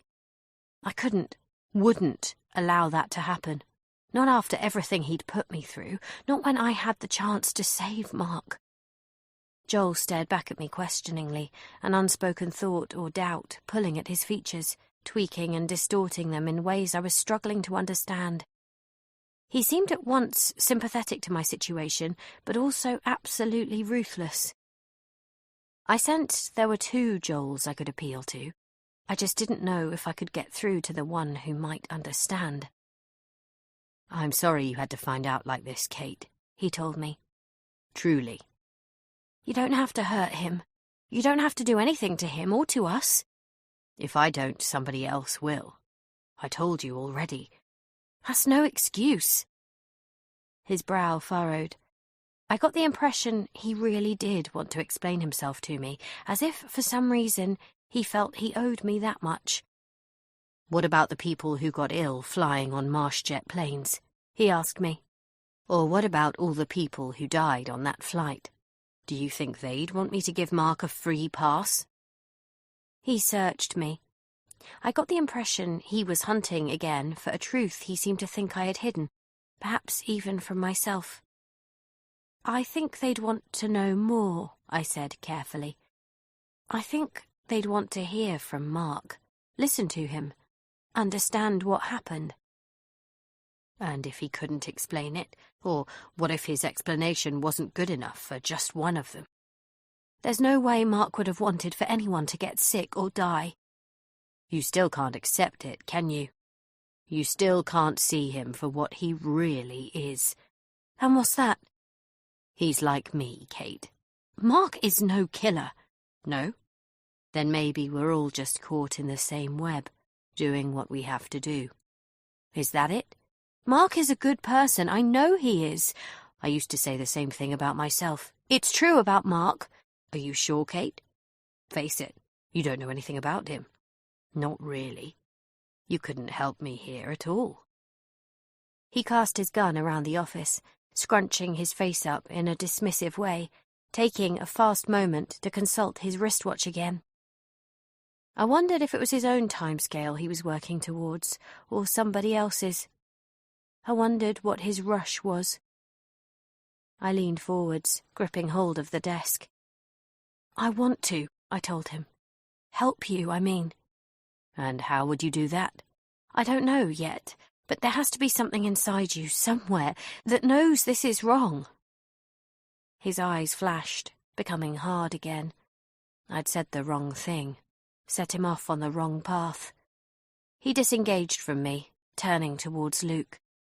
There's something you're not sure of, I said quickly. Something about all of this that doesn't sit right with you, I can tell. You're not the only one who can read people. This is about something else for you. He stilled for a second. You deserve better, Kate, he said quietly. I can see that now. I'm sorry this happened to you. I wish I could give you what you want, truly. But I can't. I deserved better than... What? I wanted to ask him. Better than being held against my will and tormented in an office building after hours. Better than finding out my deepest, most secret fantasy had been true all along, only to have it ripped away from me?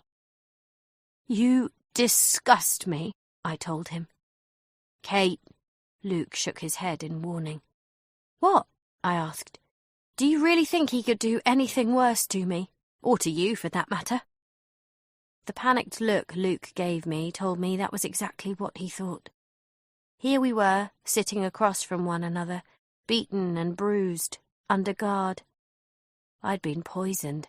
I was feeling spent and tingly, like I sometimes did after one of my runs, my limbs weary, my blood sugar low. My symptoms weren't anything like as pronounced as they'd been earlier, and I was grateful for that. But I couldn't shake the worry that my heart would stop beating again any second. There was a gun pointed at my brother's head. Joel planned to kill Mark. And it could still get worse. This conversation is over now, Kate.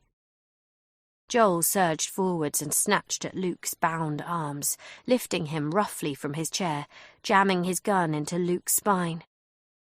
Luke sucked in a draught of air and arched his back, hopping forwards.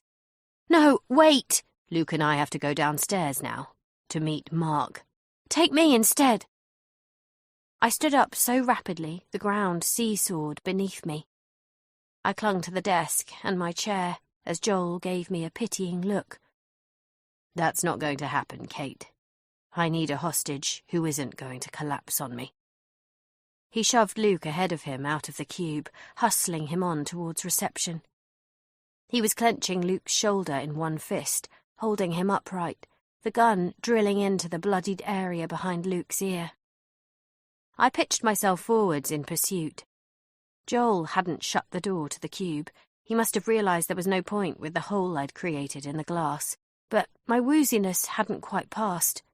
I slalomed through the doorway, banging off the frame, blundering into a desk. Wait! Joel forced Luke further ahead of me. I levered myself up off the desk and followed.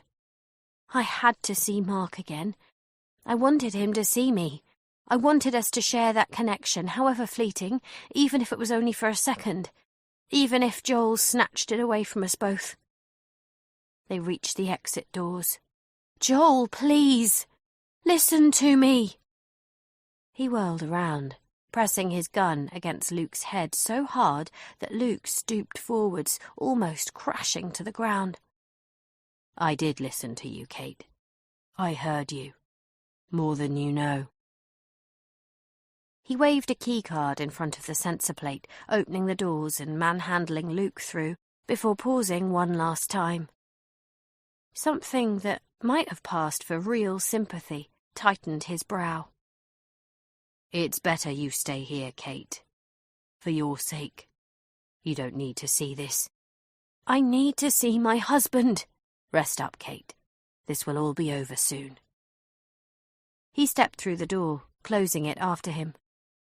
I ran forwards and grabbed for the handle. It was already locked. I banged my fist on the door, pressing my face against the cracked panel of wired glass. An elevator carriage opened up, and Joel manoeuvred Luke inside, then turned back to face me, standing behind him. Luke's head was canted to one side by the gun pressing into his scalp. "Stop this! Please!" The last thing I saw as the doors slid closed was my brother raising his good eye and looking back at me. The conflicted expression on his ruined face was one I'd seen before. It was the same look he'd given me when he'd been sitting next to me at Mark's memorial service. It was a look that seemed to say, "I'm here for you," and "I've lost you," all at the same time. Chapter 88. Luke's temples throbbed as the elevator plummeted downwards. There was a screeching white ache inside his head, as though a spike had been driven through his skull. His puckered eye felt as big as a dinner plate. An awful hollowness sucked at his insides. He hated leaving Kate behind. He'd never seen her looking so sickly, and he was scared for himself. Deep in his cerebrum, his primal instincts screamed at him to do something, now, sooner rather than later. Make a move for the gun. Be bold. But he was paralyzed by fear. His hands were bound, and he couldn't see Joel clearly. He was standing behind him, just outside his peripheral vision. It was disorientating, only being able to see out of his good eye. The elevator panel was off to the right, a desperate lunge away. There was a red emergency stop button. "Don't." Joel stepped sideways and straightened his arm, extending the gun towards Luke's face. "I don't want to have to shoot you in here. Too messy." Luke recoiled. "You must really love your sister, Luke." He didn't reply. "Maybe she can't see it right now, but I get how hard it must have been for you. You did a difficult thing. We make the greatest sacrifices for those we love the most." He had no idea. Kate had moved in with Luke the day after the plane crash. She'd stayed in his spare room for weeks before she was even close to being capable of moving into her own place. Some nights she'd scream in her sleep, and he'd hurry to her bedside, ready to tell her she was safe and he was there for her when she woke. But there were other nights, shameful nights, when he'd heard her and he hadn't gone. Nights when he'd stayed in his own bed and pretended, in the morning, that he hadn't heard her at all. His sister's trauma had been so intense it was like staring at the sun. He'd had to shield himself from its glare. It was his deepest, most terrible secret. Had been, anyway. "I should have told her sooner," he said. "You were protecting her. She deserved to know." The elevator tore downwards. Floor 8, floor 7, floor 6. Luke's good eye burned and stung as he looked up at the numbers. Inside, he was raging. At himself, at the thug standing next to him, at Mark for the position he'd put them all in. "What have you done to her?" he asked. "Why was she looking so ill?" There was a moment of buoyancy as the elevator slowed and came to a halt on the ground floor. Joel waited, then motioned with his gun for Luke to go first when the doors parted. "The thing is, Luke, sometimes the truth can be overrated. Believe me when I tell you that you really don't want to know." Chapter 89. Friday, 11:47 p.m. I had only one purpose now. Get out. I turned from the doors and rushed back to the cube, picking up the phone from the desk. I'd seen Joel enter the unlock code before Luke had dialed the hospital. I hadn't seen him enter another code since, but when I pressed the receiver to my ear, the phone wasn't working. There was no outside line. How? I threw the phone aside and stepped out of the cube, staring at the desks in front of me. I tried another phone, and another. Same result. My gaze tracked left and right, over other workstations, over the meeting pods and the reception area and the refectory, towards the lighted windows with my message scrawled on it. Think. There had to be something I hadn't tried before, something that would help. I had this nagging feeling that I'd overlooked something, as if the answer was staring me in the face. I moved closer to the windows, but all that was staring me in the face was my own reflection, hovering outside in the dark. I put my hands to the glass and looked down at the street outside. The pavements were empty. There was no sign of Mark. My heart ached for him. He'd said something to me once. It was when I was working on a weekend, trying and failing for what felt like the 100th time to revise a pitch for some media coverage I couldn't get quite right. We were in our living room, cuddled up on the sofa. "You only get frustrated because you never give up," he'd told me. "You don't quit." "You never give up," I repeated to myself now. "You don't quit." I gazed at the buckled chair down on the floor for a moment, then pushed off from the windows and dashed by the cube. I raced on towards the partition wall, running along behind the refectory, and closed in on the photocopying machine. I checked the outlet tray. There was no new printout waiting for me, no return fax from Simon and Rebecca. Snapping my head up, fighting against the sense of hopelessness and desperation that was pressing in on me, I looked across the darkened space towards Raoul. His body hadn't moved, but something drew me to him, a kind of magnetic pull. I ran closer.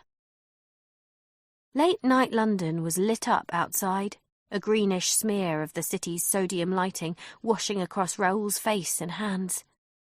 And there it was again, that feeling that I was missing something.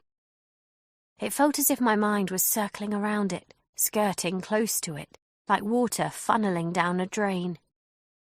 I glanced off to one side, towards the ghostly outline of the gym area and the decorating equipment inside it. "Help me, Raoul," I whispered. "What is it I'm missing?" For a moment, I thought again of the photograph he'd shown me of his wife and daughter. I thought of how happy he'd been, how much he had to live for, and how guilty I felt that all of that had been taken away from him. It was clear from the way Hayley had interacted with him and talked about him afterwards that he was popular around the building and she was genuinely fond of him. And then it struck me, the thought I'd been circling, the way out from here that I'd overlooked. How could I have missed it before now? Chapter 90. The black cab Mark had hailed rocked along Fleet Street. He didn't speak with the driver, a heavy-set man in a West Ham shirt who kept sneaking glances at him in the rear-view mirror, as if he was afraid Mark was going to attempt to run off without paying. Mark could understand why. He'd been out of breath when he'd flagged down the cab. He was hastily dressed. Now he was sitting forwards, gripping the door handle next to him, staring out of the window he'd cracked with the intensity of a prisoner on day release. He'd been inside the hospital for just over a week since Luke had put in place the necessary arrangements, but it felt like so much longer. There was a freshness to the night air streaming through his window, and there was an undeniable novelty to seeing people passing by on buses or walking along with phones pressed to their ears. Ordinary life. He'd been cut off from it for so long. Oddly, it was the smallest things he pined for most of all. The regular things.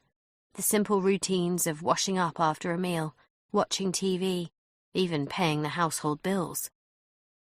For all Mark's endless running, lying in the hospital had been the hardest thing of all.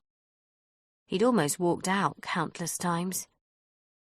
Exhausting as it had been, there was a sense of reassurance in constantly moving on. On the ward, when he wasn't putting on a show of confidence for Luke's benefit, or for the doctors and nurses who checked on him without knowing the real reason he was there, he'd spent most of his time wondering if the door to his room would fly open any second, and a thuggish hospital orderly who wasn't really a hospital orderly would come sweeping inside to kill him. Obviously, he knew he was heading into a trap right now. He also understood that he didn't have a choice. From the moment he'd made the first tentative approach to the prosecution team, he'd been aware that he risked laying a trail that could lead back to him. Or maybe not a trail so much as a fuse, one that, if ignited, would blow apart everything he loved so much. For the past year and a bit, he'd been living by his instincts, doing the prudent things, the safe things. He'd spent time in Canada, Newfoundland mostly, then a spell in Eastern Europe, Budapest, Krakow, and finally a few months in Bergen. Midway through his time in Norway, he'd returned to America briefly. Using the new identity papers he'd acquired in Poland, he'd flown international into Miami, followed by a domestic flight on to California. On his second day in San Francisco, he'd driven to Stanford and sneaked into the back of a packed lecture on the history and structure of Western movies. Rosie was there. It had been his daughter's dream to study film, and it helped to know she was fulfilling her wish.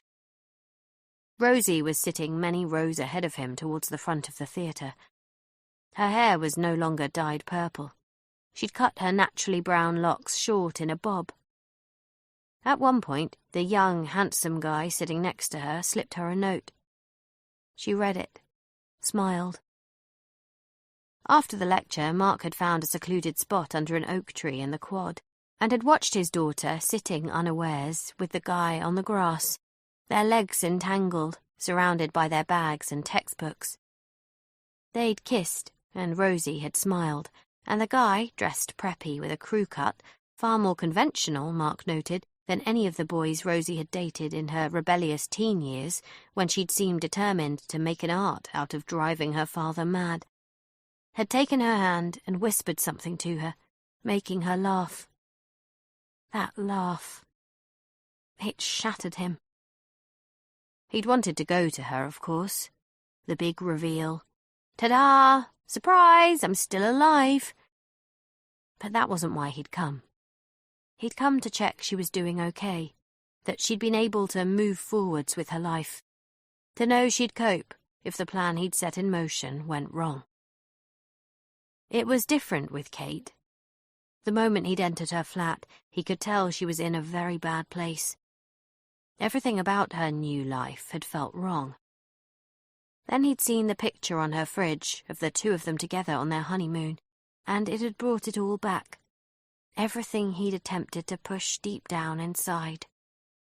He knew Kate. He loved her.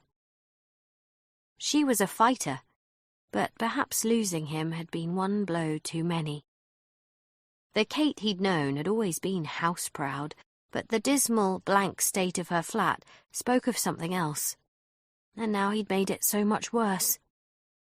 It had been foolish and vain of him to follow her, stupid to go to her place, cowardly to lie low in the hospital instead of disappearing for good.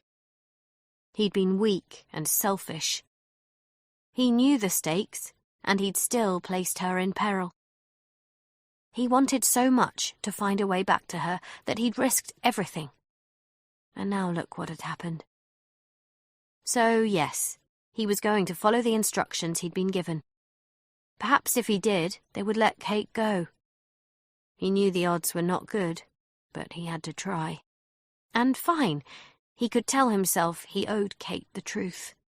He could tell himself he wanted to say sorry to her face to face, beg her forgiveness, even if it cost him his life. Even if, after everything he'd sacrificed and all they had been through, he didn't make it to court on Monday. But the simple truth was, he wanted to let Kate know how completely he loved her. He needed to say it one more time. "Here we go, mate." The cabbie swung to the curb in front of a pub that had closed up for the night. He nodded across the street towards a high-rise office building, most of it in darkness. My wife says it looks like someone screwed up the window order. They got a load of bathroom mirrors by mistake. Mark ducked and stared towards the lighted entrance to the towering building. The revolving glass doors were motionless. He couldn't see anyone at all inside. Here. He passed the driver some wadded notes and stepped out of the cab into the quiet street, crossed the road. There was no need for any subterfuge. The caller had said 20 minutes.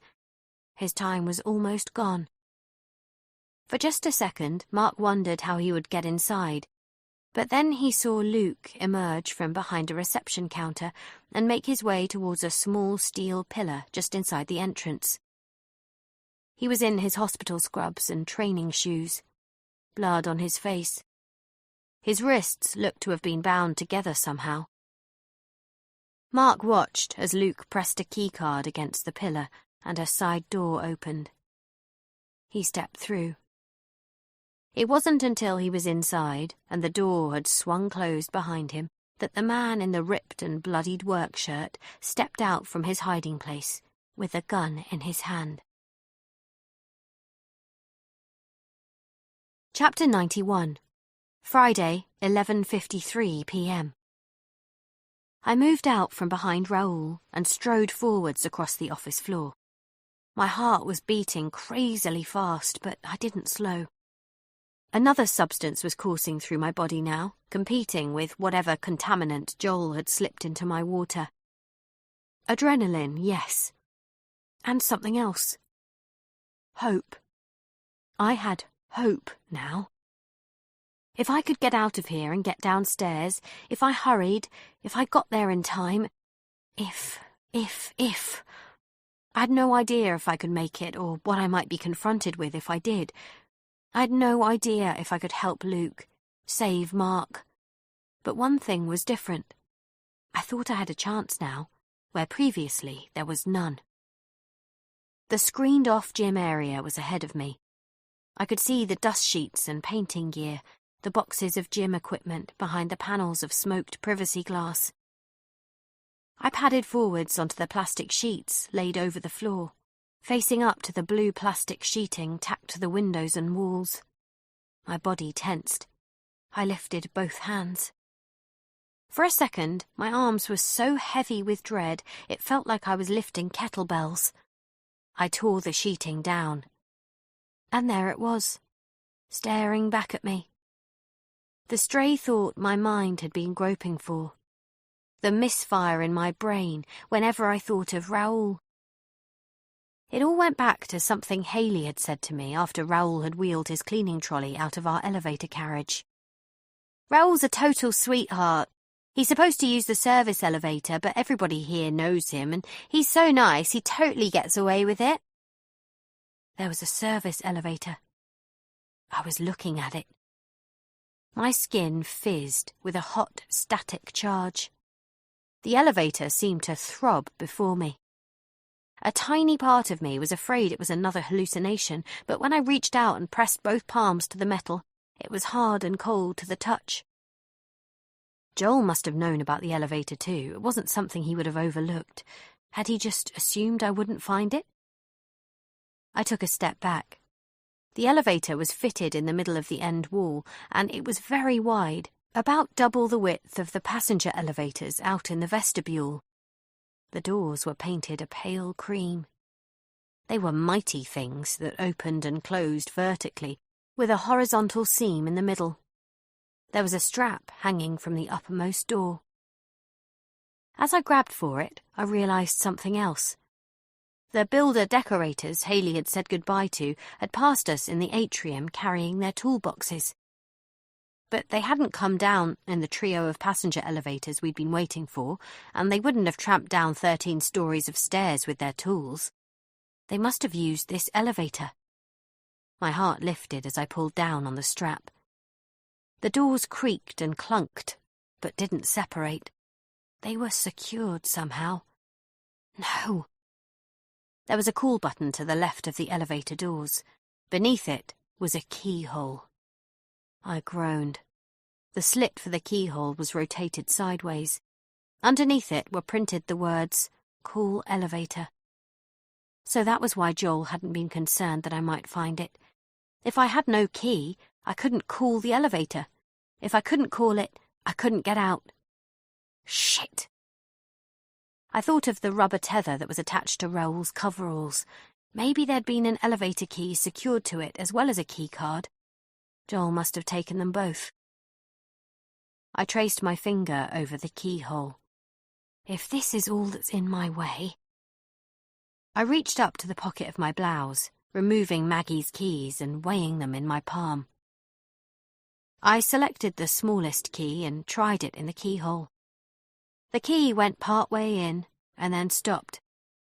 I pushed on it, hitting it with the padded bandage on my hand. I twisted it. It wouldn't turn. I yanked it out and tried the other keys, ramming them forwards, one after the other. They didn't fit at all. Please not this. Please.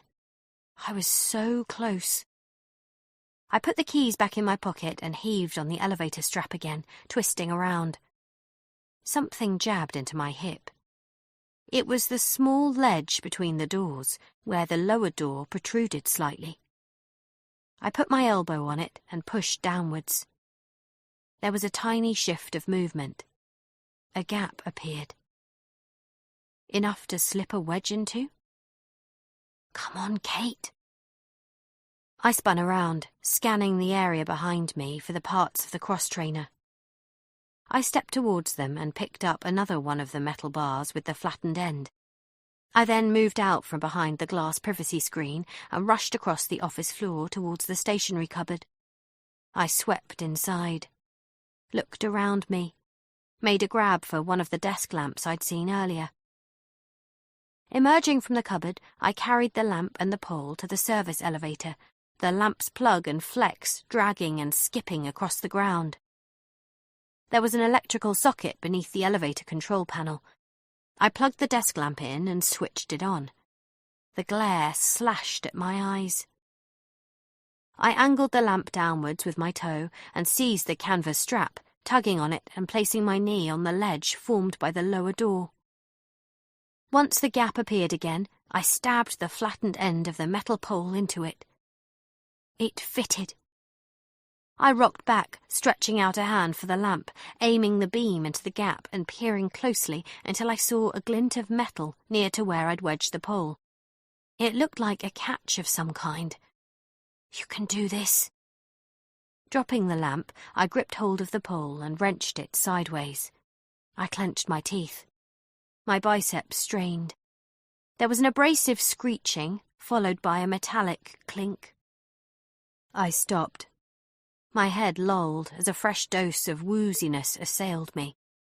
I blinked and shook it away, then tightened my grip on the pole and pulled one more time. It slid sideways, fast. Too fast. The metal catch flipped out of the way all too easily. The paired elevator doors separated immediately and yawned open on a counterweight system. I wasn't prepared for it. I fell forwards. The pole dropped down into the shaft ahead of me. I grabbed for the side of the elevator, kicked the lamp with my foot. It tumbled into the void, the cable tangling around my ankle. My stomach lurched. My bandaged fingers slipped. The pole banged and clunked endlessly below me. I felt gravity pull me after it, but I dived sideways, slamming down onto my elbow and hip, scrabbling at the floor. Too close.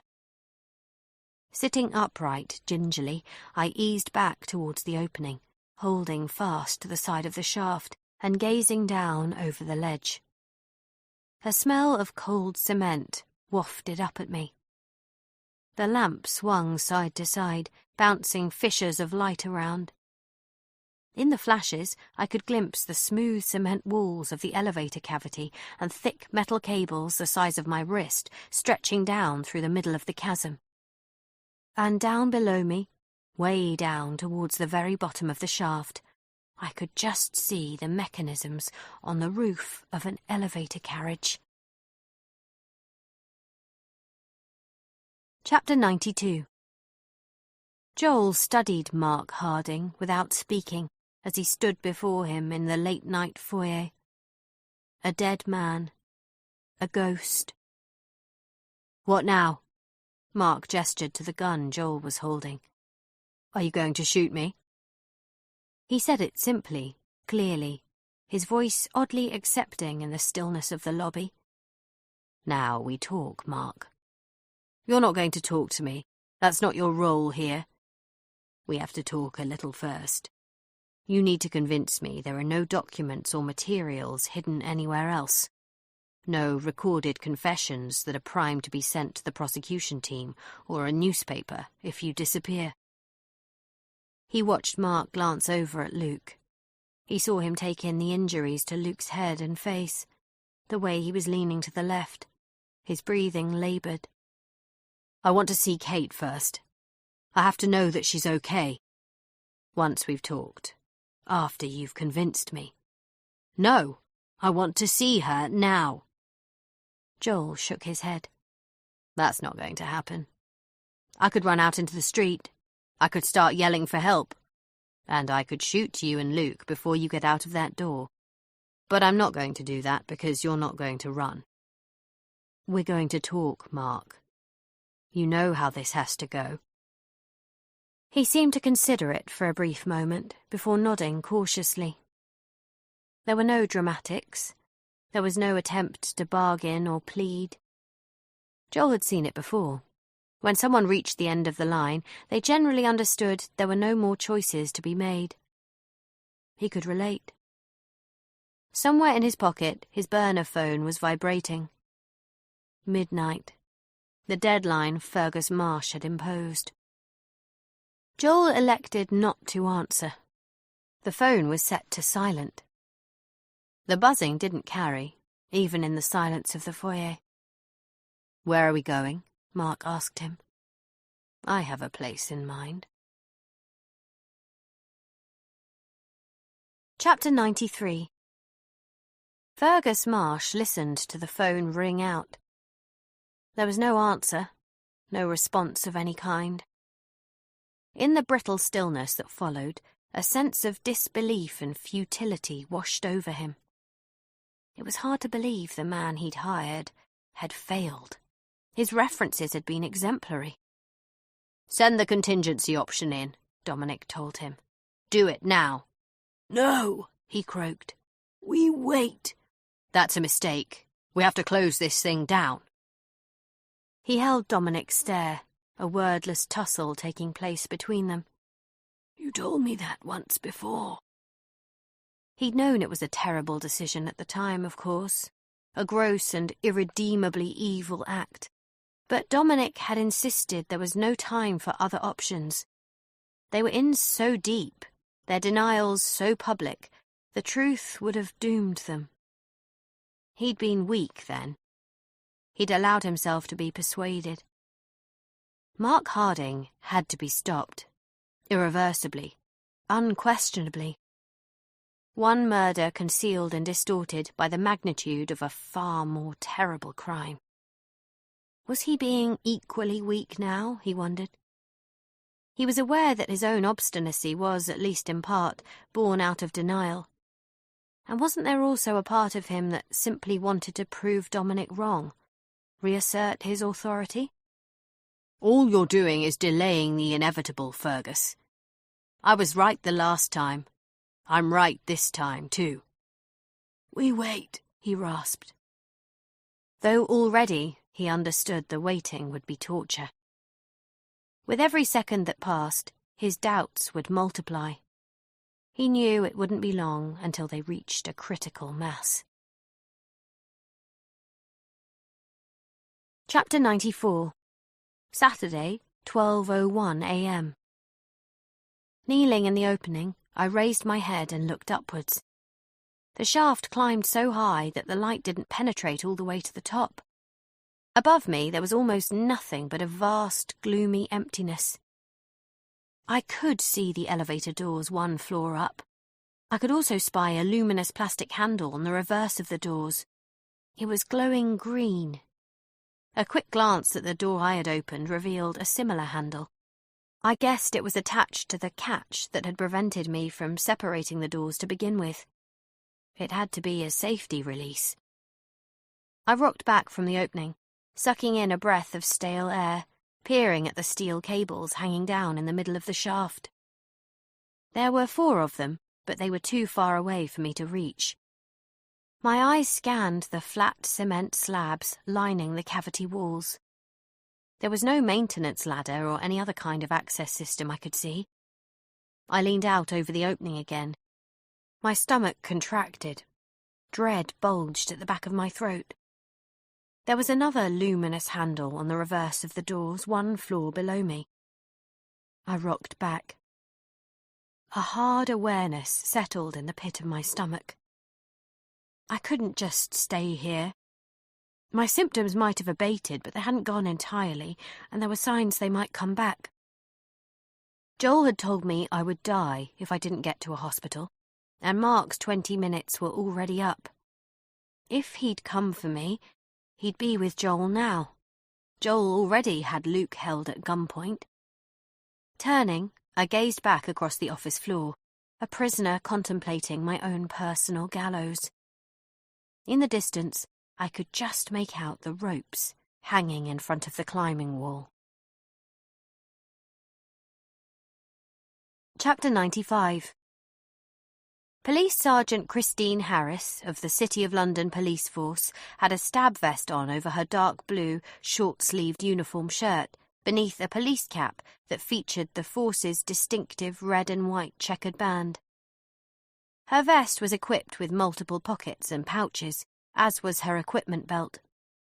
Between them they contained, among other items, her speed cuffs, her extendable baton, her incapacitant spray, taser, and police radio. Her colleagues in the armed response unit of the force were equipped with firearms, primarily for terrorist incidents. Harris was not. It was her police radio that burst into life now. "Control. Harris, go ahead. Christine, I need a favour." Harris cursed. Her partner on patrol, Constable Terry, a tall, gangling black man with an infuriating grin, chuckled next to her. They both recognised the dispatcher on the other end of the radio as Alan Potts.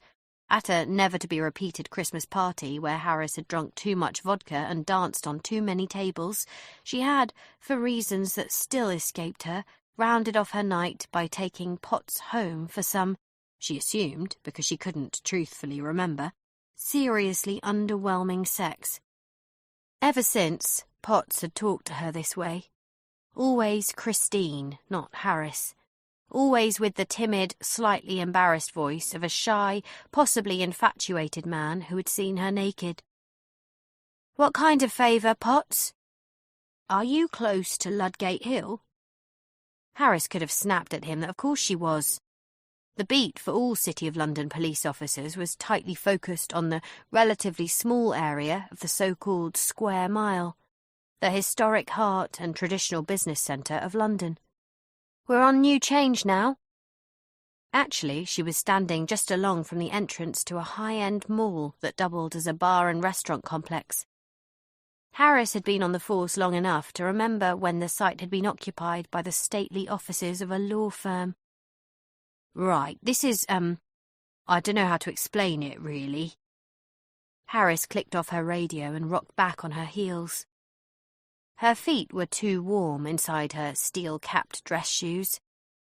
It had been a hot day, and even this late at night she could feel the day's warmth rising up from the pavement, bathing her hands. 7 hours until her shift was over. She wanted to get home, get showered, eat breakfast and sleep. Terry nudged her arm. "Is he asking you on a date, you think?" "Shut it!" "Christine," came the voice on the radio. She clicked the button to transmit. "Sergeant Harris." "Right. The thing is—" "Oh, Christ, just hurry up and get to it, Potts." Bad mistake. She immediately glared at Terry before he could work up some dumb crack about that. His eyes lit brightly all the same. She knew now what she'd hear from the others when she got back to the station later. "Just hurry up and get to it, Potts. Give it to me, Potts. A rather curious thing happened earlier, Christine.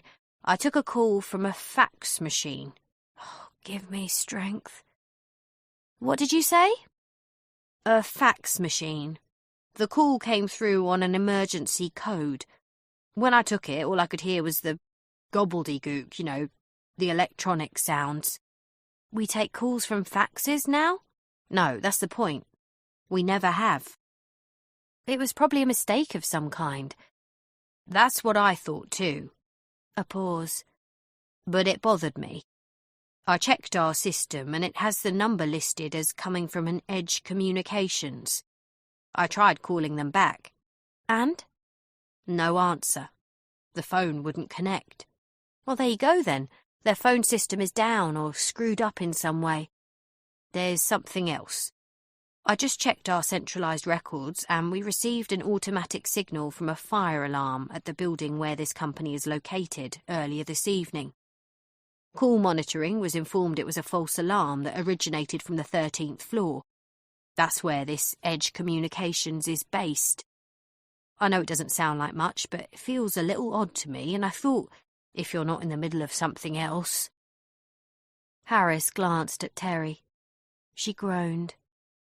You want us to check it out? If you could, just quickly, for... She cut him off before he could say, me. Where exactly is this Edge Communications? Close to you now. In the mirror.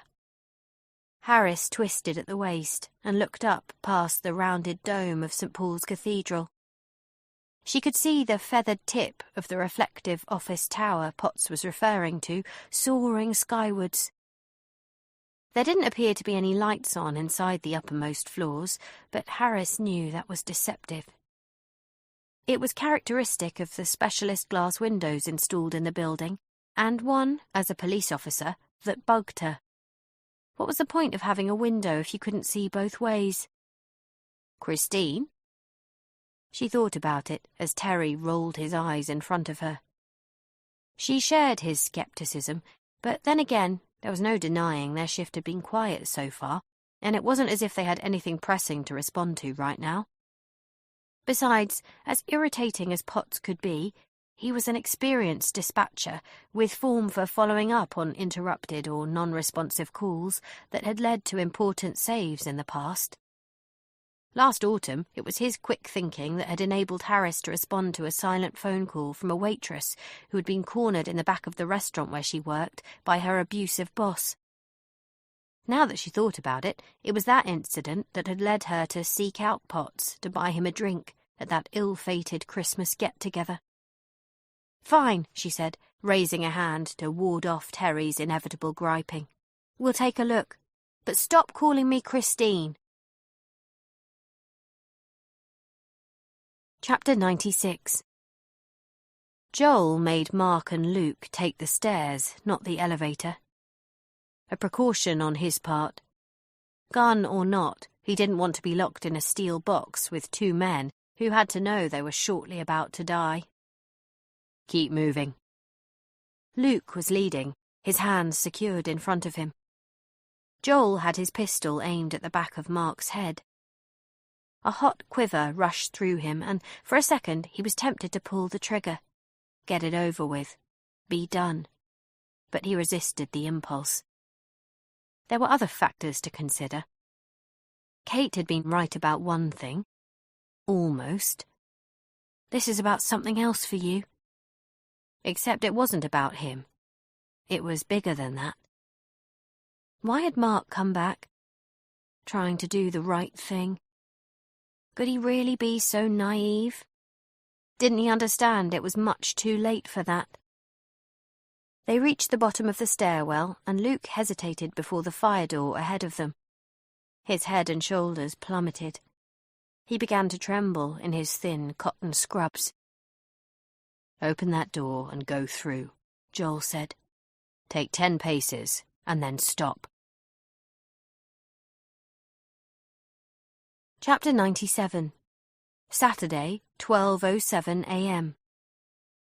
There were 2 harnesses suspended from the brightly patterned ropes hanging in front of the climbing wall. each equipped with a jangling collection of carabiners and belay devices. I tugged down on the rope attached to the harness closest to me, and the other end of the rope whipped through the pulley system overhead. There was a muffled clunk, and my head jerked up.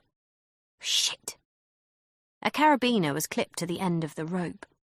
I hadn't taken it off, and now it was gummed up in the pulley embedded in the ceiling. As I gaped up at it, a sudden sharp pain ignited in my sinuses. My vision blurred and doubled. I froze. For a moment, I allowed my eyes to shut. I could feel the runaway tempo of my pulse in my eyelids. I pinched the bridge of my nose, holding my breath, trying to maintain a degree of control. Gradually, the pain dissipated. It didn't spread, but it was one more warning I didn't need. Snapping my eyes open, I reached for the second rope, bringing it towards me, my hands fumbling with a carabiner attached to the end. It took me several attempts to get it unscrewed and unclipped. As soon as I had it removed, I pulled sharply down on the rope and watched it spiral upwards, shuttle through the pulley and then clatter down next to me in a loose and heavy pile. I grabbed an armful of rope along with the harness and the carabiner and returned to the elevator shaft with the rest of the rope trailing behind. At the opening of the shaft, I gave myself a second to breathe. Then I stepped into the harness, heaving it up over my skirt, which bunched around my thighs and waist. It restricted my movement, so I unzipped my skirt a little, then secured the buckles on the harness, tightening any loose straps I could see. A short distance behind me was one of the exposed metal girders. I hurried towards it, adrenaline pushing me faster than I knew I should probably be going. But I couldn't think about my heart or how vulnerable it might be right now. I just needed to get to Luke and Mark. My mouth was tacky. Blood swarmed in my ears. I cast the end of the rope around the girder, gathering it clumsily from the other side. My vision blurred again. I stilled until it slid back into focus. There was a loop formed by a complicated knot at the end of the rope. I gripped it in my quaking palm and clipped the loose carabiner to it. With a halting breath, I then secured the carabiner to the rest of the rope and pulled it taut. It seemed like a relatively secure anchor, as secure as I could make it anyway, and I carried the rest of the rope back to the opening of the elevator shaft, unclipped it from one of the carabiners attached to my climbing harness, and tossed it over the side. I shuffled closer to the drop, clutching the lip of the opening and gazing down. In the angled slash of light from the suspended desk lamp, I could see the rope dangling a few meters below the luminous safety release handle on the elevator doors, one floor down. Picking up a fistful of the rope from the floor, I formed a loop in it and jammed it through the belay device, attaching the belay and the rope to the carabiner I'd just released, then securing everything to my harness and tightening the screw on the carabiner. Was that right? Maybe. I could just about remember how we'd been taught to do it for the Marshjet charity abseil. Back then, we'd had instructors with us. I'd had Mark next to me. Everything had been checked and double-checked, and it had still been nerve-wracking. Tears flooded my eyes. If I got this wrong... Enough, I murmured. Stop. Before the doubts and the terror could fully clamp down on me, I sat on the edge of the cavity, my bare feet hanging over the abyss. The swirl of vertigo taunted me. Cool air swirled up from below, lifting my hair. I placed my palms flat on either side of me. I was shaking all over as I shifted around onto my belly and grasped the rope above and below the belay. With tears streaming down my face, I began to lower myself. Chapter 98. Shouldn't there be someone on duty behind the front desk? Police Sergeant Christine Harris leaned back from the sleek wall of glass in front of her as she considered her partner's question. She rattled the locked door to the side of the revolving glass entranceway. She didn't know why. Frustration, mostly. She hadn't truly expected to find anything untoward here when Potts had asked them to take a look. Now?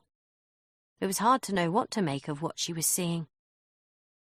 Inside, concealed lighting illuminated the luxurious lobby. Harris could see acres of polished stone flooring and what appeared to be an indoor waterfall. Overhead, glass mezzanine walkways bisected the atrium. She knew it was supposed to be impressive, and in a way it was, but it also struck her as a bit, well, crass. Which was not to say Terry didn't have a point. "Seriously," he said, "a building this size, this prominent, no way do they leave it unattended overnight." "A security guard could be doing a sweep of the floors. They probably have a set schedule." "What if a courier arrives? Or someone orders a takeaway food delivery?" "Then the delivery rider would have an order number to call. Same thing with the courier." "So how do you want to play it?" Harris stepped back further, her hands alighting on her baton. They could wait, she supposed. Odds were Terry was right. This late on a workday, even a Friday, there were takeaway food deliveries all over the city. And Harris had seen enough of life in the square mile to know that an office worker might come down in the elevators to leave, or arrive outside the building at any moment. "Try the intercom again," she said. "Seriously? Humour me." Terry sighed and pressed the steel-plated button set into the granite wall next to him, triggering a loud, rasping noise. He arched an eyebrow and stared back at her as he held the button down. But there was nobody behind the front desk to answer the call. And, okay, maybe it was possible some work-shy security guard was taking a nap behind the closed door around the back of the front desk, but nobody could ignore the intercom for this long if they were close by, and they'd already tried phoning the main number for the building twice. "Do you want to check the rear entrance?" Terry asked. Again, Harris didn't think it would lead to anything, but she was about to tell him maybe they should take a quick look when she got another burst of static on her radio. "Control?" It was a woman's voice this time. "We have reports of a suspicious vehicle parked on Cheapside, close to St. Paul's Station." Harris pressed her thumb down on the button to transmit and shared a pensive look with Terry. They took calls to investigate suspicious vehicles every shift. It was nearly always nothing, but Harris, like every officer on the force, worked and lived with the awareness that another terrorist attack on the city could come at any moment, in any way. Weekend nights were as dangerous a time as any other. "On it." She turned and began jogging across the street, holding her radio steady against her vest. They could cut through Paternoster Square, be on the scene in under 5 minutes. But that didn't mean she'd forgotten about 55 Ludgate Hill. It was like Terry had said, there really should have been someone on duty behind the front desk. "Control, can you transfer me to Potts?" she asked as she ran. "Negative, he's on another call." "Then give him a message for me. Tell him I need a number for 55 Ludgate Hill, and I don't mean the number for the front desk, we've been trying that. I want to speak to the owners of the building." Chapter 99. Saturday, 12:13 a.m. Panic hit me 1 metre down the shaft. My arms felt deadened and weak. The bandage on my hand allowed the rope to slip too quickly through the belay device. I slammed against the cement lining of the cavity. My feet flailed for grip. I somehow managed to stop myself from tumbling further, clinging to the rope, my toes crunched against the interior wall. I pressed my forehead against the rope. I could see the whites of my knuckles in the dim. My fingers burned. The rope slipped some more. I shrieked and looked down, my feet fluttering beneath me. Mistake. The end of the rope dangled precariously below me, and after that there was nothing for hundreds of metres. A creak from above. I glanced up. My heart pounded. Was the rope chafing against the ledge, Maybe the carabiner was about to fail. I had to keep going. There was no way I could pull myself back up now. I didn't have the grip, or the strength, or the time. "Move, Kate," I hissed to myself. I trembled violently as I resumed my awkward walk down the wall, the rope chafing the skin of my hands. My knees quaked. My toes curled into claws. I steadied myself, swallowed, and repeated. I thought about Mark to try to block out the terror. I thought of his voice on the phone and how amazing it was that he was alive. Then I thought about the lies he'd told, how he'd let me think he was dead for 15 months. A hot anger surfaced. I loved him, but in that moment, I hated him too. And then I thought of Luke, the blank fear in his face when he'd looked out at me from the elevator, and the bile rose into my mouth. "Move," I repeated. "Keep moving." My foot slipped again. I screamed and clung desperately to the rope. I kicked out with my legs. I spun and twisted. I got myself under control. I continued on. Inch by awful inch, the rope scuffing through the belay device until I neared the opening just above the reverse of the metal doors below me. My toes were skimming the edge of the cavity. The luminous release catch was another metre or so down. Tiny tremors passed through the rope. Whining with the exertion, I lowered myself further. Now my body was about halfway down the uppermost elevator door. Tightening my grip on the lower part of the rope, I snatched my other hand away and grasped for the luminous handle. I missed, twisted. My hip and upper body banged against the elevator doors. I tried again, missed again. Panic beat like a drum inside my head. I re-gripped the rope with both hands, the harness digging into my hips and thighs. I glanced down. Dread choked me. I was afraid to remove both hands from the rope again, but my right foot was close to the release catch. If I could just reach it, then maybe I could knock it to one side. I stretched. I kicked out. Nothing. I was still a few centimetres shy. I clenched my teeth and fed a little more rope through the belay. My body twisted around to face the wrong way. A weightlessness formed in my stomach. My arms shook and almost gave out. My elbow was still weak and unstable from the way Joel had bent it earlier. The joint screamed. I kicked and flailed and turned myself back around until I was facing the elevator doors again.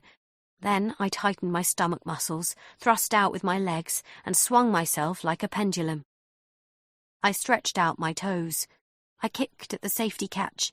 It flicked to one side. The doors parted slightly. A gap of light bloomed between them. I shrieked and forced my toes into the crack, then my feet, separating my legs in a scissor movement. The doors opened further, not all the way, but perhaps just enough. My upper body was twisting again, tipping backwards. I struggled against gravity, writhing in the opposite direction, while I squeezed my legs even further over the lower elevator door. I could only keep one leg all the way through. My other leg flapped clear until I was straddling the door as if I was riding a horse. No! My strength went. My hands slipped. The rope whipped through the belay. I flung myself forwards, ducking my head. My forehead glanced off the upper elevator door as my weight bore down on the lower door, shunting it downwards. I slammed forwards onto unfinished cement, bashing my chin and hands and knees, scrabbling for grip. I lay there, hardly daring to move, as if I was stranded and spread-eagled in the middle of a frozen lake. I was trembling all over, bucking with spasms of disbelief and fear. My heart was beating so wildly that it kept pushing me up off the ground. All around me I could hear a deep, machine-like whirring. The air was as warm as the womb. I raised my head. I saw metal ducting and electricity panels. I saw curved aluminium panelling and giant humming machines. And further back, I saw something else. Maggie? Chapter 100. Joel stood in the taut silence of the parking garage with his eyes on Luke, his gun on Mark. Both men were kneeling on the ground a short distance in front of him, a safe distance from each other. Luke had his head down and his wrists secured in front of him, almost as if he was praying. Joel had told Mark to sit on his hands. "You don't have to do this," Luke said to him. Joel hated when people said that, as if anything in life was really, when it came down to it, a choice. That was the great fallacy of lying.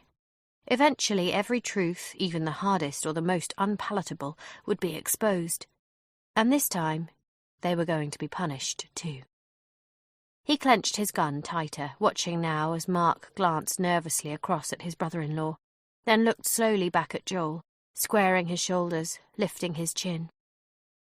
Perhaps, being older, he felt an onus to step up. More likely, he was aware that his own actions were what had got them both into this situation. Or maybe he sensed how much this mattered to Joel. "You said you wanted to talk," Mark said to him. "Let's talk." "Okay, Mark." Joel's lip curled as he adjusted the aim of his gun to the centre mass of Mark's body. "Let's." Chapter 101. Saturday, 12:18 a.m. After loosening the harness and untangling it from my legs, I hurried forwards and took Maggie's face in my hands. Her skin was hot and damp. She was slumped on the floor. "Oh God, Maggie, are you okay?" She moaned at me. The silver duct tape that was preventing her from talking was glistening wet. I picked desperately at the end with my nail. "This is going to hurt." She nodded, her eyes pleading with me to hurry. I felt weak all over, shivery with exhaustion. My grip was strangely numb as I ripped the tape free. Maggie inhaled in a gasping gulp. "My hands," she grimaced. "Please, I can't feel them." I leaned sideways, looked behind her. Her wrists had been bound together behind a pipe. Joel had used the same silver duct tape that he'd applied across her mouth, wrapping it over and over. Her fingers were pale and bloated. The flesh on her lower arms was engorged, almost purple. It would take me too long to unpeel the tape. "I'm going to need a knife or... over there!" Maggie motioned with her chin to a scrap of metal that was protruding from under the base of what appeared to be an industrial-sized cooling unit. There was a motor or a fan rumbling inside. Hot air was wafting from the exhaust, bathing Maggie's body in the cloying heat. I crawled forwards, stretched for the piece of metal, lifted it in my hands. I was sweating so profusely I nearly dropped it. "Hurry, Kate! Let me try." I crawled back behind her, wiping clammy perspiration from my face, and then picking and sawing at the tape. Beads of sweat formed on my brow and dropped and splashed on the ground. I was aware that time was running short, so I started hacking at the tape, heedless, nicking Maggie's skin. She winced. "What happened to you?" "Same thing as you, Joel." "Why?" I shook my head. "We don't have time for that." The tape began to loosen. I scrabbled at it with my nails. Maggie groaned in pain as the tape suddenly released. She tried to pull her arms forwards, but shouted in agony instead. "It's okay," I said. "Here." I gently lifted her arms onto her lap, then looked all around me, scouting out which way we should go, shying from looking back at the elevator shaft. I wanted to move as soon as possible, but I couldn't just leave Maggie here alone. She bared her teeth and swore as she flexed her fingers in tiny degrees. "Hurts," she told me. "I'm sorry. I didn't think anyone was coming. We need to move you, get away from here. Do you know where he is?" Her eyes widened in panic. "No. Do you?" "He has my brother. My husband, I think. What? I went to help her to her feet, and my eyesight blurred again. Tiny fissures of pain crackled through my chest. No, not now. I released her, wrapping my arms around myself. My hearing grew muffled. My temperature soared, my scalp prickling with heat. I rocked, stamping my feet. Kate, what is it? Maggie levered herself up from her knees with a grunt of exertion. Kate? I'm okay, I told her. I squeezed myself tighter, willing it to be true, urging the pain not to spread and paralyze me again. Have you called the police? Maggie asked me. I shook my head, screwed my eyes tightly shut. No, we need to find a working phone. He took mine away from me. I nodded, then opened my eyes carefully. I hoped if I didn't make any sudden moves, I might be okay. Can you walk? Can you? I have to get downstairs. I took one step forwards, wavered. In front of me, the wall to my side flipped down towards the floor like the page of a picture book being turned. Hold on, not yet.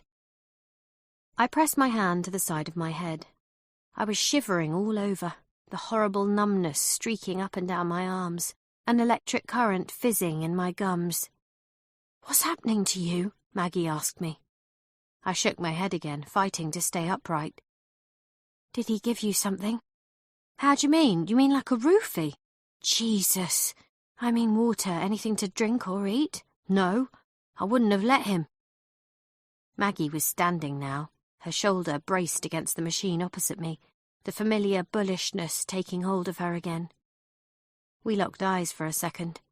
Both of us looked terrible. Both of us were grimly aware of it. How did he get you up here? I asked. Main elevators, they're this way. She pushed off from the machinery and laboured forwards, cradling her arms across her body. The sweat had stained her blouse all across her back. There were dirty scuff marks on her legs. I traipsed after her, my ankles tangling. The winding corridors between the humming pieces of equipment were confined and dim. It was as if we were threading our way through the bowels of a battleship. There, Maggie said, just ahead. The elevator bank was directly in front of us. The elevators were surrounded by exposed metal beams and loops of electrical wires. When we got closer, I could see that there were no call buttons, only a keyhole. They won't stop on this floor without an elevator key, I said, desperately turning in circles. I scanned the ceiling. Were there cameras here, too? Could Joel see us? Stairs! Maggie nudged me towards a fire exit door. We can try the elevators from the next floor down. Chapter 102. Sir Fergus could stand the wait no longer. They hadn't heard from Joel. His deadline had more than elapsed. A steel band of tension coiled around his skull, tightening remorselessly. His throat was aflame. Pivoting forwards in his chair, he dialed on speakerphone and heard the voicemail service pick up. Finally, Dominic murmured. Sir Fergus kept his head down as the beep sounded. You have my go-ahead, he wheezed. Clear this mess up. Chapter 103. Tell me about MarshJet, Joel said. What do you want to know? Mark asked him. Start with the toxic cabin air. That's complicated. Simplify it. Is this necessary? Luke asked. Joel ignored him, watching Mark closely for any signs he was about to embellish. At the same time, he was aware that Luke was sneaking glances his way, but he didn't believe either of them were a threat right now. He was also confident they wouldn't be disturbed. The parking bays were almost entirely empty. There was what looked like a modified electric golf cart in a corner to his left, close to the service elevator. The only other vehicle was his rental Audi. MarshJet's planes are unsafe, Mark began.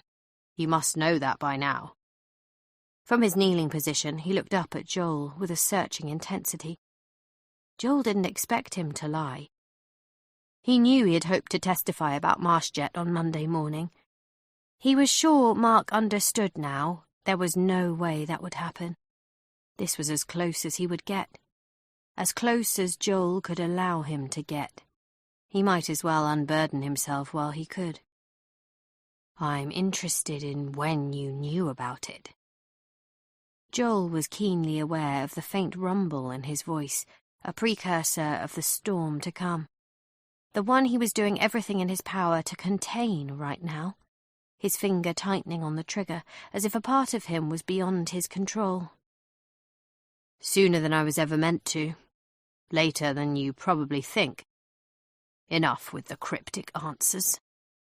He could see Mark looking at him curiously as his words faded away across the echoing asphalt.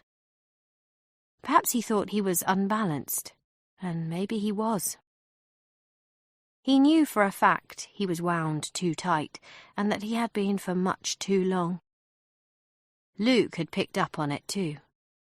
"Just tell him what he wants to know," he hissed at Mark. "Okay." Mark stared at Joel. "I knew for sure about a week before I ran." "Not before?" "No." "How come?"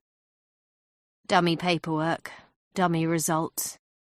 The air monitoring reports from all our planes were rigged with fake data. The regulators signed off on false information." There it was, the confirmation he needed. Part of it, anyway. But Joel wanted more. "How did you find out?" he asked. All the illnesses that were being reported by pilots and crew, it was hard not to be overwhelmed by it, and I was responsible for overseeing a lot of our designs. To begin with, I just wanted reassurance, I suppose, so I took a scheduled flight on one of our planes. I had an air monitoring kit in my hand luggage. The readings I got, they were off the chart. Dangerous. Even with basic equipment, I picked up readings of toxic gases that were way above safe levels. When I got back from that flight, I spoke to a tech guy on our IT team. I got him to go into our records, pull raw data from a number of different aircraft. We have sophisticated air monitoring systems installed. When I went through the figures, I found multiple instances of toxic fume events. "What is that?" Mark hesitated, a fresh question drifting across his face. "Why do you want so much detail?" "Get a gun of your own and you can ask the questions, Mark. Until then, you can answer mine." "Okay," Mark said carefully. "It can happen when what is known as bleed air is released from the engines during flight to help maintain cabin pressure. That's normal. What was abnormal was that according to the original data I was seeing, the cabin air was being contaminated with highly toxic levels of hydraulic fluids and engine oils." Joel's saliva pooled in his mouth, hot and thick. He swallowed, but afterwards his throat still felt bone dry. "Did you tell anyone?" he asked. "Yes." "Who?" Mark shuffled on his knees. A sign that he was about to deflect in some way, or that he was simply uncomfortable? Luke looked pointedly at him again, urging him on. Joel took a step closer. It would be so easy now to lash out with his gun, rake it across Mark's face. But if he started, then how would he stop? "I was going to report it to the board." The gun trembled in Joel's hand. "But I spoke to the CFO directly first instead. Dominic North." "That's right," Mark said levelly. He was watching Joel with that penetrating gaze again, like a chess player trying to gauge the moves his opponent had in mind. It was beginning to click together for Joel now. He had read profile pieces about how closely Sir Fergus worked with his longtime CFO. He suspected it was Dominic North who had spoken to him on the phone earlier. "He told me I must have made a mistake and not to go searching for issues where there weren't any. I told him that wasn't acceptable to me. Sir Fergus and the rest of the board had to be informed. We'd need to issue a statement while we carried out a full investigation. Ground the planes indefinitely, upgrade our engine and air filtering systems, put everything right. Joel's ears popped. His breathing was rapid and shallow. He kept his gaze locked on Mark as he nodded to the Audi. Like with a recall on a car. Right. I'm guessing it would have cost a lot of money. Money? Mark blew air through his lips. Millions for the refits, but that wasn't the real issue. What was the real issue? The compensation we'd be liable to pay. First, to the airlines for all the missed flights they'd have to contend with. Second, to their staff, whose health had been affected. There was more and more evidence of serious illnesses among crew who flew regularly on our planes. Severe headaches, chronic vertigo, nerve trouble, neurological damage and cognitive degeneration, loss of sight, cancer. The company had been arguing there was no connection between the quality of our cabin air and the acute health problems crew were reporting. The regulators and airlines backed us up. I believed that was correct, but all of it was built on a lie. The liability would be endless. It would be ruinous. Mark fell silent for a moment. He seemed chastened, reflective. When he spoke again, Joel could hear the bitterness in his voice. It made him wary. He knew only too well how easily emotion could colour the truth. Dominic asked me to sleep on it first. He said that if I still wanted to go ahead with all this, he'd back me up. He was lying to you. When I got to my car that night, there were 2 men waiting for me. Men not unlike you. They insisted I went for a drive with them. They showed me pictures of my daughter. Pictures of Kate. And you didn't warn them? Luke said sharply, sounding genuinely shocked. Mark appeared stung by the question, but Joel moved things along before they could be waylaid. That's when you decided to run? He pressed. Mark glanced at Luke, but Luke was too busy shaking his head in disapproval to look back. Joel wondered if he would have been so willing to help his brother-in-law if he'd known the full story, how much danger they were really all in. Not right away, no. That wasn't until I was in New York. So what changed? Mark looked at him in quiet defiance. Something changed, Joel pressed. All I'm asking is for you to tell me what it was. Why do you care? Because I want to know all of it. Because I want to hear it from you. I went back into our computer system. Mark's voice sounded hoarse, but not because he was whispering. It seemed to Joel as if this was one of the most difficult parts for him to reconcile himself to. I had print-offs of the fume data my IT source had recovered for me. Downloads of spreadsheets. But what I had was really only a snapshot. There was more. Only when I went back in, it was all gone. Everything had been wiped. And when I tried to contact my IT guy, he was gone too. He hadn't shown up for work. He hadn't called in sick. When I tried contacting him at home on his mobile, I couldn't get hold of him. It was like he'd disappeared. You were scared. Very. But more than that, I couldn't live with myself, with knowing what I knew and not doing anything about it. I'd got this letter, He looked away, composed himself. You start to think of all the thousands of people who crewed our planes. You start to think of how many of them had got sick and didn't know why, not for certain. It seemed to me that if I could join the dots, then, I don't know, maybe it would help the medical teams treating them, or at least the company could help to fund their care. He paused. My wife used to be a flight attendant. Thanks to me, she helped to tell people our planes were safe. Karma scared me, I suppose. I thought if I said nothing... He shook his head. I couldn't shake the idea that Kate might be one of the unlucky ones. My worst nightmare would be if Kate got ill. Chapter 104. Saturday, 12:29 a.m. I almost fell as I stepped out of the elevator into the lobby. It wasn't a faint. I didn't collapse. It was simply that my legs went from under me. I made a grab for Maggie, clinging to her shoulders to hold myself upright. She was crouched forward slightly, holding her arms against her sides. My vision was a mess. My pulse felt sticky. There was a raging thirst at the back of my throat. I couldn't see any sign of Joel, Mark, or Luke. I couldn't hear anything except the feverish backwash in my ears. "I don't think they're here," Maggie whispered. "Let's get out while we can." "No, wait." I motioned with my chin to the front desk, where the security team had been earlier. It was abandoned. There was no sign of Tony. "There are phones over there. We can call 999. And there's CCTV behind that door. I have to take a look at it." "That's a bad idea. I need you to get me there, Maggie. It's not safe."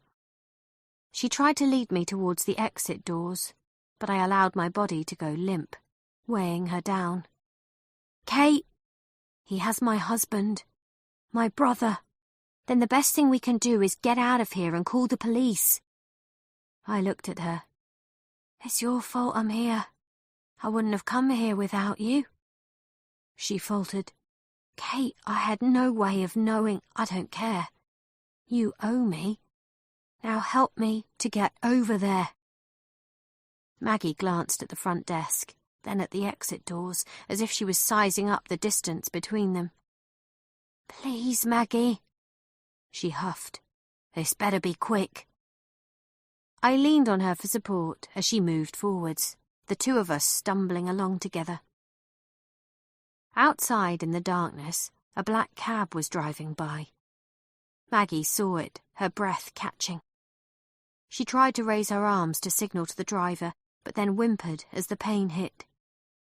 We both watched the taxi speed past. There was no one outside on the pavement. "Keep going," I urged her. She led me around behind the front desk and towards the back office. When we opened the door together, Maggie was the first to scream. Chapter 105. Police Sergeant Harris considered the hipster couple in front of her and tried, not entirely successfully, to conceal the weariness in her voice. "You need to find somewhere else to stay tonight. You can't sleep here." "For real?" This was from the guy with the deep V-neck t-shirt and the multiple bracelets around his wrists. The lean brunette pouting next to him looked insta-ready. Big eyes, trim hips. She probably existed on a diet of rice crackers and air. "Seriously, officer, we'll be out of here first thing in the AM. As soon as we bag some drone shots for our vlog, we'll be on our way."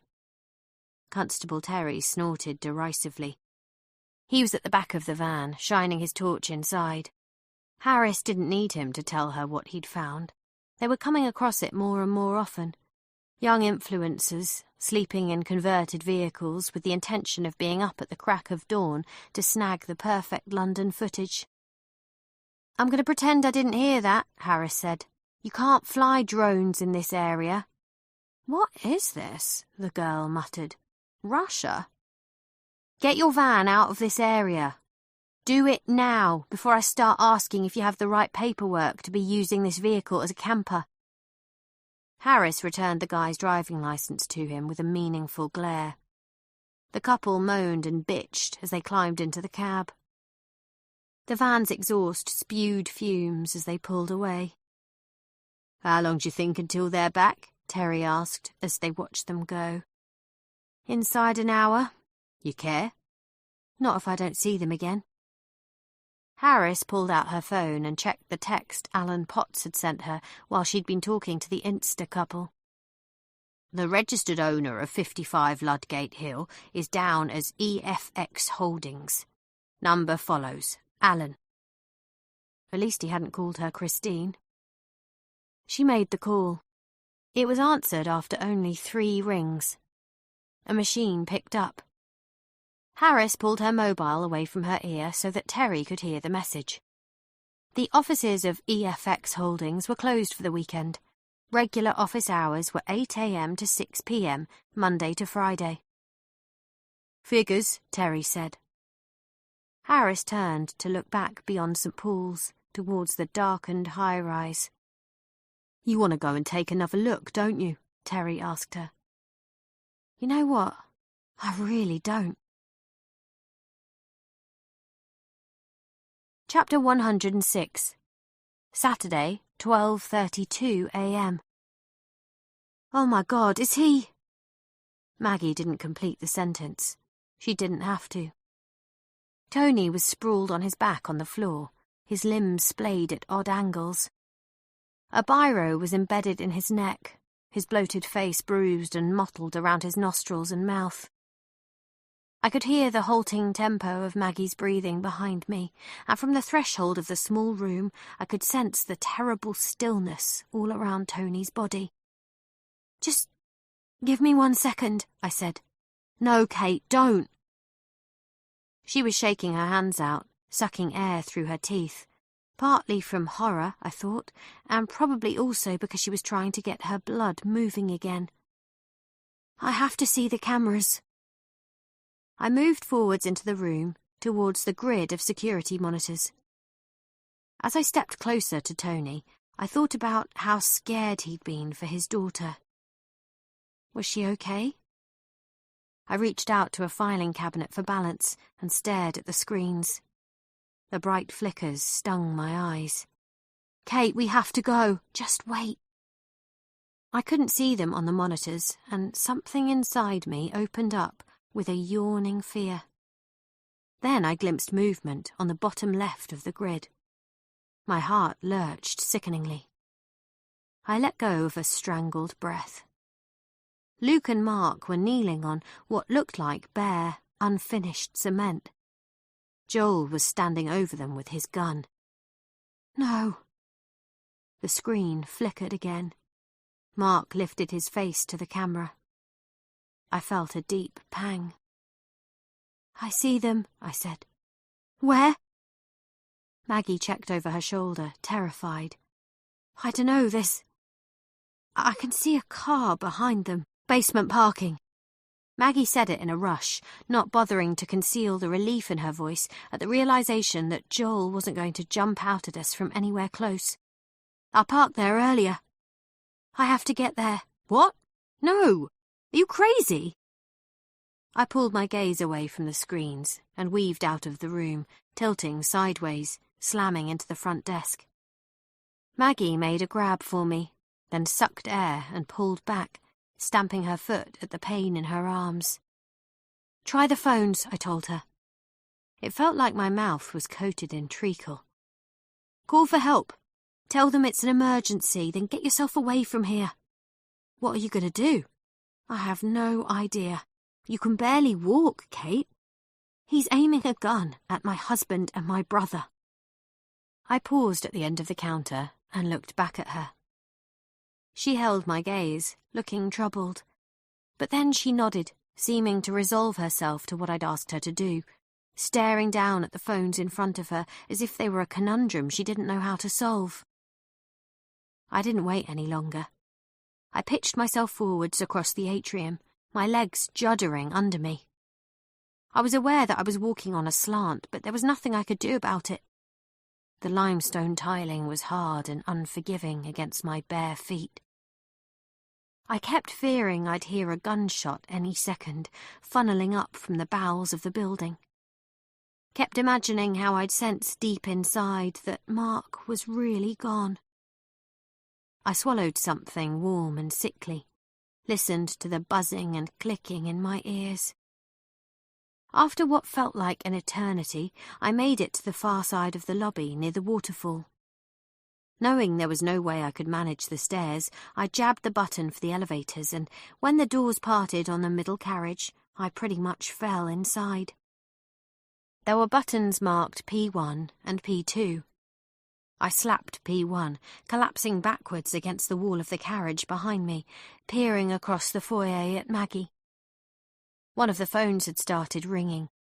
I saw her bare her teeth and use both hands to knock the receiver loose, then duck her head to talk as the elevator doors closed, and I began my descent. Chapter 107. The moment Kate was gone, Maggie immediately straightened her back, picked up the receiver, cleared her throat, and spoke clearly into the phone. 55 Ludgate Hill, front desk. How may I assist you? Her expression remained alert as she listened to the police officer on the end of the line.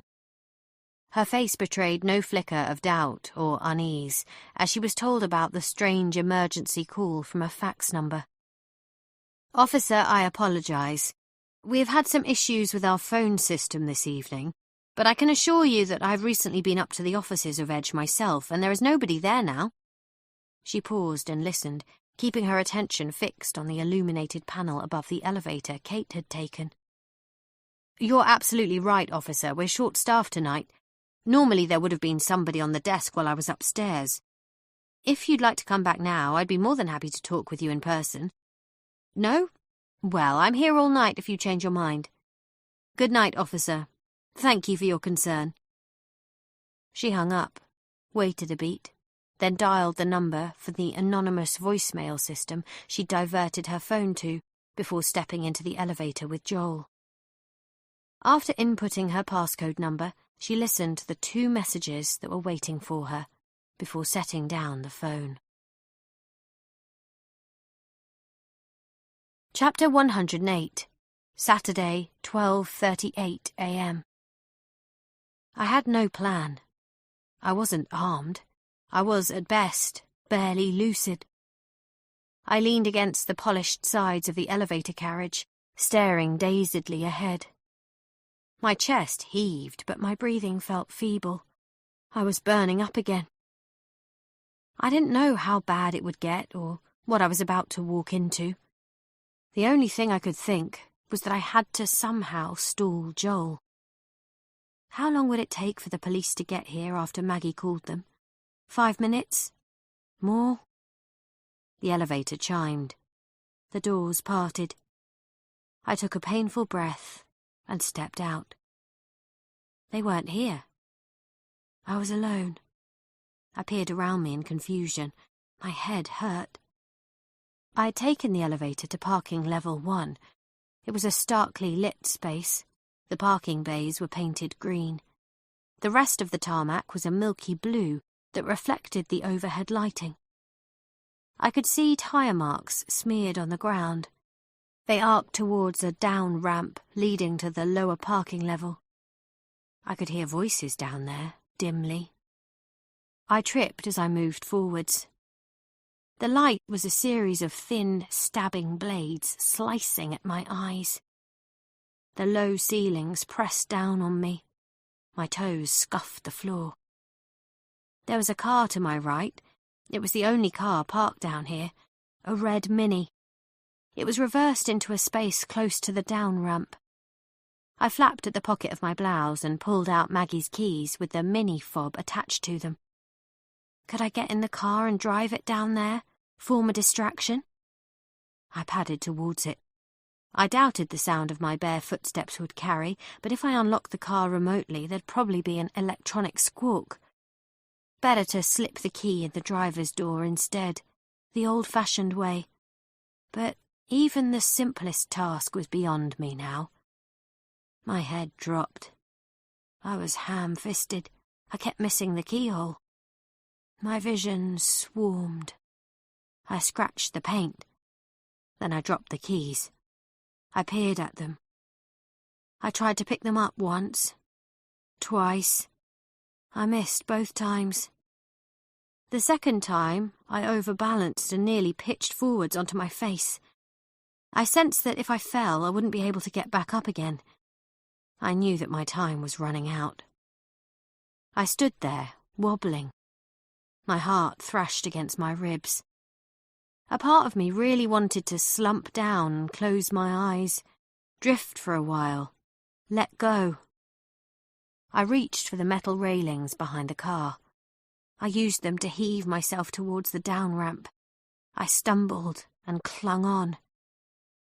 The air seemed to clog in my lungs as I tramped downwards, pressing my body into the railings, the voices I could hear gradually growing louder, clearer.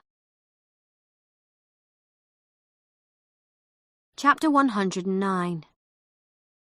The gun was getting heavier at the end of Joel's arm, tiny spasms working their way down towards his wrist. He adjusted his grip and reached his other hand inside his jacket. He took out a phone. "Please," Luke said, "you don't have to do this."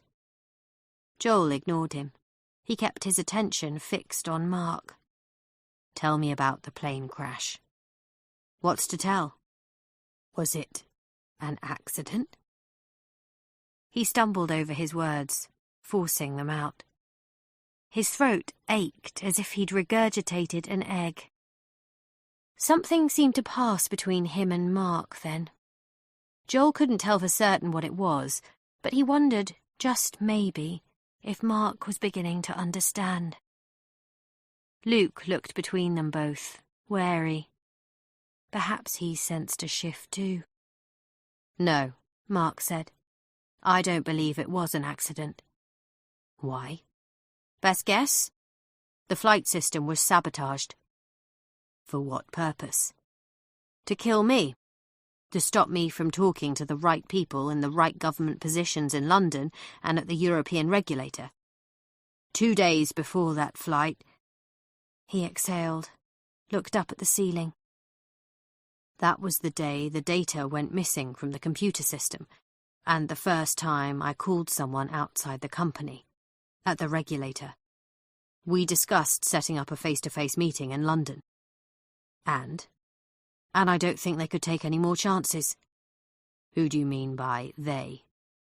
"Marshjet. I don't know who exactly. Dominic North, I'm guessing. Fergus. They must have had my phone bugged. Or it could be that the person I spoke with at the regulator tipped them off, but they must have sources in the prosecution team for this trial too, right? That explains why you're here. Back to the plane crash. Keep talking. I don't know what else you want to hear. I was already booked to fly home with some of the team from Marshjet. I was a threat. They couldn't allow me to land here and speak with the regulator in person, give them what I had, but if they stopped me from getting on that plane, their actions would raise questions of their own. Maybe a link would be drawn between our missing IT guy and me, or maybe 100 other things would come into play. They didn't have long to react. I like to believe that if they had, they would never have done something as terrible as they did." Joel grunted. He was tapping at the screen of his phone, pulling his gaze away intermittently. Luke was watching him closely, body tensing, as if he was thinking about making a move. "You boarded the plane?" "Yes." "Then why weren't you killed?" Mark shrugged. "I helped design that jet.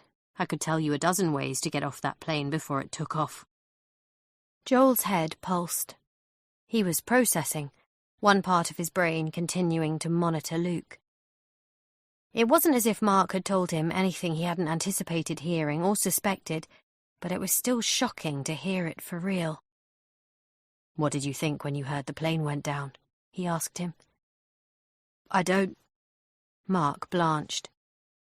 "I can't begin to say how awful that was. I'd no idea they would do that, go that far. All I wanted was to disappear for a while, cover my tracks. I thought that if I let a few weeks go by, I could get to the regulator then. If I had known..." His words trailed away, but he didn't look down. He stared back plainly, and Joel saw the pain and the guilt he lived with every day. "Colleagues of mine, good friends, were on that flight. All those poor people." "Kids, you didn't say anything," Joel cut in. "You didn't come forwards or talk or go to the press." Because I was scared. Because I didn't have proof that they sabotaged one of their own planes. I was waiting for the findings of the air accident investigation, and because the stakes were too high and it had to be safe first, I was afraid for Kate, my family. And the court case? Luke moved slightly, and this time Joel turned to him and shook his head, swinging his gun towards him by way of warning. He could shoot him right now. Mark was the one he wanted to hear from, but he didn't want to distract him. He needed to complete this. Go on, he told Mark. I knew I owed it to the people who died in that disaster to testify. To the crew who flew on our planes and got ill. To myself. My wife. I had to appear in court, raise enough questions so that everything could be looked at in the open. Nothing could be concealed. But I didn't know who to trust to get me there safely. I was wary about the prosecution team after what had happened with my approach to the regulator. I was afraid they might be compromised. Same thing with the press, the police. There was no one I could trust. Joel stared at him. He was conscious of a deep and penetrating coldness spreading out from within. It seemed to him that Mark had given him everything he needed now. There was really only one last thing to do. 2 things I need you to know, he said, pointing his gun back towards Mark, waves of nauseating heat pulsing out from his chest, flushing his neck. You were never getting to that courtroom. Your evidence was never going to be heard. One way or another they would have stopped you. Dominic North. Fergus Marsh. Marsh was here with me earlier, by the way. I'm pretty sure there are witnesses to that. CCTV. He hired me to take your wife prisoner and interrogate her. To kill you. And I took the job gladly.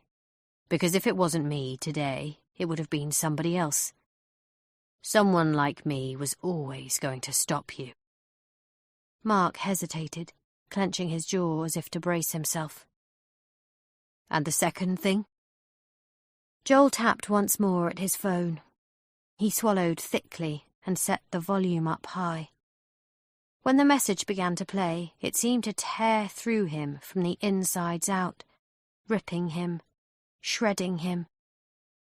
It was a message he'd listened to almost daily, but it never lost its power to wound him. It had been that way for 15 long months. In the background there were screams, a high-pitched engine drone, a sequence of thumping, bumping, clashing sounds. And then a woman's voice, panicked, distressed, saying, Joel, honey, I don't know if you can... Our plane is in trouble. I wish I could talk to you right now. I love you, Joel, I love you. I'm sorry. Oh my God, Chapter 110. Saturday, 12:45 a.m.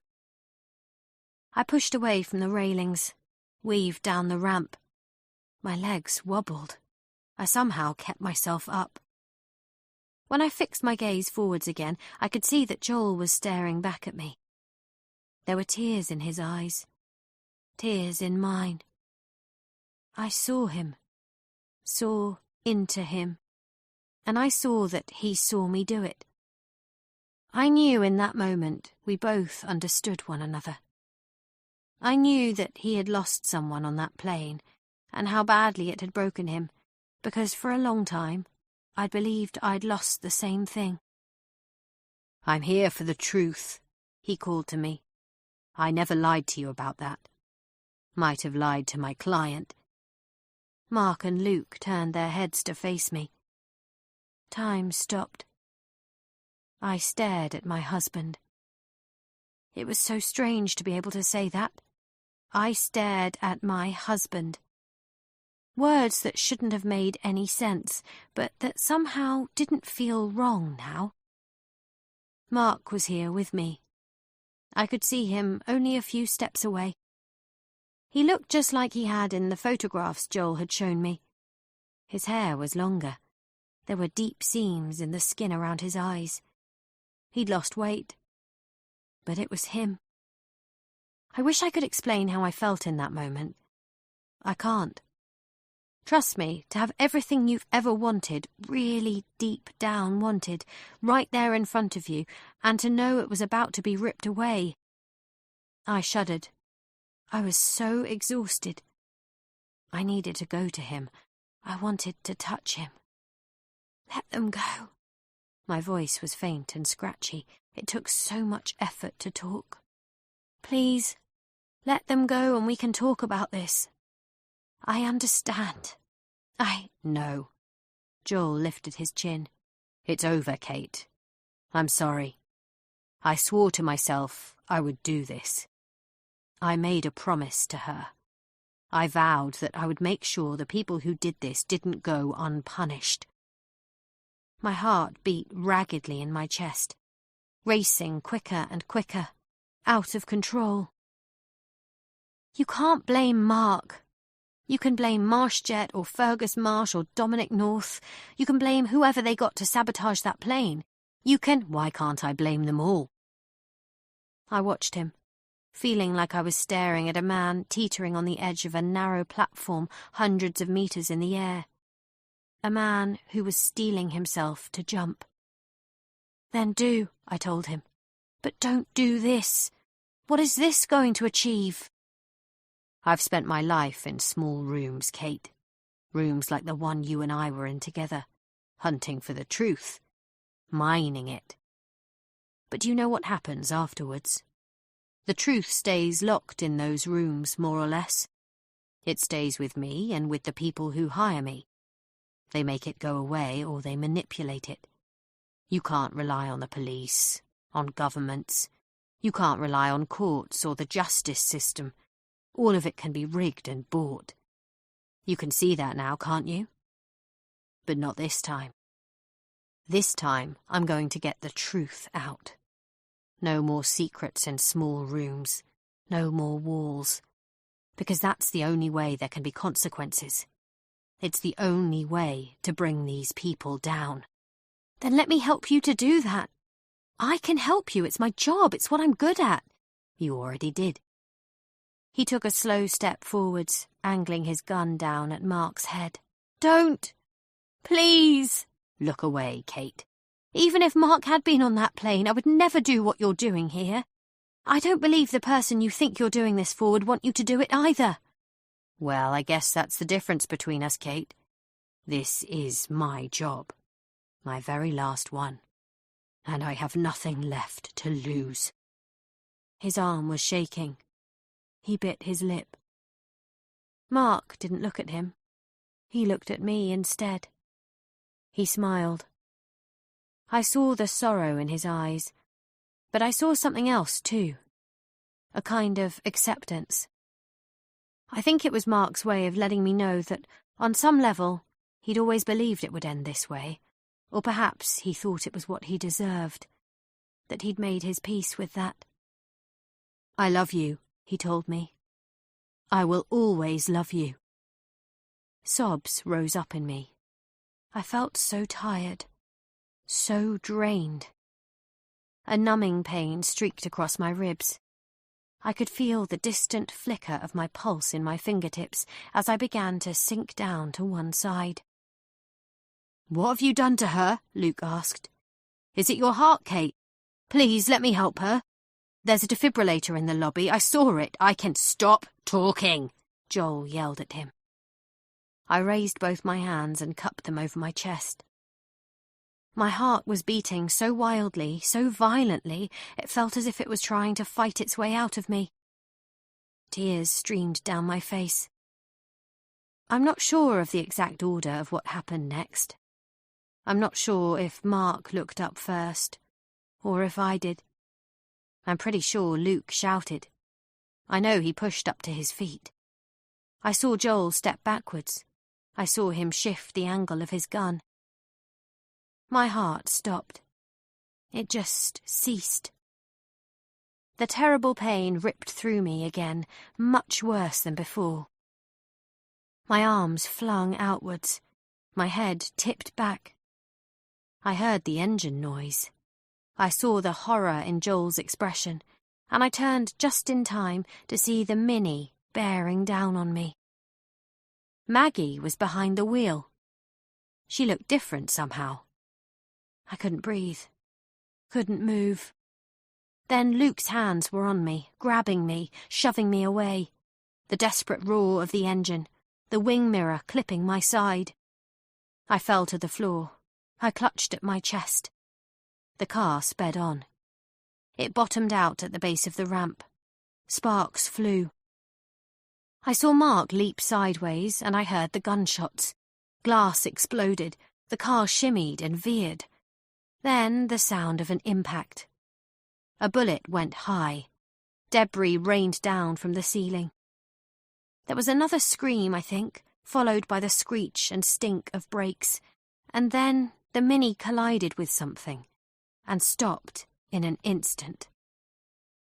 I listened in the warped silence that followed. I could hear a hissing sound, a ticking of metal, the splashing of liquid hitting the floor.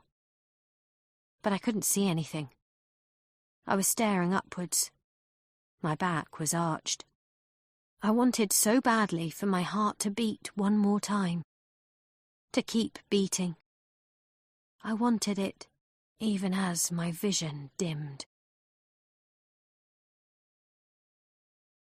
Chapter 111. The rest came to me in snatches.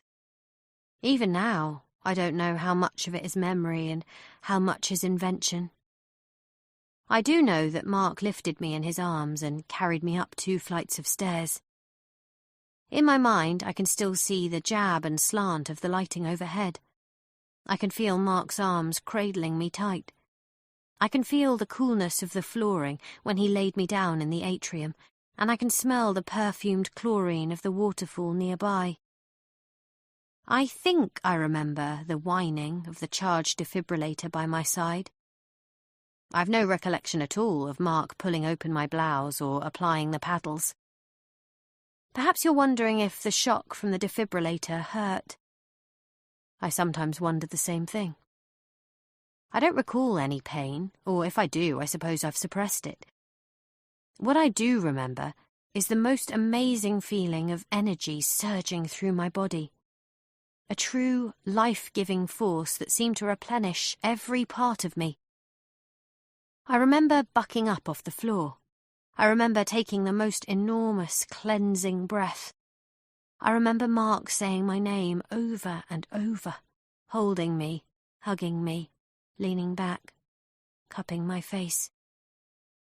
That was when we heard footsteps. They were halting and scuffed. They drew nearer. Mark's arms tensed around me as Maggie appeared. Her hair was mussed. There were glass fragments on her shoulders. A line of blood trickled down from the corner of her mouth across her chin. She had Joel's gun in her hand. I could tell from the assured way she was holding it that it wasn't the first time she had held a gun. She stared at me flatly for several long seconds, then raised the gun and pointed it at Mark. In that moment, I knew and understood several things all at once. I knew that Maggie was not who she'd appeared to be. I remembered what Joel had said to me about how other people would have been hired in case he failed, and how merciless they would be in finishing what he'd started. I realised he'd been mistaken about only one thing. The backup Sir Fergus Marsh had arranged was not some shadowy assassin waiting in the wings to be notified if and when they were needed. It was Maggie, and she'd been part of this from the very beginning. If I'd somehow got away from Joel, if I'd made it out of the building, she would have been there waiting for me. I wouldn't have suspected a thing. She didn't move closer. She was close enough already. Any nearer, and she must have known that Mark would try to stop her. She gazed down past the gun at him. There was nothing at all in her expression, except a cold, ruthless resolve.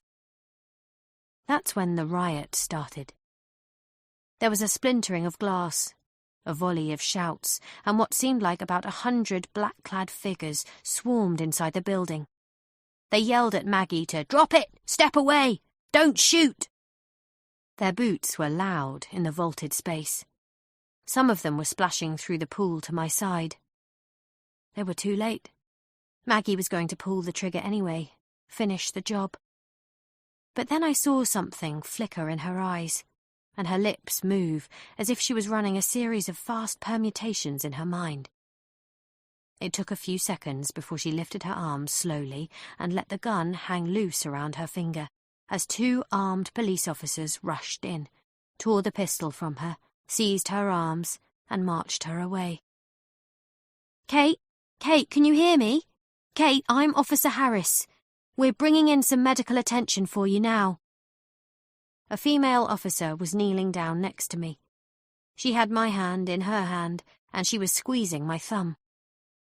Behind her, a tall black officer let go of a low whistle, staring at the scene that surrounded him. How did you find me? You sent a fax, the officer told me. To your bosses? Their machine ran out of paper. One of them heard it making beeping noises when they got home tonight. They found your message and called us. And, well, let's just say it connected to a few other anomalies we've been dealing with here. I sank backwards into Mark's arms. I looked up at his face. My fingers were twisted in his shirt. I was holding on to him still. I didn't ever want to have to let him go again. Where's Luke? I asked him. And that's when I saw the darkness cross Mark's face, and the dread swept back in again. Chapter 112. It was late the following morning when Officer Harris ventured into my hospital room. Luke had been taken to St. Thomas's for emergency surgery for a gunshot to the head. I knew the prognosis was dire, but I tried to take it as a good omen that he was being operated on in the same hospital where he worked. Everyone kept telling me that the surgical team would do everything they could. Harris hesitated with her police hat under her arm. I was alone and exhausted, lying in bed with a heart rate monitor beeping beside me and a network of tubes running in and out of my body, flushing the toxins that Joel had poisoned me with from my system. Mark had wanted to be with me, but the detectives who'd appeared on the scene at 55 Ludgate Hill had insisted he go with them to answer their questions. I felt oddly relieved about that. I don't know how to explain it. I'd spent so long wishing and dreaming I could see him again, and now I no longer knew if I could. "How is your brother doing?" Harris asked.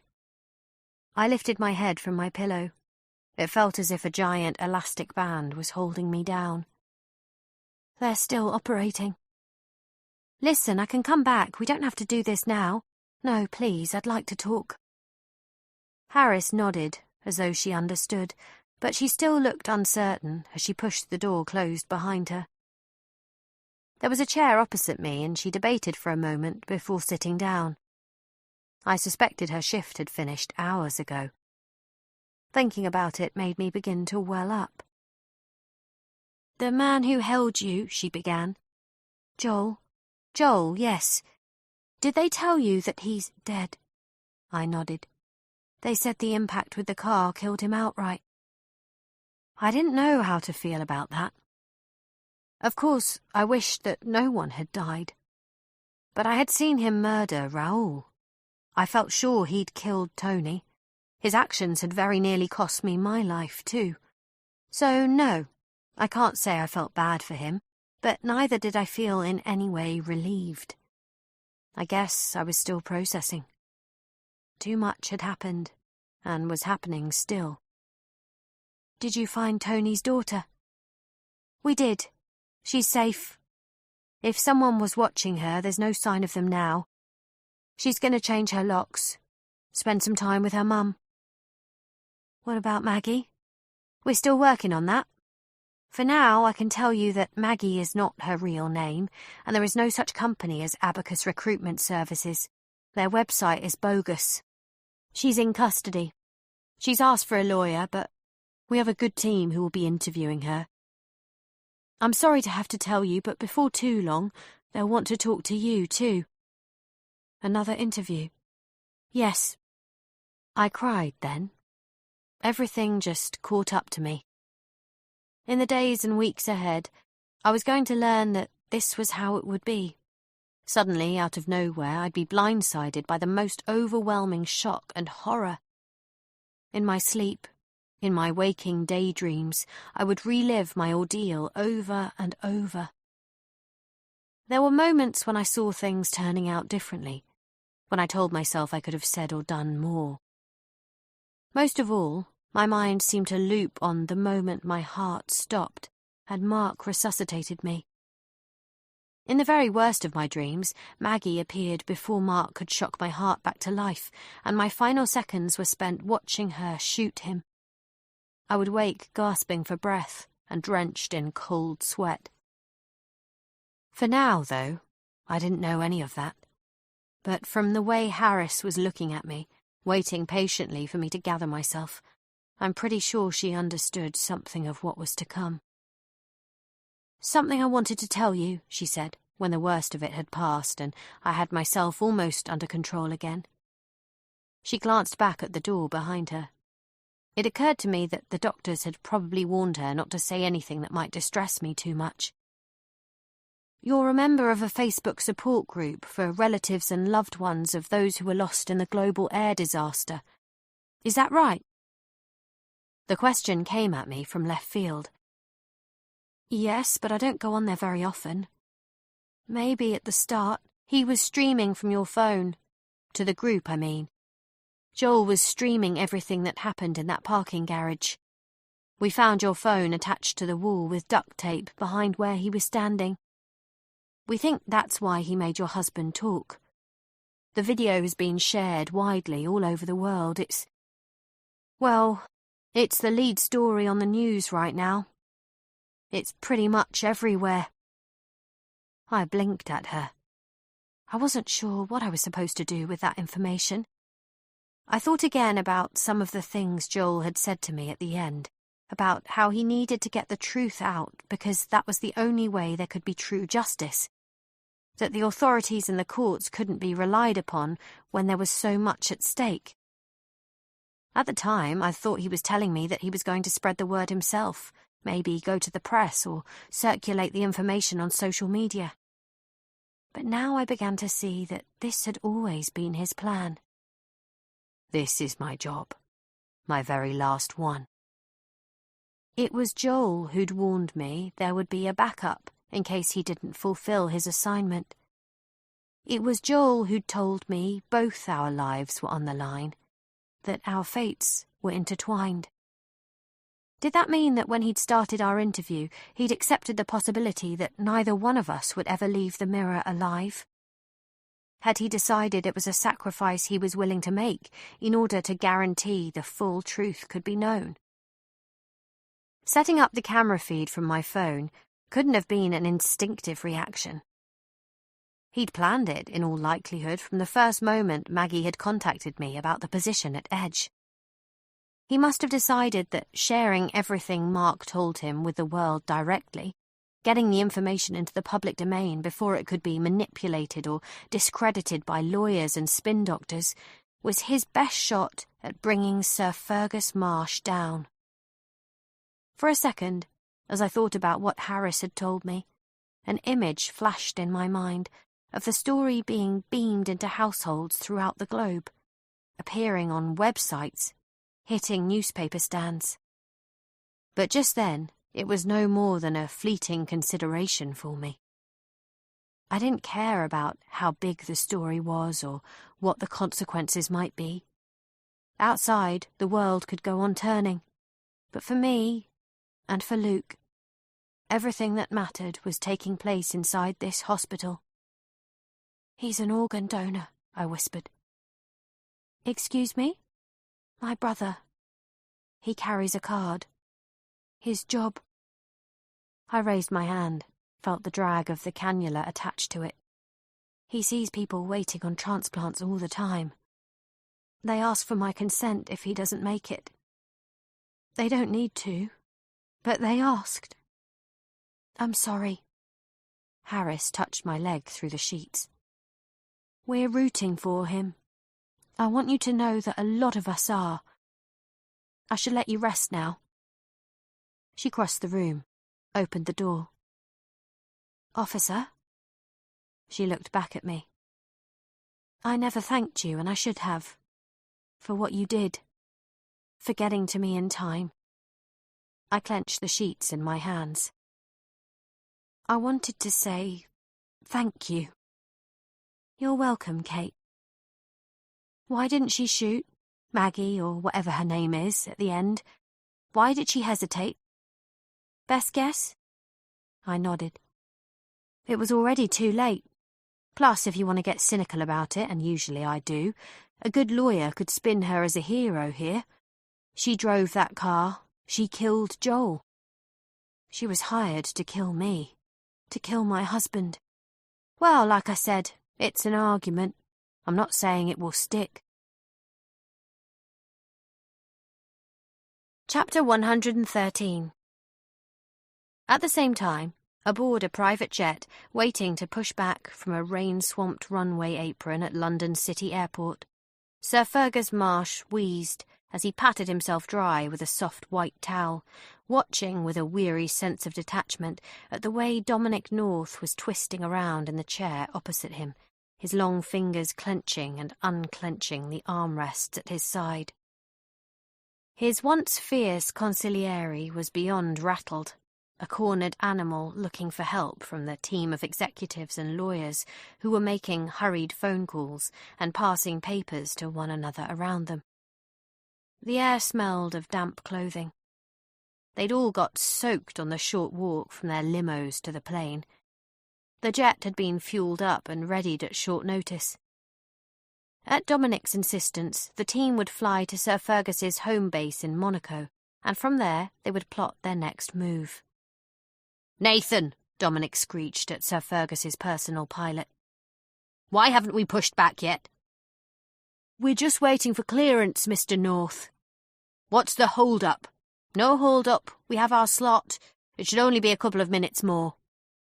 Sir Fergus remained aloof, silent. A powerful feeling of fatalism had fallen over him in the past half hour, of debts coming due. 15 months ago, he'd allowed Dominic to persuade him that they risked losing everything if he didn't act and approve his plan to cripple one of their jets. Now he could see that he would lose so much more. Ducking low, he peered out of the rain-streaked window beside him.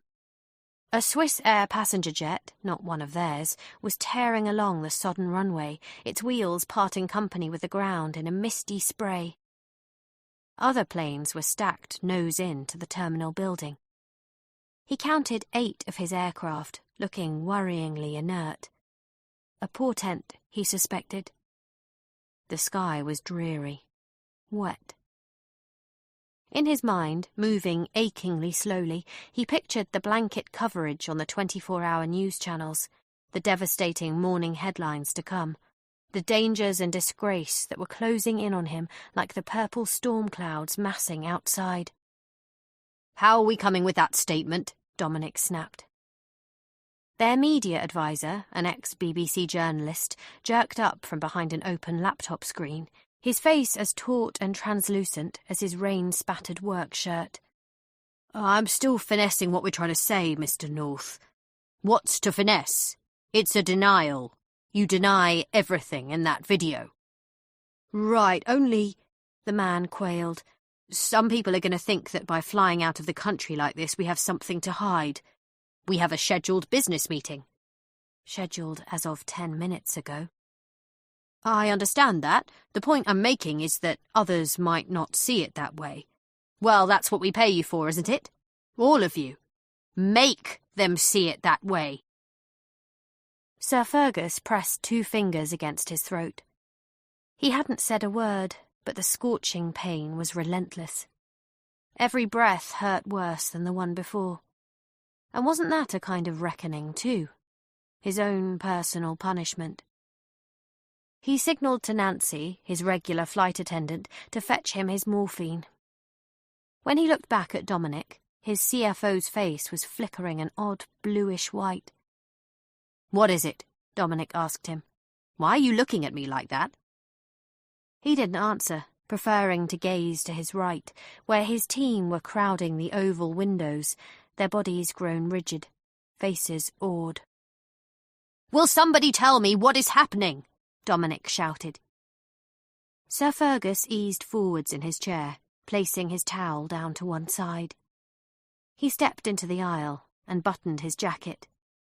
"What are you doing?" Dominic asked him.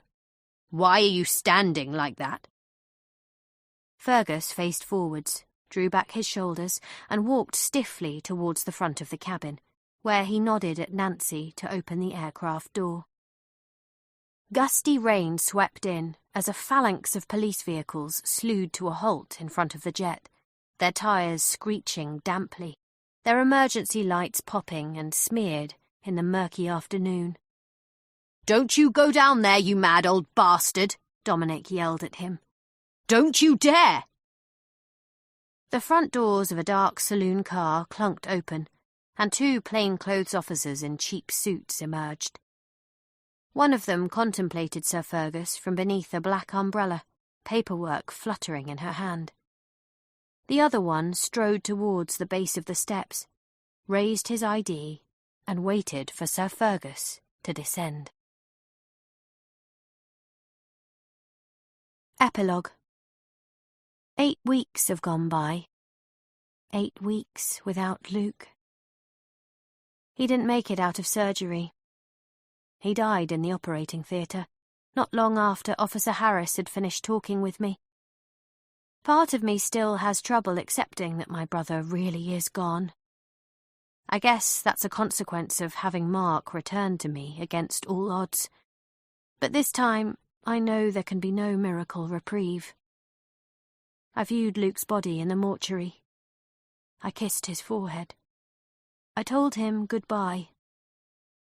I also whispered a thank you for everything he'd done for me, everything he'd tried to do, and I told him that I forgave him and loved him. I told him that he should rest now. Set against how much I miss him, and the future he's been denied, it's difficult to engage with the idea that anything else really matters. But of course it does, and not just for me, but for so many others too. So I guess the first thing to say is that MarshJet has collapsed. The wider MarshJet board and management team disavowed the actions of Sir Fergus and Dominic North early on, but it made little difference. All MarshJet planes have been grounded on a worldwide basis, pending an emergency redesign and refit. In the wake of Joel's video going viral, the Melanie Turner court case against MarshJet has been postponed. Most commentators now view it as almost redundant. With my publicist hat on, it's easy to see that the reputational damage MarshJet has sustained is irreversible. I have mixed feelings about that.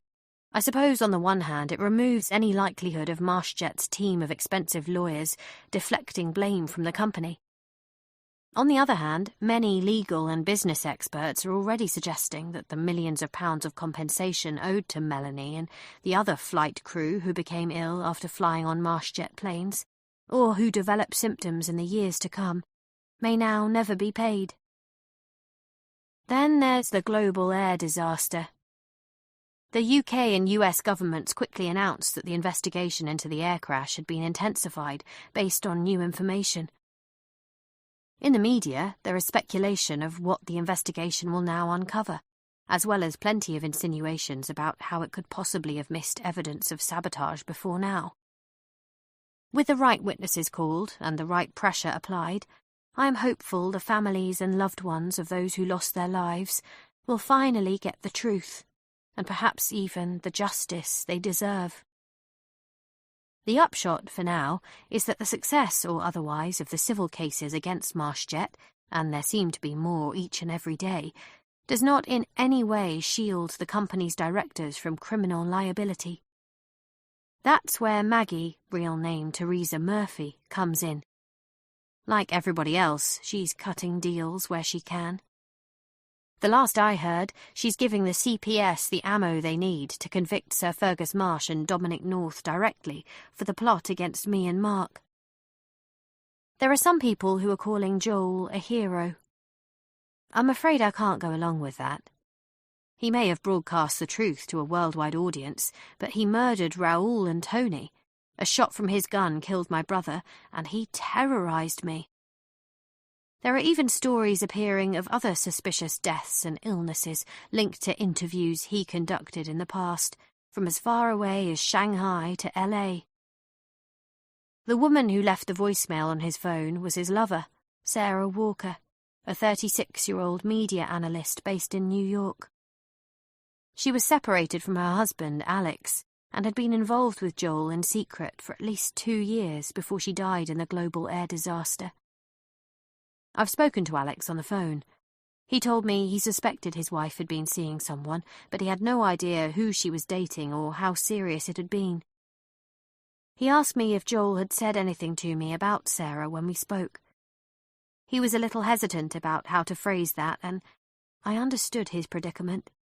It wasn't as if I'd had any real choice in what Joel had forced me to discuss, and I could tell he still wasn't over the loss of his wife. As it happens, I lied, and said that we had both talked about how broken we'd been following the global air crash. I told him Joel had told me how special Sarah was to him, but that she talked about ending their relationship in a phone call shortly before the flight. It's ironic, I guess, that Joel had pushed so hard to get the truth he wanted from me, when a lie like that can, I hope, go some way towards healing the deepest of wounds. I went to the funerals for Raoul and Tony. It was hard. I still don't know if going was the right thing to do. I do know that seeing their loved ones so hopelessly grieving broke me in ways I hadn't been prepared for, and that I still don't know how to begin to heal from. After taking some time to recuperate and grieve for Luke, I'm back at work at Simple, grateful to be working with Simon and Rebecca again. I owe them more than I can say. But whenever I have a spare moment and I'm feeling strong enough, I'm dedicating myself to helping to promote the campaign agenda of the support group set up for the MarshJet victims, both those who got ill and those who lost loved ones in the global air disaster. It hasn't escaped my notice that by doing that, I'm helping to do what Joel wanted in a way, though I try not to let it trouble me. I imagine some people might suspect I'm motivated by guilt, and to a certain extent, I am. Deceived like so many others, I helped to tell the world that MarshJet's planes were safe, when they weren't. Hundreds of people died in a plane crash because, in part, my husband couldn't bring himself to confide in me. Am I trying to make amends?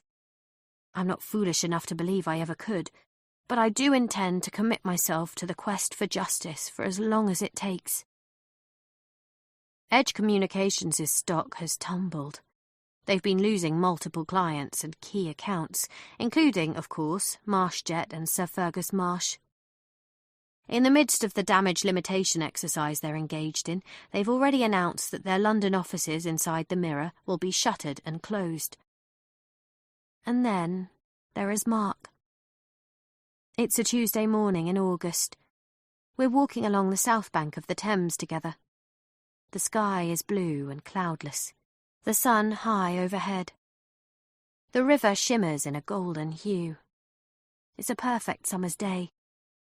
Mark spent the night with me last night. We woke together this morning. Every time I touch him, I get this feeling inside, this topsy-turvy sense that anything is possible. Perhaps even us. But then there are other moments when I think of the secrets he kept from me, how he hid from me, of the pain and the hurt he is responsible for in the hearts of so many people I will never know or meet. And he is responsible. Perhaps he was doing the only thing he could when he ran. Maybe he was right to think that he had to stay hidden until he could appear as a witness in court and get the whole truth out.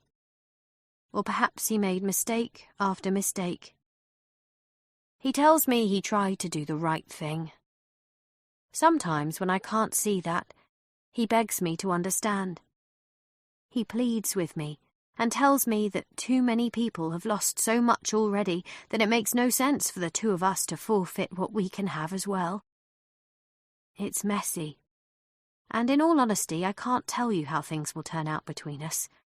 There are so many moments when I still don't feel like I know my own mind. I do know that seeing Mark reunited with his daughter, Rosie, was one of the happiest moments of my life. Perhaps, when it comes down to it, that will be enough. "You don't have to do this alone," he says to me now. "I could come with you." I look away from him, shake my head no, and then I shudder. "Nerves?" he asks. And yet again, sorry, Joel, I don't tell the truth. I don't say that my shudder is because I have looked across the river to the peak of 55 Ludgate Hill, that the memories are crashing over me again, that I still wonder sometimes if I ever really did escape that office. Instead, I nod, and then I squeeze his hand. "Wait for me." I find Anna 10 minutes later, in the shade under one of the trees outside the Tate Modern Art Gallery, where we've arranged to meet. She's thin and delicate-looking, wearing a pretty summer dress and sitting in a wheelchair. She doesn't see me approach because her face is tilted to the sky in what appears to be a kind of rhapsody, as discs of sunlight sprinkle her face. It takes me a long time to get to her, and as I do, I think about Luke and what he would have made of all this. I think about how he was there for me when I needed him, every time. And I think about how often he mentioned Anna to me in the days before I lost him, if he was even aware of it. How he tried to conceal the way he was so obviously attracted to one of his patients, because, I suspect, he hadn't wanted to admit his true feelings when he'd known how vulnerable she was. "Anna?" She opens her eyes and gives me this smile. The most amazing, most full-of-life smile. And it's what finally breaks me. Her smile is what starts the tears I cannot stop. "You came," she says. I nod, because I can't speak. Because it should be Luke that's here with her instead of me. There's the faint whisper of wind in the trees overhead, and for a second I allow myself to indulge the fantasy that the wind is my brother's voice, whispering to me, telling me it's okay, that he's at peace, that staying in touch with Anna is somehow the right thing to do. "How are you feeling?" I ask her. "Better. I get stronger every day." There's a stone bench next to her. Whoever has brought her here, whoever has made themselves scarce for this moment, her parents, I will later find out, is obviously intending for me to sit down. I feel so light suddenly that the solidity of the bench under my legs jars me. "You probably think this is silly, me asking you here," she tells me. "It's not as if I was his girlfriend or anything, but I don't know. The last time I saw him, he brought me this ridiculous pink balloon. Instead of flowers. He was kind of awkward about it, but I sort of hoped that if I got a transplant, he might ask me out. Or I'd ask him out. I never thought he would have, Anna. He really liked you, so no, it's not silly. And he'd be so glad to know you got your heart. I wish it could have been his in a way. I think that would have been more bearable for me to know who got it, to be able to talk to them sometimes." She squeezes my hand. "They tell me I'll get a letter eventually," I say to her. "I'll get to hear a little bit about who he helped." "Saved," she whispers. And I nod, because I get it. Because in those last seconds before my brother was shot, he saved me too. And I know that it's my responsibility to make that count. Thank you for listening to this audio production of The Interview by C.M. Ewan, read by Georgia Maguire. Published by Macmillan, an imprint of Pan Macmillan, a division of Macmillan Publishers International Limited. Text copyright C.M. Ewan 2022. Recording copyright Macmillan Publishers International Limited 2022. The right of C.M. Ewan to be identified as the author of this work has been asserted by him in accordance with the Copyright Designs and Patents Act 1988. All rights reserved. Directed by Lydia Thompson. Production, recording and post-production by the Strathmore Studios, Clerkenwell, London. Sound editing by Jim Dyer.